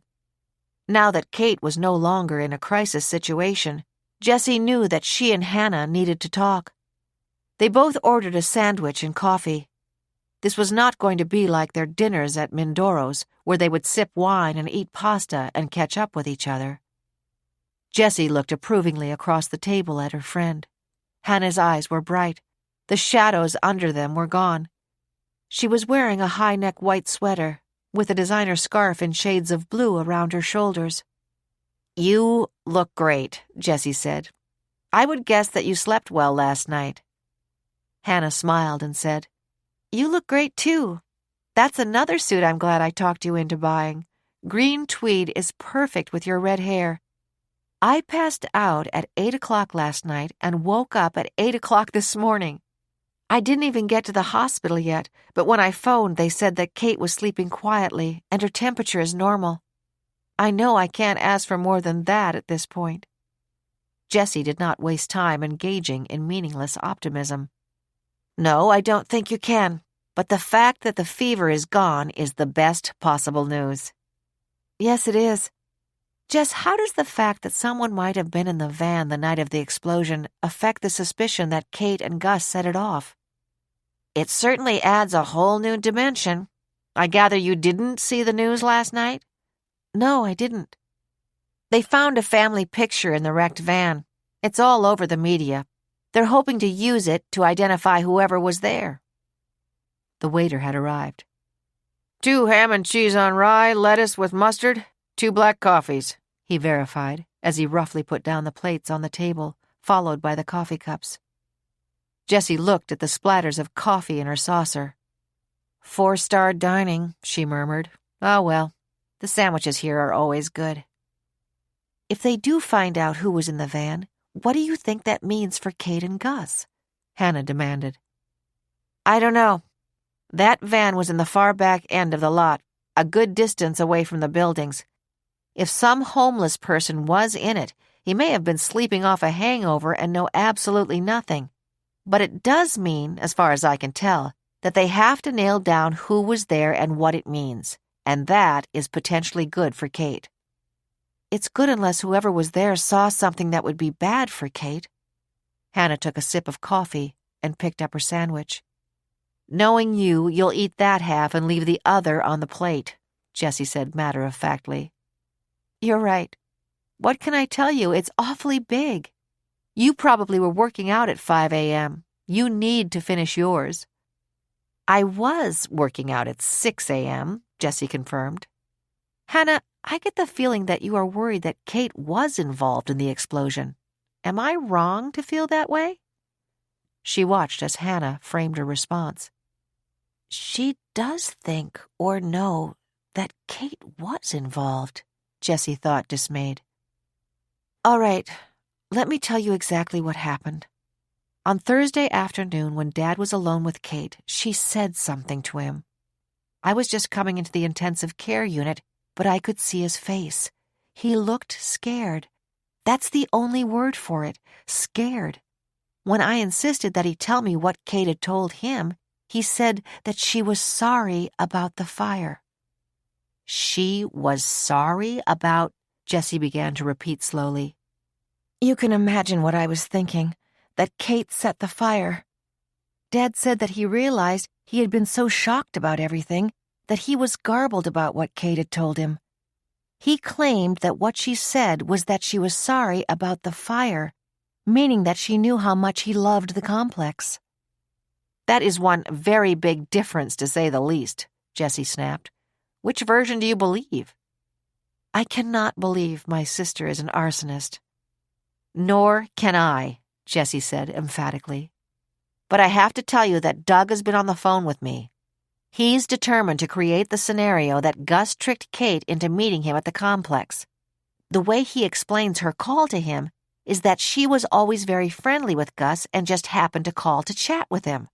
The rest of the scenario that Doug wants to put out is that Gus hated him so much for forcing him into retirement that he figured out a good way to punish Doug. He tricked Kate into meeting him at the time he knew the explosion would go off. He probably told Kate that he needed her help, but something went wrong. Gus gets killed and Kate gets badly injured. Jessie took the last bite of the first half of her sandwich and reached for the other half. A disgruntled employee blew up the complex. The injured daughter is an innocent victim and the insurance is paid. Get the picture? Suppose if Kate recovers, make that when Kate recovers and can talk about it, she says that that is not the way it happened, Hannah asked quietly. I don't know. Jessie did not want to tell Hannah that she was sensing a certain desperation in Douglas Connolly. No matter what, he can always get a lot of money for just the property, she thought. But he's counting on the big prize, millions more in insurance. I wouldn't want to be the one to stand in his way of getting it. 64.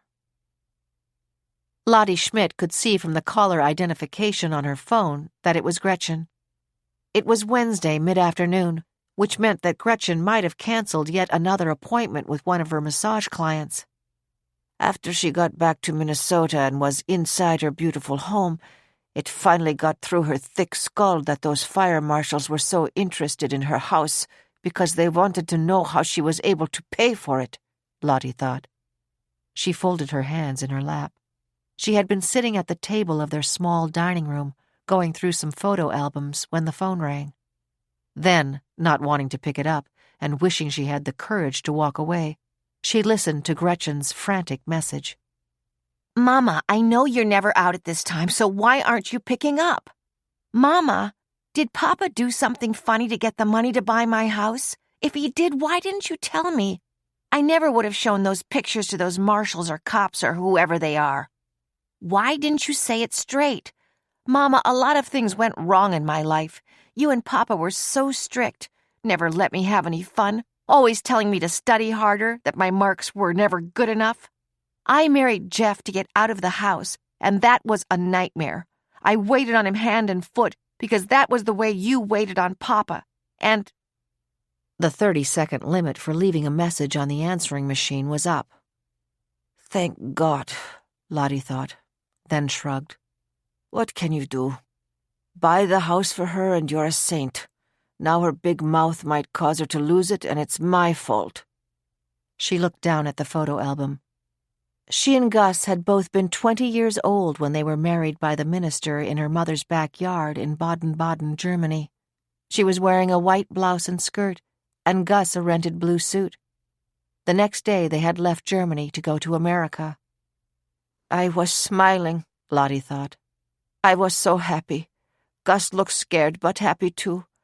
I knew how definite he was, and how rigid, but it didn't matter. It still doesn't matter. He loved me and took good care of me. He was such a proud man. When we moved here to Little Neck, and our friends were so thrilled to buy new furniture and show it off, I would say to him, Gus, don't have that look on your face. I know what you're thinking, that they paid too much for it, that it's cheaply made. Let them enjoy it. He had made their own furniture himself. In all these years they had only redone the upholstery twice, and of course he had done the work in their garage. For a craftsman like that to have been so insulted, so wounded, it explained everything. The doorbell rang. Lottie had been so lost in reminiscing that the time had gone by more swiftly than she had realized. It was already 3:30, and Peter Callow, the young lawyer who had grown up in the house next door, was coming to talk to her. She had called him after the fire marshals were at the house on Monday. Lottie knew that this was going to be hard. It was embarrassing to put herself in the hands of someone whom she could still see as the kid who broke her living room window playing softball. She got up, her hands pressing on the table to ease the weight on her knees, walked to the door and opened it. The self-assured attorney in an overcoat, business suit, and tie still had the same warm smile of the 8-year-old who was so grateful when she had told him that she knew he didn't mean to break her window. As she took his coat and put it in the hall closet, and then as they walked into the living room, she was assuring Peter that, since Gus had died, she was doing all right, that she would be all right.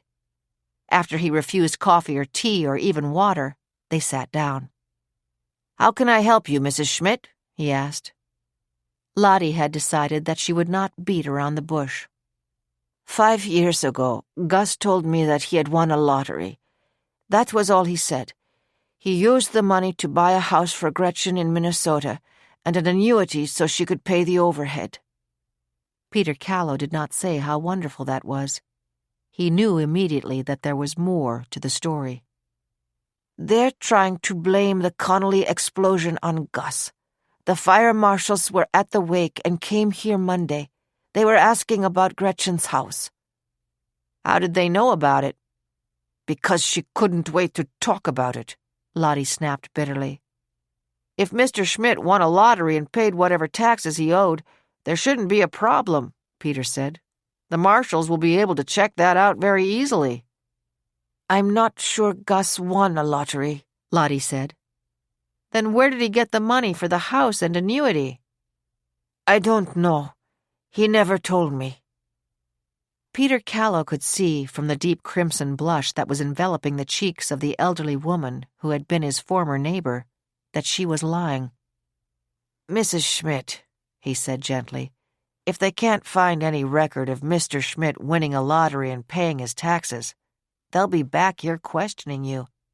And I would have to assume that they'll even go out to Minnesota and talk to Gretchen. Gretchen hasn't any idea where her father got the money to buy her house.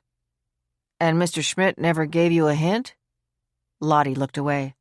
No. Mrs. Schmidt, I want to help you, But you know that the media is going as far as it can, without risking a lawsuit for libel, to speculate that Mr. Schmidt conspired with Kate Connolly to set off the explosion. How long has Gretchen had the house?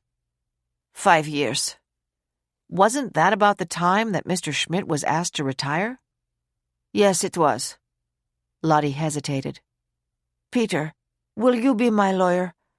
I mean, can you be with me when they are talking to me? Yes, of course I can, Mrs. Schmidt. Peter Callow got up.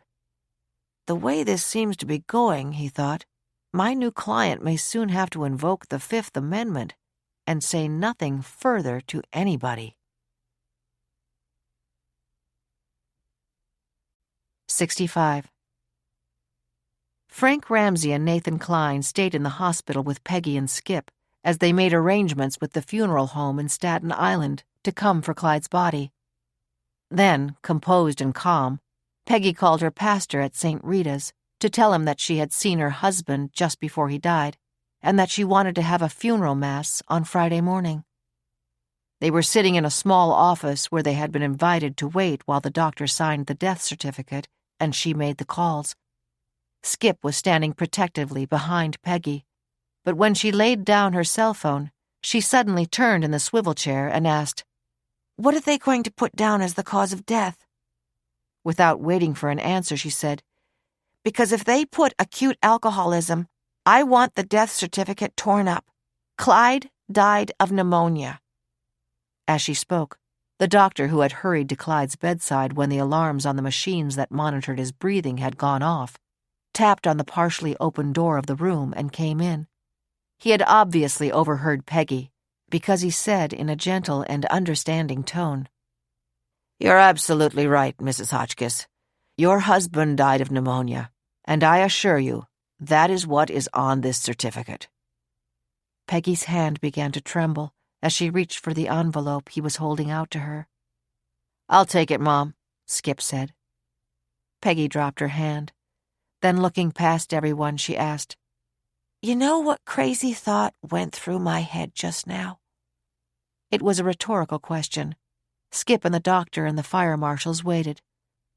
"A Tree Grows in Brooklyn is one of my all-time favorite books," Peggy told them, the tone of her voice reminiscent. "When the character Johnny, who was an alcoholic, dies, his wife pleads with the doctor to make the cause of death pneumonia, because he really did have pneumonia. She tells him that she has nice kids and doesn't want them to ever have to say that their father died of alcoholism. Well, I've got a nice son and 4 nice grandchildren, and my husband was a war hero, and I won't have anyone forget that. Mom, you heard what the doctor said. It's okay." Skip put his hands on his mother's shoulders. Peggy brushed back the tears that were beginning to slip down her cheeks. "Yes, of course. And thank you. Thank you very much." "My sympathy, Mrs. Hotchkiss." With a brief nod, the doctor was gone. Steadied by Skip, Peggy stood up. "I guess there's nothing more I can do here. The funeral director said that he would take care of the clothing for Clyde." She looked at Frank Ramsey and Nathan Klein. "You've been so kind. If I had been too late to see Clyde before he died, it would have been terrible for me. I wouldn't have been on time if the police car hadn't picked me up and rushed me to the hospital. I needed to have him go knowing that we were with him and that we loved him. But now you have to tell me, who was the girl you asked Clyde about?" "Mrs. Hotchkiss, we can't give you details, but we're eternally grateful that you were there to urge your husband to answer our questions," Frank Ramsey said. "I never knew Clyde to tell a lie or even shade the truth," Peggy said firmly. "He told you that he punched the girl and she got out of the van, and then he heard her scream, 'Help me, help me.' What happened to that girl?" "I can tell you that she never made it home that night," Frank Ramsey said. "Did you believe Clyde?" Peggy demanded.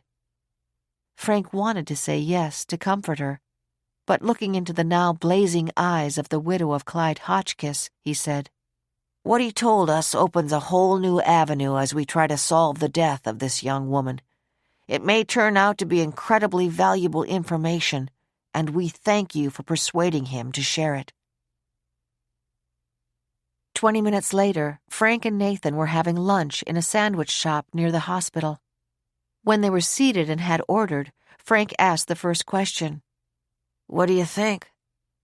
"I don't know. Maybe Clyde couldn't bring himself to tell his wife and son that he was a killer," Nathan suggested. "He admitted punching her, and that accounts for the black and blue mark on Jamie's chin." Like Nathan, Frank was thinking aloud. "He was probably pretty drunk when he hit her. She got out of the van. I remember reading that she was a good athlete. I think she was on the track team in high school. That means she was both young and fast. Once she was out of the van, I bet he couldn't have caught up with her," Nathan pointed out. It was the kind of investigative analysis that was second nature to both of them. "Or maybe the punch knocked her unconscious, and he had all the time in the world to tie her up, strangle her, put her in the cart, and dump her in the river. Assuming, of course, that he happened to have twine with him in the van. That would have come in handy," Klein said sardonically. "If she was already dead, he could have left her there and come back with the twine," Ramsey shot back. The sandwiches arrived. Unlike the ones that, unbeknownst to them, Jesse Carlson and Hannah Connolly were enjoying 10 blocks away, these looked as though they might have been made yesterday. Nathan shared that possibility with Frank Ramsey. "Or maybe the day before yesterday," Frank said as he signaled for the waiter to ask the chef to try again. When the new sandwiches arrived, they ate in silence, each busy with his own thoughts. The silence was broken when Ramsey said, "The more I think, the more improbable it is that someone happened to be outside that van at what was probably some time between midnight and 6 in the morning. And if there was someone else there, why would he attack Jamie Gordon? Doesn't make sense. I think Clyde Hotchkiss couldn't admit in front of his wife and son that he killed a college girl because she annoyed him. I just doubt that when he meets or has met his maker, he can talk his way out of that one." "Do we tell the boss and Cruz that we think it's time to let the Gordon family know that we believe we have found Jamie's killer?" "We'll tell them what we have, but I'm going to recommend that for now they say absolutely nothing about the notebook or Clyde Hotchkiss. My gut tells me that we haven't got all the facts yet. But one thing I do know is that the next thing we have to do is find out where Gus Schmidt got that money to buy his daughter's home. We both know he never won a lottery, and soon we should have confirmation of it. That's when we really begin to lean on Lottie Schmidt. She may be 75 years old and not weigh more than 90 pounds, but don't let that fool you. She's a tough old bird, and I'd bet the ranch that she knows exactly how and where Gus got that money. Our job is to get her to talk." 66. The fact that a kitchen worker named Harry Simon at Tommy's Bistro had been arrested for the murder of another young actress had jolted Nick Greco to the core of his being. He spent all Wednesday afternoon examining and re-examining every inch of the file containing the investigation into the disappearance of Tracy Sloan. Over and over he read the statement of Harry Simon, taken nearly 28 years ago, and tried to find anything that he might have overlooked. He remembered Harry very well. He was then in his early 20s, thin but wiry build, average height, a sallow complexion, and small eyes. His subservient, eager-to-please manner as he answered the questions had been off-putting, but he had certainly given the impression of being so very, very shocked about Tracy's disappearance. Disgusted, Greco reread Simon's statement. "We got off at 11. Some of the waiters and waitresses and busboys were going to Bobby's joint for some drinks. Tracy said that she had an early morning audition and was going home. I started to walk to my apartment, too." His apartment was in the opposite direction from the way Tracy would have gone, Nick Greco noted. "Then I thought, what am I going home for? I was pretty broke, but I thought, well, so I'll nurse a couple of beers. We all pay our own checks, so I just went back and joined up with them," Harry had said. Every one of the other employees had vouched for the fact that Harry arrived there just about 11:30. They had all agreed they were all at Bobby's by about 10 after 11. Not more than 20 minutes later, Harry was with them. It was a pretty strong alibi, Nick Greco remembered, unless Harry and maybe an accomplice had dragged Tracy off the street and into a hallway or some kind of vehicle. Very unlikely in that short a time.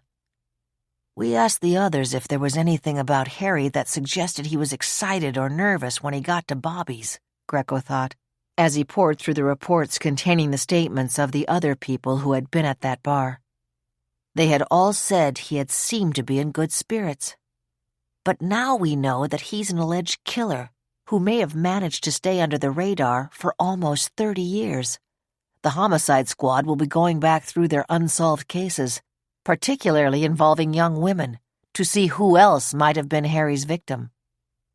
The young actress he had killed 2 weeks ago had been on her way home from her waitress job in the Lower East Side at midnight when he had accosted her on the deserted sidewalk. He had dragged her into the rear courtyard of a boarded-up apartment building where he had molested and killed her.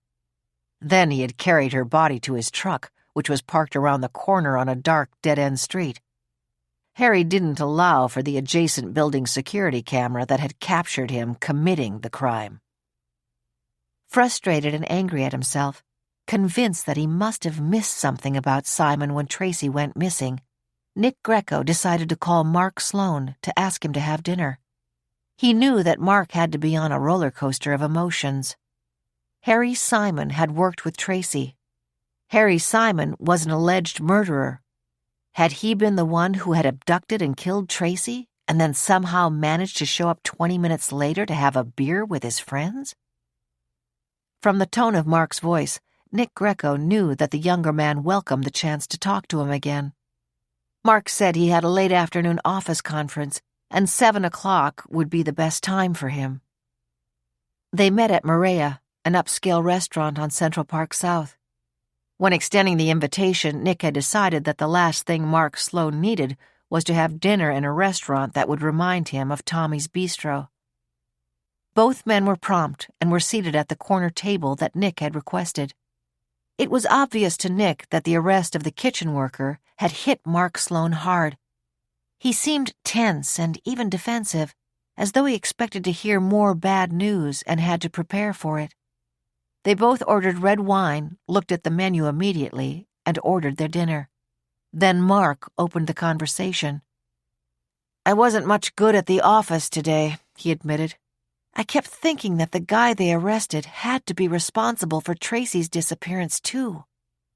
"If he was, he almost certainly had an accomplice," Greco said flatly. "And yet every instinct I have tells me that this guy is a loner." Compassionately, he looked across the table at the troubled face of the brother of Tracy Sloan. He could guess what he was thinking. The arrest of Harry Simon had been breaking news in the media. This morning, the fact that Simon worked in the same bistro where Tracy Sloan was working before she vanished nearly 28 years ago had been blazed across the headlines. The Sloan case would again be hashed and rehashed, even though Simon's alibi seemed to be so strong. After they placed their orders, Mark suddenly asked, "Didn't this restaurant used to be San Domenico?" "Yes, it was." Nick Greco had the continuing feeling that Mark was afraid of what Nick might tell him tonight. "I thought the address sounded familiar. I was in New York about 8 years ago. There was a law firm interested in me. The offer I received wasn't good enough. I came here to dinner one night.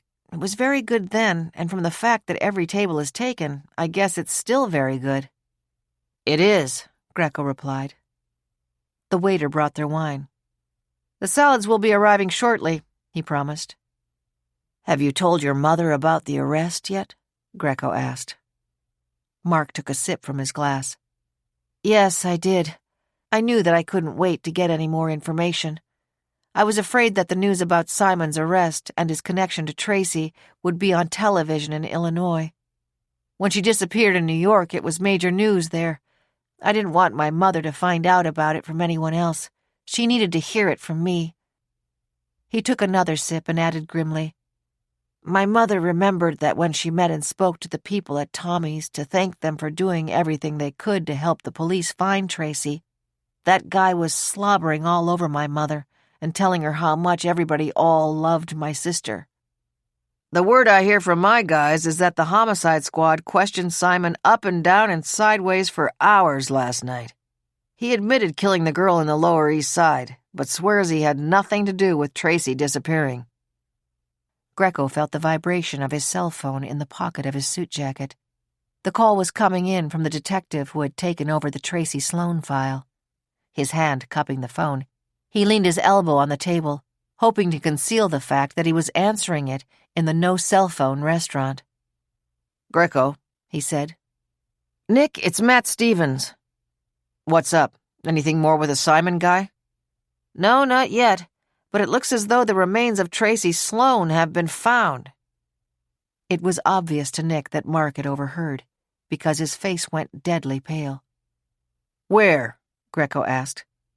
You're not going to believe this, but she was in a sinkhole of the parking lot of the Connolly Furniture Complex, where they had the explosion last week. 67. Little fragments of thoughts were floating through Kate's mind. Gus. She had called him, and she knew right away that she had upset him. Why? He had agreed to meet her. Why did he sound scared on the phone? There was no reason. Kate felt herself falling back into a warm darkness. To sleep but not to dream, she tried to whisper. Her dreams scared her. She felt her eyelids fluttering, but they felt so heavy. Sighing, she closed them again. Why was she so afraid? She remembered.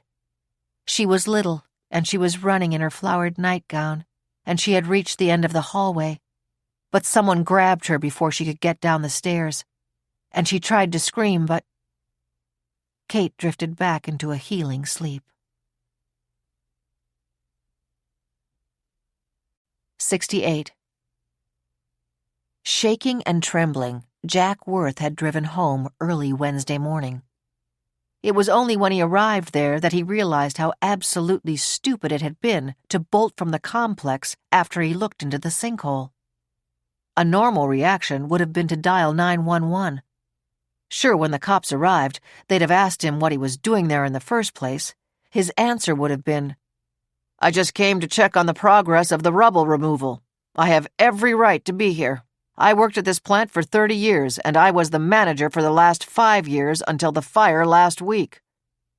He had to calm down and figure out what he would tell the cops if by any chance his car had been spotted this morning. Tracy Sloan. He had been one of the many people questioned when she disappeared. He was in his late 20s then, working as a junior accountant for the Connolly complex. He used to hang out at Bobby's joint in the village at night. That was when it began to fill up with the would-be actors and actresses who worked as waiters in the local pubs and bistros. Bobby's was a gathering spot for guys his age to hook up with pretty girls. Tracy Sloan had been the pick of the litter. She brushed me off, Jack thought, carefully rehearsing what he would tell the cops. Then one day I was passing one of those little jewelry shops they used to have in the village, and a guy was carving names on fake blue sapphire medallions. He had a bunch of them hanging on the chains in the window with names already on them. I saw one with the name Tracy on it. It cost $8. A couple of nights later, I saw Tracy at Bobby's joint and tried to give it to her. No strings, I said. When I saw it, I couldn't pass it up. The medallion is the color of your eyes. I tried to give it to her in front of her buddies from Tommy's, Jack reminded himself. One of the guys at the bar said, It won't do you any good. And we all laughed. Then she bought it from me. That was about 6 months before she disappeared, Jack remembered. He told the police at the time that he had been a little disappointed because he had never seen her wearing the necklace whenever they had bumped into each other at Bobby's. By 3 o'clock Wednesday afternoon, after 2 beers and a sandwich, Jack Worth was continuing to rehearse the story he knew he would have to give, trying to make it the same as the version he had given nearly 28 years ago. The night Tracy disappeared, I worked at the plant until about 6:15. I went straight home from work. That's what I told the detectives when I was questioned. I lived in Long Island City, about a mile from the plant. I wasn't feeling good and went to bed early. I wasn't married yet. How could he explain how Tracy Sloane ended up buried in the parking lot? They were paving over the parking lot at that time, Jack thought. I'll tell the cops that I had mentioned that to the guys at Bobby's only a few nights before Tracy disappeared. The guys had been joking about taking a tour of the fancy furniture in the museum. I told them that they'd have to wait. We'd had a lot of snow in the past couple of winters, and the parking lot was all cracked and was being repaved. I did tell some of them that. I know I did. Let the cops start questioning all the rest of them again. It was the best story he could come up with, and it was near enough to the truth that maybe it would sound convincing. A flash of anger still went through him when he remembered offering Tracy the necklace all those years ago. She had said, "Blue is my favorite color, and sapphire my favorite stone. Look, I love it, Jack, but I want to pay for it. Even I can afford $8. When I wouldn't let her pay for it, she took it off and tried to hand it back to me. I said, "Okay, you say you like it, I'll let you pay for it. And if you don't believe it was only $8, walk down McDougal Street and you'll see these little things hanging in the window." Feeling deep resentment even after all these years, Jack remembered the wise guy who had heard the two of them talking and who had watched as Tracy handed him the money. He'd had the nerve to tell him later that evening, "Jack, face it. Tracy has class. You're not her type." When would someone in that cleanup crew look down into the sinkhole and blow the whistle? Jack Worth waited in dismal anticipation. Jack had the television on, flipping from one news channel to another. They were all ringing out the story of the derelict who had been positively identified as the person squatting in the van of the Connolly complex. He was Clyde Hotchkiss, a decorated Vietnam War vet who had returned home deeply emotionally wounded, and who, after a troubled period of trying to recover, had abandoned his wife and baby more than 40 years ago. Incredibly, Hotchkiss had been finally reunited with his still caring wife and son only minutes before he had died in Bellevue Hospital this morning. The media had caught up with Peggy and Skip as they got out of Skip's car at Peggy's home in Staten Island. Neither of them would comment as they hurried inside to get away from the cameras and microphones. By the time the 5:30 local news came on, the media had additional details. After he had returned from Vietnam, Clyde Hotchkiss had worked as the foreman at a large construction company. An electrician who had worked with him was interviewed. "There was nothing Clyde didn't know about the job. Plumbing, heating, you name it." The reporter asked, "Do you think he would have been capable of setting off that explosion?" "In his right mind, no. Years ago he was a good man. But if you're really asking if he had the technical know-how to set it off, the answer is yes. When you're building a house and you're running a gas line into it, like he did all the time, you have to know what you're doing." That kind of talk should make Doug feel good, Jack thought. And this guy Hotchkiss has been living on the streets for 40 years. Maybe he really was hanging around the complex 28 years ago. Maybe they really can pin Tracy's murder on him. Jack realized he had not called Doug to warn him that, at any moment, somebody was going to sound the alarm about Tracy Sloane's remains being found on the property. Finally, Jack summoned up the courage to make the call. But it was actually a relief when Doug did not answer. Jack knew that the discovery would be bound to upset him on more than one level. He won't want to be reminded that his brother, Connor, who died in the boating accident, had also been one of the guys who knew Tracy Sloane, he thought grimly. 69. Justin Kramer did not hesitate to admit to himself that he was enormously drawn to Hannah Connolly. From the minute she opened the door of her sister Kate's apartment and stood in its doorframe, something had happened to him. She had been wearing a running suit that outlined her slender body and tiny waistline. Her eyes were a deeper shade of blue than her sister's and were shaded with long, dark lashes. Justin didn't know what kind of person he had expected to meet. Probably a look-alike for Kate, who was tall and blonde, he had thought. But even in his brief encounter with Douglas Connolly, Justin had seen that Hannah resembled her father, who was a very good-looking guy. He certainly gave me a quick brush-off, Justin thought. And there's no question that he looked upset about something. Then when I phoned Hannah, she didn't sound happy to know that her father was in her sister's apartment. I wonder why. On Wednesday evening, when Justin got home from work, he decided to satisfy his curiosity about the Connolly family. An expert at seeking and locating information, he began his computer search with the most recent material, which consisted primarily of the articles about the explosion.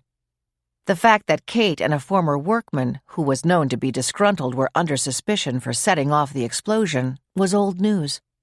From the beginning, Justin hadn't believed that Kate was involved in any wrongdoing, and he still didn't believe it. Having met Kate Connolly that one time at the closing, he was totally convinced of that fact. The newspaper articles referred to the tragedy 28 years ago, when Kate and Hannah's mother and uncle and 4 other people were drowned in a boating accident. Their father had been the only survivor. Justin continued to search until he found pictures of the funeral of Susan Connolly and her brother-in-law, Connor. Even though it was so many years ago, he felt emotionally stirred when he saw pictures of 3-year-old Kate holding her father's hand, going in and out of St. Ignatius Loyola Church, and then at the family grave in Gate of Heaven Cemetery in Westchester County. Under the name Connolly on the large ornate headstone, he could make out the names of the people already buried in the plot at that time: Dennis Francis Connolly and Bridget O'Connor Connolly. Probably the grandparents, he thought. He took a final look at the picture of Kate and her father, placing a long-stemmed rose on each of the coffins, and then looked up Dennis Francis Connolly. What he learned about the founder of the Connolly complex was both surprising and unsettling. That guy was weird, he said aloud. I wouldn't have wanted him as a father. Shaking his head, Justin turned off the computer. It was 7 o'clock. Would Hannah be at the hospital with her sister? Or maybe out to dinner with someone? Justin felt a twinge of pure jealousy at that possibility. I hope not, he thought. It can't hurt to phone her. He was already reaching for his cell phone. Hannah answered on the first ring.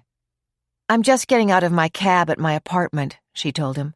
Kate had a good day, except she seemed restless. The doctor says that's a good sign. She may be trying to wake up. That's great, Justin replied, hesitated, and then asked, Have you had dinner yet? No, but I honestly couldn't face sitting in a restaurant. Do you like Chinese? Yes. Shunli West is a few blocks away. The best Chinese restaurant in the city. Let me pick up whatever you'd like and bring it down. I'll set the table, heat it up, serve it, and clean up. You don't have to do anything. He held his breath. Hannah began to laugh. It's the best offer I've had all night. I like wonton soup and sesame chicken. Do you have my address? 70. After realizing that Hannah must have taken Kate's jewelry, Douglas Connolly slept very poorly on Tuesday night and awoke on Wednesday morning with a headache.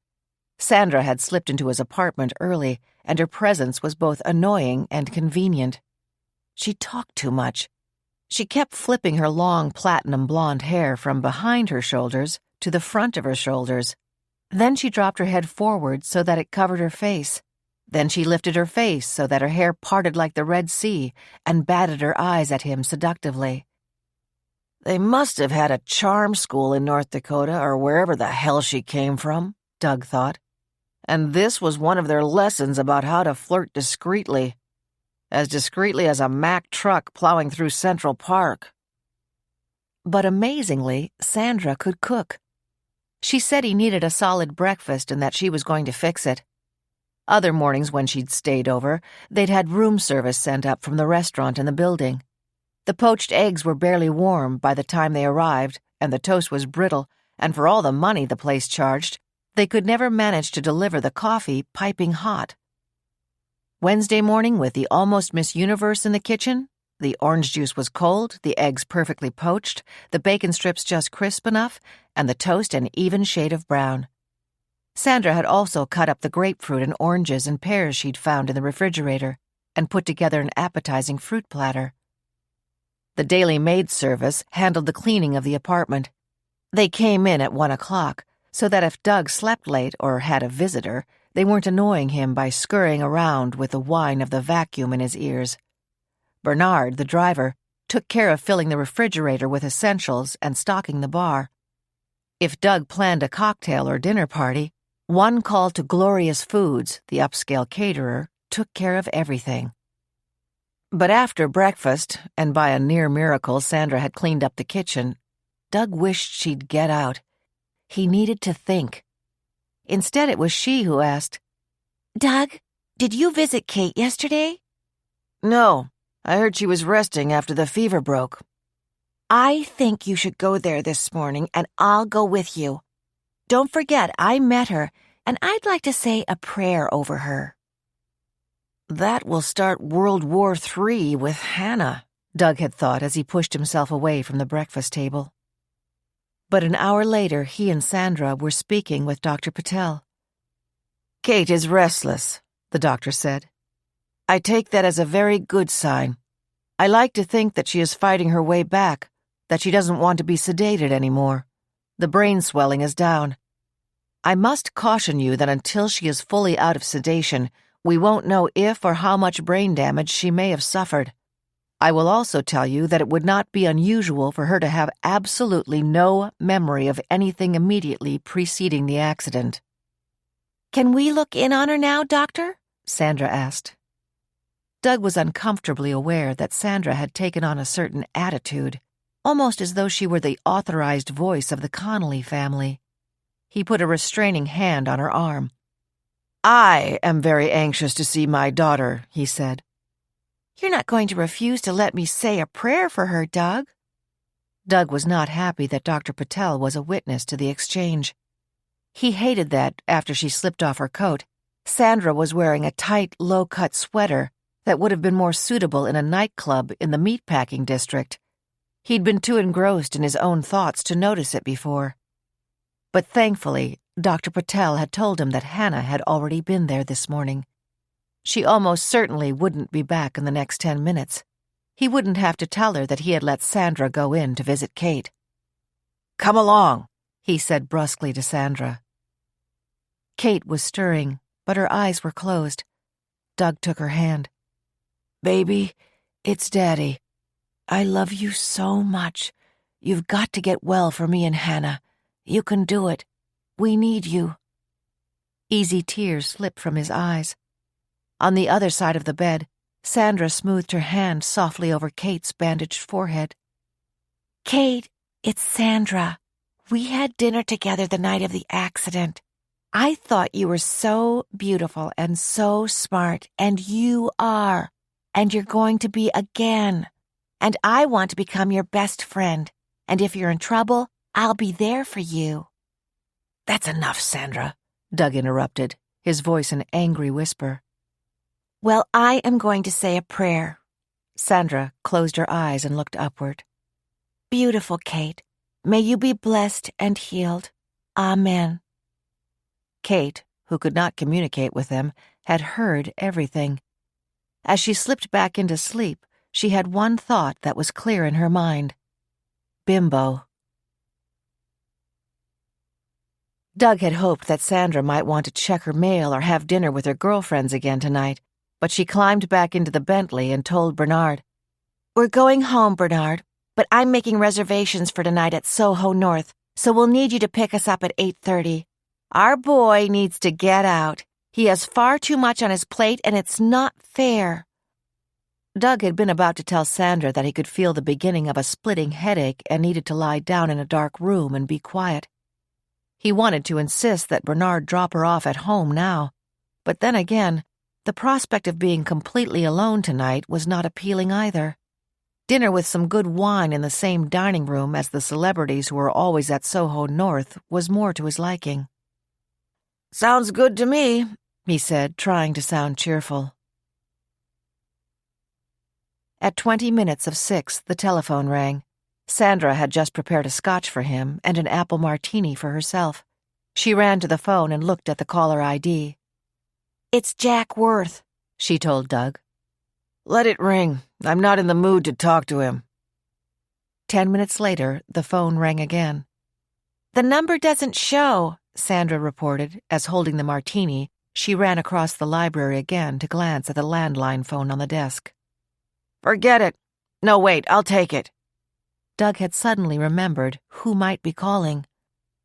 "Connolly residence," Sandra answered, in a voice that was her concept of the proper way for a housekeeper or secretary to answer the phone. "Put Doug Connolly on," a low, angry voice told her. "Who is calling, please?"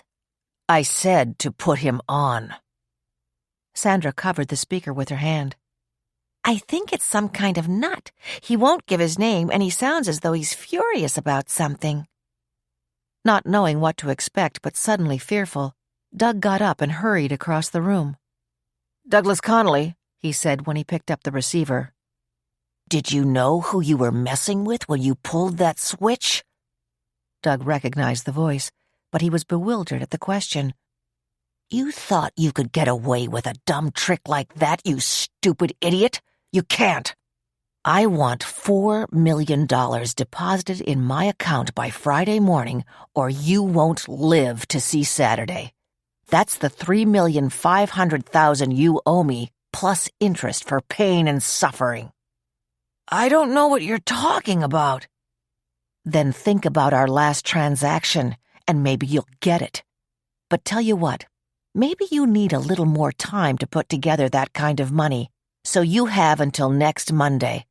But if it goes that long, make it $4,200,000.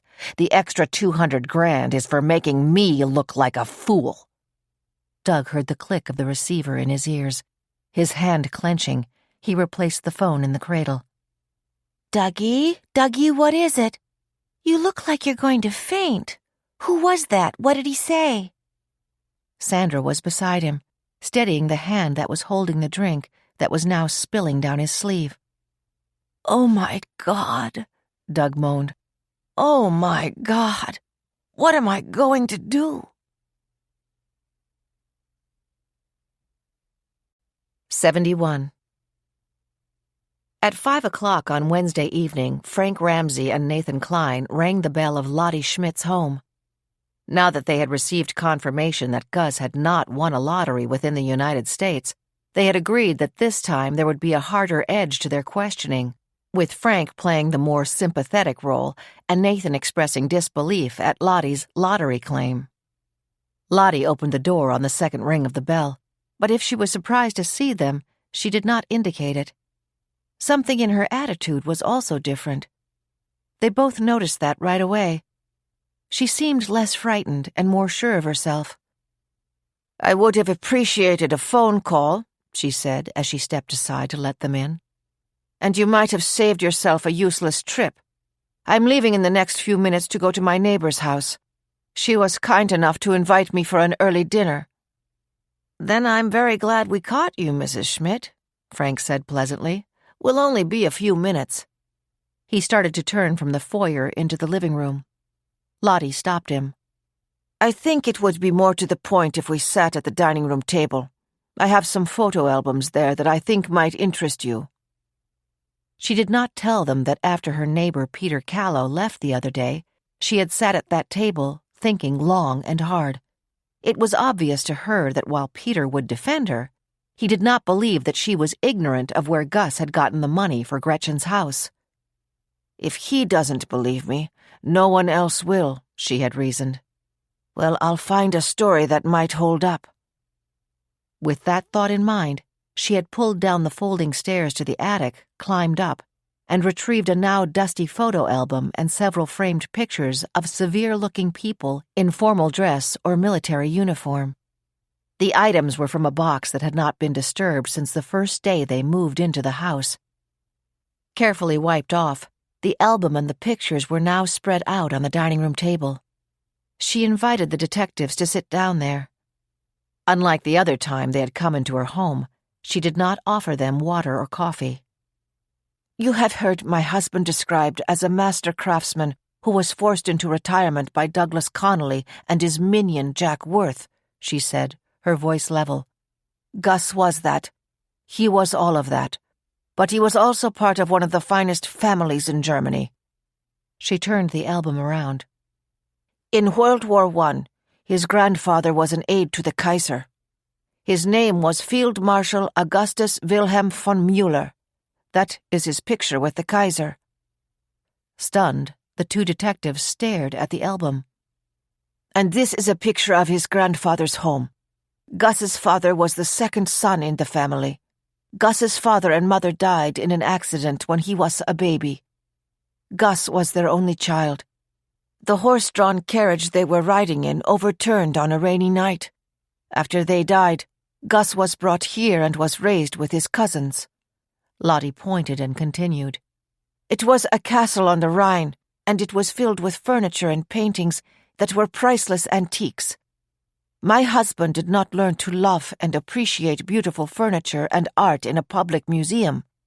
He lived for the first 8 years of his life in what was in essence a museum, and he never forgot it. Lottie turned the page. There is Gus with his cousins when he was 6 years old. You will notice that they were all girls. Gus was the only male grandchild and would eventually have inherited the castle and everything in it. Her voice becoming more emotional, she said, Gus's grandfather regarded Hitler with contempt and disdain. The family was not Jewish, but like many others of their rank, they disappeared and died when Hitler came to power. Their homes and property were confiscated.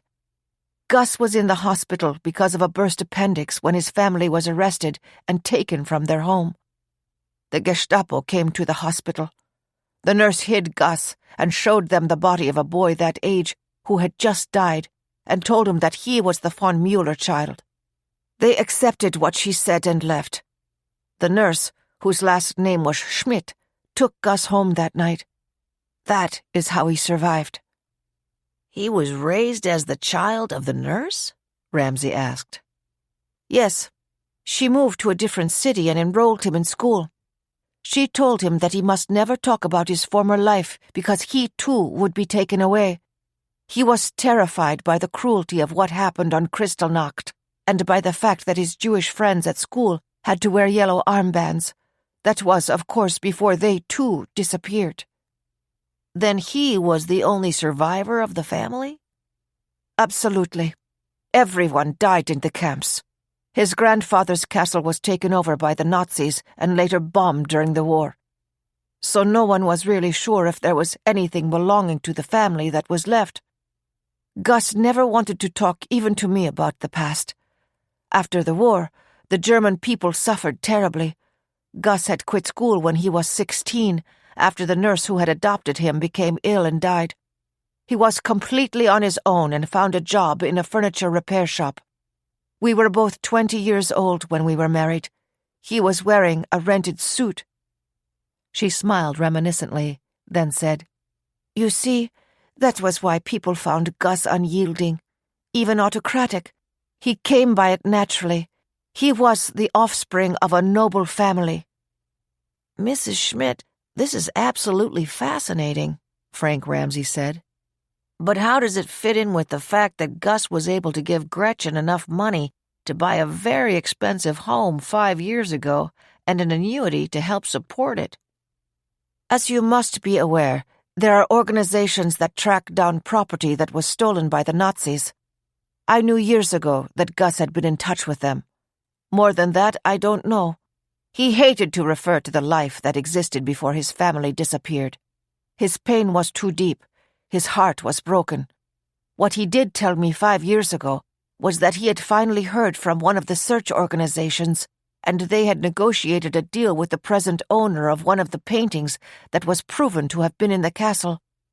The new owner offered to pay a fair price for it, provided his name never was revealed. Gus accepted the offer.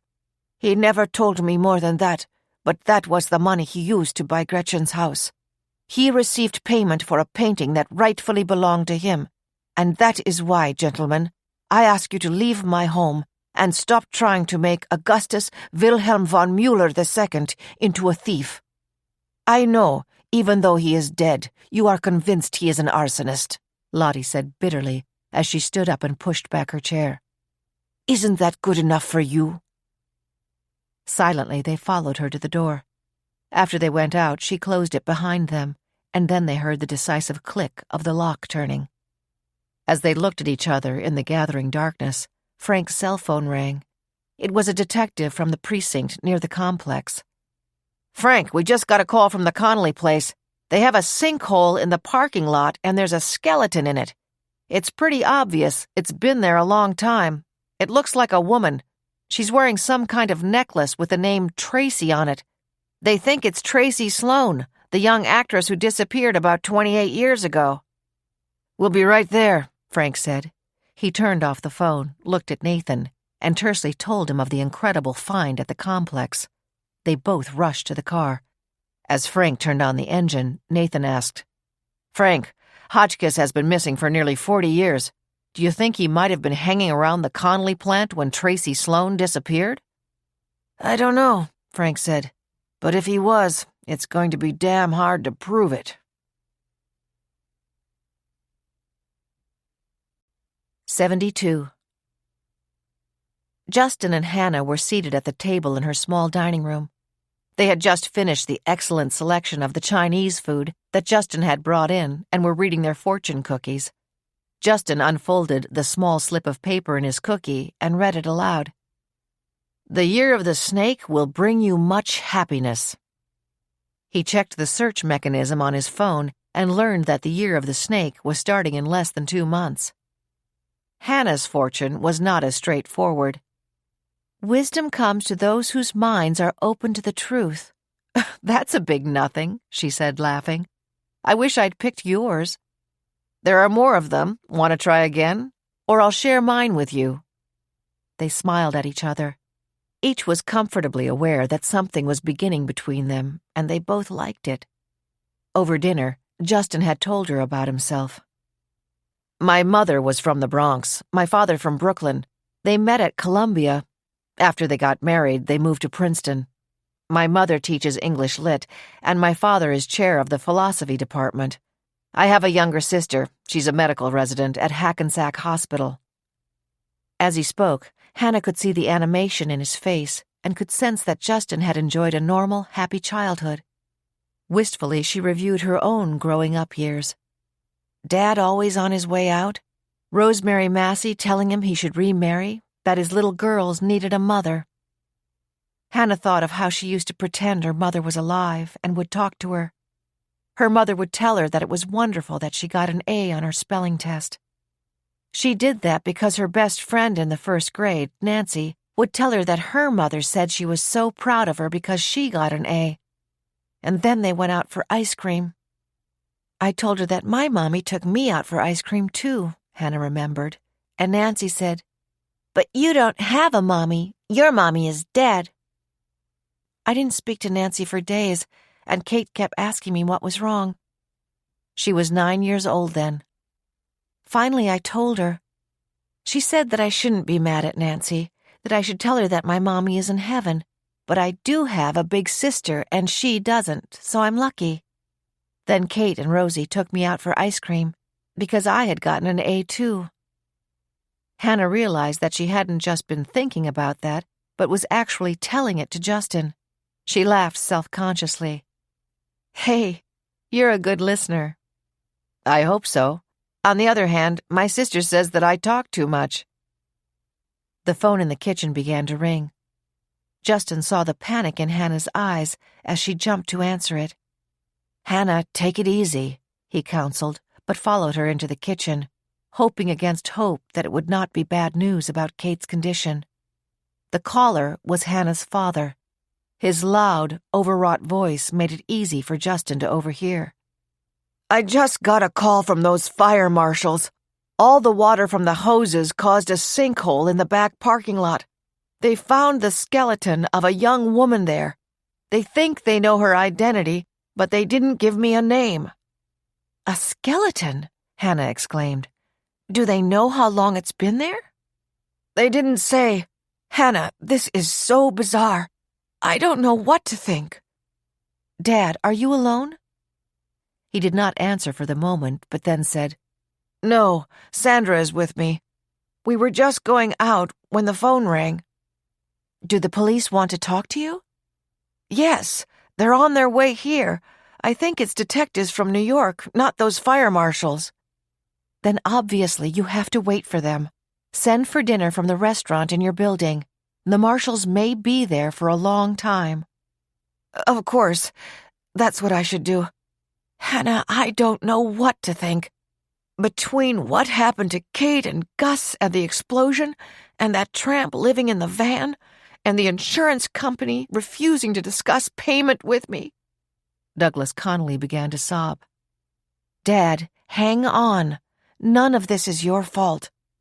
"I know it isn't, but that doesn't mean—" At the other end of the phone, Douglas Connolly realized that he was babbling. He had been about to say that he had to put his hands on $4 million in the next 5 days. He had been counting on the insurance money for the antiques in the museum and the value of the buildings, but now he might need to talk to the broker who had people interested in buying the property. Maybe he could make a quick deal with one of them and get a $4 million deposit, even if he had to let it go at a bargain price. If they blamed the fire on Gus and Gus alone, the insurance company would have to pay at some point, but I need the money now, he said to himself. "Dad, are you all right? Are you all right?" Hannah realized that her voice was rising. Yes, just terribly shocked." "Call me after the police talk to you, no matter what time it is." "All right. Goodbye." Justin and Hannah looked at each other as she replaced the phone.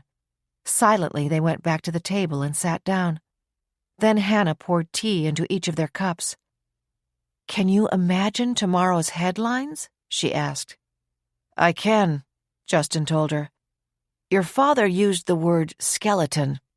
That could mean that the body was there a long time, maybe even before your grandfather bought the property 60 years ago." At the surprised look on Hannah's face, he explained somewhat sheepishly, "I looked up everything I could find about it.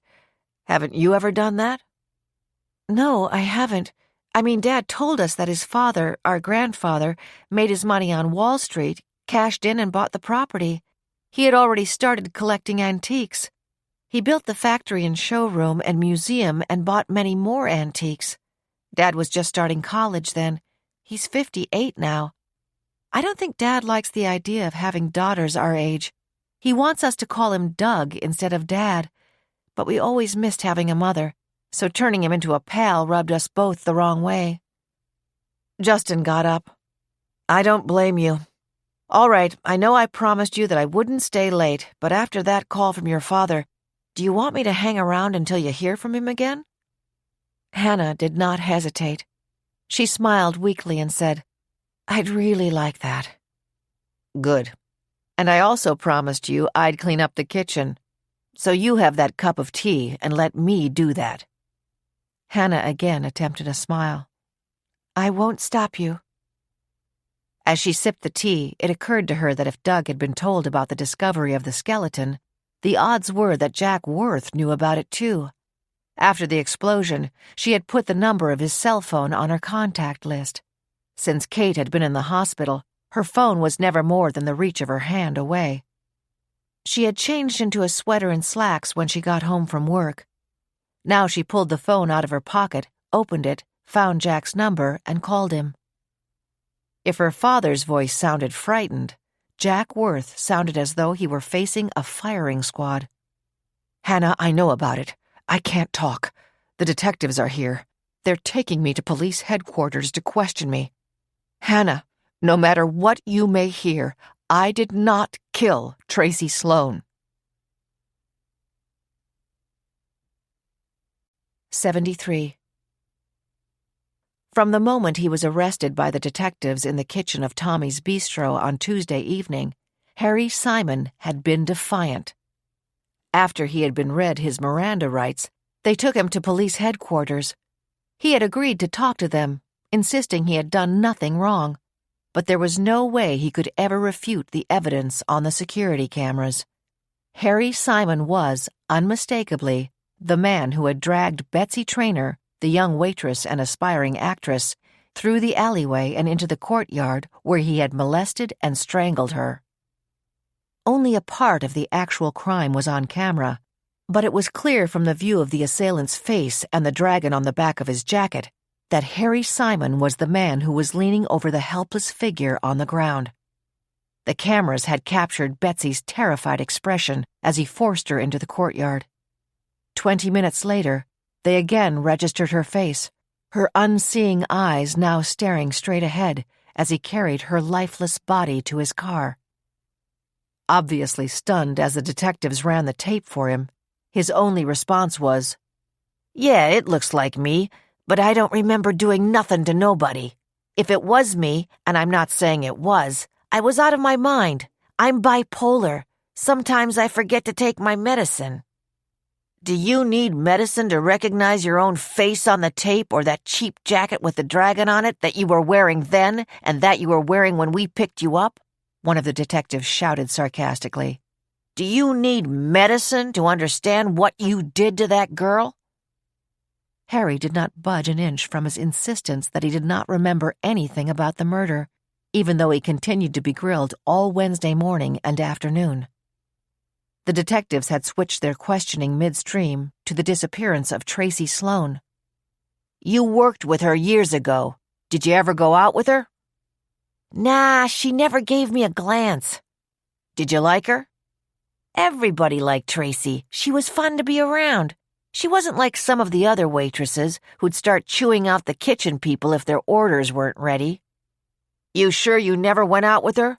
Someone told us they saw you in a movie together." "That's a lie. Tell someone to get new glasses." "Maybe you forgot that you made Tracy Sloane disappear, the way you forgot you killed Betsy Traynor last week. Maybe you had a buddy grab Tracy the way you grabbed Betsy, and then you met him later after you established your alibi at Bobby's joint. Maybe Tracy was still alive when you met him later." "That's a really good maybe story," Harry Simon replied, obviously enjoying himself. He had always known that someday he would be caught, but there was no death penalty in New York, so he considered himself lucky. He figured that if he'd been arrested in Texas after that barfly disappeared, or in California after the model he met on the beach disappeared, or in Colorado when that hitchhiker he picked up disappeared, he'd probably have ended up on death row. Even as the detectives pounded their questions at him, he let his thoughts drift. He'd met all of them when he was on vacation. He never told anyone the truth about where he was going on vacation. He'd tell the guys in the kitchen at Tommy's that he was going somewhere else, and when he came back, he'd show them pictures of himself on a beach and say he'd been to the Jersey Shore or Nantucket or Cape Cod. Not that anyone cared, but it was a good way to cover his tracks, just in case. The anger and frustration he saw on the faces of the detectives had actually invigorated and amused Harry Simon. "Like I say, it's a good maybe story," he repeated. "Even 28 years ago, the blocks between Tommy's Bistro and Tracy's apartment were always crowded. How do you think I could drag Tracy off the street with nobody seeing me?" Harry knew he had said too much. "So you did follow her?" "I knew where she lived. I knew which way she had to walk home. So did everybody else. And remember, I was at Bobby's 18 minutes after the others got there." At 3:00 Wednesday afternoon, Harry finally indicated that he had had enough of their garbage and that he wanted to talk to the lawyer who had gotten him out of a speeding ticket last year. "The cop's radar gun wasn't working right," he said, smiling. "The judge threw it out." The detectives knew they had to stop the questioning, but they couldn't resist the sarcastic comment that there was a big difference between beating a speeding ticket because of a defective radar gun and beating a homicide that was recorded on camera. When attorney Noah Green arrived an hour and a half later, the detectives led him to a small holding cell where Harry Simon was waiting. When the detectives left the enclosure, Harry Simon said, "Hi, glad you came. This is the first time I've been in big trouble." "Very big trouble," Noah Green corrected. "The police told me that they have you on camera killing the woman on the Lower East Side." "I've told them that I've been off my medicine and don't remember anything about her," Harry replied dismissively. "Maybe you can get me off on insanity." Noah Green grimaced. "I'll do my best, but don't count on it." Harry decided to test the waters. "Suppose I can tell them something about Tracy Sloane." "Her name has been all over the news since she got arrested. You worked with her, and the cops questioned you when she first disappeared. What are you talking about now?" "I mean, like, maybe I began to follow her that night to see if maybe she'd have a drink with me, but then I saw her get in a vehicle." "They said on the news that you have always denied having any idea what happened to her. Now you're saying you saw her get in a vehicle? You'd better be careful, or you'll end up convicting yourself on that one, too. On the other hand, if you weren't involved and really do have some important information that helps them to solve Sloane's disappearance, I would say that maybe we can cut some kind of deal that wouldn't keep you in prison for the rest of your life." "Let me think it over." "You can't just tell them she got in a car. They won't believe you, and even if they did, it doesn't help them." "I didn't say a car. I can describe it. I can get specific." "Harry, have you got something to tell me or not? I'm your lawyer. This is confidential. It doesn't go any farther than me unless we decide that it should." "Okay, this is what happened. I was following her the night she disappeared. Like I said, I thought if I ended up on her doorstep, well, maybe she'd invite me in. Probably not, but Harry hesitated. I couldn't help myself. I was about half a block behind her. But then there was a red traffic light at the corner. Somebody who was stopped at the light called out to her. A minute later, the passenger door opens, and she hops in like she couldn't wait to get in." "She must have known the person," Green commented, as he studied Harry's sly expression. Somehow he had the gut feeling that Harry was telling the truth. "Why didn't you tell that to the police when Tracy disappeared?" he asked. "Because I had followed her, and that didn't look good. Because I had gotten together with the others at Bobby's, and I had a good alibi, so I let it go.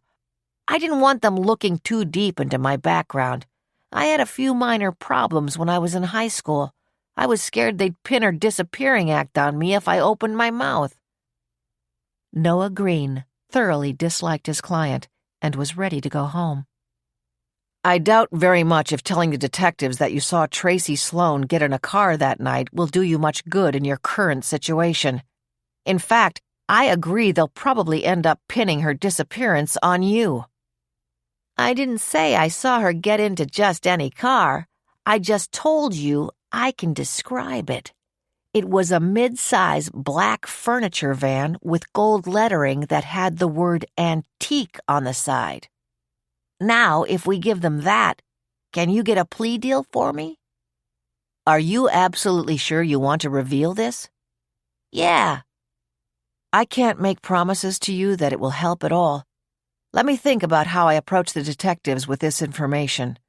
I'll see you tomorrow morning at your arraignment. Remember, don't talk to anybody, and I mean anybody, about anything." A weary Noah Green left his client at 5 minutes past 5 on Wednesday evening. It was precisely at that moment that in Long Island City, Jose Fernandez walked across the parking lot of the Connolly complex and looked down into the sinkhole and saw Tracy Sloane's remains.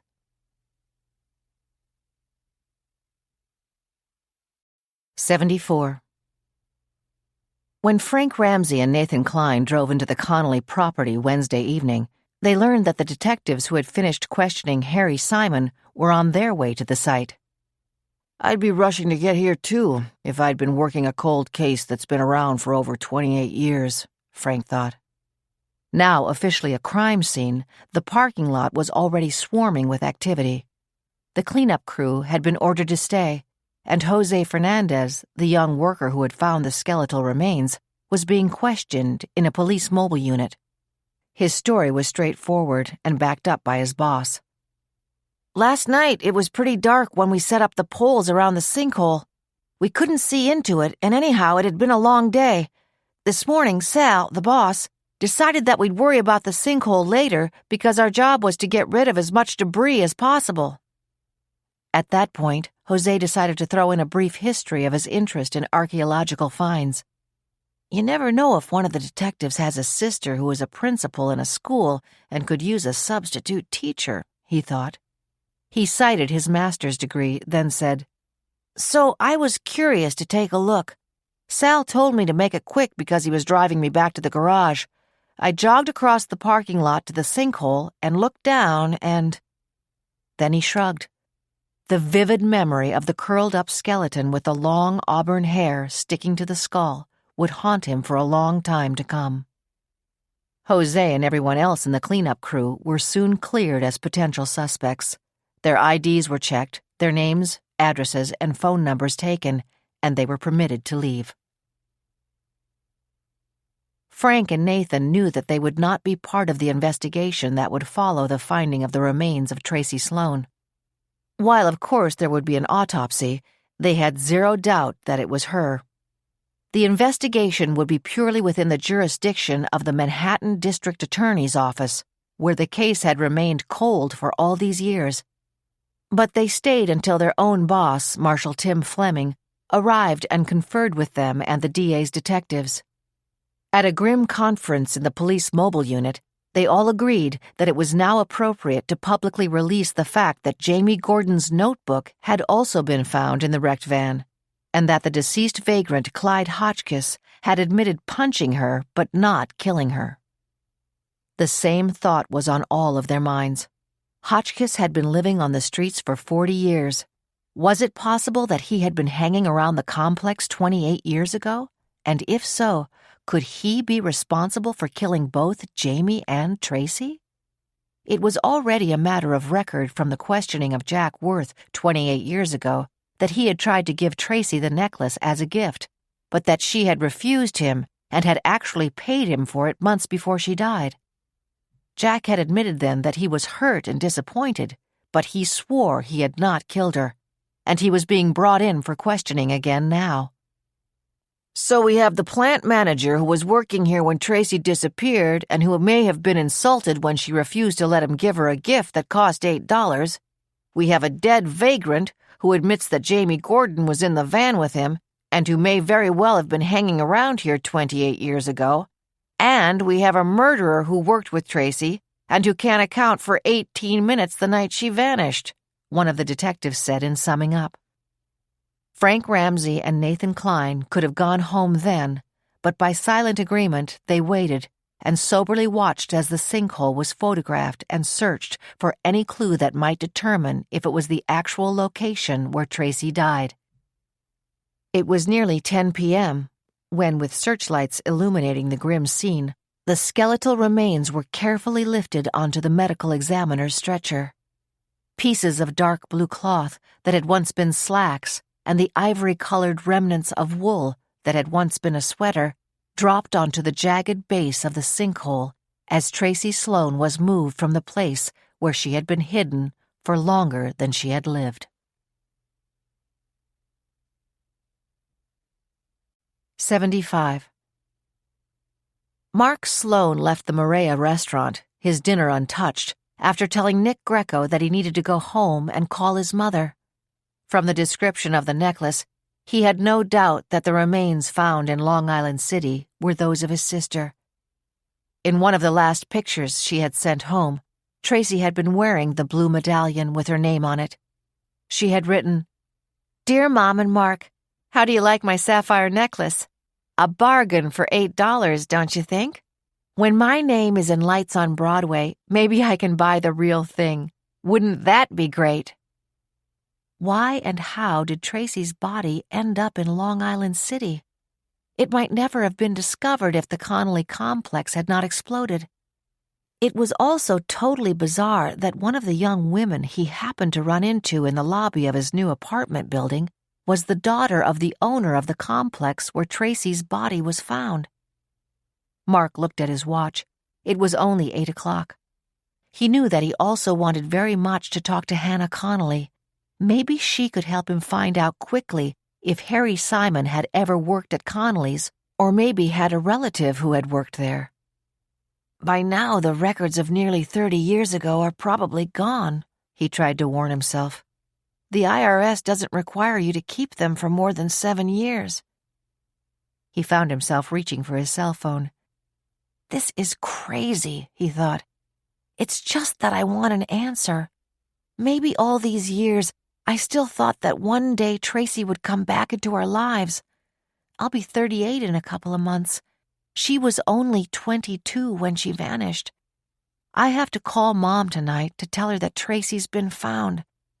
I want to be able to also tell her that, maybe very soon, we'll be sure that the creep who worked in the kitchen is the one who did it, and that he'll never walk the streets again. Tracy, big sister. Mark, you've got a good pitching arm. Come on, make me miss this pitch. Tracy taking him to the movies on Friday night. They'd first have a hamburger and French fries and a soda at McDonald's, and when they got to the movies, she'd ask, "Popcorn or a Hershey bar, Mark, or both?" Mark realized that he had his cell phone in his hand and was dialing 411 for information. He was relieved that Hannah Connolly's apartment phone number was listed. As he connected to her number, he thought, if she doesn't want to see me, she can just say so. The phone was answered on the second ring. Hannah Connolly's hello was breathless, almost as though she were frightened to answer the call. Hannah, I'm Mark Sloan. I live 1 floor below you in apartment 5C. We met in the lobby last Thursday night. Yes, I remember. Now her voice was cordial. You rode up the elevator with Jessie and me. I'm afraid I was pretty upset.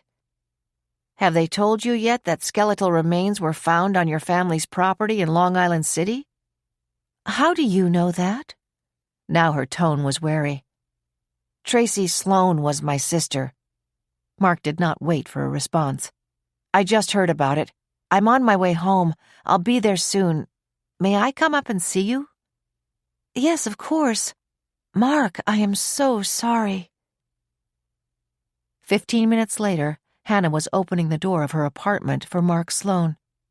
When she had met him last Thursday evening, she had been so conscious of the fact that she was openly crying and embarrassed to be seen that she had hardly noticed the tall, attractive man who was standing in front of her. But now what she noticed first was the expression of pain in his eyes, so visible that it hurt to witness it. Come in, Mark, she said. Please, come in. He followed her into the apartment, noticing that the floor plan seemed to be the exact duplicate of his own, 1 floor below. Unlike in his apartment, though, there were no pictures set out on the floor and waiting to be hung. This apartment had the comfortable feeling of a lived-in home. He had somehow expected that Hannah Connolly might be alone, but there were 2 other people in the room. One was Jessie, the tall red-headed lawyer he had met the other night. The other was a guy who was probably a few years younger than he, but who was obviously aware of what was going on. His handshake was firm. I'm Justin. You must be going through a lot, Justin Kramer said quietly. Mark didn't want to become emotional in front of these people who were strangers. His knees suddenly felt weak, and he sat down on the couch. His voice sounding hollow to his own ears, Mark heard himself saying, I was with the detective who investigated my sister's disappearance nearly 28 years ago. He's retired now, but has always kept a copy of the case file. We were at dinner when he got the call that Tracy's remains may have been found. Or almost certainly have been found, Mark corrected himself. I guess the reason I'm here is that I need to have answers. When Tracy disappeared, someone who worked with her in the restaurant was questioned, but his alibi was too good. It checked out. But maybe he had an accomplice. I mean, maybe someone who worked at the Connolly complex. Mark could feel the burning in his throat. I know the detectives will be asking the same questions, but I have to call my mother now to let her know Tracy has been found. She already knows that the guy who worked with Tracy and who was slobbering about how wonderful Tracy was has been arrested for allegedly killing another young actress. I know that no matter what she's ever said, my mother still hoped Tracy would come home someday. I know how I feel. I need to have answers. If there are any records of employees from around that time available somewhere, could I possibly get my hands on them? I need answers. My mother needs answers. Mark's troubled voice trailed off. He stood up. I'm sorry, he said. I'm not usually like this. It was Jessie who answered him. Mark, we're all stunned at the discovery of your sister's remains. Maybe there will be an answer. The plant manager who has worked for Hannah's family for 30 years and who gave Tracy the necklace is being questioned by the police right now. He was also questioned when Tracy first disappeared. Then, studying Mark's drawn expression and knowing he was about to break down, Jessie said, I think you should call your mother before she hears it from someone else. Jessie had not intended to say anything more than that, but then added, Why don't I go downstairs with you? I think you could use a cup of tea or coffee. I'll make it while you call your mother. 76. Martha Sloane had been shattered by the phone call that night from her son Mark, telling her that Harry Simon, the kitchen worker at Tommy's Bistro, had just been arrested the night before for allegedly murdering another young actress. The victim had been a girl so much like Tracy, waiting on tables and trying to achieve her dream of becoming an actress. It's not so much for me, Martha thought, as she tried to keep herself busy with the kind of tasks that she would always assign herself on one of those days when her mind would be filled with anguish at the possibility that Tracy might still be alive out there somewhere and needing her. But her house was already immaculate, the closets already in pristine order. It was not her day to volunteer at the nursing home, and her book group meeting was not scheduled for another week. Harry Simon. Odd that with all the people she had met at Tommy's Bistro when she had gone to help find Tracy, and whose faces were now a blur to her, his was very clear in her mind. He had been a thoroughly unattractive human being, with his narrow eyes and pinched face and obsequious manner. He was crying when he spoke to me, Martha remembered, and he tried to hug me. I pulled back, and that Nick Greco, who was in charge of the investigation, said something like, "Take it easy, Harry," and he stepped between us. But I thought Simon's alibi was supposed to be so good. I hate the word closure, Martha thought. I hear the word and I almost go crazy. Doesn't anyone understand that there's no such thing? Unless closure means that the person who took your child's life away will never have the chance to take another life. That is a sort of closure. The rest of it is that you finally have your child's body back, and it's in a grave that you can visit and plant flowers there. That's a form of closure, too. You don't have to worry anymore that your child is lying in a swamp or being kept prisoner. Somehow Martha Sloane had the feeling that soon she would know. Mark had told her that if Harry Simon confessed, or there was anything else new to report, he would call back. Otherwise, he'd talk to her again in the morning. That was why when her phone rang that evening, after she had wrapped up the dinner she could not force herself to swallow, Martha knew that Mark had something important to tell her. She could hear that his voice was breaking, and he was on the verge of tears when he said, "Mom, they found Tracy." "Where?" Steeling herself, the mother of Tracy Sloane listened to her son's halting voice. A sinkhole in a parking lot in a furniture factory. She was heartsick. Was Tracy alive when she was left there, Mark? She asked. I don't know yet, but I don't think so. Mark, you didn't believe me, but I told you that in my heart I had given up hope that Tracy was still alive. I think you are the one who still held out some measure of hope. But now we know. Well, I didn't expect to be coming to New York so soon, but I think I'd like to come tomorrow and stay with you for a few days. Martha Sloane did not add that she knew that Mark needed her as much as she needed him. I'd like that, Mom. I'll make a plane reservation for you in the late afternoon. I'll call you first thing in the morning. Try to get some sleep. I love you. I love you too, dear. Martha Sloane replaced the receiver and with slow, measured steps walked out to the foyer and reached for the light switch. For the first time in nearly 28 years, the overhead light on the porch went off. 77. When Doug received the call Wednesday night that skeletal remains had been found in a sinkhole in the parking lot of the complex and that the fire marshals were on their way to question him, he told Sandra to go home. You've been a big help, but I need to be by myself now. Call one of your friends for dinner. Get your hair done or something in the morning. Then come back. I don't want...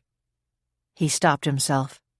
What he had been about to say was that he didn't want Sandra acting like the lady of the house, or butting in when he was talking to the marshals, or leaping to answer his phone when it rang. Sandra had pelted him with questions when she answered the call from, as she described him, the guy who sounded as though he was furious about something. He had explained his distress over the call. It was from an investment advisor who lost a lot of money. I encouraged him to have his clients invest in a new hedge fund, but the guy who runs it turned out to be a disaster. His clients lost everything they put in, and now he's blaming me. That doesn't sound right to me, Dougie, Sandra had said indignantly. I mean, you may have suggested that guy invest in something, but investing is always a gamble. My father told me that. He said that if you put a few dollars a week in the bank, you'd be surprised how it will grow, and you'll always feel secure knowing you have something behind you. Your father is a very wise man, Doug Connolly said bitterly as he finally eased her out and escorted her to the door. Bernard, who had expected to drive them to dinner at Soho North, was instead chauffeuring her to her own apartment. Doug went straight to the library and poured himself a double scotch, then realized that the fire marshals had undoubtedly called Jack Worth as well. He picked up the phone to call Jack, but Jack did not answer his cell phone. Then he remembered that Jack had called him a couple of hours ago, but he had decided to ignore the call. 35 minutes later, the fire marshals Ramsey and Klein arrived. On the way, they had discussed their strategy for talking to Douglas Connolly. They fully expected that he would absolutely disclaim any knowledge of knowing Tracy Sloane and any knowledge of how her body ended up underneath the pavement in the parking lot. They had also agreed that Jack Worth was more than a mere person of interest. He was now being questioned in the Manhattan District Attorney's office. I think we're going nowhere with Douglas Connolly, Ramsey said as he parked the car in a no-parking spot and flipped down the visor to display their fire department official business status. The doorman told them that Mr. Connolly was expecting them and that he would let them know that they had arrived.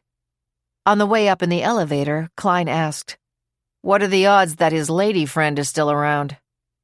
50-50, Ramsey replied. She would drive me nuts, but my guess is that he's the kind of guy who likes having someone 35 years younger hovering over him.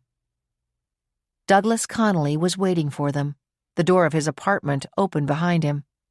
They could detect the smell of liquor on his breath and see the glazed expression in his eyes. As they had expected, he directed them straight to the library, where a half-filled glass of whiskey was on the table next to his chair. As they both declined his offer of a glass of water or something stronger, Frank glanced at the bookshelves that covered the walls.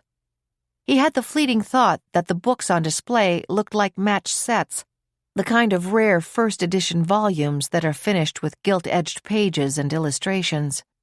He wondered if Connolly had ever taken the time to open one of them, and then he wondered if the books, like everything else in this apartment, were copies of the real thing.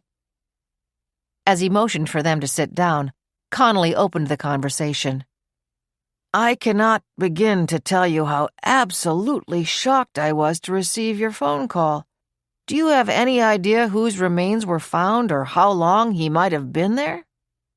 We think we know the identity of the person, and in fact it was a young woman, Ramsay said. Does the name Tracy Sloane mean anything to you, Mr. Connolly? The fire marshals watched as he frowned in concentration. I'm afraid not, he said firmly. Who was she? A 22-year-old young woman aspiring to a theatrical career who disappeared on her way home from work nearly 28 years ago. Nearly 28 years ago? You think she was buried in our parking lot for that long? We don't know, Frank answered. But you do not recall ever having met her? 28 years ago, I was a very happily married man and the father of 2 young children. Douglas Connolly's tone became icy. Are you in any way insinuating that I had any connection to that young woman at that time? No, we are not. When exactly did she disappear? It will be 28 years this November 30th. Wait a minute. The horrible boating accident that took the life of my wife and brother and 4 close friends was on the 3rd of November that year. I was in the hospital until November 24th. Are you daring to suggest that a week later, when I was still recovering from terrible injuries, that somehow I was involved in— Ramsay interrupted him. Mr. Connolly, we are suggesting nothing. We are here because that girl's skeletal remains were found on your property. Was Jack Worth working at the complex at that time? Nathan Klein asked. I assume that if you have any interest in Jack Worth, you already know that he has been working for our family for well over 30 years. Were you friendly with him back then? Klein asked. Jack started as an assistant bookkeeper. I was the son of the owner and had no reason to fraternize with him. He worked his way up in the company until our longtime manager, Russ Link, retired 5 years ago.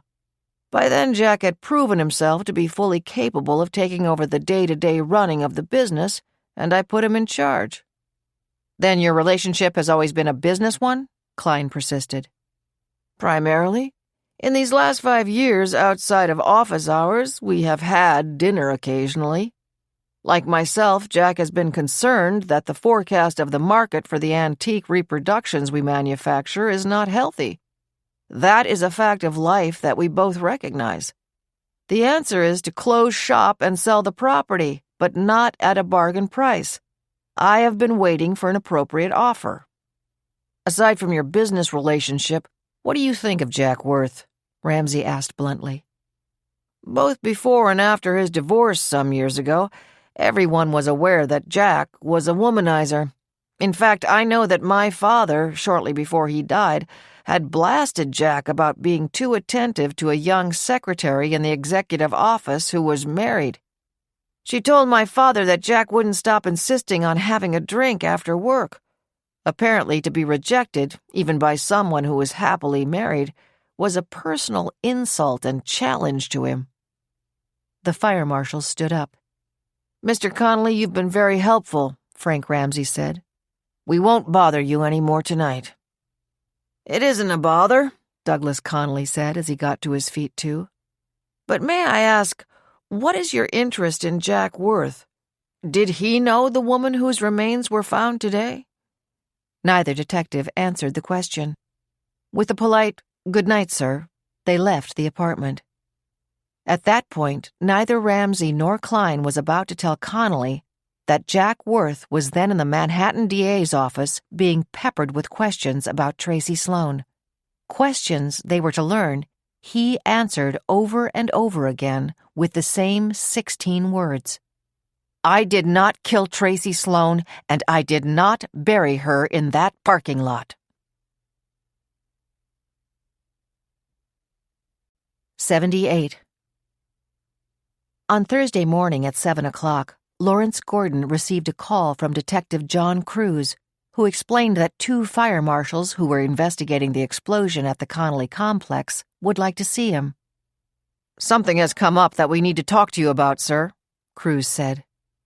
It's about Jamie, isn't it? Do you know who took her life? "Mr. Gordon, we didn't want to contact you sooner because we knew that what we would tell you would be very distressing to you and Mrs. Gordon, and we wanted to have as much information as possible. Fire Marshal Frank Ramsey and Fire Marshal Nathan Klein and I can be at your home in an hour. I'm not sure what your schedule is today, but can you wait for us?" Of course. Come right over. Lawrence had just finished showering and shaving. His bathroom was on the opposite side of their large bedroom, and with the door closed, Veronica had not heard the ring of his cell phone. That was another habit he had acquired in the nearly 2 years since Jamie had gone missing. Even after her body was found, he had continued to keep the cell phone close to him, waiting for the call that the police had tracked down her killer. Now, hating to do it, he sat on the side of the bed and put his hand gently on Veronica's face. She opened her eyes immediately. "Lawrence, is something wrong? Are you all right?" Veronica often got up by the time he was dressed, put on a robe, and had coffee with him downstairs. But if she was asleep, he never woke her up. Too often the fact that she was still sleeping meant that she had been awake most of the night. Sweetheart, I'm fine, but Detective Cruz and 2 fire marshals are on their way here to talk to us. It's about Jamie. Lawrence watched as his wife closed her eyes in pain. You don't have to talk to them, he said. I can handle it myself if you want. No, I want to hear what they have to say. Do you think they've arrested someone? I don't know. They both dressed quickly. Instead of wearing his usual business suit shirt and tie, Lawrence put on casual slacks and a long-sleeve sports shirt. Veronica, her hands shaking, reached for the exercise clothes that were her usual morning choice. She went to the local gym faithfully every morning for a 9 o'clock exercise class. Dottie, their live-in housekeeper of many years, was in the kitchen. The coffee was ready and the table already set in the breakfast room. When she caught a glimpse of their faces, her cheerful good morning died on her lips. 3 investigators are coming, Lawrence told her. We think they may have information about Jamie. You mean about who killed her? Dottie asked, her voice quivering. Dottie had worked for them since before Jamie was born. Her grief when they lost Jamie had been as deep as anyone who had not been the girl's parent could have felt. We hope so. We don't know, Lawrence said quietly. When Cruz, Ramsey, and Klein arrived a half-hour later, they accepted the offer to have coffee, then sat across the table from Jamie's parents. Cruz concisely repeated for both of them that Ramsey and Klein were fire marshals and the lead investigators of the explosion and fire at the Connolly complex. We have learned that a homeless man had been sleeping at night for probably several years in a van that was parked at the far rear of the Connolly property. It had been in a collision some years ago and left at the back of the parking lot. When the van was discovered to be filled with old newspapers, it was sent to the crime lab. While there, under further examination, Jamie's notebook was found, Cruz explained. Jamie's notebook? Veronica exclaimed. Yes, it has her name on it and is clearly the one she was using when she did the interviews of homeless people for the project she was working on. We were able to trace the identity of the homeless man who was living in the van through a family picture we found there. You may have seen it on the news. It showed a young couple with a baby. We both saw it, Veronica said numbly. Did that man kill our daughter? And if so, have you arrested him? His name was Clyde Hotchkiss. I must first tell you that he died yesterday morning at Bellevue Hospital. Lawrence and Veronica gasped and reached for each other's hand. Ramsey waited for a moment, then said, He had been brought to the hospital when a passerby saw him collapsed on the street near the West Side Highway. He was dying of pneumonia and lived only a few more hours. We were notified because hospital personnel recognized him from the newscasts and contacted us. We were able to speak with him briefly. What did he say? Lawrence demanded. What did he say? We asked him about Jamie. He admitted that she got into the van and kept bothering him with questions. He admitted punching her once, but claimed she jumped out of the van and then he heard her cry, "Help me, help me." Did he try to help her? Lawrence Gordon's face was pale, his eyes glistening with tears. No, he did not. He died admitting only that he had punched her and swearing that he did not kill her. Do you believe him? The marshals looked at each other. I'm not sure, Frank Ramsey said. I don't believe him, Nathan Klein said flatly. His wife and son, who had not seen him since he walked out on them nearly 40 years ago, had also been contacted and had come to the hospital. They were there when we talked to him. His wife begged him to answer our questions, but I think he couldn't admit to killing Jamie in front of her and his son. The information that we are giving you will be released at a police press conference at noon today. Then he either killed her or ignored her cries for help. God damn his rotten soul to hell. Lawrence Gordon's face was contorted with grief and rage. It was Jamie's mother who said quietly, "The other day that psychic told me that we would have an answer about what happened to Jamie soon. Somehow I knew she was right. Well, we have an answer, I guess." Then, as Lawrence wrapped his arms around her, Veronica began to sob. "Oh, Jamie, Jamie, Jamie." 79. On Thursday morning, Hannah stopped at the hospital at 8 o'clock on her way to work. It had become part of her daily routine to start her day sitting by Kate's bedside and talking to her, hoping and praying that maybe she was getting through to her. She again thought about the book that she had read that had been written by the neurosurgeon, who had supposedly been in a deep coma but had heard everything that was going on around him. Maybe it's like that for Kate, she thought, as holding Kate's hand in hers, she told her about Justin Kramer bringing dinner in from Shun Lee West last night, and how he wanted her to know that her bromeliad plant was thriving. "He's kind of special, Kate," she said. "I really like him. Before I met him, he told me how he brought the plant to you as a housewarming gift." Then, as she spoke, for the first time she felt Kate squeeze her hand for a brief moment. When Dr. Patel came in to see Kate, and Hannah told him what had happened, he answered, "I'm not surprised. Since that fever broke, Kate is making a remarkable recovery. The brain swelling is completely gone. There is no sign of further bleeding. We will be gradually taking her off heavy sedation starting today. If all goes well, by tomorrow or Saturday at the latest, she'll be in a private room. I have every hope that she will regain consciousness. Even if she does not remember the immediate past, and by that I mean the explosion, I believe she will make a full recovery." As he spoke, Kate again squeezed her hand. "Doctor, Kate is trying to let me know that she is aware that I'm here," Hannah exclaimed. "I'm sure she is. I've got to leave her now and get to work, but you couldn't have given me better news. Thank you. Thank you so much." Kate tried to move her lips. "Hannah, stay with me, please," she wanted to say. "I keep having the nightmare. I don't want to have it anymore. I don't want to be alone." 80. At 7 o'clock on Thursday morning, after being questioned all night at the Manhattan District Attorney's office, Jack Worth was told he was free to go home. When he had first arrived, he had been read the Miranda warnings. He had originally told the detectives that he didn't need a lawyer and would gladly cooperate with them.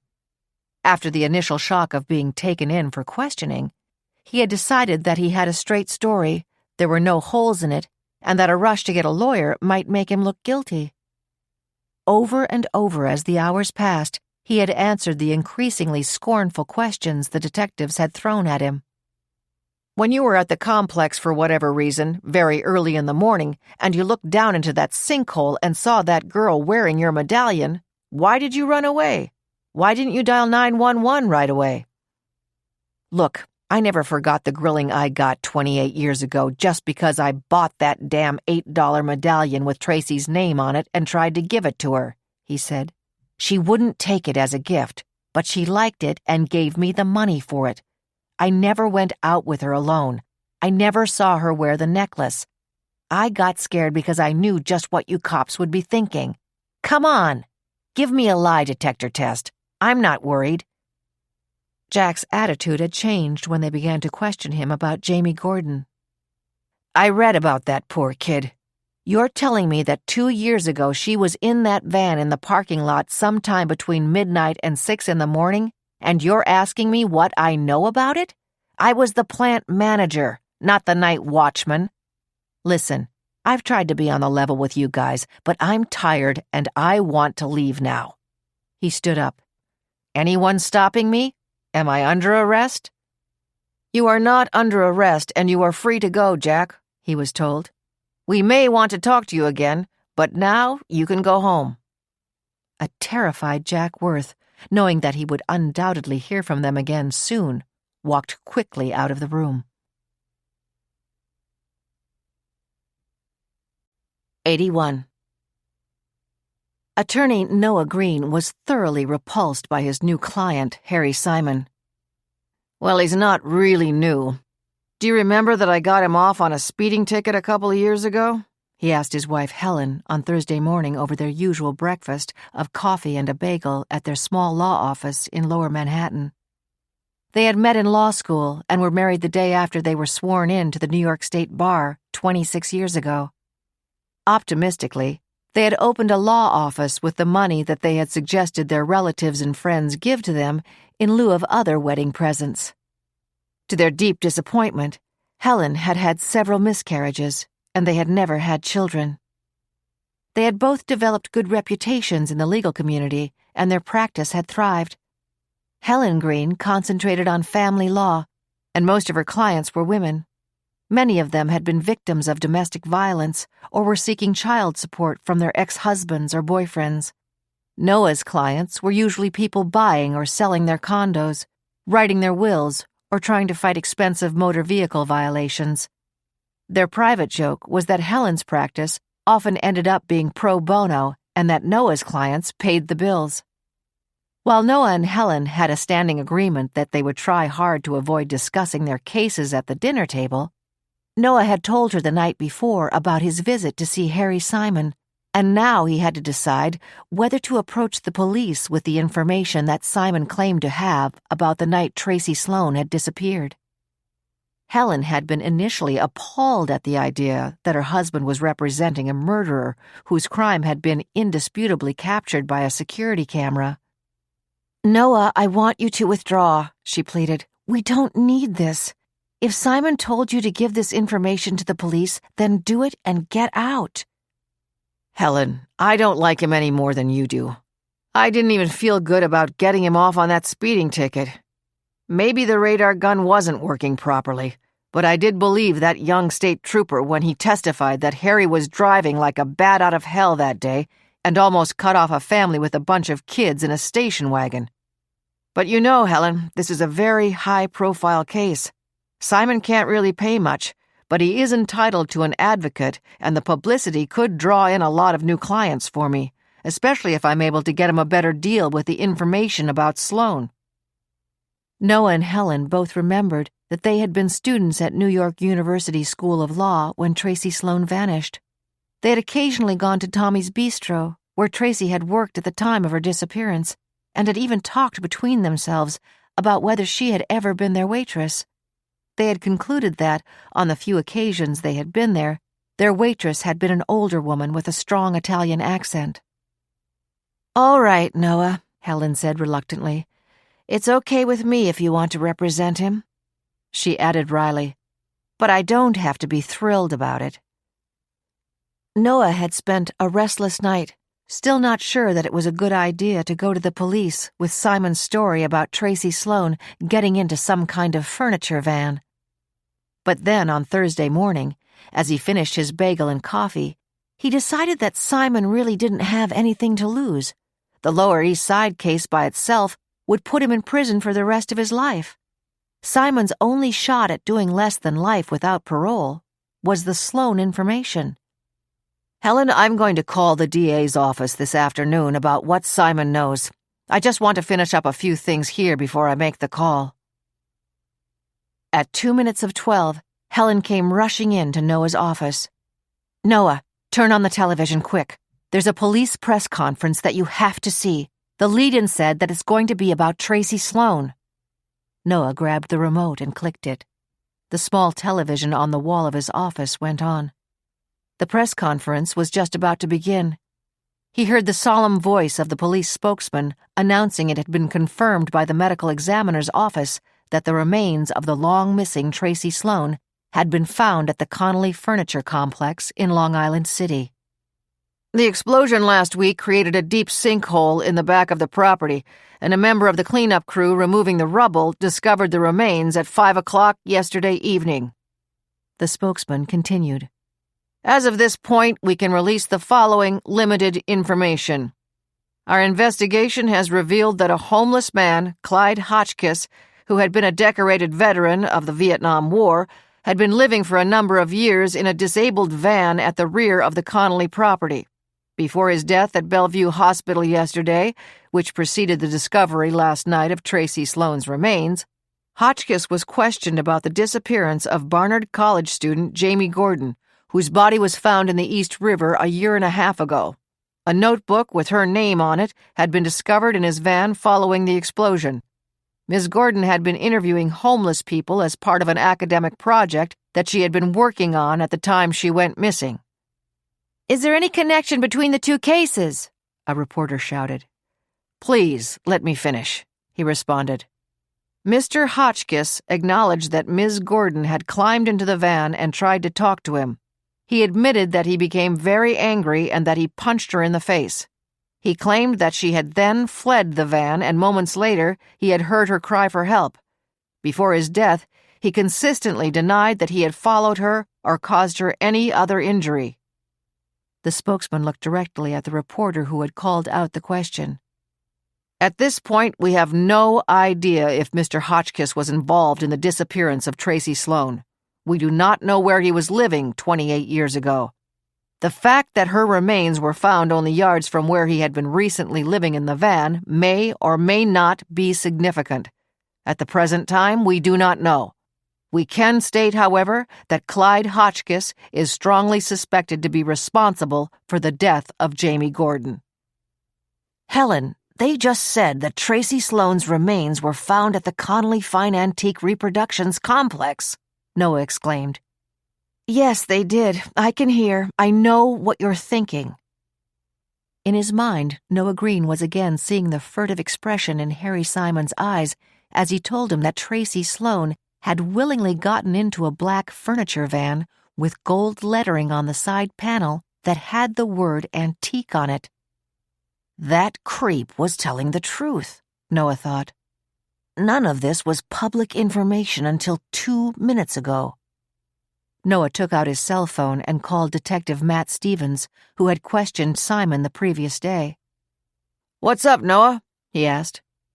"What's up is that I'm on my way in to talk to you. I can represent to you that Harry Simon might have useful information regarding Tracy Sloan's disappearance, and it's not what you're thinking. He didn't do it, but he could end up being a valuable witness. When I was with him yesterday, he told me that he can describe the type of vehicle that she willingly got into the night she disappeared. But he won't talk unless he has assurance that it will help him in a plea agreement on the Lower East Side case. He's no fool. He knows the kind of proof that you have with that tape." "The thought of giving that creep one less day in prison makes me sick," Stevens replied. "And anyhow, I don't have that kind of authority. That would have to come from the DA himself or one of his top assistants." "Well, talk to one of them now, but I'm telling you that what Simon told me was before that press conference, so it's legit. And if anyone doubts the timing of his information, I will withdraw as his attorney and become a witness. He may be a useless piece of garbage, but in this case I can swear as an officer of the court that he talked to me yesterday. And particularly after watching that press conference, I think that what he said is going to help you. I'll be there in a little while." Noah Green put his cell phone in his pocket and looked at his wife. "Wish me luck," he said. An hour later, Noah was seated in the impressive private office of Ted Carlyle, the district attorney of Manhattan. Detective Matt Stevens, his expression inscrutable, was next to Carlyle. After expressing his own repulsion at giving Harry Simon anything, D.A. Carlyle agreed to offer Simon 20 years without parole on the Lower East Side murder of Betsy Traynor if the information about Tracy Sloan proved to be of substantial value. "If it doesn't completely pan out, we're back to life without parole," Carlyle stated emphatically. "I'll bury him." Green responded. "He will certainly understand that." "All right," Carlyle replied. "Now what are the details that he claims he has?" He followed Tracy Sloan from the restaurant the night she disappeared. He saw her get into a furniture van a couple of blocks away. Noah could not help savoring the look of astonishment on the faces of the two men. The van was stopped at a light. Somebody inside it called out to her. The door opened and she willingly got into the van. From where he was a short distance behind her, Simon couldn't see the driver, but he could see that it was a black furniture van with gold lettering on the side panel that had the word antique on it. Noah's voice became firm. "As I said before, I want you to check the time I was with Simon yesterday afternoon. I left him just before 5 o'clock. It was a few minutes later that Tracy Sloan's remains were discovered in a sinkhole in the parking lot of the esteemed Connolly Fine Antique Reproductions Complex." "Why didn't he tell this to Nick Greco when he was first questioned right after Sloan went missing?" Carlyle demanded. "I asked him exactly the same question," Noah replied. "He said that he was afraid about something in his background and that he would end up making himself a suspect." "He's right about that," Carlyle snapped. 82. Sammy was one of the many street people who was questioned by the police as to whether he knew the homeless man who called himself Clyde. At first he had said that he had never heard of him. He didn't want to get in trouble. But when one of his friends tipped him off that it had been on television that maybe Clyde had killed a couple of girls, Sammy was seized with a sense of civic duty. Tony Bavaro was a young cop in the Chelsea district who would wake him up in the morning if he was squatting outside a building or near a townhouse and say, "Okay, Sammy, you know you're not supposed to be here. Get moving before I have to take you in." This time it was Sammy who went looking for the officer. On Thursday afternoon, he caught up with Officer Bavaro, who was seated with his partner in a squad car. "I got something to tell you, officer," he said, trying to conceal the fact that he had a pretty good buzz on. "Hi, Sammy. Haven't seen you in a couple of days," Bavaro said. "What's up?" "What's up is that you should take a look at the black and blue mark on my chin." The 24-year-old police officer got out of the squad car and examined Sammy's grime-covered, splotched, and unshaven face. But then he did notice the ugly black and purple swelling on Sammy's jaw. His interest deepened. "That's pretty nasty, Sammy. How did it happen?" Sammy could see that the cop was listening to him with respect. "That guy, Clyde, the one they think murdered that college student. He damn near killed me last week. I tried to set up near him, and he didn't want me there. And then when I said I wouldn't leave..." Sammy did not mention that he had deliberately knocked over the bottle of wine Clyde had been enjoying. "Anyhow, Clyde punched me so hard I almost had to go to the hospital, but I didn't. That guy was mean. He was crazy. Just so you know, I hear that he admitted punching that girl, but I bet he killed her. I don't know about the 130 or so years ago, but if he was around here and she got in his way, I bet he killed her too." "Okay, Sammy, take it easy," Officer Bavaro said, even as his partner grabbed the radio to call in that they had new information about Clyde Hotchkiss. An hour later, Sammy was in the local police station recounting his story with gusto. As he was speaking, he embellished it, claiming that the street guys were all afraid of Clyde Hotchkiss. "We called him Lonesome Clyde," Sammy said, his sly grin revealing several missing teeth. Then, for the benefit of the investigators who had not yet seen a close-up of his jaw, he thrust it forward. "Clyde had a terrible temper. He was a killer. I could be dead right now the way he hit me." When Sammy left the police station, he was followed by a reporter who had noticed him going in and who was curious as to why he was there. "It was my duty to come forward," Sammy said earnestly. Then, with further embellishment about how he had barely escaped with his life, he retold his story. 83. Nick Greco reflected on the nearly 20 years that he had spent working on the Sloan case before he had retired. His determination to solve it had been well known throughout the office, and so had the fact that he had taken a copy of the entire file with him when he had left.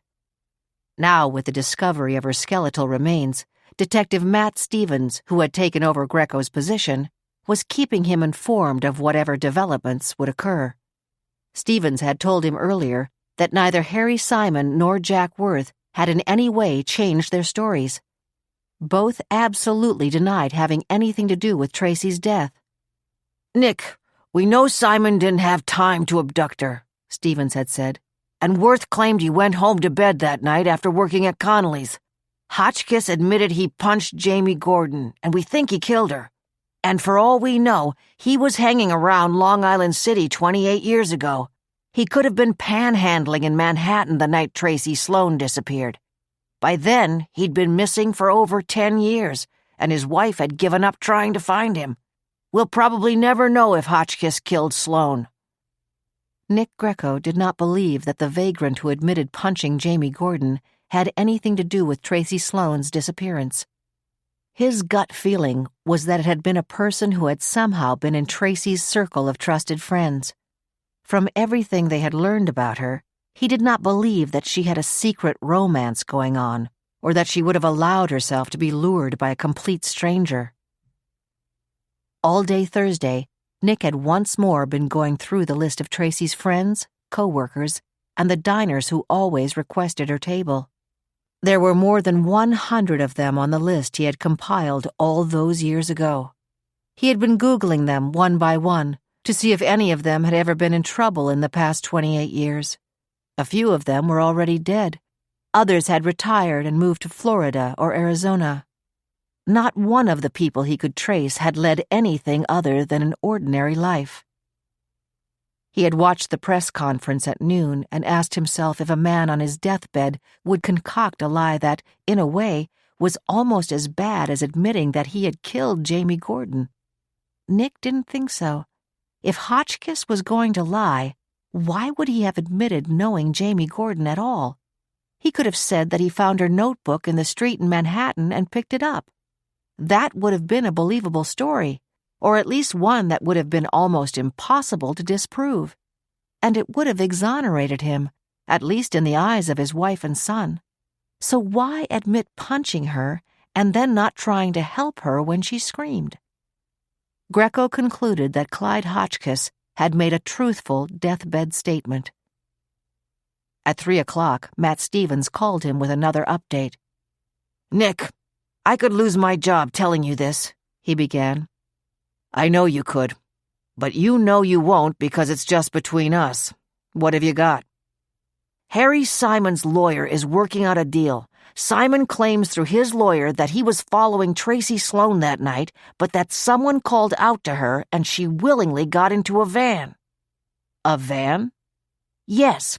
Simon said it was a mid-sized black furniture van with gold lettering on the side, and he could read part of the wording. He swears antique was one of the words. Jack Worth, the plant manager at the time of the explosion, was already working back then at Connolly Fine Antique Reproductions as an assistant bookkeeper. We'll see if he's willing to come back and answer some more questions. We'll really lay into him this time. Let's hope he hasn't lawyered up." "All right, thanks, Matt. Keep me posted." After they had finished speaking, Nick Greco sat for a long minute at his desk as his mind made the connection between Connolly Fine Antique Reproductions and the names on his list of people who had been questioned in Tracy Sloane's death. Then, almost with a jolt, he remembered one of those names. Connor Connolly. Connor had dined at Tommy's Bistro a number of times, Greco recalled. We had been told by some of her co-workers that Connolly had always requested Tracy's table. And he was one of the men in the picture Tracy had on top of her dresser in her bedroom. But his name had been removed from the list of people to question when we learned that he had died in a boating accident weeks before Tracy disappeared. That was what I was trying to remember, Nick thought. I saw his name on the copy of my original list when I looked at it again yesterday. This time, when he opened his computer, Nick began a search for everything he could learn about Connor Connolly and his entire family. 84. On Thursday morning, Douglas Connolly did not wait for the phone call he knew he would get. Instead, he called the person with the angry voice himself. "You will get your money, though I'm not still convinced that I am guilty of what you accuse me of," Connolly said, trying to sound calm, his hand clenching involuntarily. "Sure, your client can have a bunch of goons work me over, but that won't bring you 1 cent.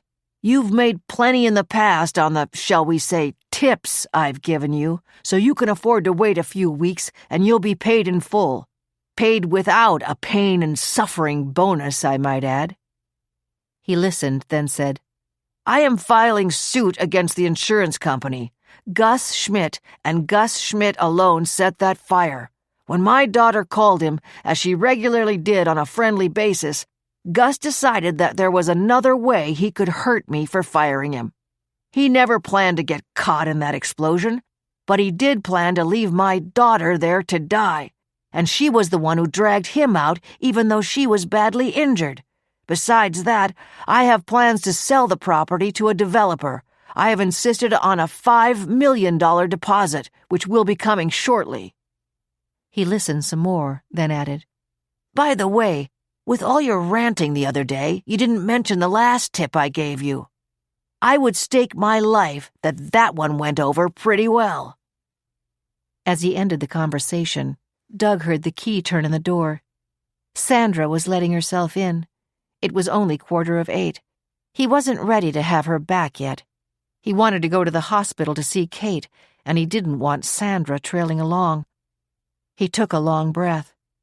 "Well, as long as she is here, let her cook breakfast again," he thought. "And the odds are that Hannah will be at the hospital sometime between 8 and 9:15. She always stops there before she goes to work.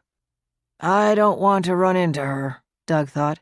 "She's been downright hostile to me, and I'm sick of it." "Dougie?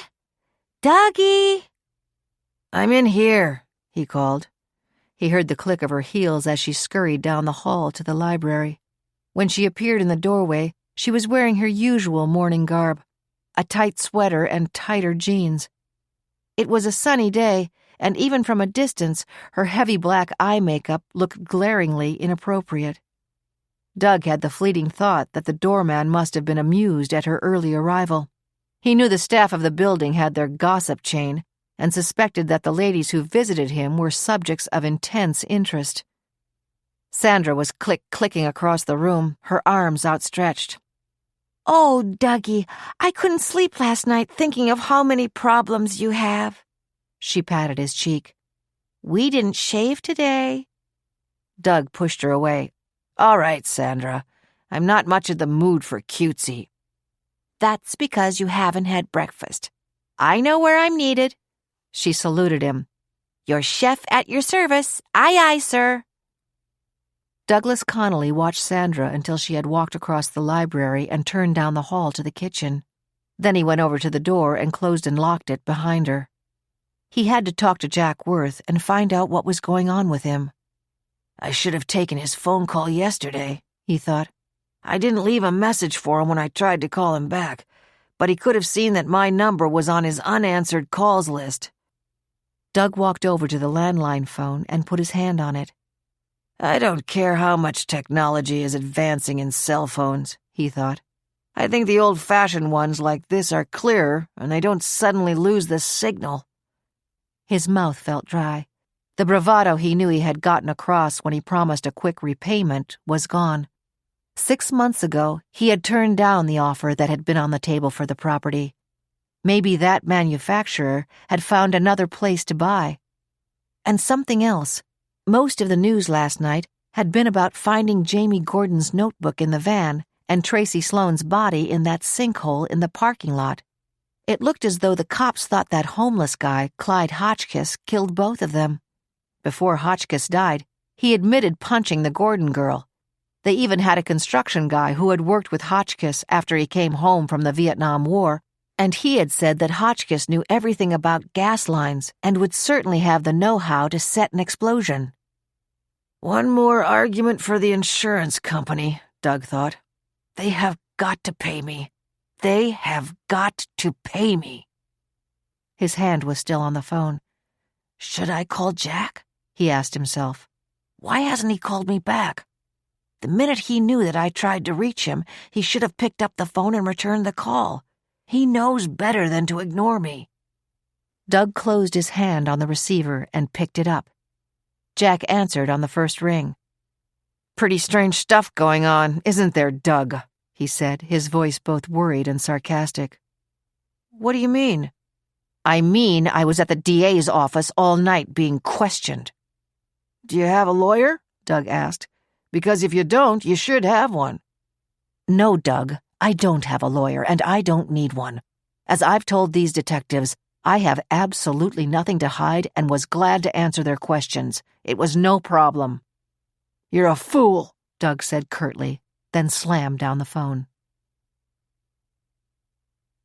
2 hours later, showered and shaven, calmed by the excellent breakfast Sandra had cooked for him, and knowing that the designer tweed jacket with leather elbow patches looked good on him, Doug arrived at the hospital with Sandra. The doctor had already left, but the nurse in charge of the desk in the intensive care unit was bursting with good news for him. Dr. Patel has decided that we're going to lose our patient, she said. Tomorrow morning, Kate will be switched to a private room, and by then she won't be receiving any more sedation. Isn't that good news? It couldn't be better, Doug said heartily. Now, I am sure that there are some private rooms that go at considerably higher prices. I want one of them for my daughter. I can arrange that, sir. Yes, those rooms are beautiful. It will feel like sleeping in her own bed. Sandra had tiptoed into Kate's cubicle. I think she is starting to come out of the coma, she said in a stage whisper. I think she's remembering the accident. She just mumbled something like, "Don't, please don't." Doug bent down and kissed Kate's forehead. Daddy's here, little girl, he said soothingly. Daddy will always be here for you.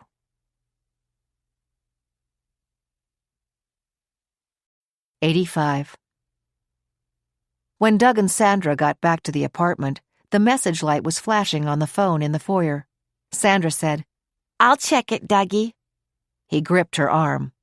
I like to check my own phone messages. Dougie, you're hurting me. I'll have a black and blue mark. I bruise easy. Well, just go answer it yourself. Her heels beating an angry staccato on the marble floor, she flounced down the hallway toward the bedroom. And I'm getting my stuff together and going home, she yelled back. I don't need to put up with your lousy mood anymore today. Go and be damned, Doug thought. He pushed the play button on the answering machine. It was from the caller he feared. The voice was ominously friendly. Doug, about our earlier conversation, I think you went a bit overboard with your remarks. I do expect payment in full on the terms I laid out. I've done some fact-checking. You told me a few months ago that you had an offer on the table for the property, and you told me who made it. You did tell me the truth about that, and that's good.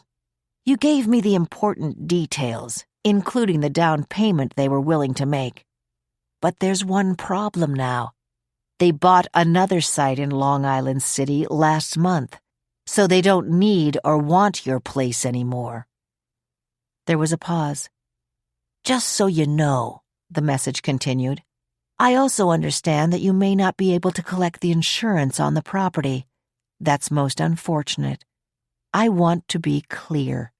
I'm willing to give you 1 more week to put together what you owe me. All of it. 1 more week, and that's final." The click in his ear sounded like a gunshot as Doug put down the receiver. He heard Sandra coming back down the hall. This time her attitude was different. "Dougie, I'm sorry. I know how upset you are. Call Bernard and let him drive us up to Westchester, and let's have a nice cozy lunch at an inn somewhere." "I can't do that," Doug said, his voice measured and calm. "As soon as Kate is settled in her private room, I'm going over to the hospital to see her." He looked at Sandra. "And I'm going alone." 86.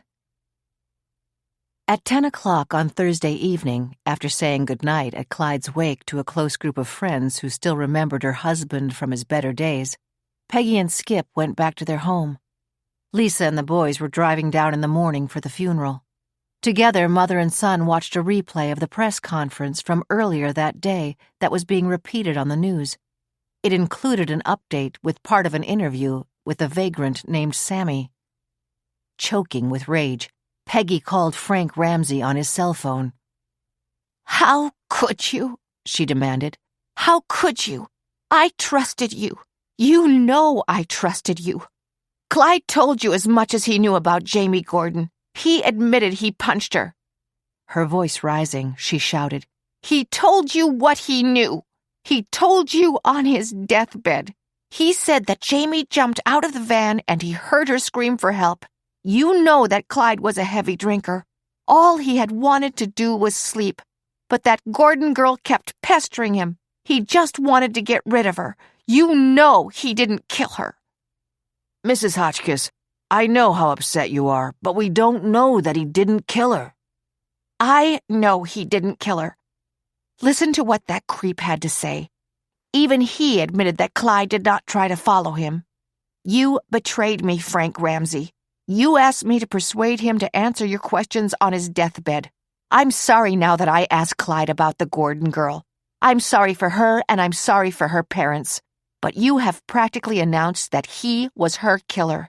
And without any idea of where Clyde was nearly 30 years ago, you have insinuated that maybe, just maybe, my husband, an injured war hero, was responsible for the Sloan girl's death too. I hope you're happy, Mr. Ramsey.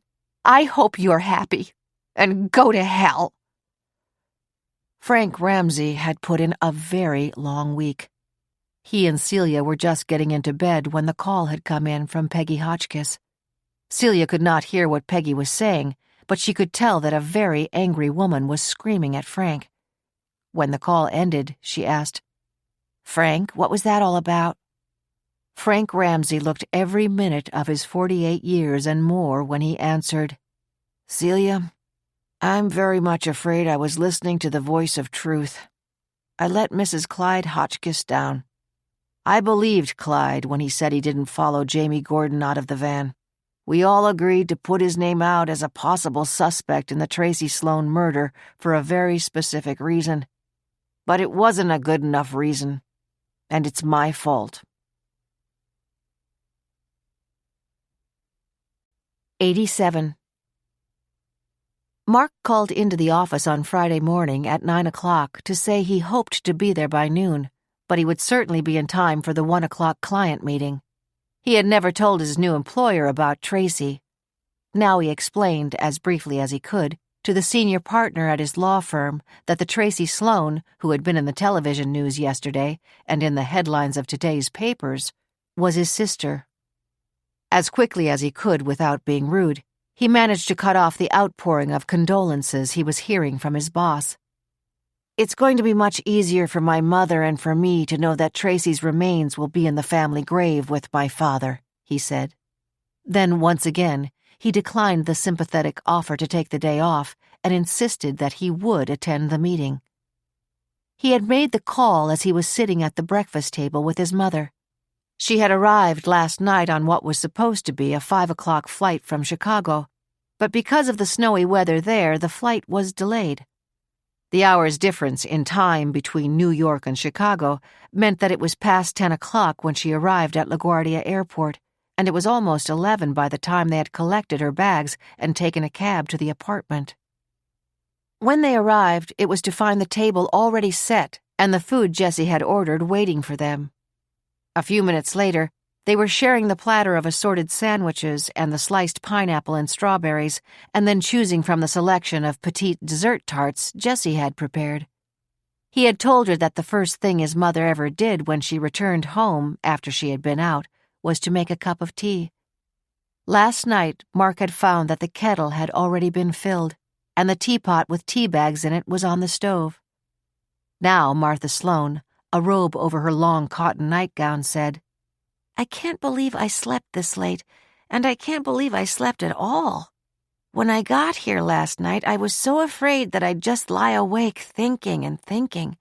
I didn't even realize how hungry I was. I hadn't had anything yesterday except a piece of toast at breakfast. But after that lovely supper, and then finding the bed all turned down and ready for me, I guess I just relaxed and, oh, how I needed to do that." "You sure did, Mom. You looked exhausted." Mark was already dressed to go to the office, except that his collar was open and he had not yet put on a tie. He had earlier told his mother about going to Hannah Connolly's apartment before he had phoned her on Wednesday evening to tell her about Tracy, and that one of Hannah's friends, Jessica Carlson, had come down with him while he made the call. "I guess you know that I was pretty upset, Mom. I hope I didn't make it harder for you," he said now. "No, and I'm glad that you weren't alone when you called me. It's good that you had a friend with you." "I had just met Jess a few minutes earlier," he explained. "No, that's not quite true. I met her and Hannah Connolly the night I moved in here last week. We rode up in the elevator together.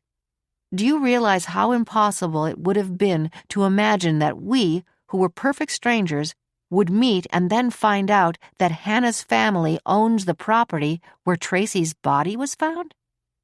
When he spoke of Tracy, he was deliberately using the word body.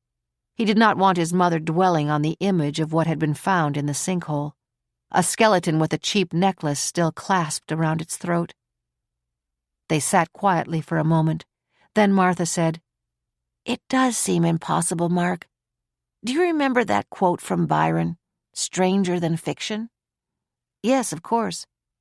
"'Tis strange, but true, for truth is always strange, stranger than fiction.'" "That certainly applies in this case," Mark said fervently. He sipped his second cup of coffee. He knew that now they were both preparing themselves for what was going to happen. After his mother got dressed, they were going to the medical examiner's office to arrange for Tracy's remains to be shipped to the funeral director in Kewanee. Next week there would be a funeral mass, and Tracy would be buried with their father in the cemetery only a few miles from the house. Tracy would finally be home. Putting off the moment when he would once again suggest that he go alone to the medical examiner's office, he said, "Mom, Jess is a lawyer. She's very smart, and she's very kind." Martha Sloane's maternal instinct told her that her son liked this lady very much. "I'd love to meet her at some point, Mark. Tell me about her." "She's about 30. She's tall, slender, with lovely red hair down to her shoulders." He did not tell his mother that when he had finished speaking with her the other night, after he hung up the phone, he had burst out sobbing and buried his face in his arms at the table. Jessie had leaned over, put her arms around him, and said, "Let it out, Mark. You need to cry." Later, when Jessie knew he hadn't had dinner, she had scrambled eggs for both of them. Then yesterday, she had phoned to see how he was doing, and when she learned his mother was coming in fairly late, she asked if it would be okay to leave something light to eat in his apartment. "I'm sure she won't want a heavy dinner," she had said, "so if you drop off your key in Hannah's mailbox, I'll get something in for you both. There's a gourmet deli in your neighborhood that you probably don't know about yet. I'll pick up something there. Anyhow, Hannah and I will be going out to dinner nearby, so it's simply no trouble." Martha Sloane pushed back her chair. "Now, Mark, before you start suggesting again that I wait for you here while you go to make Tracy's arrangements, I'm going to shower and get dressed. We will do this together." Mark knew better than to argue. He cleared the table and loaded the few breakfast dishes in the dishwasher, then walked into the living room to wait for his mother. He sensed that there was something different about the room. He looked around and then realized what it was.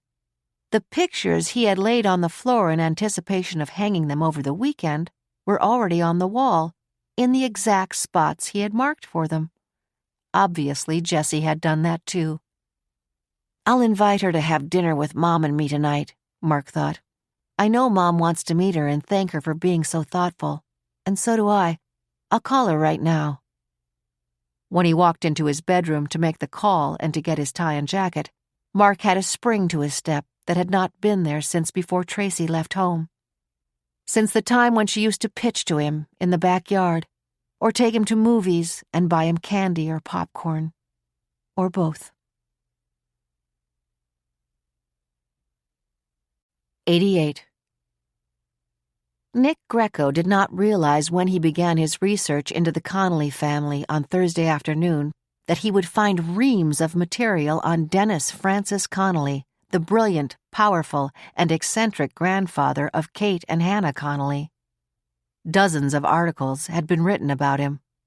Many of them began by chronicling his humble beginnings in Dublin, where Dennis had been a street urchin who was arrested several times for stealing. Then, after finally staying in school long enough to finish the 8th grade at age 16, he completed high school in only 2 years, won a scholarship to Trinity College, and graduated summa cum laude in less than 3 years. The pictures of him as a teenager and in his early 20s captured a thin, somewhat tall figure, unsmiling, and with eyes that seemed to look at the world with angry resentment. And if he felt resentment, he had a right to feel it, Greco thought as he read that Connolly's father and uncle, who were twins, had died when they were only 26 years old, burned to death when they were trapped in a raging fire that swept through the dismal factory where they both worked 7 days a week. The 24-year-old mother of Dennis had been 6 months pregnant when his father died. 3 months later, she gave birth to twin boys, so small and already malnourished that they survived only a few days. Then, at age 7, Dennis had begun to try to support his fragile and heartbroken mother with a combination of begging and working odd jobs, and sometimes by stealing. When he was 10, a kindly old woman, who could not live alone, had hired his mother as a housekeeper. Giving both of them a home, she soon recognized how smart he was and persuaded Dennis to go back to school. He was an angry and proud man, Greco thought as he skimmed through the rest of the articles about the early life of the founder of the Connolly complex. He quickly read through the accounts of Dennis sailing to the United States, getting a job on Wall Street, and beginning to amass his fortune. At that point in his research, Nick turned off his computer and took his regular train home. On Friday morning, he was back at his desk by 8 o'clock and resumed his internet research. His interest deepened when he read that Connolly had finally married at age 55 because, as he had put it, a man wants to know that his descendants will enjoy the fruits of his labor. Not the best or most romantic reason to marry, Greco thought, as he studied the formal wedding picture of Dennis Connolly and his timid-looking 35-year-old bride, Bridget O'Connor. According to the New York Times birth announcement, their son Douglas was born on December 31st of that year. A year later, their son Connor's first birthday was celebrated in January at their Manhattan townhouse. What's that about? Nick asked himself. A year later, Douglas would have had a first birthday too. Was Connor adopted? The answer came when Nick read an article in a small religious magazine in which Dennis Connolly had bared his soul to a sympathetic priest. He had shared with him that his sons were really identical twins, one born on December 31st, the other 4 minutes later, on January 1st of the following year. He related that he had lived in constant fear of what he regarded to be the family curse, as he put it, that had begun when his father and his father's twin had perished in a factory fire, and then his own twin brothers had died at birth. "My mother never had enough to eat when she was pregnant with them," Dennis Connolly had told the priest. Then he admitted that because his twin sons were actually born in 2 different years, he had hoped to avoid the curse that had befallen his father, his uncle, and his siblings. He explained that he never referred to them as twins, nor had he allowed anyone else to do so. "They never wore matching outfits. We never celebrated their birthdays together, and they always went to different schools." It was clear to Nick Greco from everything he had read about the life of Dennis Connolly that his early traumatic losses had profoundly affected the way he raised his sons. He wanted them to be competitive on every level. He wanted them to be strong. He wanted them to play football on varsity teams at separate colleges. If they were injured, they were expected to play through the pain and recover quickly. Even when they were small children, he had no sympathy if they complained of any ailment. If they fell off their bikes, he made them get right back on. In an interview when Dennis's son Douglas was 21 years old and had just graduated from Brown University with both academic and athletic honors, Douglas had been asked, "Do you feel that you've had a privileged life?" "Yes and no," he had answered. "I know that by almost any standard I would be considered privileged. On the other hand, I remember reading that the son of President Calvin Coolidge had a miserable job one summer, and his friend asked him why he would take it when his father was President of the United States. His answer was, 'If your father was my father, you'd have taken that job too.' My father thinks the same way. He has never cut us any slack." Greco leaned back in his chair for a long minute, struck with the realization that he had broken through. The background is the answer, he thought. The background has always been the answer. To verify what he now believed he knew, Greco returned to his computer search to see if he could find any coverage of the funeral of Connor and Susan Connolly. 89. Hannah did not know why she was feeling so uneasy. Justin phoned her at noon on Friday. "How are your father and sister?" "I saw Kate this morning. She was restless, but they're moving her to a private room today, so obviously she's getting better, which is wonderful." "Hannah, you still sound worried. How is your father?"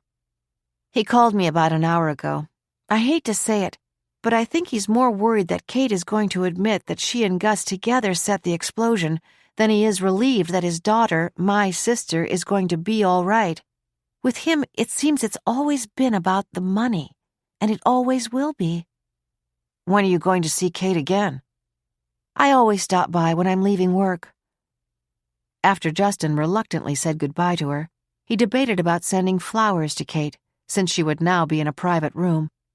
Then he thought, "No, I have a better idea. When she has recovered a little more, I will bring the bromeliad plant to her room." Satisfied, he turned back to the folder on his desk. It contained documents he had prepared regarding investment strategy for a widow who did not have the faintest idea how to manage her considerable estate. "I just charged whatever I wanted on my Amex," she had told Justin, "and my husband Bob paid all the bills." Bob made big money, Justin thought. And he spent a lot of money too, but it was certainly his to spend. His thoughts turned back to Hannah. From what she tells me, her father has been living beyond his income for a long time. No wonder he's worried that the insurance claim will be denied. From what she said, the antique furniture in that museum was insured for nearly $20 million. That's an awful lot of money to let slip through your fingers. 90. Frank Ramsey awakened on Friday morning at 6 o'clock as usual. He had slept well, despite the unsettling phone call from Peggy Hotchkiss, because he had been weary. But as soon as he woke up, a heavy sense of having let her down came over him. He showered, dressed, and went downstairs. The coffee was on a timer, and he poured a cup and began to sip as, with the other hand, he opened the refrigerator and took out a container of orange juice, and then a package of blueberries.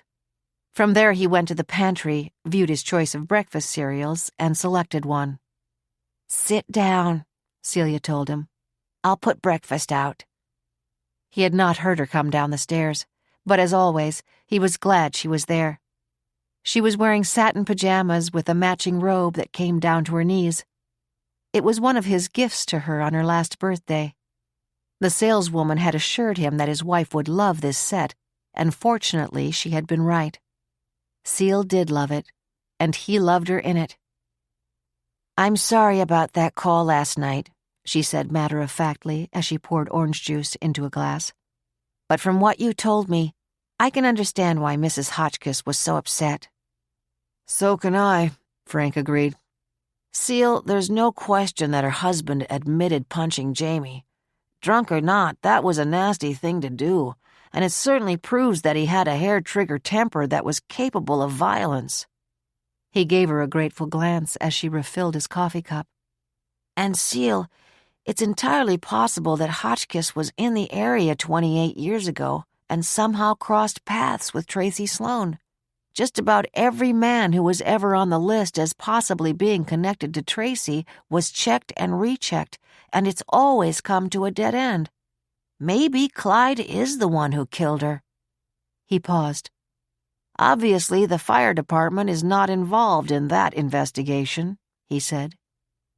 "It sounds like you're trying to convince yourself that Hotchkiss killed one or both of those girls, but you're just not there," Celia commented. Frank shrugged. "I think you know me too well. I am trying to convince myself, but I think we're all missing something." Celia poured herself a cup of coffee and sat across from him.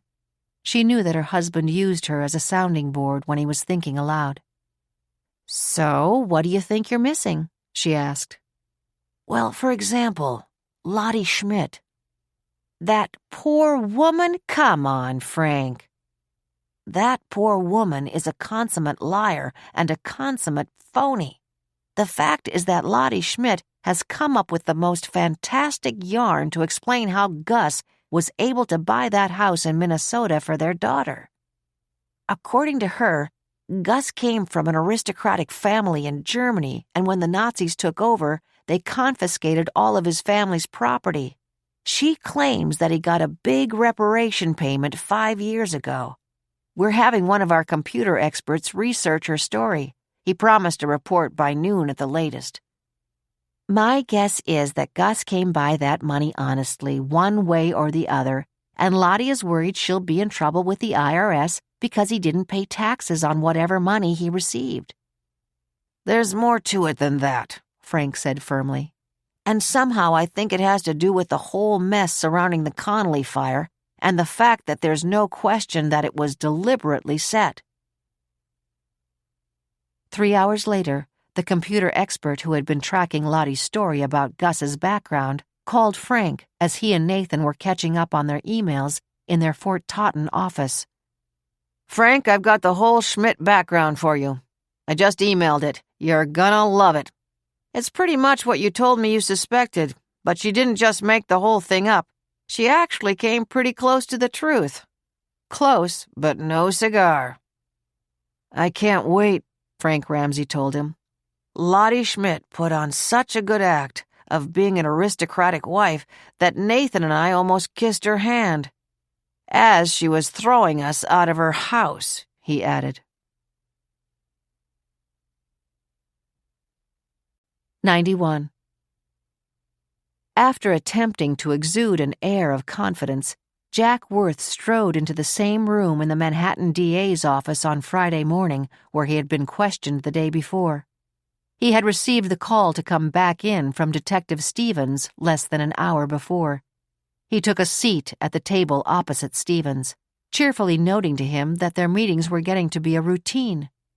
Then Jack added emphatically that he had absolutely nothing to hide. The questioning began, and it was the same as yesterday.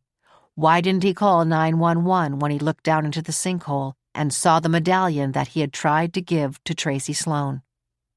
I told you yesterday, and I'll tell you again now, and I'll tell you tomorrow if we're still here, that I panicked. Sure, I should have called 911. It was the right thing to do, but you guys put me through a meat grinder 28 years ago. Obviously, I should have known there was no way I could avoid going through it again. So here we are. For 2 hours, Matt Stevens repeated much of the same questioning, then played his trump card. Jack, we know what happened to Tracy that night, he said. We have found a reliable eyewitness who saw her get into a vehicle willingly.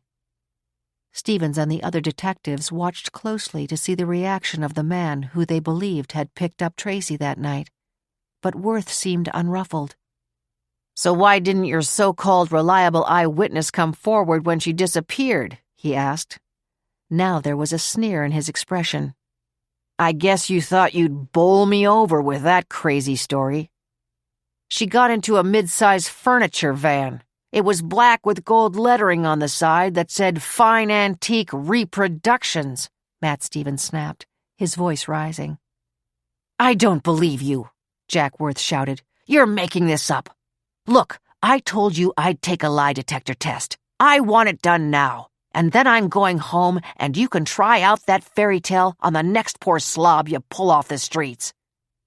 It was on the tip of Jack's tongue to tell these cops that he wanted to talk to a lawyer, but his instinct that told him that it would make him look guilty stopped him. I'll pass that lie detector test and prove to them once and for all that I don't know what the hell happened to Tracy Sloane, he decided. And I don't care if I ever find out. What a bunch of garbage. How stupid do they think I am? 92. At 1 o'clock Friday afternoon, Frank Ramsey and Nathan Klein were at the doorstep of Lottie Schmidt's home. They had not warned her that they were coming because they did not want to put her on guard. Neither did they want to find her sitting with a lawyer when they arrived. When she opened the door, Lottie's face froze into angry disapproval, but beyond that, Frank noticed the look of fear that crept into her eyes. Come in, she said, her voice sounding dull and weary. She held up her hand to show that she was holding a cell phone. I'm on the phone with my daughter. I'll tell her that I'll call her back. She led them back to the dining room, where the photo albums and pictures she had shown them on Wednesday were still on the table. Without being invited, the marshals sat down in the same seats where they had previously been. Lottie did not try to continue the conversation with her daughter in privacy. She spoke into the cell phone. Gretchen, those fire marshals you met at the wake are here to talk to me again. I'll call you back later. Put on the speaker and I'll talk to them. I'll tell them what I think of them for harassing you. Ramsey and Klein could both hear Gretchen angrily shouting as Lottie broke the connection and turned off her phone. She sat down opposite them and folded her hands on the table. Well, what now? She asked. Mrs. Schmidt, in this day and age, I'm afraid that almost any story can be quickly checked, Frank Ramsey said in a conversational tone. He paused. Including yours. The facts are that your husband did grow up on the von Mueller estate, but he was not a member of the family, nor was he an heir to any fortune. His father was a gardener there, as were his grandfather and great-grandfather. Augustus von Mueller was indeed an aristocrat, but he was an only child and he had 5 children, all of them girls. Frank opened the photo album and pointed to one of the pictures that Lottie had already shown to them. It is indeed your husband in this picture with the von Mueller girls. As a child, he played with them. Any facial resemblance is purely coincidental because all of the children were blue-eyed blondes. And it's a real stretch to try to point out a family resemblance between your husband and Field Marshal Augustus von Mueller. Ramsey paused, then continued. The entire von Mueller family was arrested and did indeed disappear after Hitler came to power. The castle and the property were confiscated by the Nazis. The servants who took care of the grounds were allowed to leave. Your husband's father died of a heart attack around that time. Your husband was raised by his own mother, not some kindly nurse who adopted him. Whatever valuables were recovered after the war were claimed by a distant cousin of the von Muellers and were eventually turned over to him. Lottie Schmidt's expression did not change as she listened. Mrs. Schmidt, if your husband had good taste and autocratic manners, it was because as a child he observed them, not because they were in his blood, Klein said. Don't you think it's time to tell us where Gus got the money to buy that house for Gretchen? I want to call my lawyer, Lottie Schmidt said. Both marshals got up to leave. When they were almost at the front door, she called out to them. No, wait. Come back. What's the use? I'll tell you what I know. 93. Jack Worth continued his attempt to appear confident as he was hooked up to the lie detector machine. When you see the results, you'll know you've been wasting your time, he told Detective Matt Stevens. And mine, he added. We'll see, Stevens said. He began by asking Jack the usual litany of routine questions about his background that they knew he would answer truthfully. What is your name? How old are you? Where do you work? How long have you worked there? Are you married? Do you have any children? When the basic questions were completed, Detective Stevens moved on to the areas of inquiry that were pivotal to the investigation. Did you ever drive a furniture van belonging to the Connolly Furniture Company? Occasionally, Jack responded promptly. If my own car was being serviced, they would allow me to take one of the smaller vans home overnight. Matt Stevens was disgusted to see that Worth looked supremely confident. What color are the Connolly vans? Black with gold lettering. Old man Connolly decided that it looked classy, and it's always remained the same. Were you driving one of those vans the night Tracy disappeared? No. I went home feeling lousy, and I went to bed. Matt Stevens observed that the computer readings on Worth's physical reactions remained fairly constant. Anyhow, Worth continued, if I had been driving a Rolls-Royce, Tracy still wouldn't have gotten into it. She never gave me a second look. Do you have any idea who else might have been driving one of the vans the night she disappeared? No, I don't. Again, Stevens could discern no physiological reaction to the question. Do you have any idea if Tracy Sloan knew anyone who worked at the Connolly complex? No, I don't. All right, let's move to a different topic, Stevens said. Did you ever have any contact with Jamie Gordon? The computer registered a significant change. No, I didn't. Do you have any knowledge of what happened to Jamie Gordon? No, I don't, Worth insisted, as the computer continued to indicate a substantial change. Did you kill Jamie Gordon? Detective Stevens demanded. As the reaction being registered on the computer skyrocketed, Jack Worth ripped the wires from his body and jumped up. I'm done with you, he shouted. I thought this was all about Tracy Sloan. You told everybody that the homeless guy killed Gordon. What are you trying to pull on me? I tried to be straight with you guys and cooperate, but now I get a lawyer. 94. Kate stirred. She felt a slight bump as whatever she was riding on got caught on something. Where am I? She asked herself. Am I dreaming? The corner room, a voice was saying. Number 6. Kate began to remember. She had met Gus in the parking lot. They had gone into the museum. I smelled gas, she thought. I yelled at Gus to get out. It blew up. The museum blew up. Something heavy fell on us. I dragged him out. Was Gus all right?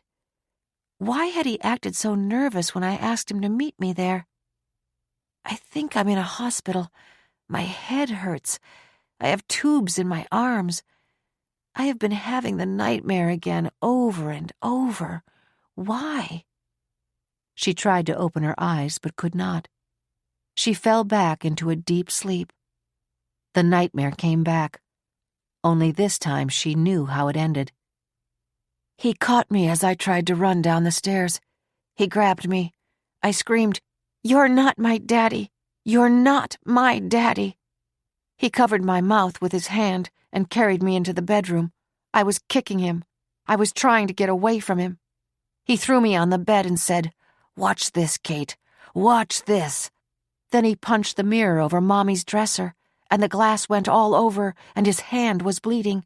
And he said, "That's what I will do to you if you ever say that again." He picked me up and shook me hard. "Now tell me, what is it that you must never, never say again?" "You're not my daddy." I was crying. I was so scared. I promise I won't say it again." But I know I did say it again, Kate thought. I told him that when he was leaning over me after I got hurt and they brought me here. Then I heard him tell Hannah that I said I was sorry about the explosion. But he was lying. I didn't say that. I said, "You're not my daddy." I have to tell Hannah, but I can't wake up. I'm trying, but I can't wake up. 95. Confirming everything he suspected, Nick Greco studied the newspaper photo of the burial of Connor and Susan Connolly. The funeral had been delayed for 3 weeks so that Douglas Connolly could recover sufficiently from his injuries to be released from the hospital and attend the service. Looking weak and devastated, his eyes swollen with tears, Doug Connolly stood at the foot of the 2 coffins, his left hand clenched as the final prayers were recited at the cemetery. That was the hand that Connor had fractured so badly when he played football in college, Greco thought. That's what his brother Douglas meant when he said in that interview that when Connor had been injured, their father had insisted that he keep exercising that hand by flexing it so that it would be strong again.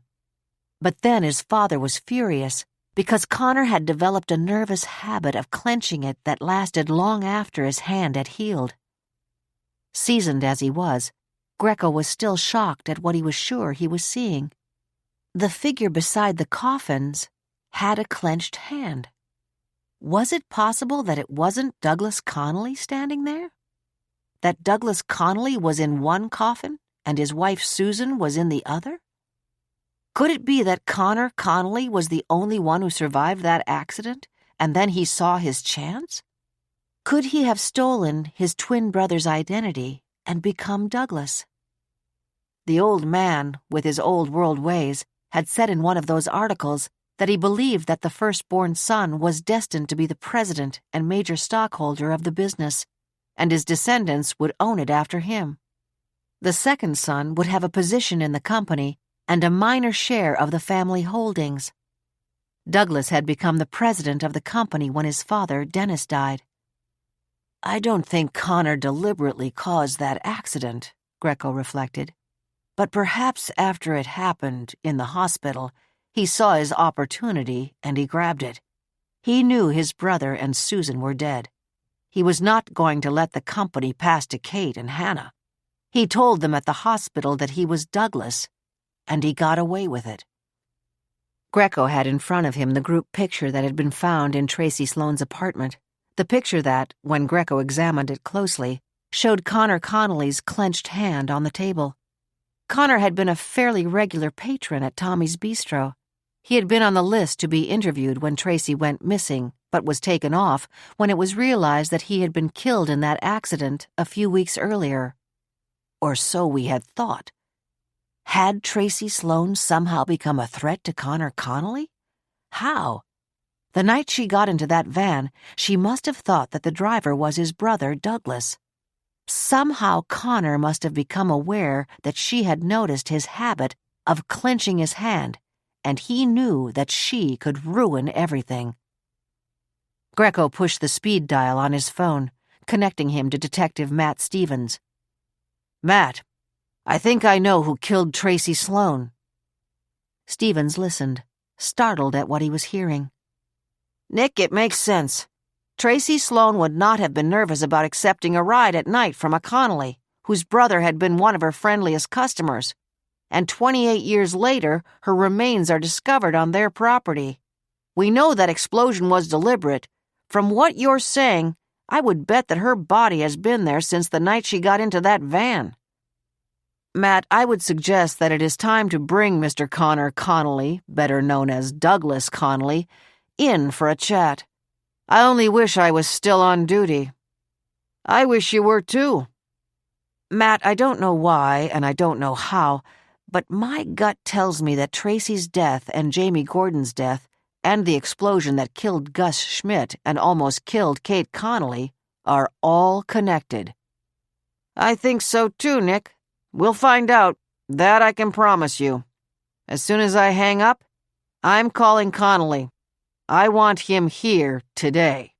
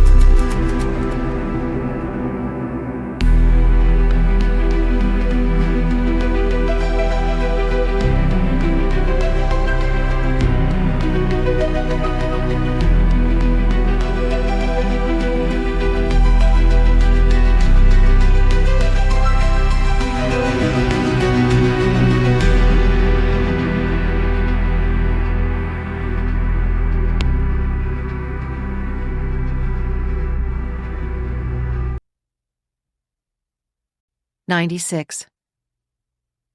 Hannah's sense of uneasiness was turning into active distress. Something was terribly wrong.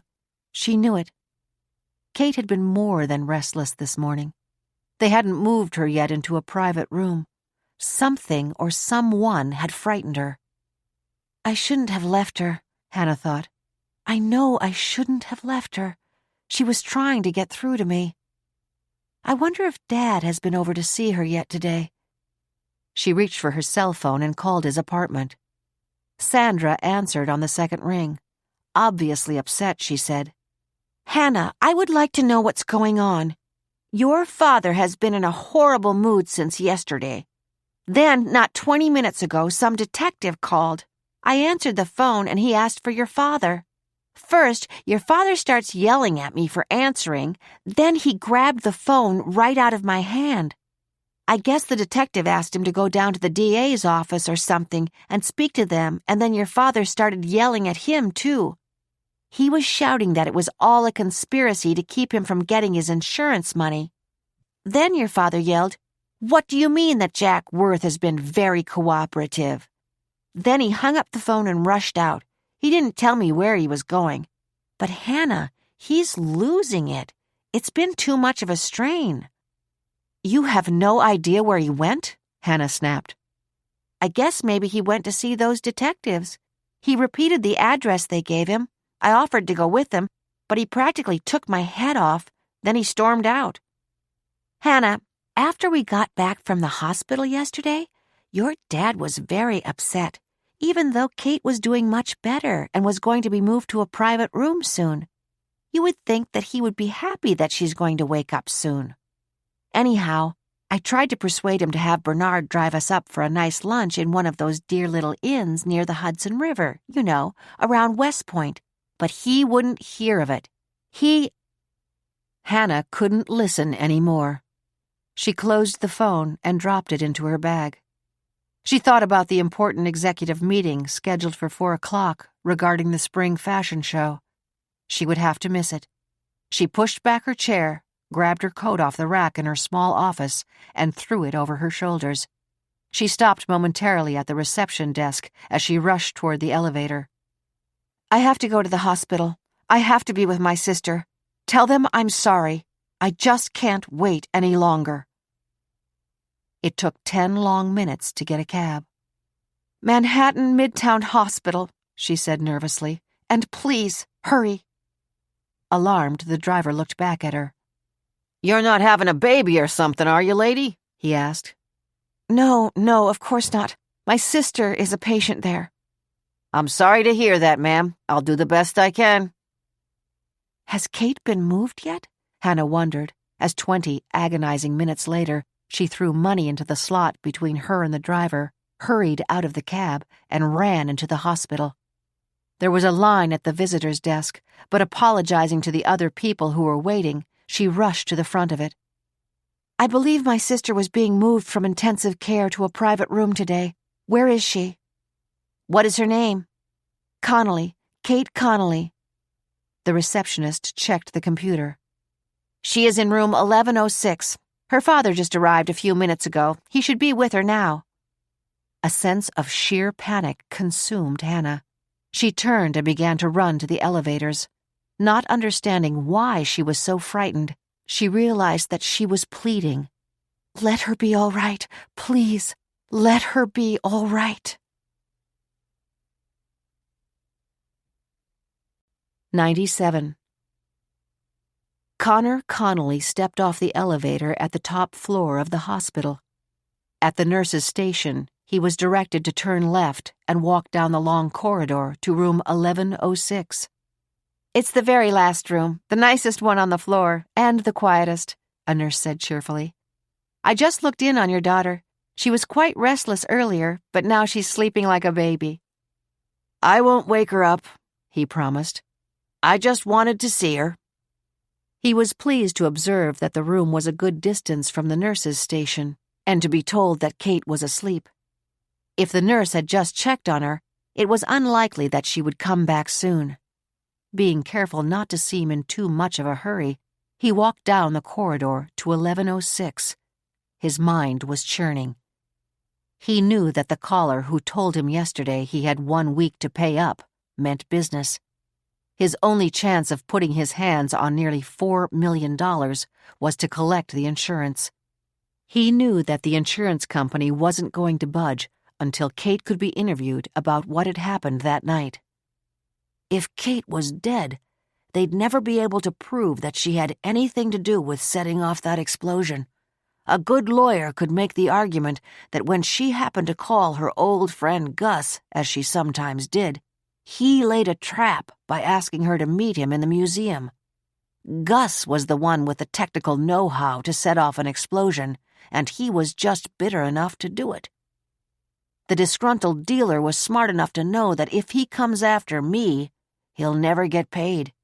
If I can convince him that the insurance company will have to pay the claim in the next couple of months, he'll wait, but he'll keep racking up the interest. How could Jack and I have had the colossal misfortune to have timed that explosion for just when Kate and Gus happened to be there in the middle of the night? And how could that antique desk have turned out to be a fake? It had been in the museum for 40 years. Even my father was fooled on that one, Connor thought. And he bragged that he knew everything there was to know about antique furniture. His mind jumping wildly, his breath coming in short gasps, he nodded to a patient whose door was open and was looking directly at him as he passed by. I planned everything out so carefully, he thought, almost bewildered at how everything had gone wrong. When I told Jack I was thinking of putting him in charge of the plant 5 years ago, I laid out my entire plan for him. It was so simple. One by one, over the next 5 or 6 years, we would take a valuable antique from the museum and replace it with a reproduction.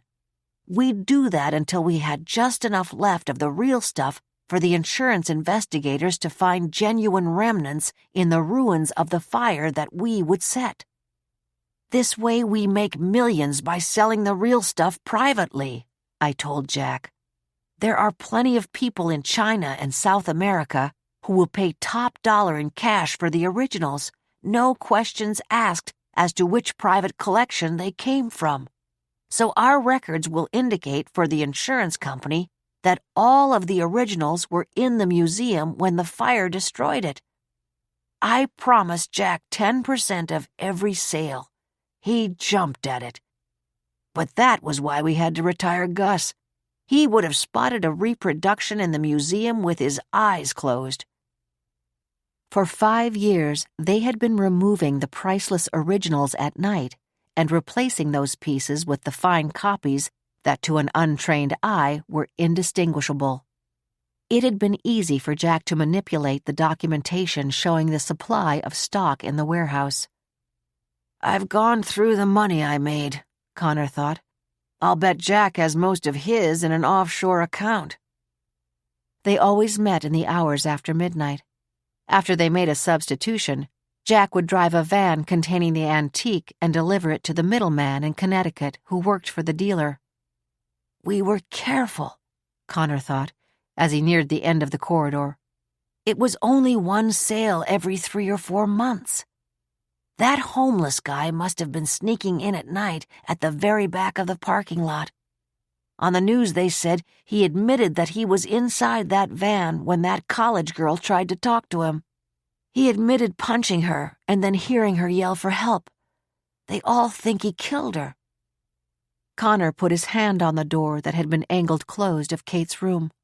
He thought back to when Jamie Gordon came running across the parking lot at 3 o'clock in the morning a few years ago and saw them carrying the antique table out of the museum. She was holding her jaw. It was bleeding. She was screaming, help me, and begging us to call the police. I grabbed her by the scarf and twisted it around her neck. I could see that Jack was panicking, but I had no choice. She was in the wrong place at the wrong time, but that was her doing. She was on my property. Jack was a wreck, but I told him to pull himself together. I made him tie up her body and put it in the van. He dumped it in the river on his way to deliver the table. That detective said Jack was being cooperative. Did he tell the cops that I killed Jamie Gordon? How could he do that without burying himself? That cop was bluffing. Jack's too smart. He knows they have no real proof of what he did. If Kate is dead, no one will ever know that I'm not the real Douglas Connolly. No one will ever be able to prove anything about me either. Tracy Sloane was dumb enough to write me that sympathy note after the boating accident and ask if I had injured my hand. She wrote that she had seen a picture of me at the burial in the papers, and she had noticed that I had a clenched hand, just like Connor did. She wrote that when she was waiting on his table at Tommy's Bistro, Connor once told her that the reason that he clenched his fist out of nervous habit was because his father insisted he keep flexing his hand to strengthen it after he broke it once. It would only have been a matter of time before she figured the truth out or mentioned my clenched hand to someone who would have figured out what really happened. I couldn't risk it. I had to get rid of her. She thought she was getting a ride home from my bereaved brother Douglas that night. My big mistake was to take advantage of the fact that they were paving over the parking lot and extending it farther back. It was easy that night to dump her under all that dirt. I never expected that God-forsaken sinkhole would open at that spot all these years later. Taking care not to make a sound, he stepped inside Kate's room. Then he closed the door quietly behind him. The room had a small entrance foyer. Noiselessly, he moved the few steps to the end of it and looked into the spacious private room. It had a sitting area with a couch and chairs. He could see that the reason there was so little light was that the shades had been drawn. Kate was lying on the bed, motionless. There was an IV in her right arm, and what appeared to be some sort of monitoring device hooked up on the other side. He would have to be quick. He had anticipated that when her breathing stopped, a dozen people would come rushing in. It wouldn't work to smother her. The only way to get this done would be to make her swallow the powerful sleeping pills that were now in his jacket pocket. By the time the monitors reacted, it should be too late for them to bring her back. If she died in her sleep, they might attribute it to the brain injury or to a mistake in her medication. They'll know that I was here, her loving father. I'll make sure that I say goodbye to them on the way out. I'll tell them she was still sleeping and thank them again for taking such good care of her. I'll be only one of many people who had access to her in this room today. Maybe they'll even think it was one of those angel of death type nurses who did it. Connor moved to the side of the bed. He reached into his pocket and opened the vial of sleeping pills. Realizing that she might have difficulty swallowing them whole, he broke all of them and dropped them into the glass of water that was on the night table. He watched as they dissolved and then placed his hand around the back of Kate's neck and raised her head several inches. "Time for your medicine, my little girl," he whispered. She opened her eyes and gasped with instant recognition that he was going to harm her. "Tell me one more time what you were never permitted to say again." When she did not move her lips, his tone became harsh. "I told you to say it." "You're not my daddy," she whispered, now defiant. "Why do you think I punched that mirror that night, little girl? I had to be sure that my hand was in a cast for a while, so if I did ever flex it, there'd be a reason. It hurt a lot, but it worked until I was able to get over that habit." Connor reached for the glass. "Now drink this. It's not going to hurt. It's going to kill you. If you don't, I'm going to kill Hannah. You wouldn't want that, Kate, would you?" Terrified, she began to open her lips. Then as he held the glass up to them, her expression changed. She was looking past him. "I heard you!" Hannah screamed. "I heard you!" As he spun his head around, he saw that she was standing directly behind him. Before he could react, she lunged for the hand that was holding the glass. Knowing that it was all over, he still tried to force the contents down Kate's throat. She pursed her lips and turned her head, the contents of the glass spilling onto her neck and the sheet. As Connor turned to attack Hannah and his fingers closed around her neck, Kate frantically groped for and then pressed the call button, which was covered by a fold in the blanket. When the nurse responded on the intercom, somehow Kate managed to get out the words that eerily were almost the same as the last words Jamie Gordon had uttered. "Help us! Help us!" 15 seconds later, a burly male nurse rushed in to find Hannah, now losing strength, struggling to claw Connor's fingers away from her neck. Instantly, he lunged to pull Connor away from her and forced him down to the floor. As Connor continued to violently resist, other aides came pouring into the room. It took 3 of them to subdue him. One of the nurses was tending to Hannah, who was desperately trying to pull herself up. "Is Kate all right?" she asked, sobbing. "Did he hurt Kate?" "No, she's all right. Look for yourself," the nurse assured her as she helped Hannah to her feet. Kate outstretched her arms, and Hannah let herself collapse onto the bed next to her sister. Epilogue. 1 year later. Connor Connolly had chosen not to go to trial. He well understood the mountain of evidence against him. He pled guilty to the murders of Tracy Sloan and Jamie Gordon, the felony murder of Gus Schmidt, the attempted murder of his niece Kate Connolly, the aggravated assault upon his niece Hannah Connolly, and to insurance fraud. He admitted that after the boating accident, when he was still in shock, he had heard the nurse call him Douglas. He realized then that he must have grabbed his brother's wallet by mistake, and it was his big chance.